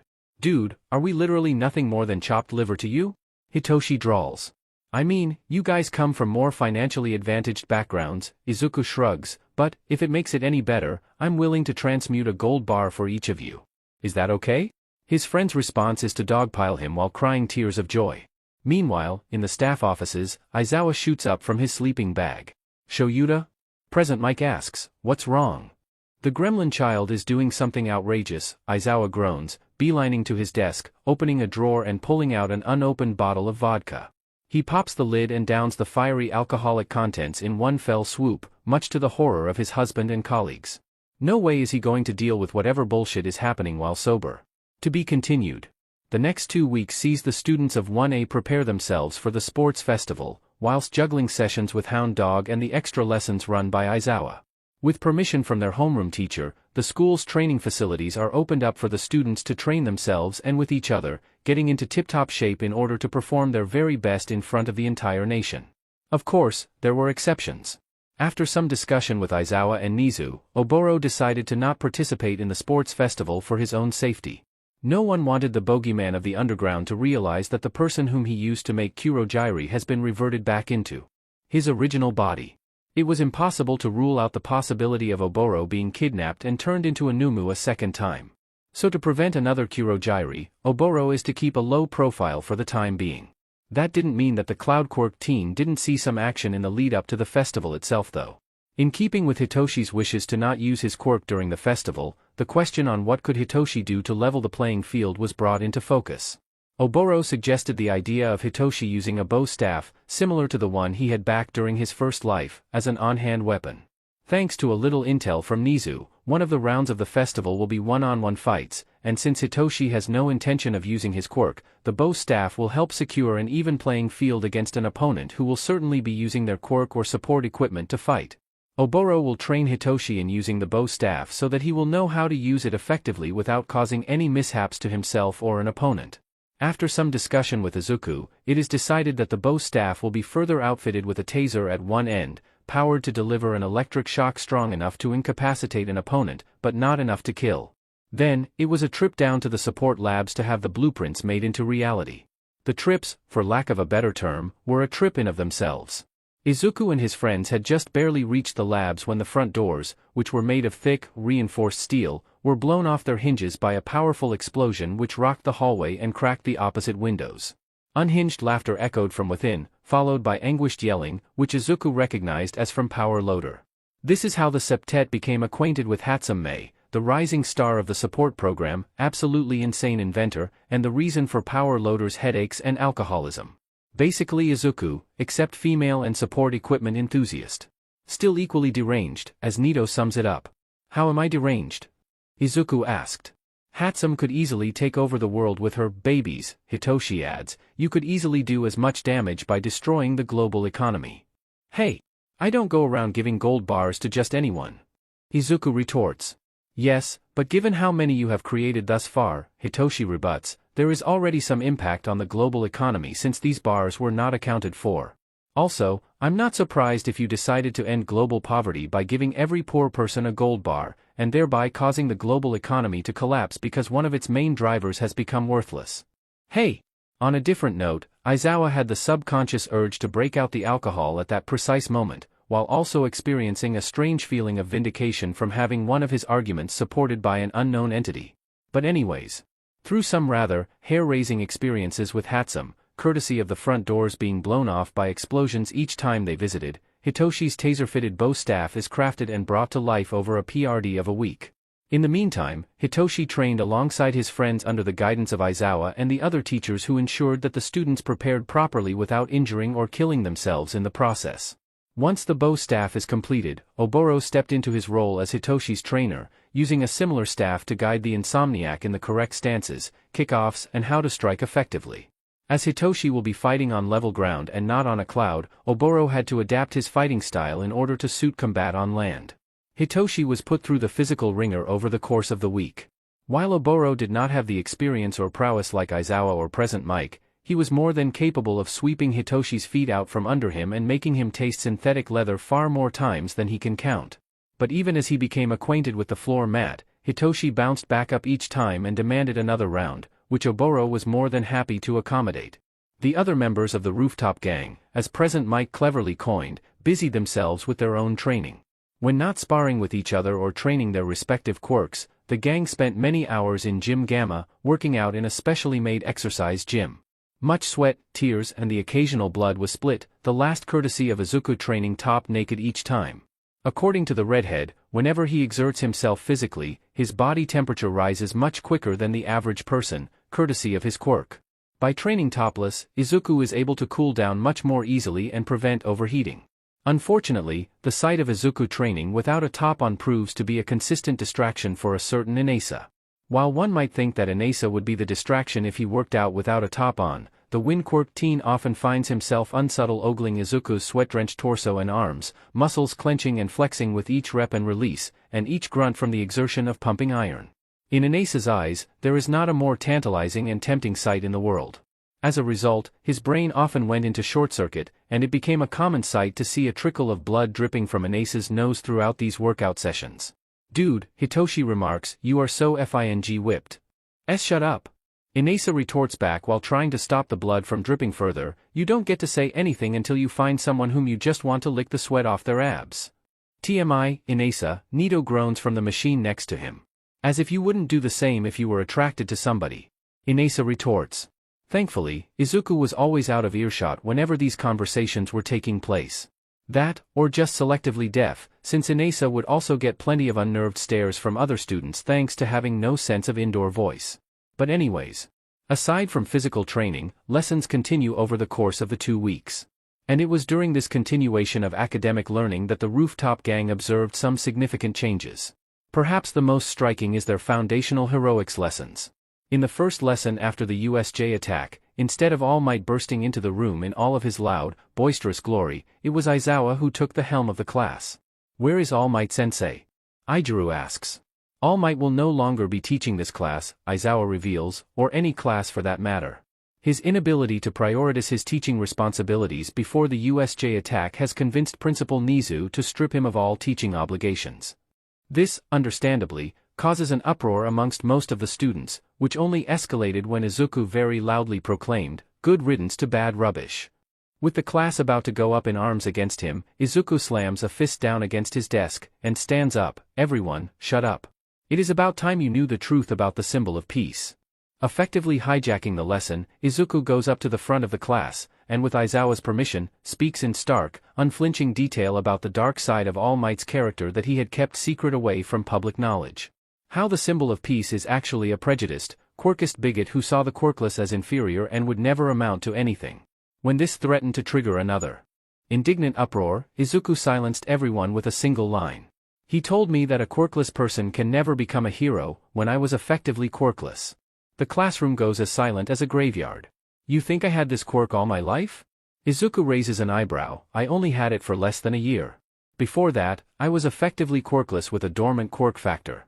How many of you are aware of how badly the quirkless, especially the youth, are treated today?" The silence is extremely telling, although one or two did appear to have an inkling and were coming to horrified conclusions. "We were made to feel inferior, subhuman, less worthy to breathe the very air that the quirk population breathes every day." Izuku plows forward. "Quirkless youths are more likely to be abused, bullied, discriminated against, and even pushed to suicide by peers and adults. I knew this full well, as I went to Aldera Middle School before enrolling in UA." Momo gasps, "You did?" But that school was shut down after it was discovered that it was an indoctrination facility for the MLA. "So you've read the news," Izuku acknowledges. "I suffered for years from classmates who saw me as an easy punching bag, enabled and encouraged by the teachers who were very likely MLA sympathizers or actively working with them. I was even suicide-baited by my childhood friend who was warped by the ideology of hate fostered by the school. My dream of becoming a hero was the only thing that kept me tethered to this world. And when All Might came, took my dream and stomped it to pieces in front of me. That was the breaking point." Izuku's next words chilled the majority of his classmates down to their souls. "We were on the roof of a tall office building when that happened. All Might left me there after he destroyed my dream, like I wasn't even worth bothering about. I went beyond the breaking point, and I decided to take my life. I threw myself off the roof, and fell to my death on the pavement below." Many of his classmates are now pale or looking incredibly sick. Tsuyu speaks up. "How are you alive, Kero?" "My quirk," Izuku replied. "Do you know what was the most ironic thing ever? The trigger was dying. I had to die before my quirk factor became active. It was only because of my quirk that I am still alive, telling you all the truth. And had I not decided to take my life then, I would have gone through my entire life effectively quirkless, because let me ask you, how many of you would truly consider killing yourself just to manifest your quirk?" Again, the silence is extremely telling. "So now you know the truth of the symbol of peace, and why I continue to hold him with such contempt. I don't expect any of you to just accept my words at face value, but I want you all to give it some deep thought. When we become blinded by fame, pomp and splendor, we fail to see how the heroes we look up to are still only human, and they can hide some really dark secrets that make them no better than the monsters and villains they are supposed to bring to justice. That is all. Without waiting for a response, Izuku leaves the lectern and returns to his seat. It takes a moment of silence before Aizawa breaks it. What Midoriya said is all true. Again, only you can decide what you want to do with what your vice president has revealed. With that out of the way, we can begin with today's lesson. As for Izuku, it would be a bit of a stretch to say that a huge weight has been lifted from his chest. After all, he could have easily not made that speech, and left his classmates ignorant of his past and All Might's true nature. This was far from his priorities as a hero in training, but at the same time, at least beginning the process of opening his classmates' eyes to the reality of this world has given Izuku a little bit of hope that he has made a contribution to make the future a better one for this world. And, if Inasa spent the entire lunch break hugging Izuku and feeding him his lunch, then Izuku can say that doing that impromptu speech was well worth it. To be continued. The day has arrived. The first year's sports festival is about to commence. About 100,000 spectators fill into a purpose-built stadium within the UA grounds, excited to see the action up close and in person. The rest of the country tunes into their televisions or streaming devices to watch the live broadcast aired by the school. In the grounds, there is a hub of activity as spectators mill about, purchasing from vendors and stalls, and generally having a great time. Interspersed among the visitors, several pro-heroes patrol the grounds in search of any mischief-makers or villains hoping to cause chaos and destruction during this prestigious event. The opening ceremony is due to start at 9 a.m. sharp. 5 minutes before that, the entire stadium is filled to capacity, with the excitement palpable and the tension humming in the air. Meanwhile, down in one of the holding rooms within the stadium, there is a different kind of tension brewing, specifically with regards to the students of 1A. All dressed in gym uniforms, the 19 participating students wait for the announcement to troop out into the stadium. It is safe to say that nerves are running rampant among many of the students, some engaging in conversation with one another in a bid to distract themselves from the butterflies in their stomachs, while others simply deciding to wait out the nervousness by keeping to themselves and staying quiet. As for the rooftop gang, sans Hitoshi and Oboro, they sit together at a table in silence. There is no need to speak to one another. Being close to the people they are most familiar with is more than enough to keep the nervousness at bay. Izuku, in particular, is sitting flush against Inasa's side, with the taller teen draping an arm across his shoulders. The physical touch and the affectionate gesture is soothing for Izuku's stomach and heart, especially since he knows what he will have to do later. At the same time, it ensures that he maintains a clear head when a rather unwelcome someone approaches him from behind. Midoriya. Immediately, the entire gang's mood sours. Izuku, however, retains his calm neutrality as he gets up from his chair and faces the interloper. What is it, Todoroki? The dual quirk teen gazes back with cold determination. Immediately, the tension in the room thickens, as all other conversations cease with everyone now paying attention to the standoff between two of the most powerful members of the class. Izuku, though, noticed something else in Shudo's eyes, besides the cold determination. It is barely there, but the redhead is able to discern what it is. Understanding. Inasa is already rising from his seat, but Izuku stops him with a hand, and a slight shake of his head. I will admit, you have me beat in terms of power, and you are aware of how heroes may hide their true selves behind fame and splendor, Shudo begins, tone matching his frigid gaze. However, I will not bow down to you. I will show to everyone watching that my ice will be enough to beat you. This is my declaration of war, Midoriya. The temperature plummets. What the F dash? Denki mutters. That's so intense, Hanta shivers. Inasa, on the other hand, is erupting. What the hell is that, motherfucker? Izuku stops him again. Inasa, no. Don't attack him, it's not worth it. He turns back to Shudo, gaze still as calm as ever. Do what you will. However, remember that everyone else will be giving their all as well. I suggest you don't let arrogance or pride get to your head. Otherwise, you'll just be plotting your own bitter downfall. Inasa appears mollified by Izuku's icy cool response, although it did appear to strike a nerve with Shudo. Being the pure soul he is, Ijiru decides then to intervene. Hey, come on guys. Let's not go at each other's throats, yeah? We're all friends here. Shudo gives the spiky redhead a cold glare. I'm not here to make friends. Thankfully, before the tension can spiral further, an overhead speaker crackles to life. Class 1A, please make your way to the gate. Thank you. Izuku gets up, and claps his hand. Alright, everyone. This is it. Please line yourselves up in 2 lines, and follow me and Yamamo-san out. The class quickly gets in line, with Izuku and Momo at the front. Once everyone has been accounted for, the two class representatives lead their classmates out of the holding room and down the corridor. It is a short walk to the gate, and when they arrive, they find that the 1B students are already present, waiting at the gate. Standing at the front is Itsuka, the same girl who stopped Izuku from strangling Tetsu 2 weeks prior. When Izuku comes to a stop beside her, she turns to him, Midoriya-kun. He turns to her, "Oh, you're Kendo-san, the class representative?" "Yes, that's me," Itsuka nods. "Midoriya-kun, Vlad-sensei told me of the arrangement. I wanted to thank you for being so thoughtful and gracious.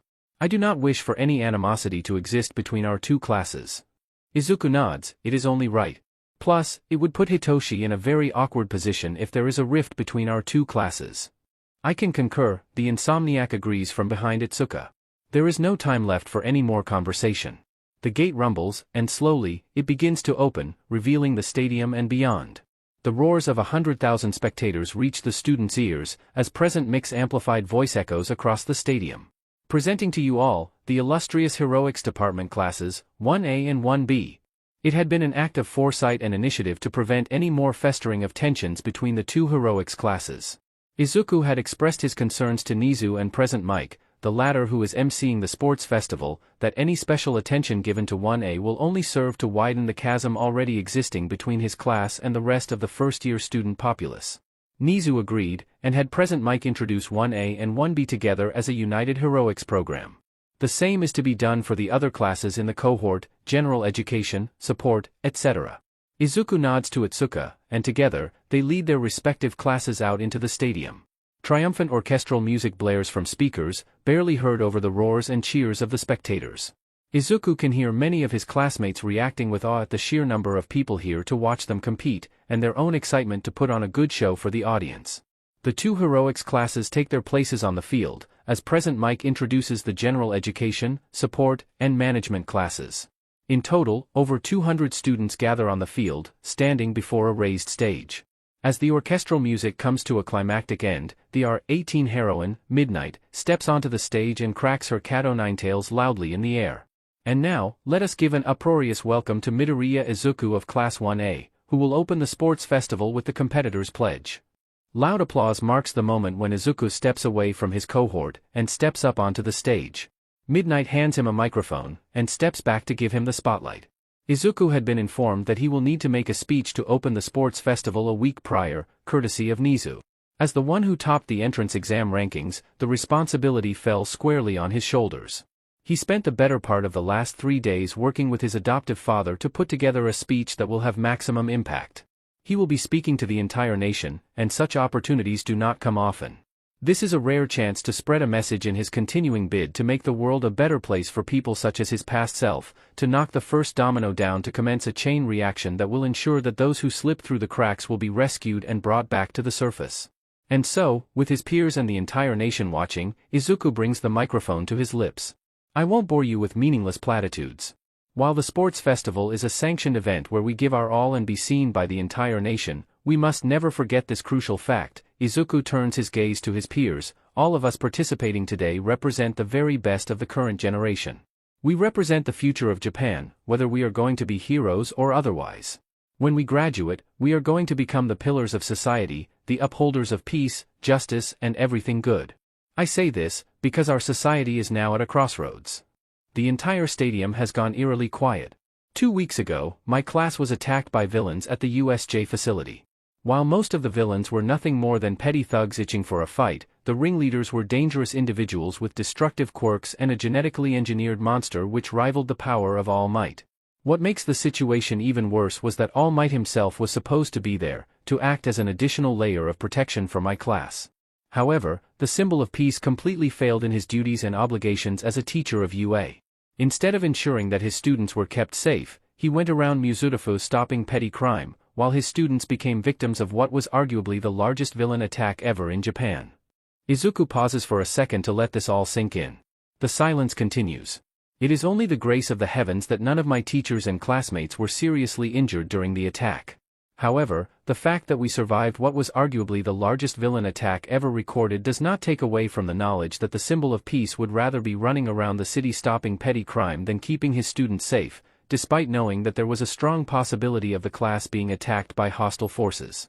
So, that begs the question, if the symbol of peace cannot be trusted to keep children safe, who can? That, everyone, falls upon the shoulders of established pro-heroes, and the students you see gathered here today, the future upholders of peace and justice. Izuku's eyes narrow. We have become too reliant on the symbol of peace to solve our problems.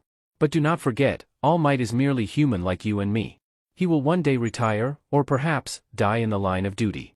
If we become too reliant on All Might to maintain peace, all it takes for our society to collapse into anarchy is for someone to get a lucky shot and eliminate him from the equation entirely.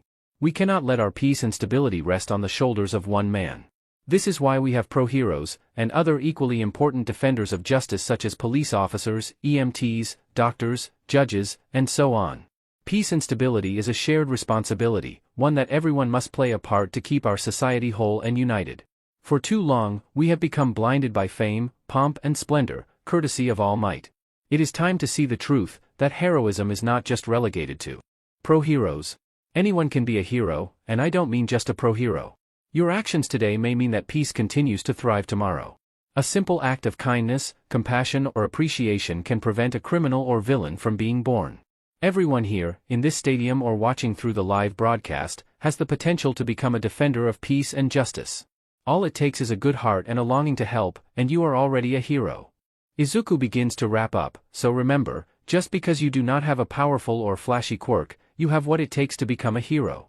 Once you expand your definition of heroism, the possibilities to make a better future are open to you. No matter whether you are a hero in training, an aspiring support equipment inventor, a future tax-paying citizen or something else entirely, our future and for those not yet born rests on our shoulders. My words are just words. It takes action to change society and improve it for the better.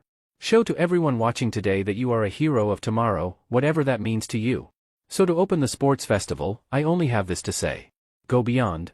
Izuku holds out the microphone. Dot and plus ultra. And drops the microphone onto the stage. A beat of silence. Before the entire stadium lifts up with a deafening roar of noise. The masses rise to their feet, applauding and cheering until their hands smarted and their throats went hoarse. Izuku steps off the stage, to be greeted by a euphoric cohort, receiving fist bumps and smacks to the back from cheering peers. Inasa explodes with pride, and suffocates the redhead in a squeezing hug. Holy sheet. Talk about a mic drop. Take notes, future politicians, because this is how you rouse an audience. Yamada, for the love of everything holy, lower your volume. I'm going to go deaf because of you. But Shoyuta. Even you have to admit that Midoriya's speech is unlike anything else. That's besides the point. You have no sense of indoor voice. Rude. I so do have. I rest my case. Anyways. Present Mike continues, and with that, the sports festival is now open. Handing it over to you now, Namuri. Thanks, Mike. Midnight calls back, before turning to the students, now children, prepare to go all out, because things are going to get wild. From behind the heroine, a screen rises up from the stage, as does a large lever. On the screen, a slot machine appears. Midnight pulls the lever down, the machine runs its course. The 3 slots eventually come to a stop. For the first round, we will have a scavenger hunt. Midnight declares. The slot machine disappears, replaced by a map of a large forest. For this round, all 220 of you will be participating. Midnight explains, you will be taken by buses to Ground Omega, whereupon you will be given a metal detector, a shovel, and a list of possible items you can dig up. If you do manage to dig up an item, you are to immediately return to the front gate and declare your retrieval. You are not allowed to dig up more than one item, and if you do, you will be automatically disqualified. There are only 42 of such items scattered around Ground Omega, which means only 42 of you will progress to the next round. Also, she cracks her cat o' nine tails again, quirks are only allowed when used to defend yourself. If you use your quirk to attack other participants, you will be disqualified. Keep that in mind, children, and have fun. To be continued. Once Midnight has finished her announcement, all 220 participants leave the stadium and board a fleet of 10 buses which take them to Ground Omega, which is located on another side of the campus. True enough, when the buses arrive, the students are greeted by the sight of a vast forest, surrounded by a concrete wall and a gate. The rooftop gang gather with their peers in front of the gate, where Midnight is already standing in preparation to brief the participants on what is to come. Is everyone here? Good? Okay then, she cracks her cat o' nine tails. Welcome to Ground Omega, children. It is in this forest where the first round of the sports festival will take place. As I said earlier, it will be a scavenger hunt where 42 items are buried in random spots all over the forest.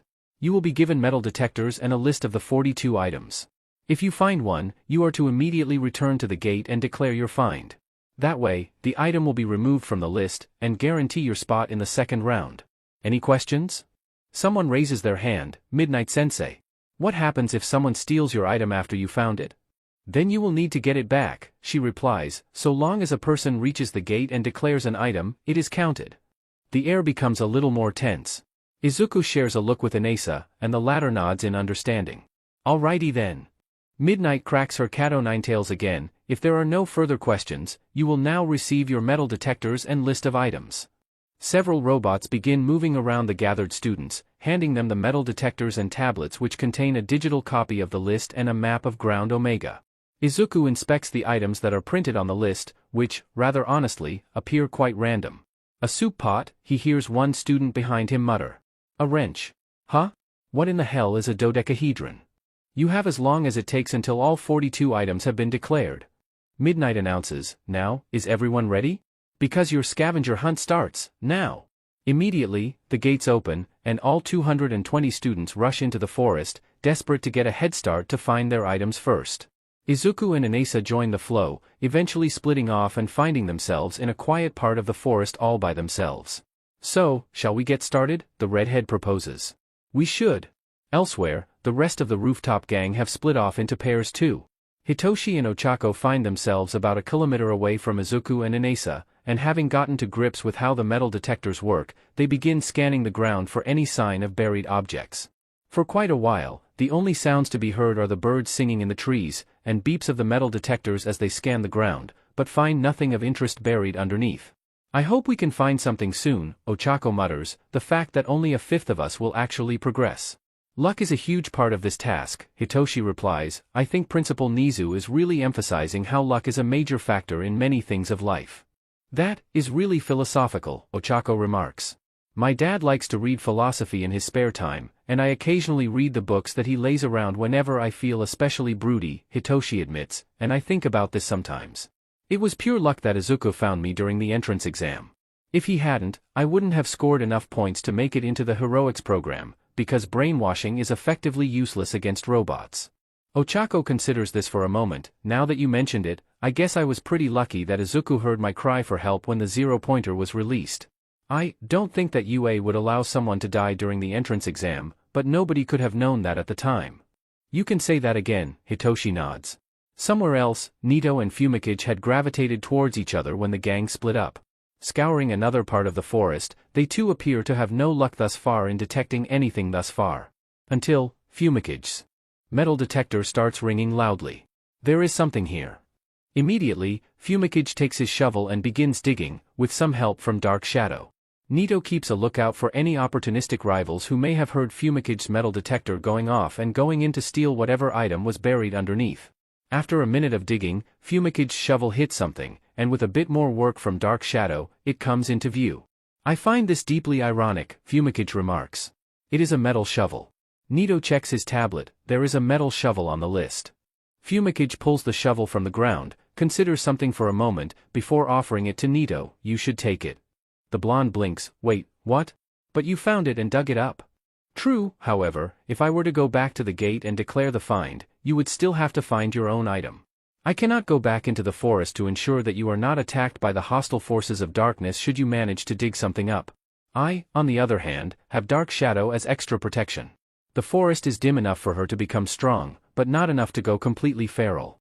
I am better equipped to keep myself safe as I look for another item. He pushes the shovel forward. Go, take this, and secure your place in the next round. Nito still appears uncertain, but Pheonix doesn't budge. Eventually, Nito relents, and takes the metal shovel from his friend. Be careful, okay? Trust me, I will. With a final look, Nito turns on his heel and runs back towards the gate, leaving Pheonix all alone. Come, Dark Shadow, we have a hunt to continue. Back at the stadium, the spectators are treated to a live broadcast of what is happening within Ground Omega, with the giant screens along the circumference of the stadium broadcasting any point of interest as the scavenger hunt gets underway. A screen tracks Nito as he reaches the gate, thankfully without being intercepted by another participant. A wave of excitement rolls through the stadium as Nito presents the find to Midnight. A single nod from the heroine gets present Mike riled up. And there you have it, folks. Monoma Nito from Class 1A has declared the first item on the scavenger list.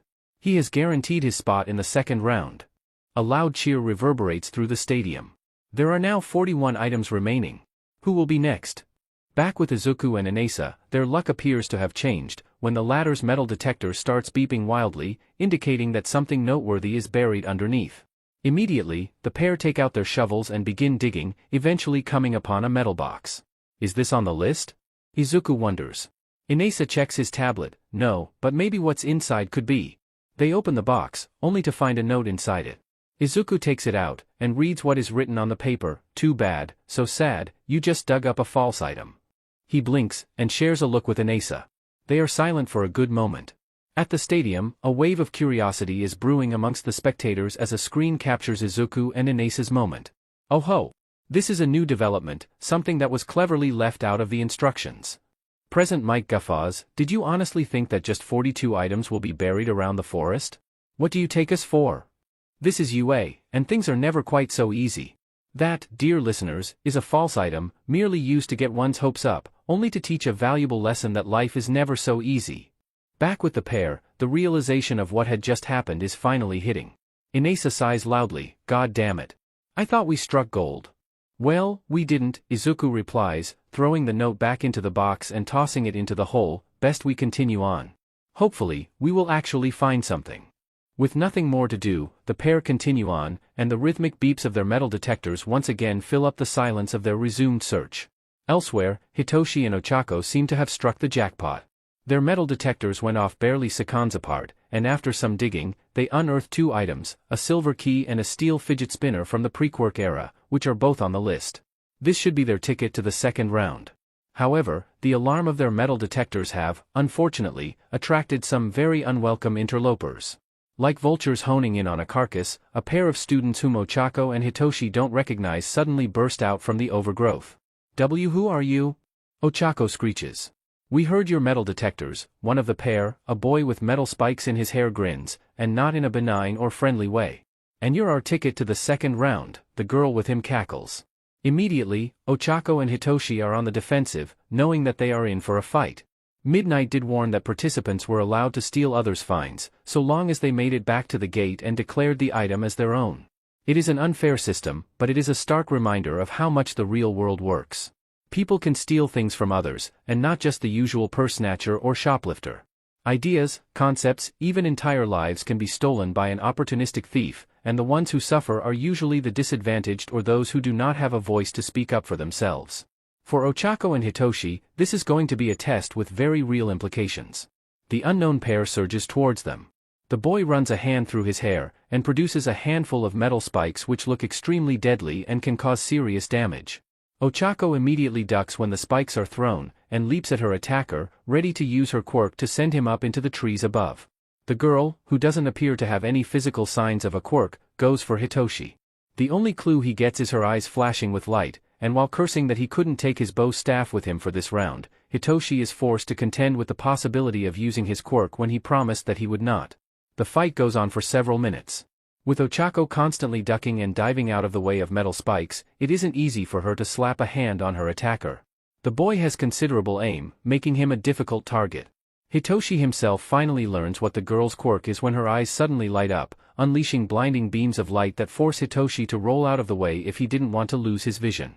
However, at the same time, Hitoshi quickly discerns a drawback of the girl's quirk.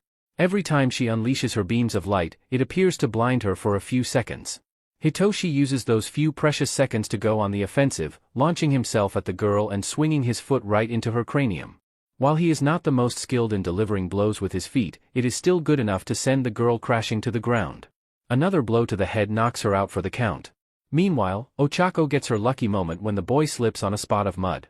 She rushes forward, and smacks him across the face. Immediately, his gravity is cancelled, and he rises into the air.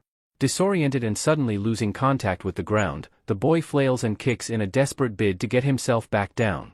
In her adrenaline-fueled panic, Ochako accidentally lets the boy rise a bit too high, only realizing this when he starts going through the leaves of the trees above. Release. The leaves and branches manage to break the boy's fall, but evidently they didn't do enough. Ochako watches, stupefied, as the boy hits the ground with an audible thud, and doesn't get up again. For a moment, all is silent. Well, Sheet, Hitoshi, ever so eloquently, summarizes the entire situation. Back in the stadium, present Mike winces, "Ooh, that's gotta hurt." Hopefully, Hasegawa Kojiro from Class 1C isn't too banged up by that fall. With his microphone off, Aizawa leans over to Oboro, who is sitting alongside the two men in the announcer's booth. "Press that button over there. It activates the Medibots at ground Omega." Oboro immediately acquiesces, pressing the mentioned button, which automatically starts up 2 pairs of Medibots stationed within a holding site in the forest. Thankfully, Medibots are on their way. With a bit of luck and some grandmotherly care from our one and only recovery girl, Hasegawa-kun will be as right as rain in no time. Hitoshi and Ochako remain frozen where they stand, unable to move from the sudden, brutal end to their fight. They only come back to their senses when the Medibots show up a few minutes later, and carefully lift the 2 unconscious general education students onto 2 stretchers. They watch the robots hover away with their cargo, and only then do they turn to each other. "Shall we go?" Ochako suggests. "I guess we should," Hitoshi replies quietly. With their items securely stored away, the pair backtrack towards the gate. They don't encounter any other participants during their trek back, and make it to the gate undisturbed. There are about a dozen students already gathered, milling around the gate and waiting for the round to come to an end. Midnight sees their arrival, and goes up to them. "Hello, children. Do you have your items?" Hitoshi produces the fidget spinner, and Ochako the silver key. "Noted, and passed." Midnight cracks her cat o' nine tails. 2 more items have been declared. There are now only 15 items left. Once given the clear, Hitoshi and Ochako spot Nito and Fumikage standing a little further off. They quickly join them, relieved that 2 of their friends had passed the first round. "You 2 were spared from the darkness of defeat," Fumikage remarks. "It relieves us immensely." "Yeah, but not completely unscathed," Hitoshi replies. "We were attacked by 2 Gen Ed students who wanted to steal our items. We managed to deal with them." Ochako rubs her arm. "I just hoped I didn't cause that boy too much hurt." "Yeah, we heard from the grapevine," Nito says. "I personally think you shouldn't dwell too much on it. They did try to attack you in the first place. If anything, falling from the height of trees is the least he deserves." Ochako decides to accept the blonde's words for what they are, moving to a different topic. "Izuku and Inaku are not back yet?" "No, our compatriots are still fighting against the grimness of uncertainty." Fumikage shakes his head. "I can only hope that they manage to come through soon, given how few chances are left." If Izuku were to say that he wasn't even the slightest bit worried, then he will be lying. An announcement had been made not too long ago that only 1 item remains buried in the forest, which means the likelihood of him getting to the next round has drastically shrunk to a negligible possibility. Inasa had already procured an item, a golden pendant with a 4-leaf clover on it, but he had insisted that he will not leave Izuku's side until the redhead finds an item of his own. Not even Izuku arguing that Inasa is putting himself at risk of being attacked by another participant made the towering hunk budge. Inasa simply said that he will blow the attacker away with his winds if they dared to get too close. It is a tense silence that envelopes the pair, save for Izuku's metal detector. With one ear, they listen for any sign of something buried underneath, and the other for the fateful announcement that the last item has been declared, thereby closing the door towards the second round definitively. Izuku has lost track of time at this point, his mind tunnel vision towards finding that last item on the list before anyone else. He had, unfortunately, dug up 3 more false items earlier, which didn't help to ease the rapidly building up of anxiety in his stomach. He is not religious by any means, but Izuku is in real need of a miracle or divine intervention at this stage. And then, it seems that a deity heard his prayers. His metal detector's alarm goes off, and immediately, the shovel is out and the earth is broken into once more. After some digging, an item is unearthed. It is not a metal box.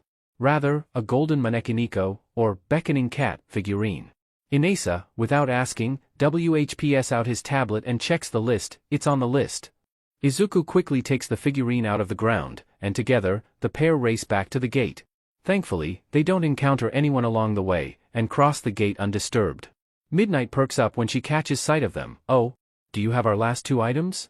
Izuku and Inasa produce the figurine and pendant respectively.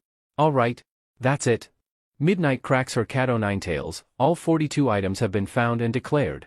The first round is now over. A huge fanfare of orchestral music erupts from somewhere, and confetti bursts out from the gate. Midnight produces a microphone, which Izuku believes is connected to the sound system which produced the announcements in the forest. All remaining students, please return to the gate. The first round is over. I repeat, all remaining students inside the forest, please return to the gate. Thank you. Izuku and Inasa quickly spot their friends, and hurry to them. You made it. Ochako exclaims, relief palpable. For a moment, I thought you two would be eliminated, Nito states.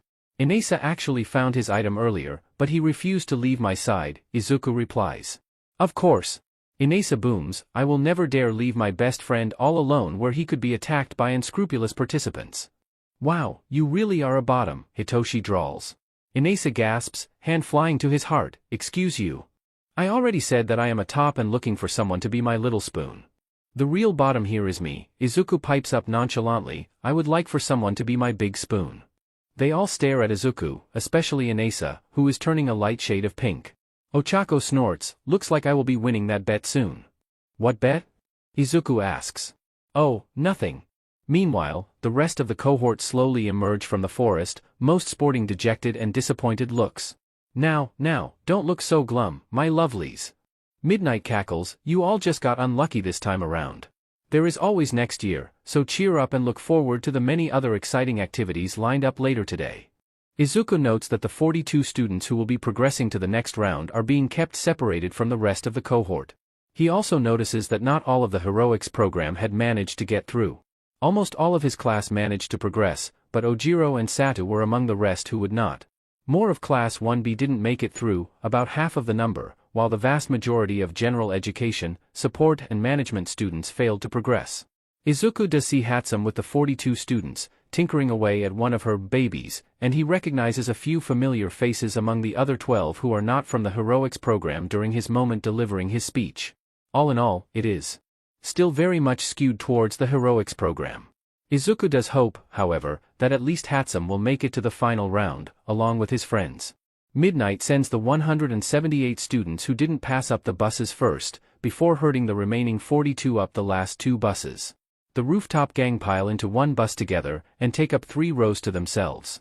What do you think the second round will be? Ochako wonders. Not a clue, Hitoshi replies, although, I suspect that it will involve the items we dug up. Izuku glances down at the cat figurine in his lap. Maybe a hint of some kind? Nito proposes. Or perhaps a commonality, Pheonix suggests, and explains when all eyes turn to him. While we all paired up during the first round, we cannot rule out the possibility of the second round being some kind of group task. Anyone could have gone alone during the hunt, so putting the remaining 42 students into groups would be a sensible idea. It would be, Izuku agrees, unless that is what they want us to think. Oh? Going into conspiracy mode. Hitoshi half-jokes. Several rows behind them, Shudo straightens up slightly. It is rational for the second round to be some kind of group-based task, Izuku states, however, this is UA, and they have a propensity of leading people on and then doing a Houdini on them at the last moment. They might want us to assume that the second round will be a group task, when it is actually something else altogether. Nito opens his mouth to say something, but hesitates for a moment. He then admits, that does sound plausible. Ever the diplomat, Ochako shrugs, I mean, we won't find out until we reach the stadium? And, frankly, that is all they can do about it. When the buses finally return to the stadium, the 42 students are sent off to the field. They arrive to raucous cheers and deafening fanfare. Welcome back, students. Present Mick's voice came over the air, congratulations on passing the first round. But don't think there will be any let up. We are going to move on to the second round. Take it away, Midnight. On it, Mike. Midnight appears on a raised stage, the screen and lever once again making an appearance alongside her. She cackles, I wonder what it will be? Midnight pulls the lever, and the slot machine runs again. It stops several moments later, and Midnight announces, the second round will be laser tag. The slot machine disappears from the screen. But this won't be any ordinary game of laser tag. Midnight continues, not only will this be a test of your wits, reflexes, and strengths, but that of fate too. The screen then produces a table.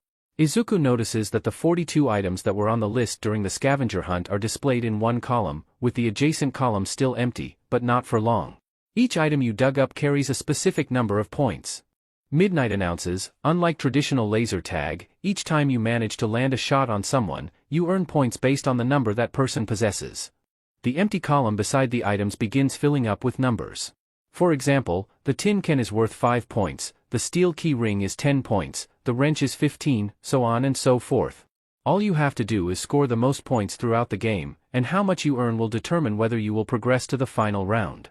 Which makes sense, Izuku thinks. Having a point system will certainly make this game of laser tag more interesting, especially since the traditional game would only have one person left standing in the end.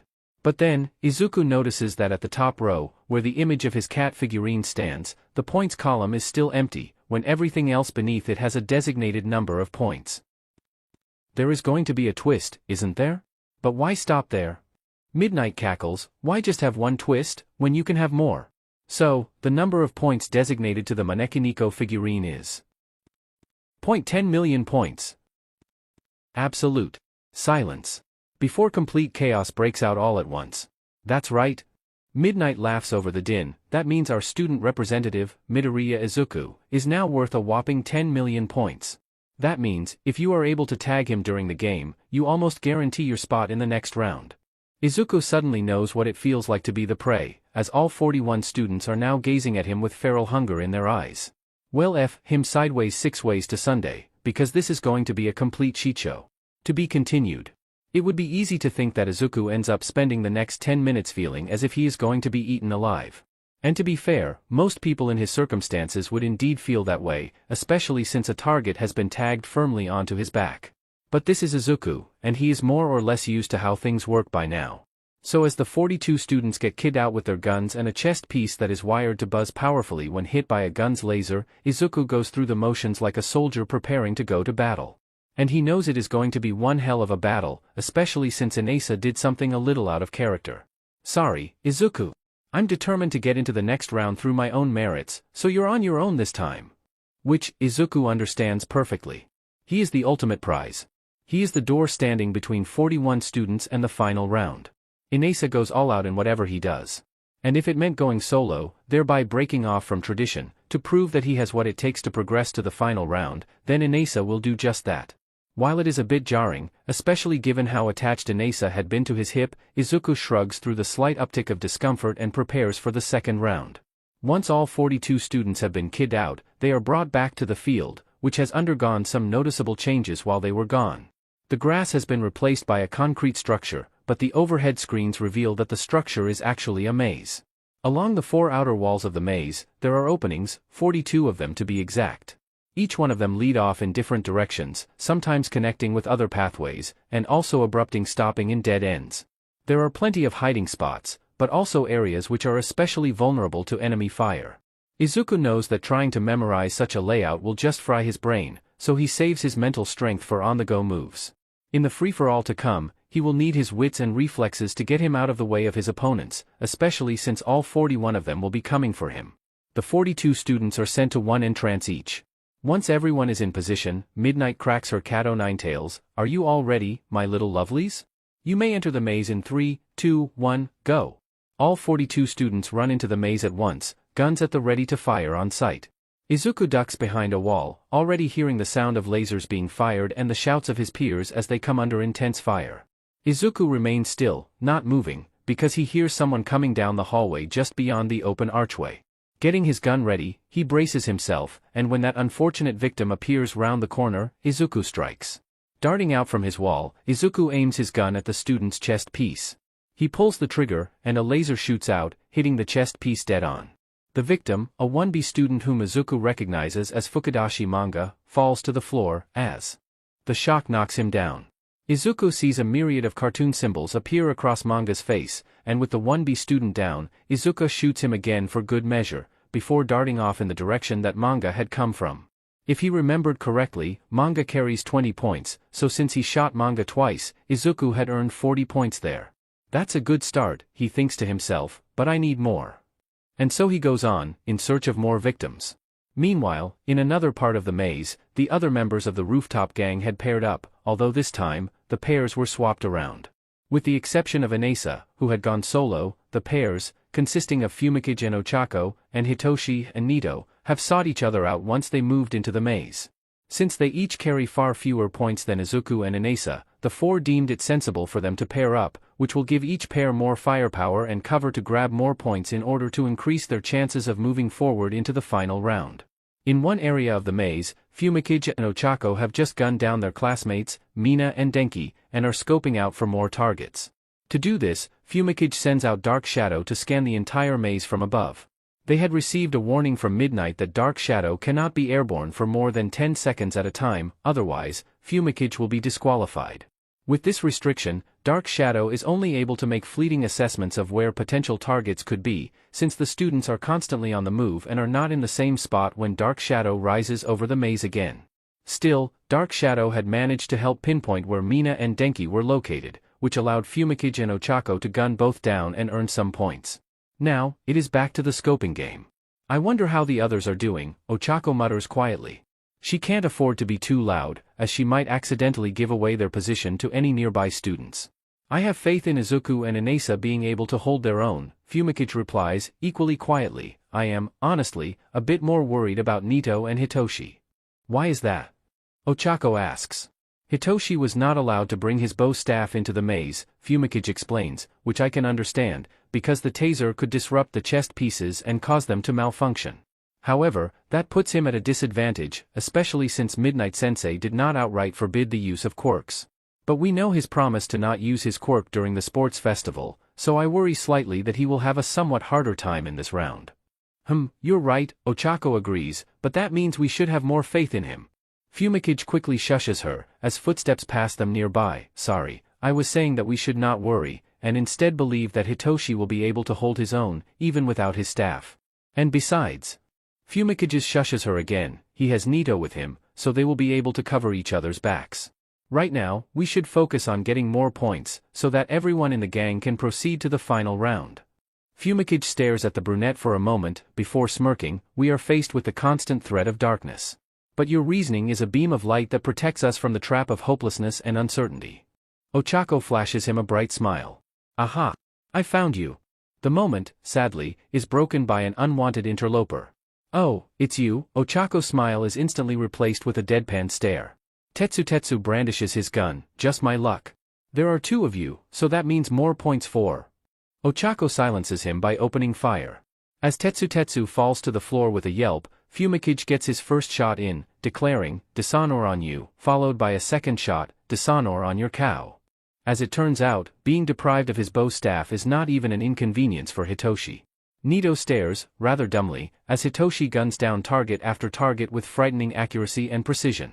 Even surprise attacks don't faze him, courtesy when some random Gen Ed student jumped the pair and Hitoshi merely took him out with a blow to the head and firing a shot at the chest piece. What the? My mum goes to the shooting range regularly, Hitoshi replies with a shrug. She takes me along when I have the time. And it's not the kind where you just fire at stationary targets. There is a similar maze at the range, and the targets move like actual humans. Guns aren't legal to carry on your person, Nito points out. Which is why you don't see me carrying one around, Hitoshi drawls, pausing to shoot another target before continuing. Plus, I don't tell anyone this. I won't give them more ammo to use against me. It's bad enough that people see me as a villain in the making. The last thing I need is to also be equated with those gun-toting, trigger-happy Americans who are emboldened by a political party who, till this day, prioritizes a centuries-old piece of paper over innocent lives. Nito blinks. DMN, I still felt that even though it wasn't targeted at me. In all honesty, Izuku has not been keeping track of how many points he has been accumulating. His entire focus is centered on not getting shot by anyone.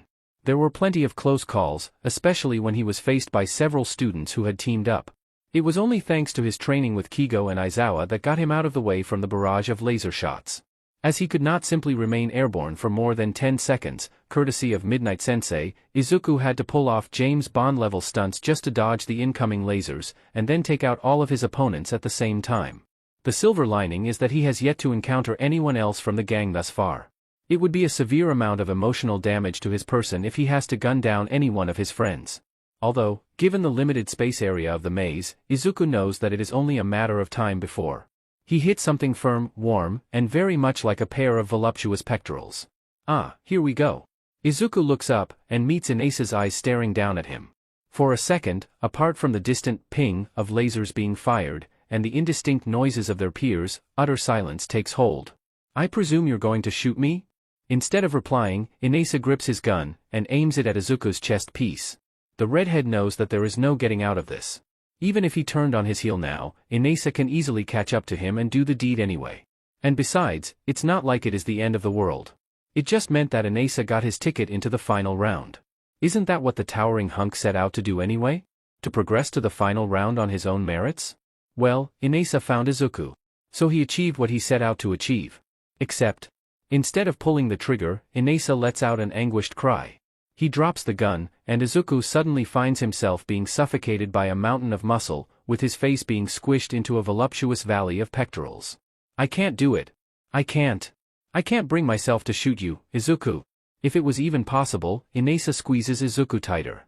Despite the very real recurrence of asphyxiation, he can't die, Izuku reminds himself. Izuku wiggles a hand free to pat Inasa on the arm. It's not real, Inasa. It's not the same as firing an actual gun. I can't see that. Inasa wails, it just feels so wrong to point a gun at you. One might think that this is just an over-exaggeration, that Inasa is being too dramatic for the situation. But Izuku understands. Again, one cannot look away from the fact that Izuku cannot die. His quirk resurrects him each time he dies. But Inasa had been the reason why Izuku died over and over that fateful night, and come morning, revealed the horrifying and heartbreaking truth that Izuku is effectively immortal. And yet, despite Izuku's inability to die, and the gun incapable of actually leaving permanent damage or harm to his person, the idea of aiming something that greatly resembles a deadly weapon at Izuku, his closest friend that Inasa has ever had, because honestly, people can get weirded out by loud and in-your-face type of individuals like Inasa, while also being reminded that Izuku can never die and will watch Inasa pass on without him, is simply too much for the towering hunk to bear. Honestly, Izuku expects Inasa to break out into tears at this rate. Right now, he needs a distraction. You know, Hitoshi may be right. What about? That you really are a bottom. Inasa goes silent for a split second, before letting out the most offended gasp Izuku has ever heard, both in person and on text. Excuse you? How dare you? I am a raging top. Not a bottom. Izuku gives Inasa a look over. As a fellow bottom, I think you fit the bill quite nicely.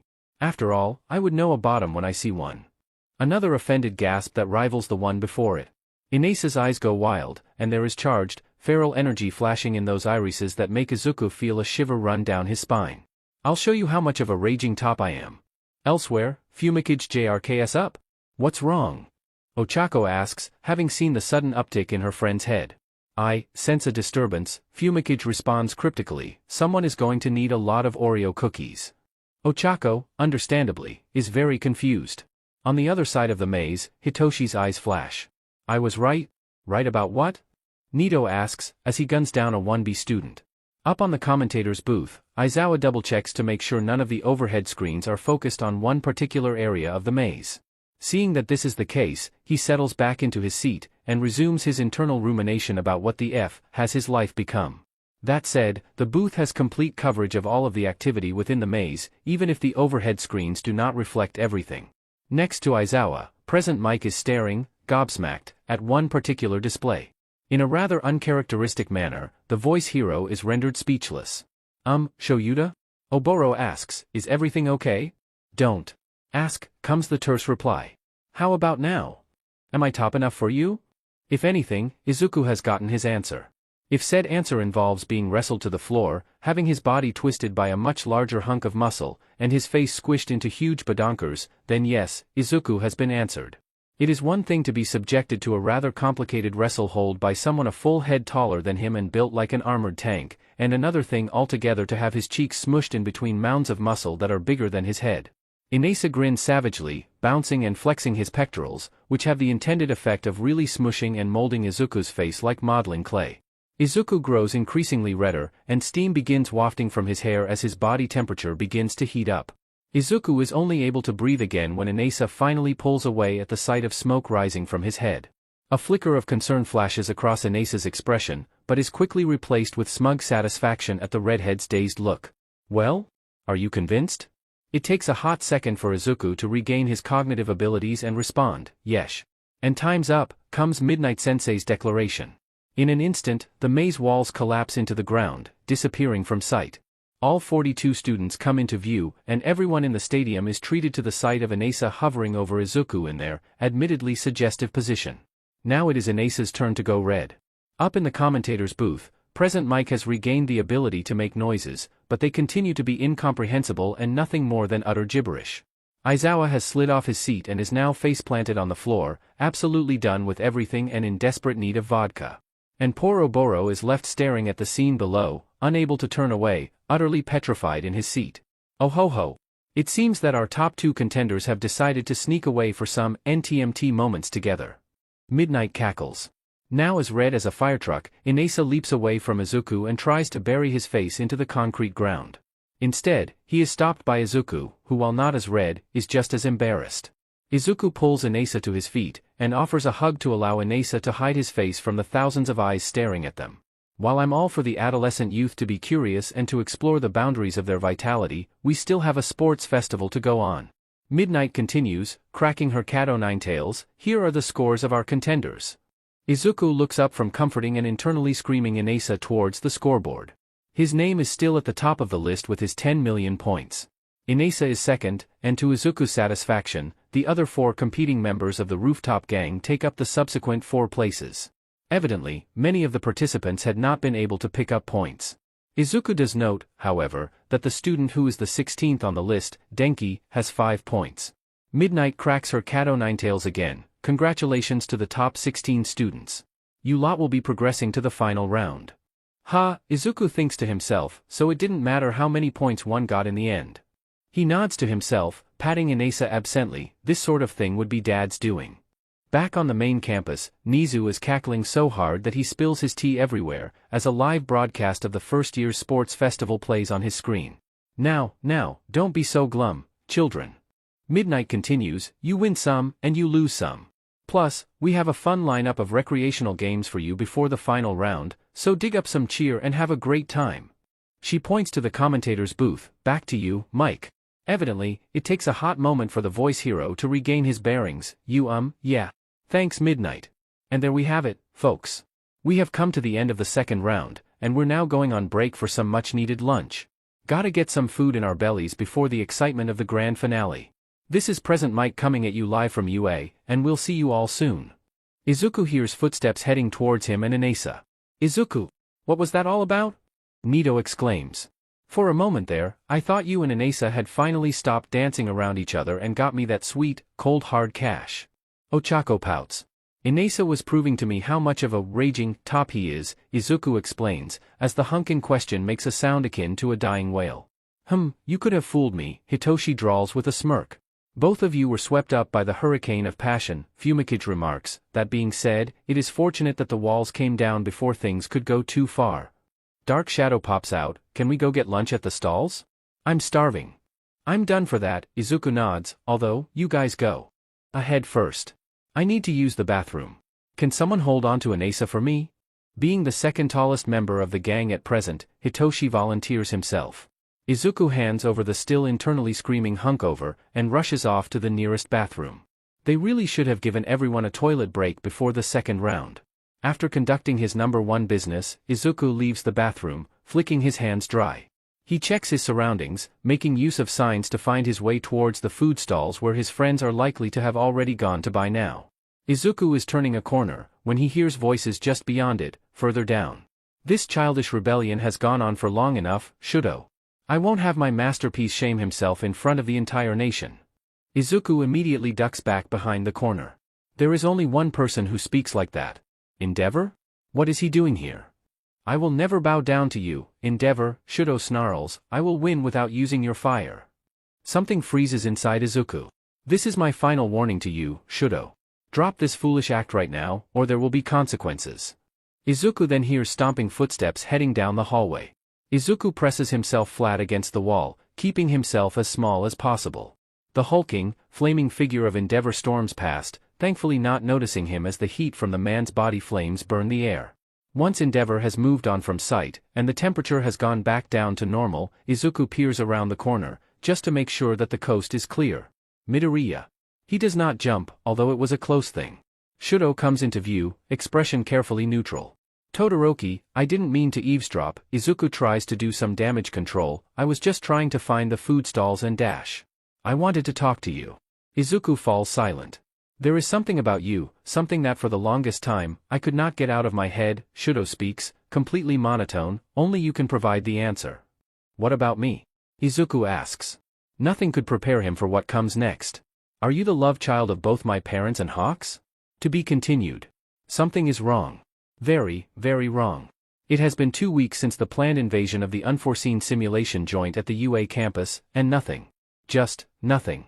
No word from his pawns. No word from Tamura, or Kurojairi. It was clear as day, they never made it back. Which does not make sense. Dr. Garaki had informed him of the failed invasion, how all of the fodder that Tamura had amassed in the days leading up to the invasion had either been apprehended, or sent to the hospital for a myriad of injuries.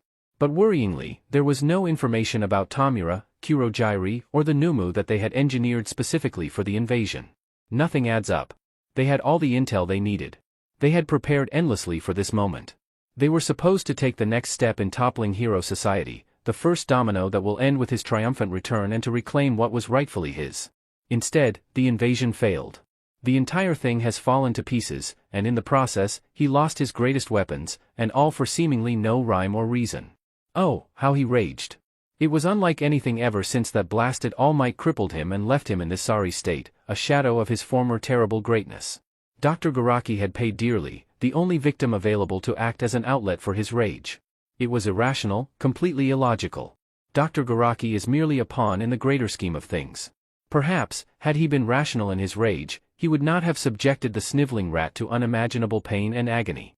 His rage should have been reserved for whoever it was that took his greatest weapons away from him, and it could only have been someone at the USJ. That was the last time anyone saw Tamura, Kurojairi, and the Numu. The problem is, there were so many people in the USJ during the invasion, and anyone who could have the answers he sought are either locked up or under UA's protection. So he took out his rage on the doctor. The sniveling rat scampered out his sight as soon as he was granted mercy, leaving him to stew in his boiling emotions. Whoever it was that took his weapons away, they will pay.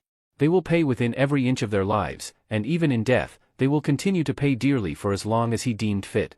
Because of their meddling, he has been set back decades.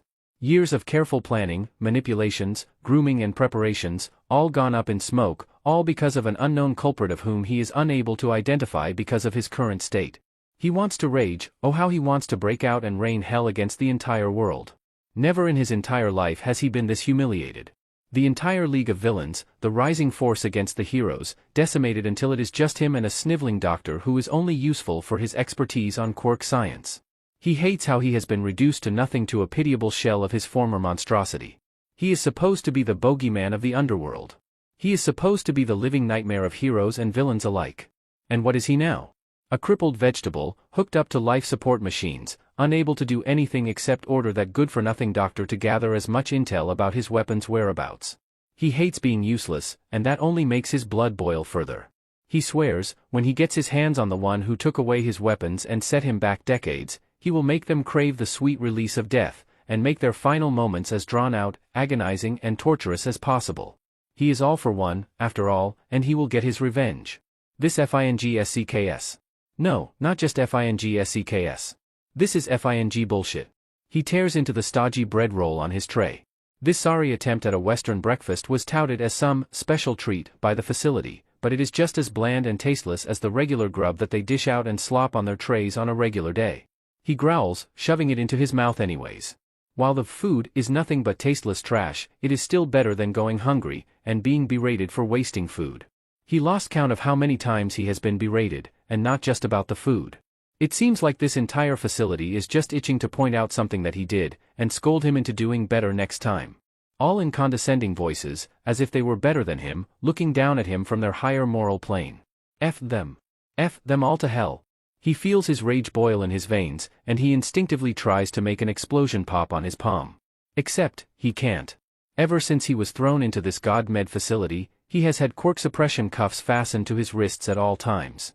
They were specially designed for criminals within the justice system, made to be tamper-proof, waterproof, fireproof, just about proof to be completely indestructible, and unlockable by a special key that only security personnel possess. They always claimed that this is not a prison. A rehabilitation facility like this one does not carry the same connotations as a regular prison. Oh yeah? Then what about the cells? The terrible food? The quirk-suppressing cuffs? And the guards that patrol the entire facility with tasers and batons? Fing bullshit. They should just call it for what it actually is and stop Fing sugarcoating things. And it's not like whatever rehabilitation that goes on here actually Fing works. Every day, he gets up at a set time when his cell door is unlocked, along with all others in the facility. After a bland breakfast, there is washing, and then a series of therapeutic activities to keep inmates like himself occupied and not idle, because apparently, being idle leads to dangerous and harmful thoughts, which then results in dangerous and harmful acts against self and others. Again, just a whole lot of Fing bullshit. These therapeutic activities are nothing but forced labor. While each day has a different set of activities, they can all be summed as menial work that no one can get out of. He had seen another inmate being tasered multiple times and dragged away by security personnel when he made a fuss, and while he is also frustrated by the consistent dullness, he still has the brains to not act out. Being tasered once was more than enough. On top of these therapeutic activities, there are sessions for counseling and group therapy, supposedly run by professionals. Fing bullshit for the third time. He only had to go for one such session to immediately write off these professionals as nothing more than quacks. All of their trash like deep breathing exercises, identifying one's emotions, and finding common humanity in one's problems are just lip service to check off the list and make it seem like they are doing their jobs. F them all. He is not some insane lunatic that is just tossed into some asylum in the middle of nowhere to be forgotten about. He is the Fing best. He is supposed to be in UA right now, the heroics program. He should be on his way to become the number Fing 1 hero in this god-made country. And where is he now? In some dingy cafeteria, eating bland trash that they pass off as food, and forced to listen to the live broadcast of the UA Sports Festival. There are multiple television sets installed in the cafeteria, all encased within metal bars in order to prevent vandalism and damage. Each and every one is broadcasting the sports festival on full volume. Apparently, it had been another special treat by the facility, because the television sets usually just run a loop of motivational videos with overly cheery narration about how to be a better person and a functioning member of society. It was supposed to inspire the viewers about how they too can be like the hero hopefuls that are showing off their very best to the entire nation. Instead, all it does is rub in his face about how he is stuck here, forced to watch others live out his dream. Once he saw that Fing Deku on screen, delivering the competitor's pledge, he forced himself to look away, even as his rage boiled dangerously within him. It was that Fing nerd's fault that he is stuck here for the next 7 years. If only Deku had known his place and not gotten in the way, it would have been him on that stage, declaring he would become number 1. Instead, he is forced against his will to listen to Deku go on some pretentious speech about how the extras before him are the hope for the future, that everyone participating in the festival will form the pillars of tomorrow's peace. Another slap in the Fing face, because who cares about those Fing extras? Being a hero is all that matters, and he will never get a chance to become one, because by the time of his release, no hero school will Fing accept him. It is just another example of Deku looking down at him, even through a screen. And he can't blow up every television screen here, again because of the cuffs, and he will get tasered before he can even get to one. Stupid, Fing Deku, he thinks as he tears at his role again, it is all that Fing nerd's fault. He is supposed to be the winner. Not some loser stuck in this prison for the next 7 years. Oh, what he would do to get the F out of here and teach that Fing nerd a lesson. Just because Deku is now living out his dream, that won't save his useless but when he breaks out of here and comes for him. Just wait. Deku won't be looking down on him ever again by the time Bakugo Katsuki is done with him. To be continued. Are you the love child of both my parents and Hawks? What? Shudo's expression doesn't change. I asked you, are you the secret love child of Dash? I know, I heard you the first time round. Izuku interrupts, he pauses to take a deep breath. Todoroki, just, what the hell? Where in the world did that come from? Shudo remains unfazed. You have a flame quirk, you have wings, your hair is red, although not like Endeavor's, but still possible through combination with Hawks. You must surely be a secret love child. Todoroki, are you even hearing yourself now? Izuku waves his hands about. You do know how babies are made, right? Yes, I do know, Shudo responds evenly. Endeavor made sure of that. However, quirk science exists, no? There must have been a way for Hawks to combine his SPRM with Endeavors to create you. Realizing that this conversation is not going anywhere other than a downward spiral into insanity, Izuku sets the matter straight immediately. Todoroki, no. I am not the secret love child of your parents or Kigo. That's it. But you know Hawks personally, Shudo points out. Yes, but that is besides the point. Izuku rebuffs, I am no one's secret love child. I just happen to have a pyrokinetic quirk like your father. The only response Shudo gives him is a slight dip of his lips, which Izuku interprets as the dual quirk teen not being completely convinced about his declaration. Izuku sighs, listen, is there anything else that you need me for? My friends are waiting for me, and I'm starving to death as we speak. Shudo gives him a deeply scrutinizing look, before speaking, your quirk is like an affront to me. Izuku forces himself to not react, what do you mean? I should know, Shudo looks, conflicted. I should know that they are not the same. Your flames are used for good. You are able to heal, and to protect others. His flames, they only destroy. Endeavor, he destroys everything around him. Todoroki, what are you saying? Izuku asks. The dual quirk teen appears to force himself back into cold neutrality, before asking, have you heard about quirk marriages? Hey, what is taking Izuku so long? Hitoshi wonders. Maybe there was a queue at the bathroom? Nido proposes. Unlikely, only the ladies' bathroom have queues. Ochako shakes her head, something must have held him up. Well, I hope he gets here soon. Inasa booms, otherwise, his food will get cold. You know he can just heat it up again, right? Hitoshi points out. Inasa is just afraid that the food he got for his boyfriend with his own money will get cold. Dark Shadow pipes up, Inasa is afraid that Izuku will accuse him of being a bad boyfriend. The towering hunk splutters, we're not boyfriends.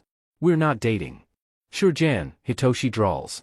Then how do you explain that little tryst during the second round? Nido smirks. I was just. Inasa is growing increasingly red, and steam is beginning to puff out of his ears. The knowing looks and smirks from his friends are not making things any easier for the hunk, and he is in real danger of exploding from sheer embarrassment. Fortunately, or unfortunately, Inasa is spared from such a fate by the timely arrival of Izuku. Ah! Izuku-an, you're here. What took you so long? Ochako asks. Wordlessly, Izuku sits down next to Inasa, staring emptily at the table. Izuku? Nido waves a hand in front of the redhead, is everything okay? Yeah, you look as if you were just told that Kigo-san is not really a hero and is actually a double agent for the League of Villains, Hitoshi remarks. It takes a second for Izuku to respond, I always knew that Endeavor was a piece of shit. But what about the flaming garbage bin? Ochako presses. Izuku slowly recounts what Shudo told him in that hallway, sparing no detail but keeping his voice low so that nobody else around their table can eavesdrop on what is being laid out before them. The group of friends grow increasingly pale and horrified as sordid detail after detail is dropped, starting from how Endeavor's ambitions to surpass All Might made him stray into the darkness of illegality, buying a woman from an impoverished family in a quirk marriage and forcing her to give BRTH to the perfect heir. Never mind that her first 3 children were not the heir that Endeavor wanted. They were all cast aside when Shudo was finally born. As Endeavor's perfect masterpiece, Shudo was subjected to inhumane torture since he was 4 under the flimsy disguise as quirk training. Anyone who tried to intervene was horrifically beaten by Endeavor, who never once let up against Shudo. The deterioration was swift. Shudo lost his eldest brother, and he got his infamous scar when his mother, broken by Endeavor's abuse, was triggered by Shudo's left side and threw boiling water onto the boy's face, resulting in her being institutionalized at the city's psychiatric ward. That is just so effed up, Nido summarizes once Izuku is done. That explains a lot, actually, Hitoshi mutters to himself, looking incredibly disturbed. Poor Todoroki-kun, Ochako sighs, as Dark Shadow whines in solidarity. The flame hero pretends to be an agent of light, only for his true darkness to be even worse than what we already knew about him. Fumikage crosses his arms. Inasa, however, isn't completely convinced. Are you sure that is the truth? Is he making it all up to throw you off your game? Izuku shakes his head. Before Todoroki confronted me, I eavesdropped on Endeavor speaking to him. His words were very concerning, which gives credence to everything Todoroki revealed to me. Plus, that burn scar on Todoroki's left side is real. I've always felt the urge to heal it, and my eyes became heavy at the back. And also, Todoroki's history is too convoluted to make up on a whim, and a quick news search can easily prove that his mother had been institutionalized. I would know, because I did it on the way here. Silence follows for a long moment. Then, what do we do with this information? Hitoshi asks. We keep it to ourselves for now, Izuku replies firmly. Todoroki told me everything in confidence. The last thing anyone needs is word getting out. Plus, any leaks will prove detrimental should an investigation into Endeavor's history take place. And I presume you are going to get an investigation set up? Nito asks. At least, my dad will get one started, Izuku confirms. I will speak to him about this later. In the meantime, keep whatever I said to yourselves. Got it. The group nods in assent. Good, now if you'll excuse me, I need to de-stress. Izuku does this by climbing into Inasa's lap, and faceplants into the latter's pectorals. Izuku sighs deeply, and does not move for a while. Well, that's one way to break the tension, Hitoshi remarks, as Inasa grows progressively redder, but makes no move to get Izuku off his chest. We're back. Coming to you live from the UA Stadium, we are about to commence with the final round of the sports festival. The stadium erupts with an excited roar. Rockin'. Let's head on over to midnight. What will the final round be? Well, dear viewers and listeners, we are about to witness our final 16 students go plus ultra on each other. The R18 heroine cackles. That's right, it's time for 1v1 battles. The screen behind her lights up with a display. Starting with our 16 lovelies, the winning contestant will face off in the quarterfinals and so forth. The numbers will have each time until we have our finalists who will battle for the top prize. I can already tell this is going to be one hell of a thrilling spectacle. I'm already feeling charged up, and I hope everyone here and watching on their screens are also feeling charged up, because things are about to get absolutely wild and crazy. To prove her point, the audience roars like a herd of hungry lions. Oh, that just sent a shiver up my spine. Midnight coups, now let's not keep our first pair waiting for much longer. I'm sure all of you are positively dying for one-on-one action. Let's get the show on the road, Mike. Thanks, Midnight. Now, without further ado, put your hands up for our first two fighters. It is very much clear to Izuku that all of this was planned beforehand. He got a chance to look at the match brackets before the start of the final round, and the fact that he and Inasa are being kept as far separate as possible in the lineup is undeniable. Obviously, it was an attempt by UA to hype up the ante. To raise the tension between two potential rivals/lovers and to see who will triumph over the other. It adds to the entertainment value, and of course this is exploitation. If one wanted to be cynical, Izuku and Inasa have been reduced to characters in a story about rivals who may become lovers, forced to fight in a battle to the end in front of the entire nation. But in all honesty, Izuku sees it as all good fun. While he is not a fan of showing off or looking good for the cameras, Izuku sees this as there is a time for everything opportunity. If UA wants to showcase him and Inasa as a rival/lover story, then why not indulge in a little fun while at it?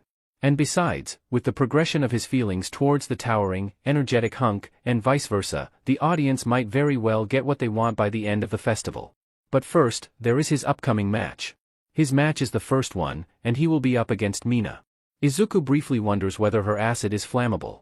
He never got around to test that hypothesis, so he will have to be careful when fighting against her. The last thing he wants is to set his classmate on fire by accident. Coming out of the West Gate is the queen of acid trips, Ashido Mina. And facing off against her is the glorified flaming chicken who is also our student representative, Midoriya Izuku. Izuku makes his way out onto the field, with his opponent at the other end. Midnight stands on a raised platform, a bright grin on her face as she fiddles with her cat o' nine-tails. May the best fighter win, Vice Prez. Mina calls out from across the field, to which Izuku nods in acknowledgement. Midnight cracks her cat o' nine-tails, stay clean, children. No funny stuff, otherwise you will be disqualified. You will lose if you go out of bounds, become incapacitated, or are no longer able to continue fighting.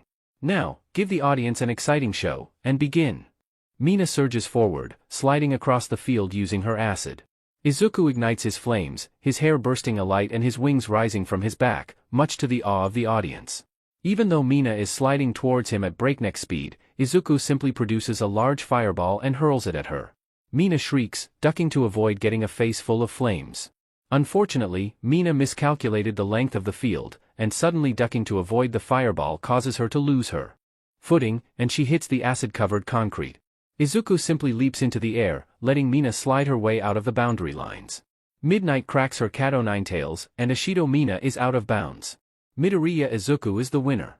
Coming to a stop, Mina pops up with a gasp, and then pouts when it hits her. Ah, that was so fast.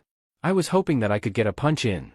Izuku lands before her, and helps Mina to her feet. You win some, you lose some. Perhaps you'll get your chance during the next class spar. Mina's pout remains, but her eyes shine good-naturedly. You owe me one, Vice Prez. I'll keep that in mind. As both students leave the field, Present Mike takes the air. Now, if that seems a little fast, that is entirely on purpose. You might notice that the field is a circle, and not the traditional square or rectangle. Not only does that reduce the total area of space that one can fight on, it actively discourages stamina-based tactics. So take note, students, you can't rely on speed or outlasting your opponents to get ahead. After all, we aren't plus ultra for nothing. The field is quickly cleaned of all remaining acid residue, and prepared for the second match. Hitoshi is up next against his classmate Tetsu. Stepping onto the cleared field with his bow staff, Hitoshi eyes his opponent lazily, tapping his staff against the concrete. Tetsu, on the other hand, appears to be pumping himself up, cracking his knuckles and taking quick, deep breaths. When Midnight sets them off, Tetsu roars, activating his quirk and racing towards Hitoshi. The insomniac rolls out of the way, leaping to his feet and honing in towards Tetsu. The steel quirk teen grins, and races to meet Hitoshi, metallic fist raised to deliver a devastating punch in the hopes of a quick knockout. Unfortunately, Tetsu fails to see the tip of Hitoshi's bow staff spark with electricity. Hitoshi drives the staff into Tetsu's chest, and while it wouldn't have done much damage since the latter had turned his chest into metal, Hitoshi unleashes the most powerful setting of the taser upon his classmate. The air crackles with electricity, and Tetsu screams as he is viciously electrocuted. Hitoshi pulls the staff back before long. He doesn't want to accidentally kill his classmate, and uses the staff to wipe Tetsu off his feet. Too dazed and reeling from the electricity coursing through his body, Tetsu hits the ground with a loud crash. Before he can register what just happened, Hitoshi slams a foot down on his chest, with the taser end of the staff jabbed dangerously over his heart. Yield, Hitoshi demands. Tetsu instantly gets the message. I yield. Just get the F off of me, man. Hitoshi steps off him, and pulls away the staff. He bows respectfully, and turns on his heel towards the gate which he had come from. Tetsu admits defeat. Shinso Hitoshi moves to the next round. From there, the rest of the matches progress in relatively quick fashion. The third match sees Shudo go up against Shiro Hanta. The duration of that particular match almost rivals Izuku's match against Mina in terms of how quickly it concludes. Hanta barely gets to send his tape at his opponent, before Shudo simply incapacitates him with a massive iceberg. Up next, Ochako battles against Mashireo for the chance to progress into the second round. Unlike the previous matches, this one takes somewhat longer to conclude, as Mashireo proves to not be an easy opponent for Ochako. Years of martial arts training definitely ensures that Mashireo is not eliminated immediately. However, where there are set rules in how martial arts should be executed, they do not take into account the tenacity and determination exhibited by Ochako.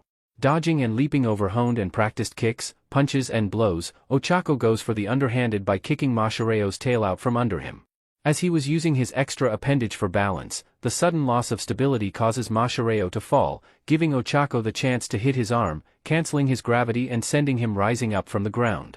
Ochako then grabs Mashireo's tail, throws him, and releases her quirk right after. Mashireo is suddenly propelled out of the field, and the match ends with Ochako's victory. Subsequently, Pheonix goes up against Momo, who takes advantage of the latter having to spend time creating weapons out of her own body fat, and directs Dark Shadow to knock Momo out of bounds before she could properly create something that can be used against the sentient quirk. It is a swift victory for Pheonix, although judging from how Momo leaves the field trying desperately to hold in her tears, she is not taking her loss well. Up on the stands, Izuku notices his superior's distress, and makes it a note to speak to her about it later. Right now, he focuses on the next match, where Nito is coming up against Yuga. Going up against a long-range fighter like Yuga proves to be a unique challenge. Nito appears to be on the defensive almost immediately, with Yuga firing his naval laser continuously, forcing him to dodge, dive and roll out of the way in order to not get blasted out of the field.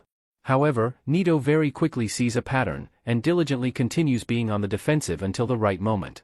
That moment comes when Yuga curls into himself, as the backlash from using his laser repeatedly in quick succession hits like a tidal wave. Seeing his one and only chance, Nito surges towards the blonde, picks him up with both hands, and pretty much eats Yuga out of the field, securing his passage into the second round. Up next, the only support student to make it into the final round, Hatsum Mei, faces off against Denki. Mei is decked out in all manner of support equipment, and in Izuku's eyes, she looks like a walking advertisement for all things support equipment. In fact, the entire match turns into an infomercial on what to do when faced against an onslaught of dangerous amounts of electricity. Denki foolishly underestimated the usefulness and versatility of support equipment, unleashing his signature move of 1.3 million volts upon Mei, who simply produces a baton which unfurls into an insulating shield. The electricity harmlessly passes over Mei, but does the expected damage of leaving Denki effectively brain-dead, bumbling around the field in a short-circuited daze. With Denki functionally incapacitated, Mei is declared the winner of the match, and both students are cleared off in preparation for the last match. Tenya faces off against Inasa, and the audience speculates about whether this match would also conclude extremely quickly. Those who think so are proven correct when before Tenya can even start his engines, Inasa simply blows him out of bounds with a powerful gust of wind that simply picks Tenya up like he weighs nothing. Inasa laughs uproariously as he is declared the winner, but Izuku notices that like Momo before him, Tenya appears to be taking the loss really badly. Izuku honestly cannot blame him. Just like with Momo, Tenya was unable to show off what he could do before he was eliminated. For a hero student, that is as humiliating and disheartening as it gets. He files another note to himself to also speak to Tenya if the need arises. With the first round of matches over, and with present Mike announcing a 15-minute intermission, Izuku gets up from his seat and goes in search of Momo, who has not returned to the 1A seating gallery since her match. He could not have foreseen what would happen instead. In an empty corridor, Tenya stumbles into a wall, pressing his hands against it in a bid to stabilize himself. His breaths come out ragged and shallow, as a lump obstructs the inside of his throat and chest. He heaves and hacks, trying and failing to dislodge the painful obstruction in his airways. Tenya has no idea why he is feeling this way.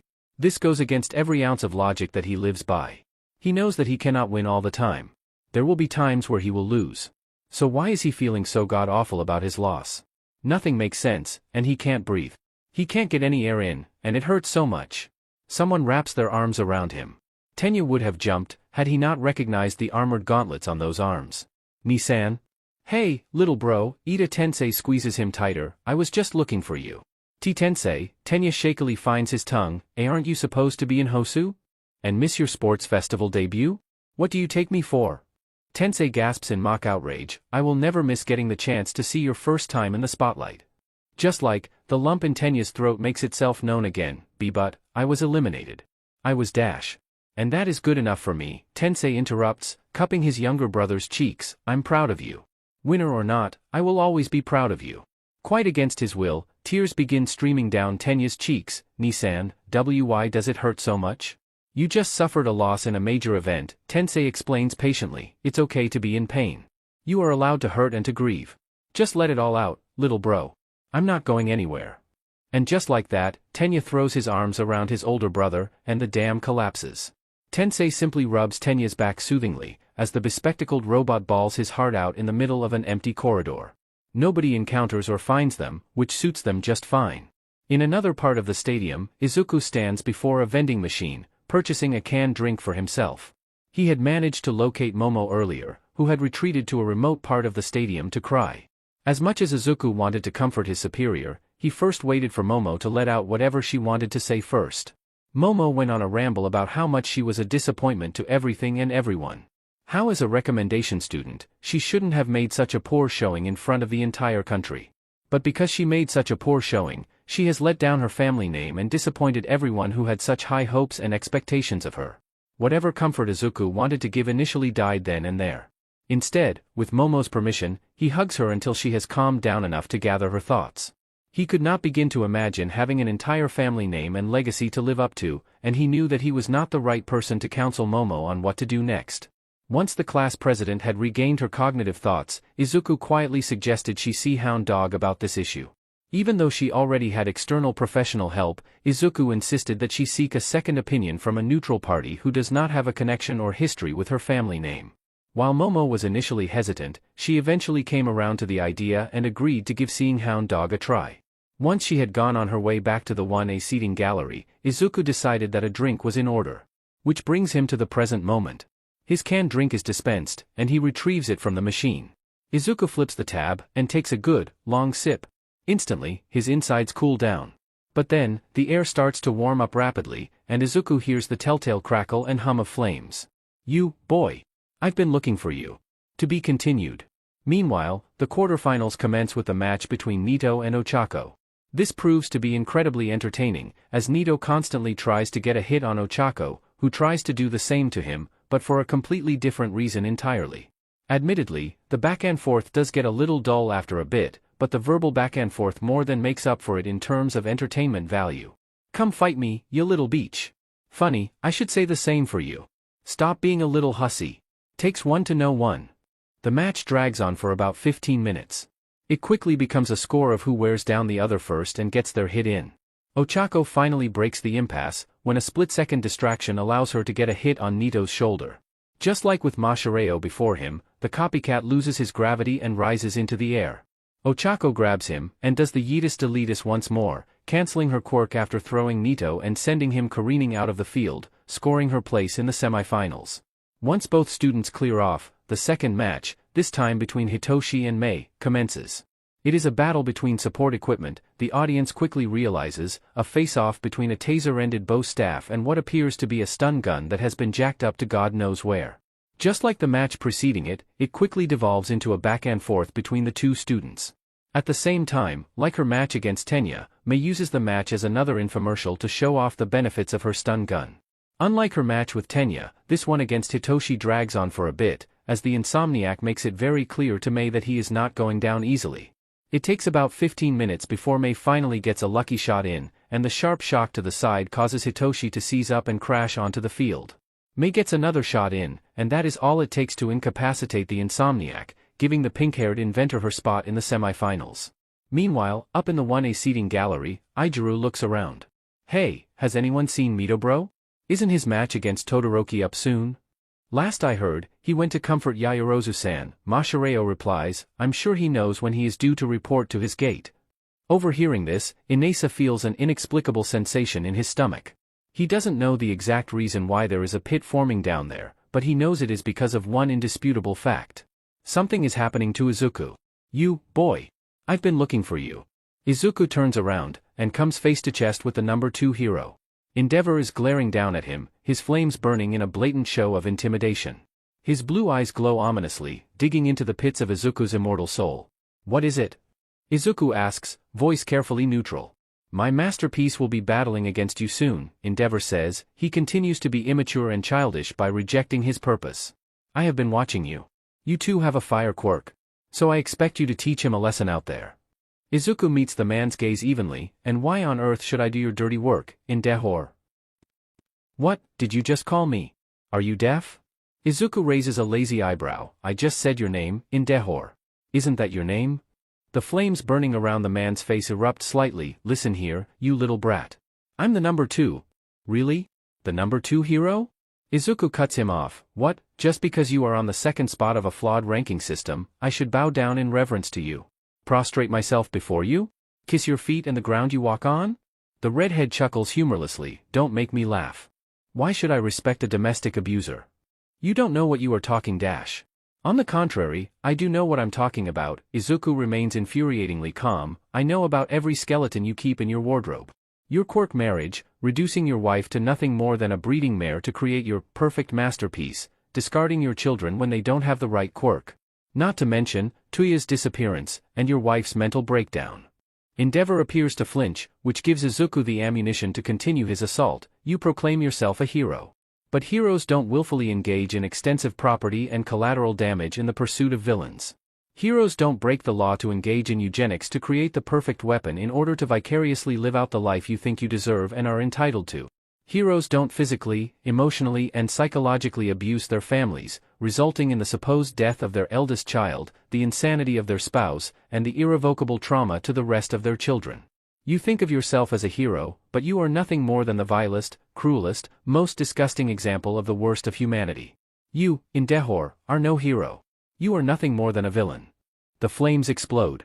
You insolent brat. Time slows down. Izuku sees the fist coming towards him. With strength he pulls from somewhere, he bats the fist aside like a tennis ball, and drives his foot into the man's groin.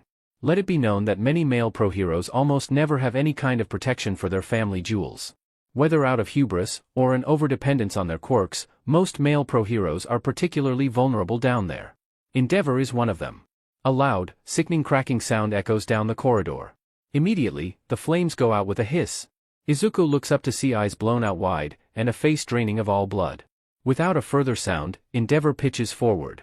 Izuku simply sidesteps away, letting the towering man crash onto the floor. He does not get up again. Izuku prods the prone figure with his foot, before deciding that it is no longer his business. And besides, if he is not mistaken, his match will be starting soon. Best get a move on, then. As he goes down the corridor, leaving the broken figure of Endeavor behind, Izuku raises his can to his lips, only to realize that the rest of his drink is gone. It must have evaporated from close proximity to Endeavor. Damn it, Izuku curses, tossing the can into a nearby trash bin. Endeavor. Alright. Is everyone ready for one of the most exciting matches we have today? Present Mike screams over the speakers. The spectators roar in affirmation. Rockin'. Now, without further ado, please give a searing hot welcome to the flaming chicken who has flown his way to victory thus far, Midoriya Izuku. Cheers and applause fill the air, as the redhead calmly makes his way out onto the field for the second time. Will our flaming chicken be hot enough to melt the frozen heart of one, as Ice King? Give it up for Todoroki Shudo. Izuku meets Shudo's gaze with an even look, which only makes the dual quirk teen even more annoyed. One can feel the tension in the air, a mix of heat and frost that rolls over the other in an uncomfortable mist. Midnight cracks her cat o' 9 tails, no funny business, children. Keep it clean and safe. Now, begin. Elsewhere in Muzutafu, in a grand, traditional-style mansion, siblings Todoroki, Fuyumi and Natsuo sit before a large flat-screen television, which is currently broadcasting the live coverage of the UA Sports Festival. Just like in the stadium itself, the air inside the sitting room is thick with tension. Once both siblings discover that Midoriya Izuku, who has a fire-based quirk, will be facing off against their youngest brother, they both find their stomachs giving way into bottomless pits of uncertainty and worry. Knowing Shudo's adverse reactions towards fire, both Fuyumi and Natsuo know that this match is not likely to end well for their youngest kin. Do we know anything about what Midoriya's quirk is like? Fuyumi mutters, nervously biting at a nail.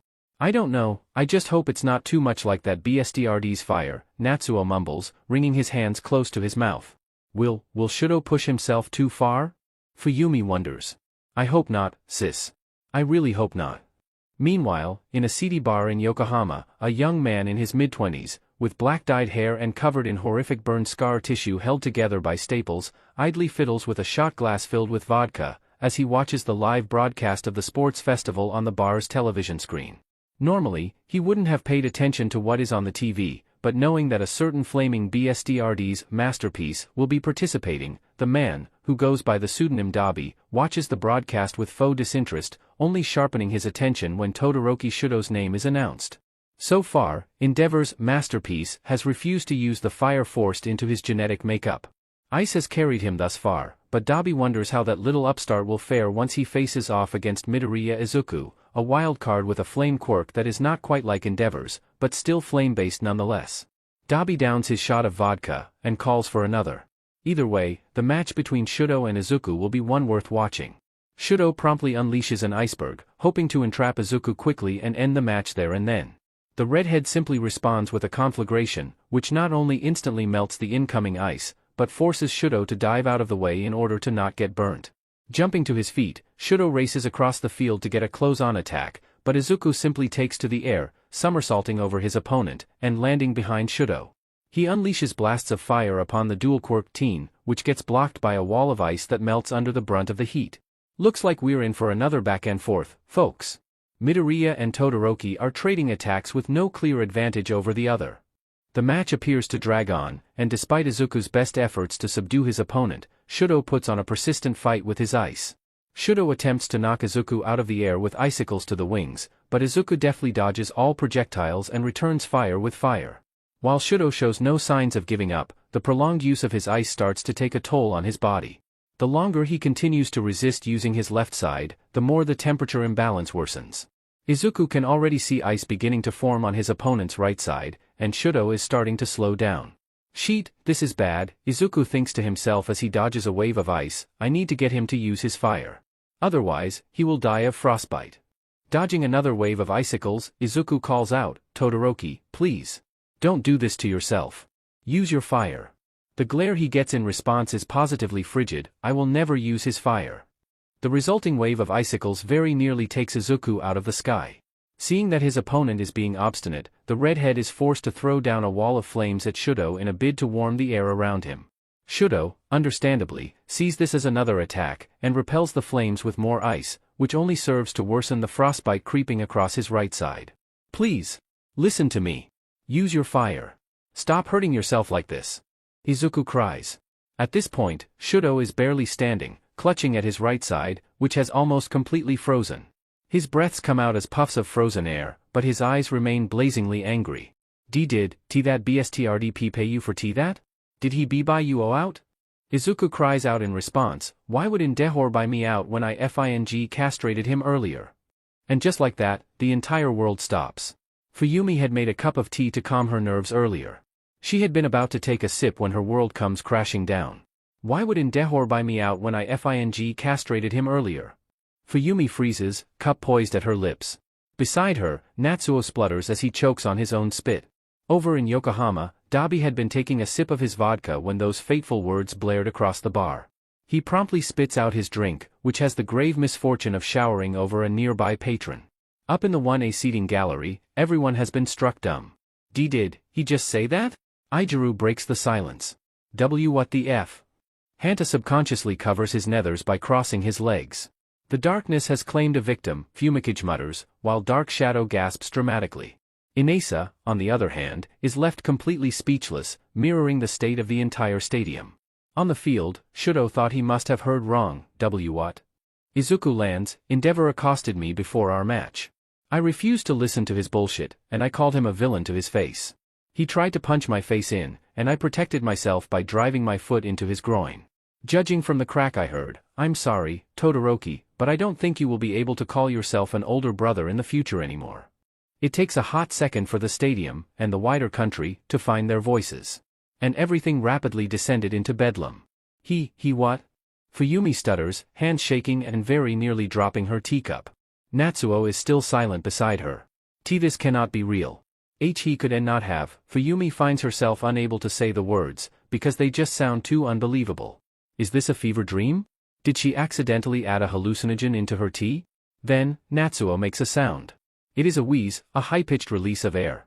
This is quickly followed by a giggle, then a chuckle, before rapidly escalating into full-blown laughter.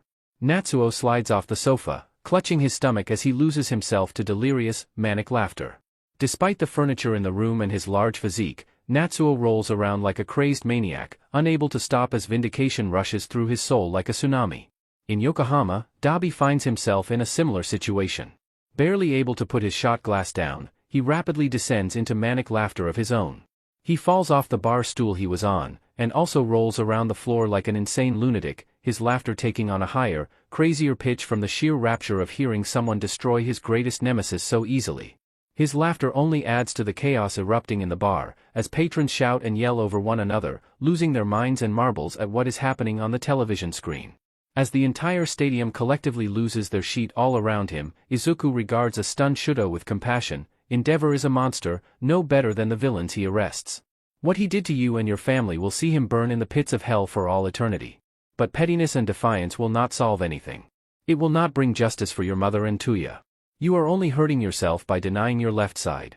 I know you never asked for that monster to pass fire onto you, but don't you see, Shudo?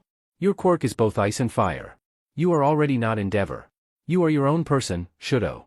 The dual quirk teen's breath hitches, but perhaps more so when Izuku crosses the distance between them, and unexpectedly hugs him. The entire stadium, and the wider country, all goes silent. Don't let that monster ruin your life. By denying the fire on your left side, you are playing right into his hands. It will only give him more ammunition to use against you. Use your fire, Shudo. Use your fire to save and protect others. That is the biggest FU you can ever give to that monster. Apparently finding his tongue, Shudo stutters, but dash. Shudo, it is your fire. Izuku tightens his hug. So long as you wield it, it is yours. You are your own hero. Only you can write your story. No one else, only you. Shudo's stricken eyes glisten, and quite against his will, tears begin to spill from his eyelids. His breath hitches, as emotion surges up like lava rising up from the magma chamber towards the surface. Steam begins to rise, growing thicker and hotter as more tears fall, and hitched breaths become barely controlled sobs. Let it all out, Shudo, Izuku whispers, show everyone your true power. It was the spark that ignited the explosion. With an almighty, liberating cry, Shudo erupts. A conflagration explodes, and fire spreads uncontrollably across the field. Immediately, the entire stadium is on their feet, shouting and pointing. Some are shouting for someone to save the two students before they are burnt to a crisp, while more are screaming their disbelief and awe at seeing the son of Endeavor, who up until this point had steadfastly been only using ice, erupt into flames. The chaos spreads beyond the stadium and out through the entire archipelago.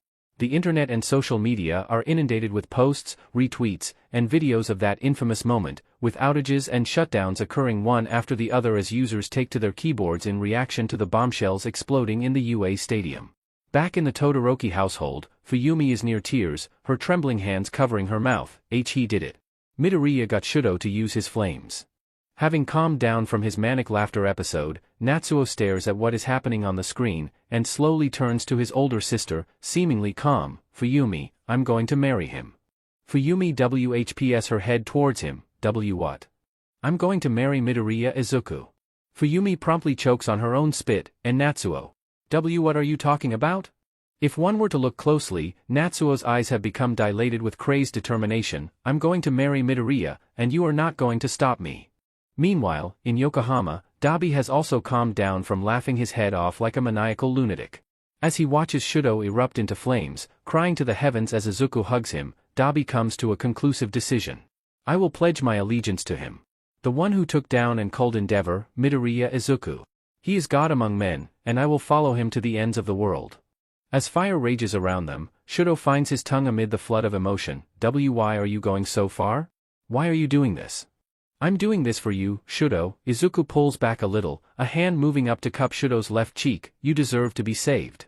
It is the duty of a hero to save others. Shudo shakily reaches up to take the hand that is cupping his cheek. Why, you're insane, you know that? With his thumb brushing against the scar tissue, Izuku unknowingly sheds a few tears, which are carried up by the wind picked up by the howling inferno, and gently splash over Shudo's burned scar. The damaged tissue, despite being a decade old, begins to heal, and within 10 seconds, brand new, unblemished skin is left in its wake. I know, but being a hero is all about doing the insane, you know? Izuku grins. Shudo can't help but smile back. Midoriya, thank you. Suddenly, and without warning, Izuku's quirk-suppressing cuffs inexplicably shatter with a sharp tinkle. Izuku barely has time to register what had happened, when his body ignites. The conflagration that had been burning from Shudo's left side suddenly and rapidly expands, growing into a large dome that covers the entire area of the field. With a startled yelp, Midnight topples from her platform, as the entire stadium descends into a different kind of bedlam. Spectators scream in fear, some fleeing from their seats and trampling over one another. Present Mike shouts for the fire extinguishing team to be dispatched, while Aizawa and Oboro are frozen in horror at what they are witnessing. The members of the rooftop gang join their 1A and B classmates in jumping into the panic bandwagon, screaming over one another to save the two students engulfed by the dome of fire. Meanwhile, shrouded from view by the roaring flames, Shudo had leaped away from Izuku when the latter appeared to spontaneously combust out of nowhere. Immediately, he tried to use his ice to douse the flames, but the extreme heat vaporizes any ice he could create instantly. For a second, Shudo expected the worst, until Izuku comes into view once more, not as a human, but in his Pheonix form. Shudo, are you okay? It takes a moment for the dual-quirked teen to realize that this humanoid Pheonix is actually his classmate. Midoriya, is that you? Yes, it's me. Are you hurt anywhere? Izuku hurries over to Shudo and helps him to his feet. Somehow, despite appearing to be on fire, Shudo is not being burnt by Izuku as he is helped up. I am fine. What happened? Izuku looks around the swirling dome of fire. I don't know. My quirk has never done this before. Shudo eyes the Pheonix quizzically. What even is your quirk? I'm not 100% sure. A sudden roar interrupts Izuku. Both teens turn to where it came from, and are startled to see a dragon, made up entirely of white-hot flames, appear out of the dome and circle around them. From there, more creatures appear. Izuku recognizes the traditional Pheonix, a chimera, and even humanoid creatures like giants and djinns. All of them are composed of white-hot flames, and they circle around the two teens, almost like in a procession or some kind of ritualistic dance. Their calls, roars and noises mold together in an almost symphonic manner, which only adds to the mystery of what on earth is going on. One such dragon passes by close enough for Izuku to reach out and touch it. Instead of the typical heat of fire, Izuku feels something that can only be described as, not quite from this mortal world. There is nothing he can compare it with in this world. It almost feels spiritual. Not in the religious way, but as if what a soul would feel like, which again, defies all logic and rational thought. Then, Izuku sees another being form from the fiery dome. It appears humanoid, but it has features of a raptor, much like himself. However, it is taller, and much more muscular than he is, about the same as Inasa. Unlike the other processing and dancing beings, this humanoid avian remains stationary, gazing upon Izuku with unearthly intensity. Izuku blinks. Who are you? The avian figure is silent for a moment, before uttering one single word, soon. Without giving Izuku a chance to question it again, the figure dissipates back into the dome. The other creatures of fire disappear one by one, until only the dome of flames remains. But even that dissipates before long, becoming one stream of fire that blasts back into Izuku's chest. The air rumbles and trembles, before settling down into a calm silence. The stadium comes into view once more, and so does everyone else. Izuku releases a breath, and looks down at himself. He is human once more? And almost completely naked. His entire gym uniform has been burnt away, leaving him only in his boxers. It takes a lot of effort for him to not go red in the face. Shudo? Shall we conclude the match? The dual quirk teen glances at his opponent's almost naked body, and nods in understanding. Thank you, Izuku. Izuku nods back, silently getting what Shudo intends to do. The dual quirk teen gets to his feet, and speedwalks out of the ring. He then turns to Midnight, who up until that moment was rendered speechless. Oh, look at that. I'm out of bounds. I guess I lost. It takes a hot second for Midnight to find her tongue. Todoroki Shudo is out of bounds. Midoriya Izuku wins. Well, Nito drawls, as Izuku quickly vacates the field. That was an interesting match. Understatement of the century, Ochako mutters beside him. Fumikage puts in his own 2 yen, a huge contrast of light and darkness. The world is a truly mysterious place. Nito then realizes something glaring. Hey, where did Inasa go? Izuku stopped by the infirmary to retrieve a new uniform set from Recovery Girl, after being subjected to a thorough check by the medical heroine. Even though he is clearly unscathed from being seemingly engulfed in flames, according to Recovery Girl, that was what everyone thought when he and Shudo was engulfed by the dome of fire. He was only let go once the heroine had deemed him somehow all good, and he had put on the new uniform set. Last he heard her, Recovery Girl was muttering about now there being 2 students with a propensity to flash others because of their quirks. Izuku is on his way back towards the 1A seating gallery when he hears thundering footsteps running towards him. For a split second, he thought it was Endeavor. But there are none of the telltale flames, or a rise in the air temperature. Instead, Izuku finds himself being grabbed, lifted off the floor, and pushed against a wall, though thankfully, not too hard to suffer a concussion. It takes a hot second for Izuku to realize who had just manhandled him into the wall. Inasa? What are you?